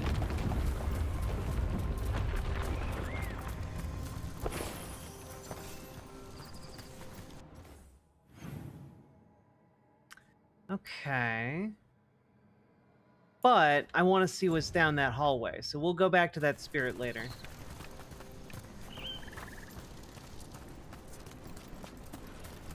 I gotta know. Ah! Ah! What is that? Health potion. Gotcha. Yeah, Lindsey Graham right now is wild and absolute hog behavior from that man. We might be able to restore that bridge. It would make a good shortcut through this area. Cool. Watch ahead.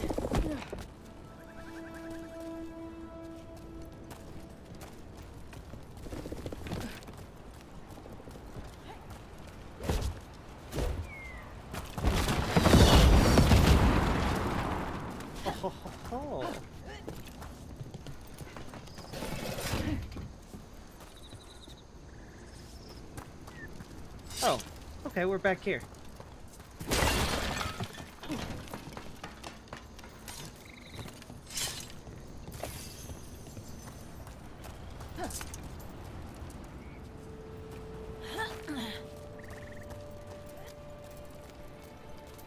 Careful ahead.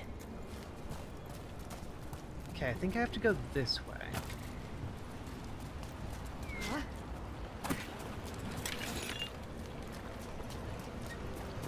Look at this. I bet it came in handy. Now you have to hand it to the ancient elves. They loved their statues. Such craftsmanship. Handmade from stone. You can quit now, Rook. Oh, okay. Honestly, I'm ashamed, even by my pun standards.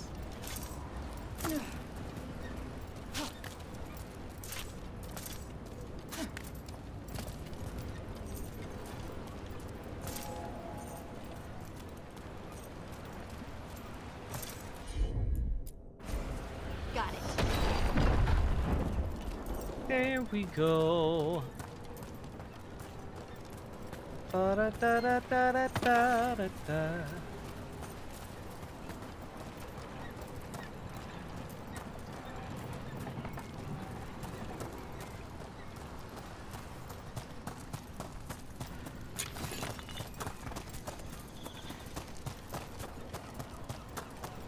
Zipline time, baby.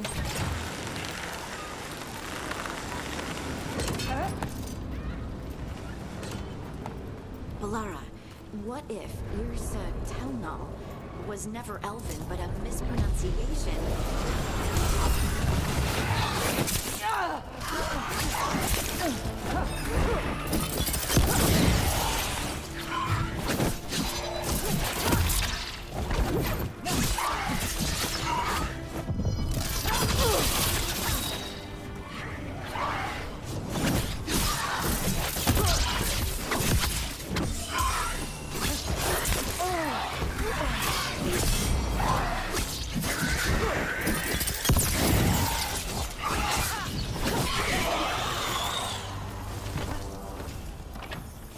Got it. What if Irsa Telnal was never Elven but a mispronunciation of Isatunal?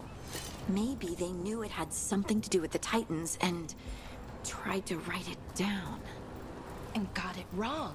Then over time the sounds shifted. That's brilliant. The lullaby's full of words that don't make sense in Elven. If this is why... I have to go look at it again.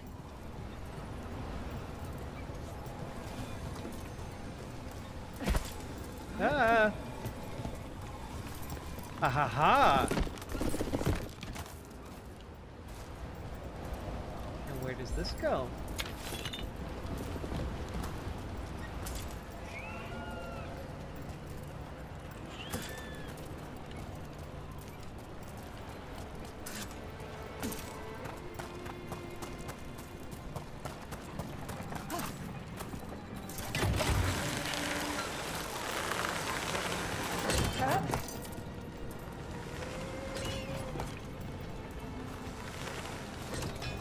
Yeah, I need to get over there. How do I get... Oh, shit. How do I get over there, though? But wait. How do I get over there, though? Oh, no.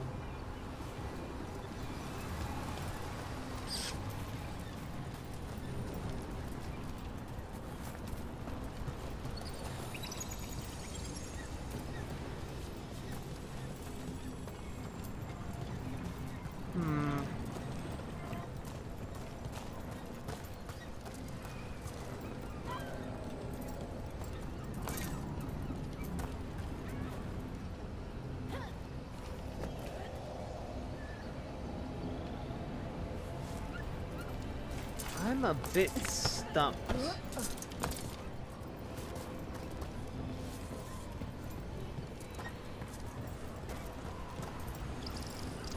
I can go down here, but that doesn't really help me.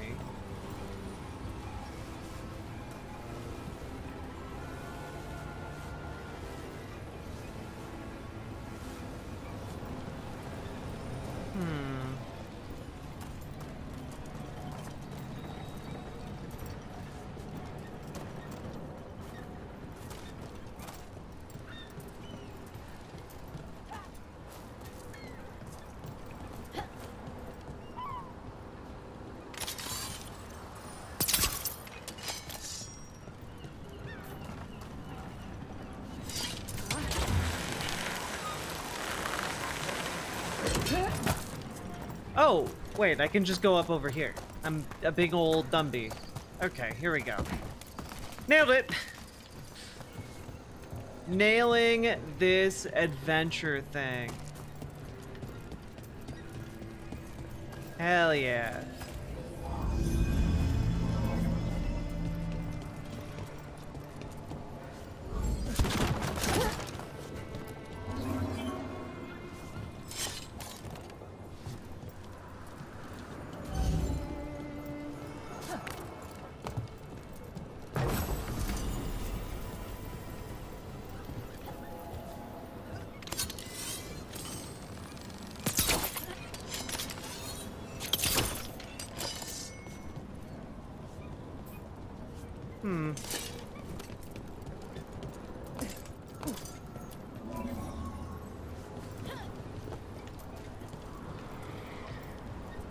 What do we have here? Huzzah!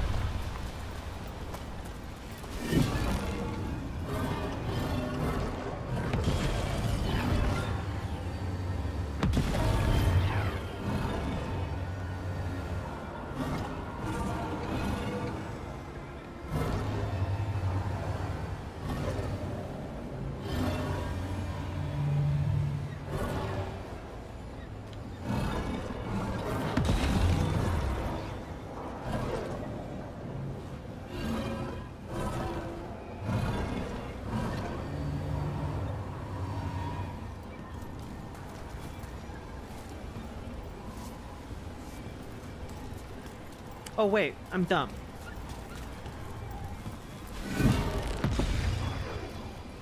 There we go.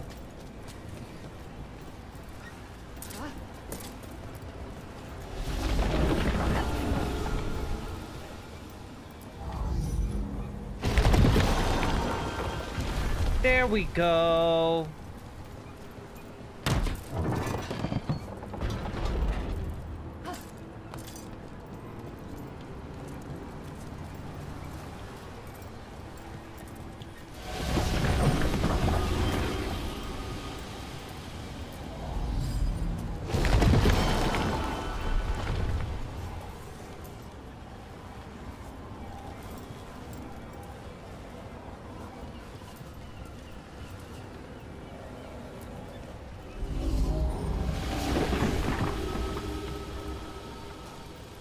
Oh, wait. I want to move that to focus on this one. Over there.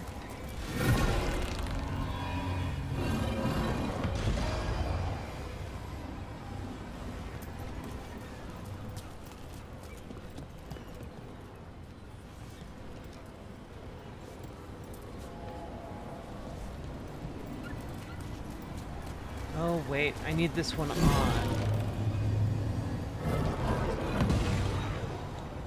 There we go.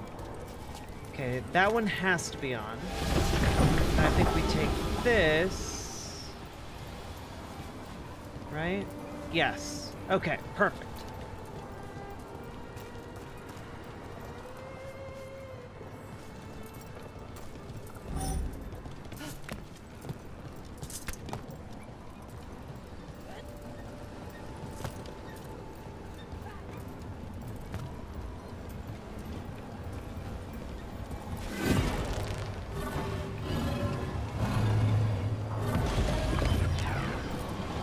There we go. There we go. Good night, Erica. Is Rook the same character from Dragon Age Inquisition? No, the Inquisitor is a different character. I think you can import. There must be a way to import your Inquisitor into this game, but I'm not sure what it is.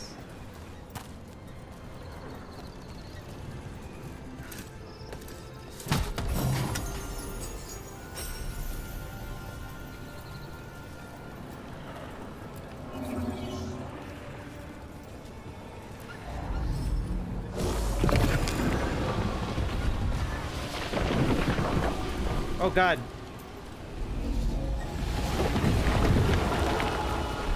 Terrifying.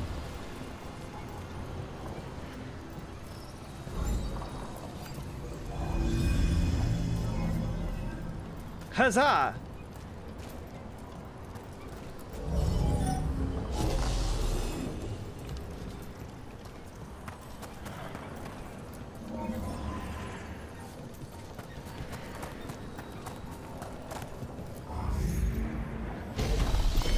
There we go.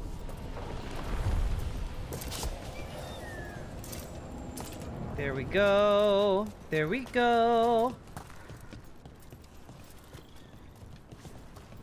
Da da da da da da da da.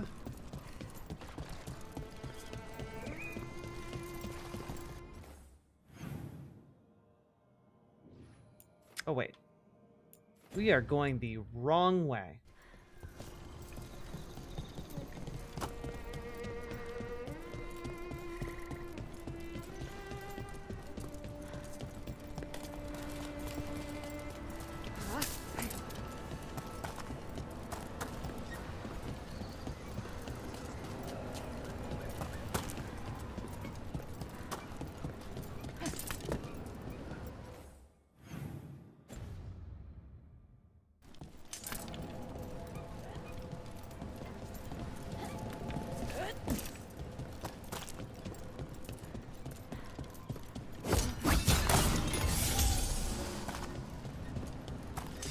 Oh.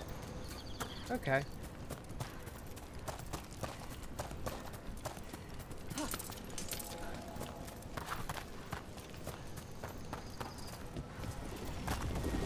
This is one of the Evanuris. Might even be Gillenane or Elganon. They weren't gods. They don't deserve statues. This artifact isn't working right. Maybe if I looked at the crystals it's connected to. Magic of the ancients. Just finding quests.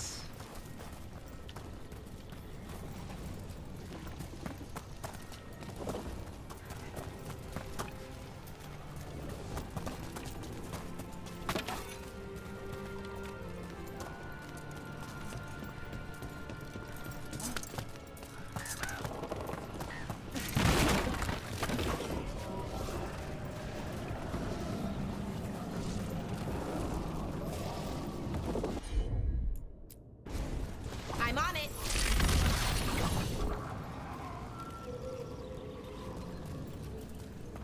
Okay.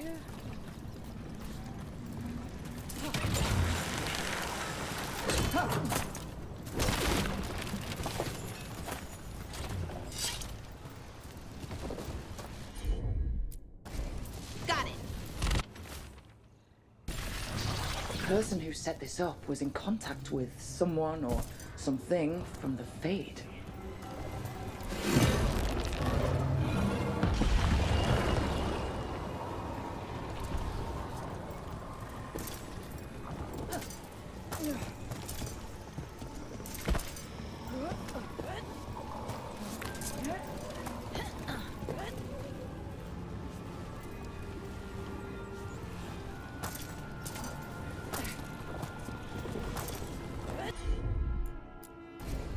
Sure, here we go.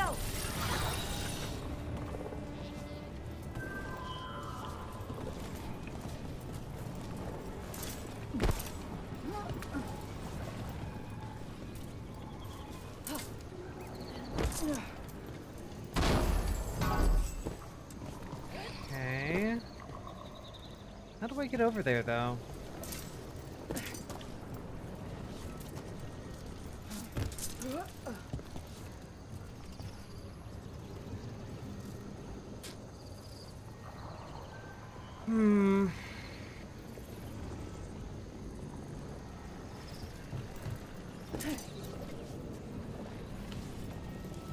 Oh, damn.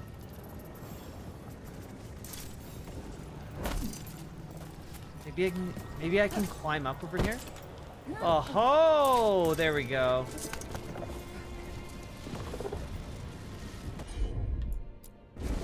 Sure, here we go.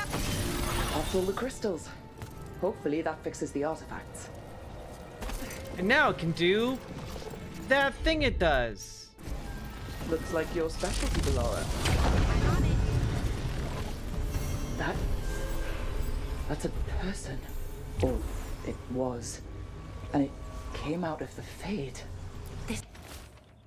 Blood-stained letter. Someone must perform the ritual while another becomes the vessel. I've agreed to be the latter. I'm not proficient in magic. There's just no other choice. If the ritual succeeds, I will be different, but know that I will always love you. I do this for us, for our future, for the little ones. Eternally yours, Blair. It's magic. It was designed to draw something in, and it's familiar. Might be best if we stop tampering. The forest will reclaim it.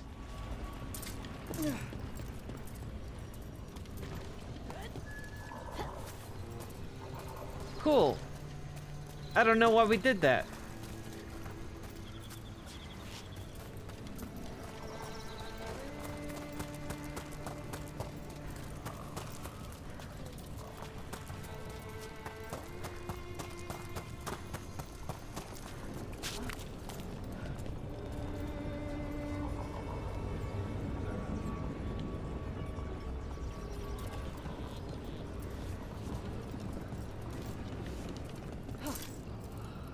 Oh, come on. Aren't you in the Fade? Isn't your main base in the Fade currently? I thought it was? Maybe it's a maybe this is like a secret third place.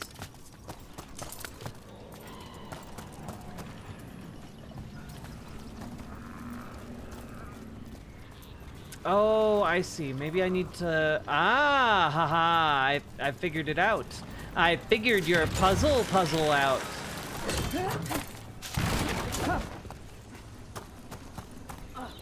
Whoa, ho, ho, ho, I figured out your gravity puzzle too. There we go.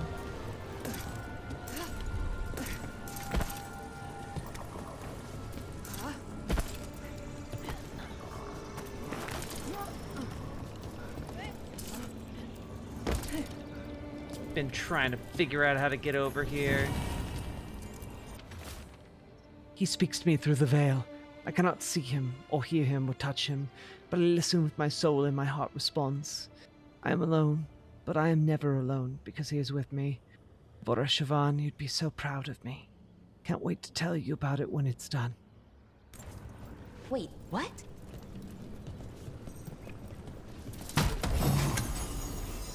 Bronze branch. Cool.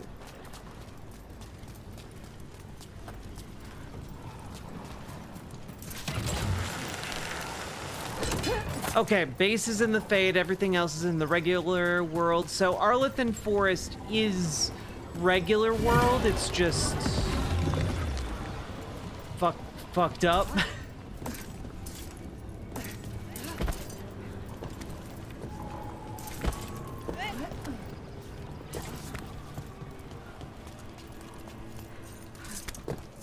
It'll make more sense later in the game. Cool.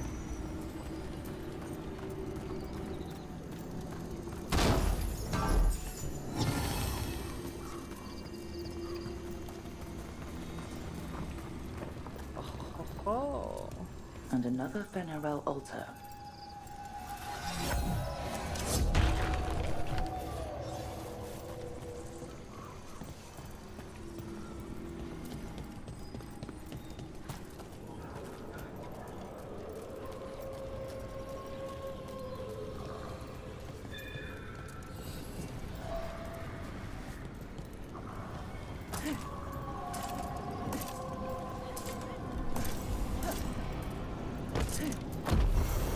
There we go.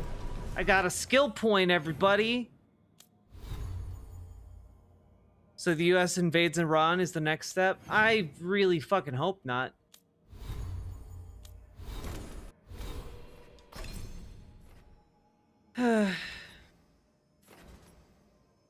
Ooh, damage versus armor, 20%? That sounds pretty good, actually. Can anyone explain to me what upgrade tool abilities? I don't know what that is. I don't know what a tool is in this game.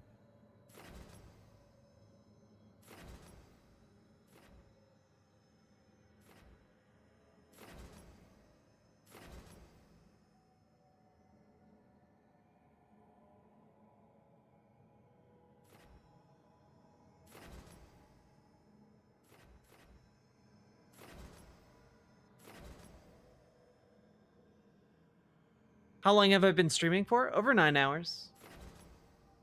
A little sleepy. Let's see.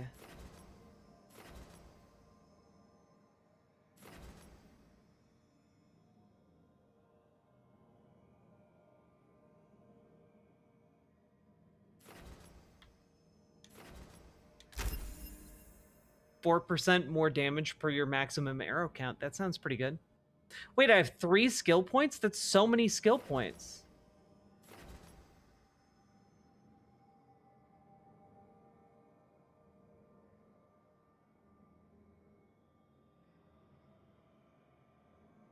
Just out of curiosity, are you at all family with an organization called the International Fellowship of Christians and Jews? Nope. No idea. Your bot is proselytizing? Nani? Oh, that's a mod. Banana Brains is a mod. Not a bot. Hey, Tofu Ghost. Hello, Straighter Aid. I'm sorry, I was so engrossed in my game I didn't even see you guys posting in chat. Hello, everyone. We're just playing some video games. We've done so much content today, and really took it out of us. Did the NYC Mayoral debate. Did Matt Walsh debunk segment. Did a. God, what was the other thing we did? Oh yeah, talked about potential end of the world. It's all good. How long ago? Oh, how long ago did I start streaming? I started streaming like 5 years ago? Maybe tail end of 2019. But prior to that, I had like a podcast, and I was pivoting into the I was pivoting into like podcasts from writing. And then it just turned out that people didn't really care for my podcast. Well, that's not true. People liked my podcast, but not enough to, it wasn't on the top of the charts. But then I started trying to combine podcasting with live streaming, and hey, here I am, 5 years later, doing the things. Wonder why I haven't heard anything? You're trans, so you'd think I would have. I try to follow my gaze. Honestly, I didn't come out as trans until like the tail end of me being a game journalist. And then I don't know. I've just always I've been bad at producing my content on platforms other than Twitch, and that's held me back in a lot of respects. I built up an audience almost predominantly on Twitch, and then they changed their algorithm or whatever, and it buried me for like a year or two, and then I started on YouTube, and things are going pretty well over here. But yeah, I'm trying to do better in my content creation and also just making people aware I exist.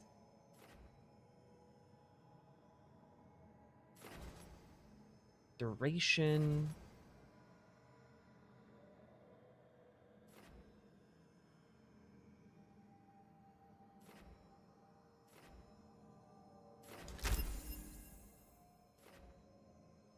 Cool.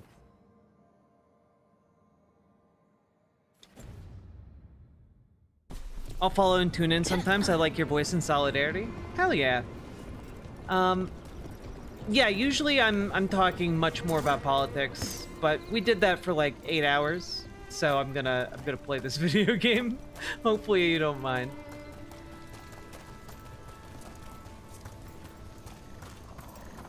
How do I get back up there? Damn it.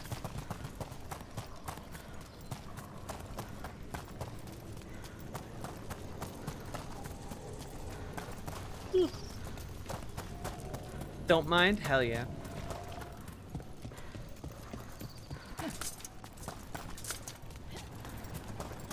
Yoink. But yeah, I'm basically everything that I say on the tin. You know, I'm trans, socialist. You know, I know I need to go up there.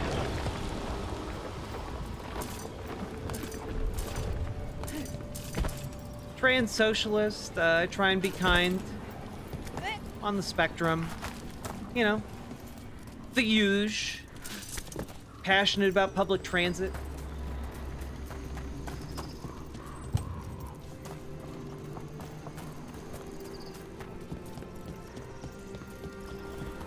Oh, okay, I just can't. I will say this is maybe the thing I am most frustrated about in the game design so far. It's encountering these walls where it's just like, nah, you can't go this way. Here's a little lock on it to let you know. But like, come back here later. That I don't like that.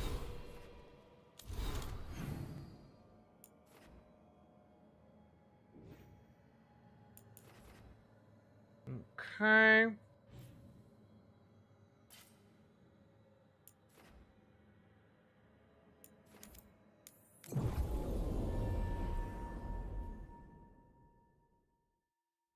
Today's the beginning of US versus Iran. I hope not. Desperate times and all that. Like, the worst part is I can't say for sure no. But, Aren't these the old we can hope not.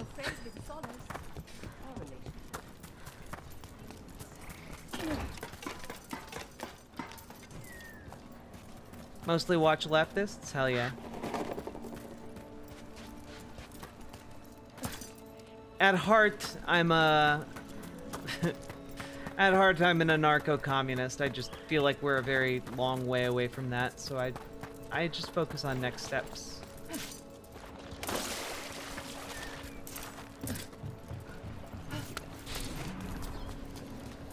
Alright. Hello, Ghost. Do you feel better? Do you feel better? Those people. You don't have to feel this way anymore. So much fear before the darkness. Make it quiet. Make it go away. I don't understand. I think we need to soothe the spirit somehow. Maybe some kind of reverent gesture?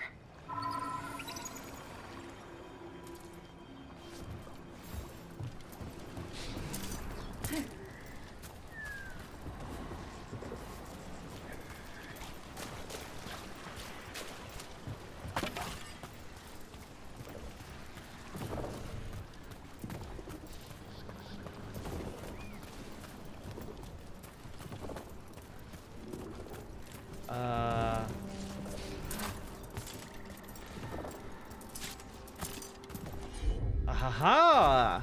Right. Any ideas what that does? It's ancient Elven, I know that much. Probably tapping into the Fade and drawing from it. Whatever it is, it wasn't here before. Things like this now pop up out of nowhere. discourse.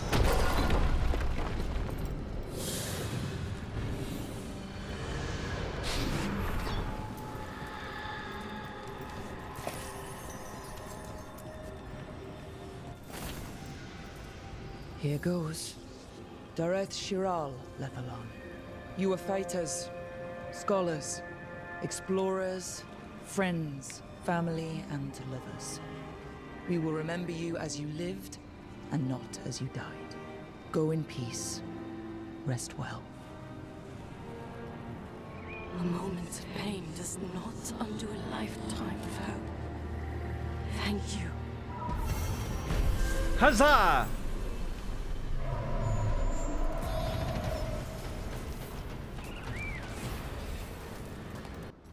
Another skill point. Oh,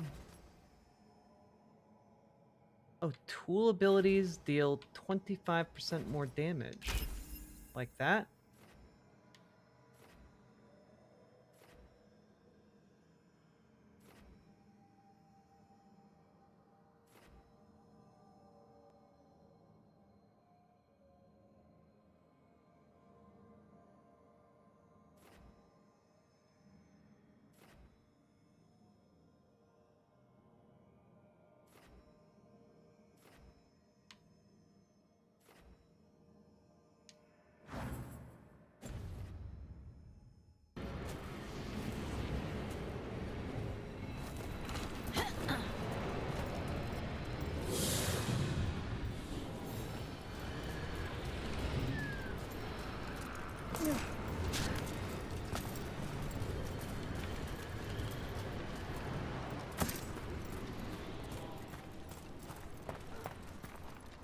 Okay.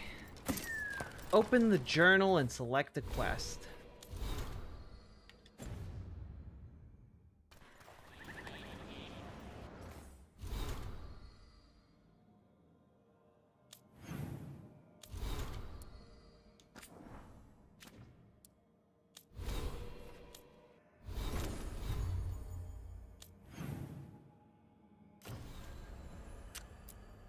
Okay, find the shadow dragons in Docktown. Return to the lighthouse via the crossroads or fast travel. Okay. Oh. Treviso. Okay, a lot of these quests... Why are they showing me quests I can't even do until I'm like 30 levels higher than what I am right now?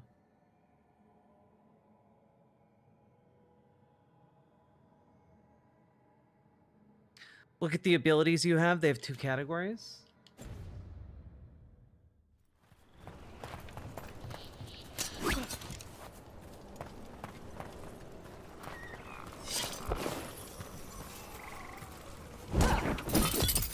Oh, is that why this doesn't require me to use...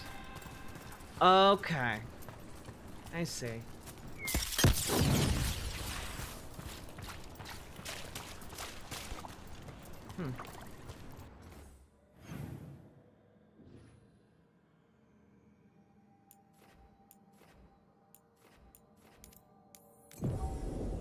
Okay, I think I understand a little bit what I'm supposed to do. I'm gonna go back to the crossroads, talk with folks, and see how things are going. We need to get some of this rubble cleared up.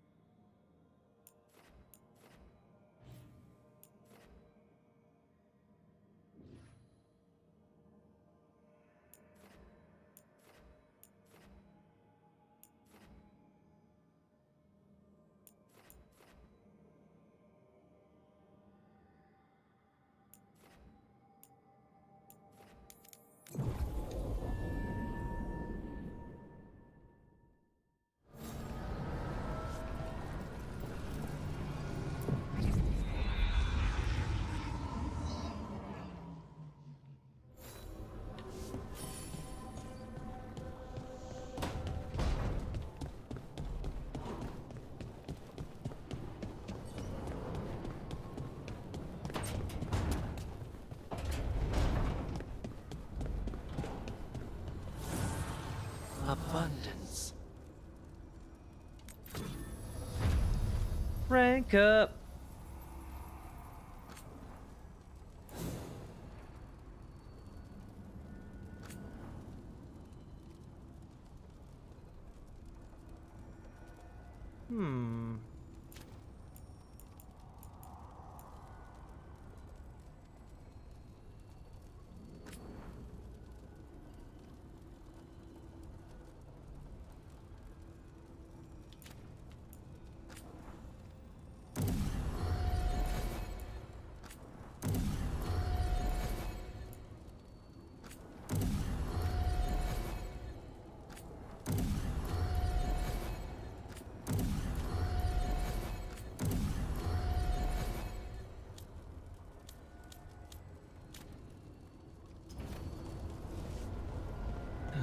Okay.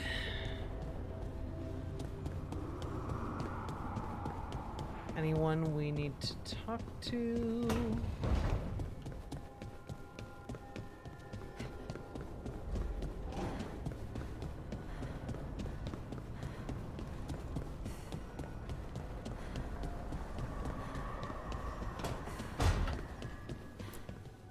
Here we go. Oh, Rook! Good to see you. Irulan and Strife sent word. Some of the artifacts we have in storage are acting up. They need a hand to make sure they stay calmed. And don't rip a hole in reality. Anyways, we can go whenever you're ready. Aren't we already in a hole in reality? Isn't that kind of the lighthouse? Rook! Hi! Hey!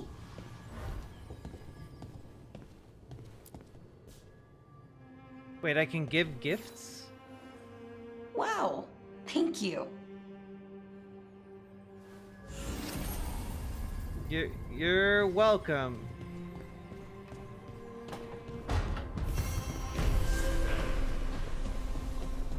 I gave gifts. We will win. We will win. You've been quiet? I know. Just thinking. But I said we'd talk, didn't I? What? I heard a voice after we saved that man. It told me I was touched by the ancients and that I should seek it out. Seek her out.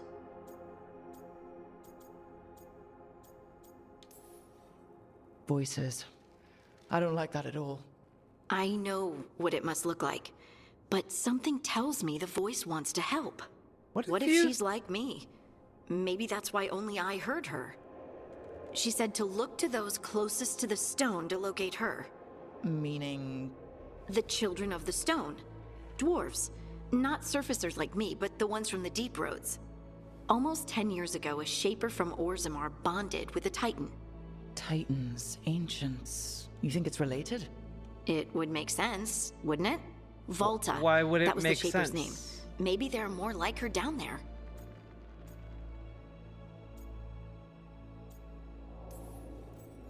Or you could be the only dwarf in the world with magic, which must feel nice. A little, but I don't know everything about it yet, and I probably should. I know some people in Orzammar. I'll reach out. If I hear anything, you'll be the first to know. Cool.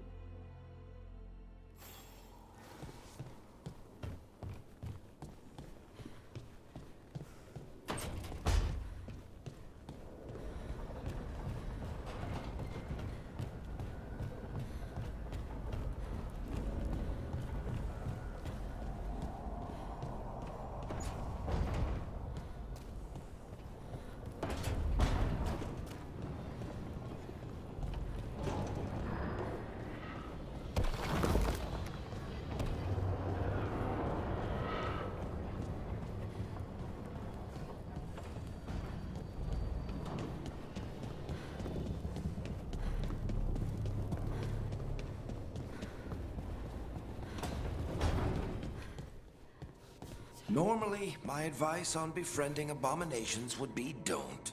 In this case, just keep an eye on him.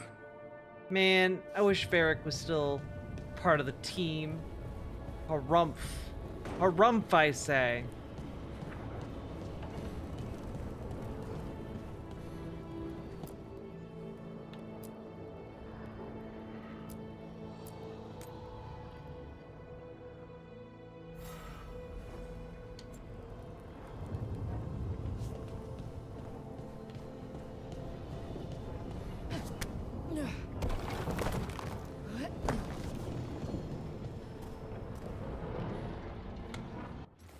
All right, chat. I think I have to be done. We've been going for 9.5 hours. If you've been enjoying the stream, you know,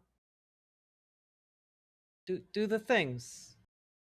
You know, the things that help the stream. You know what those things are at this point.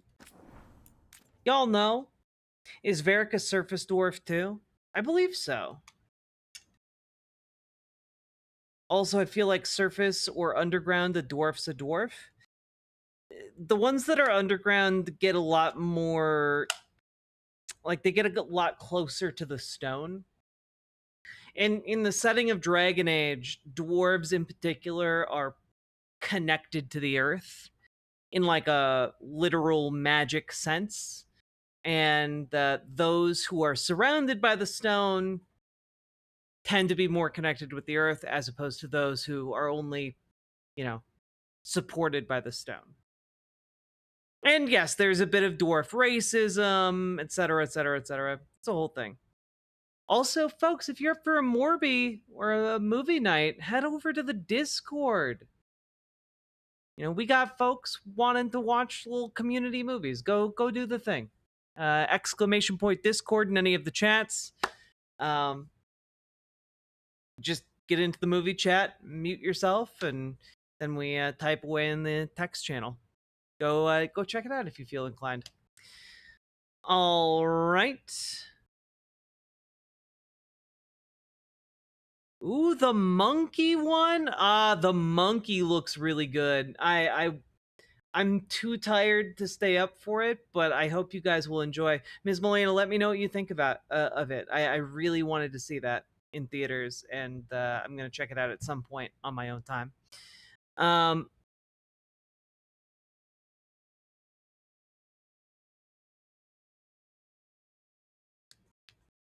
Watching on Sky News on another device, and Israel's live now, stating Israel did not strike Iran first. Iran has been firing hundreds of missiles. What? And there's proof Iran is building a nuke. Cool. We're literally watching weapons of mass destruction unfold once again. Man, how many times can Americans fucking fall for it, you know?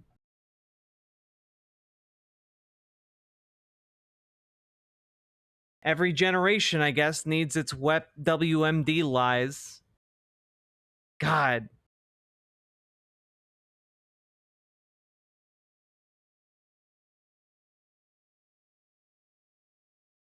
No, John Bogardus, there's one, Monkey Man slaps. Everyone should see Monkey Man. But the monkey is by the guy who did Long Legs, Oz Perkins, and I think it's an adaptation of a Stephen King story.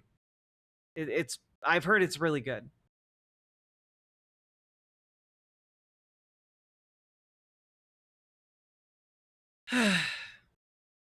Anyway, folks, I'll see you all tomorrow, and we'll do our best to kind of make sense of the developments that occur in the next 24 hours.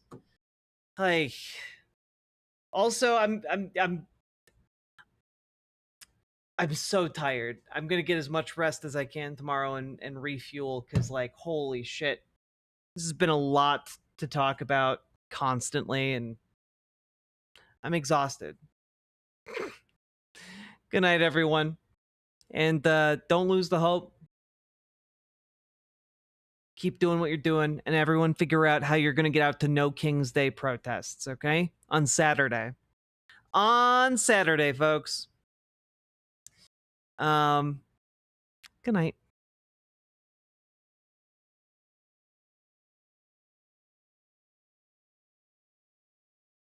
Put it there, boy. We'll show these fascists what a couple of hillbillies can do.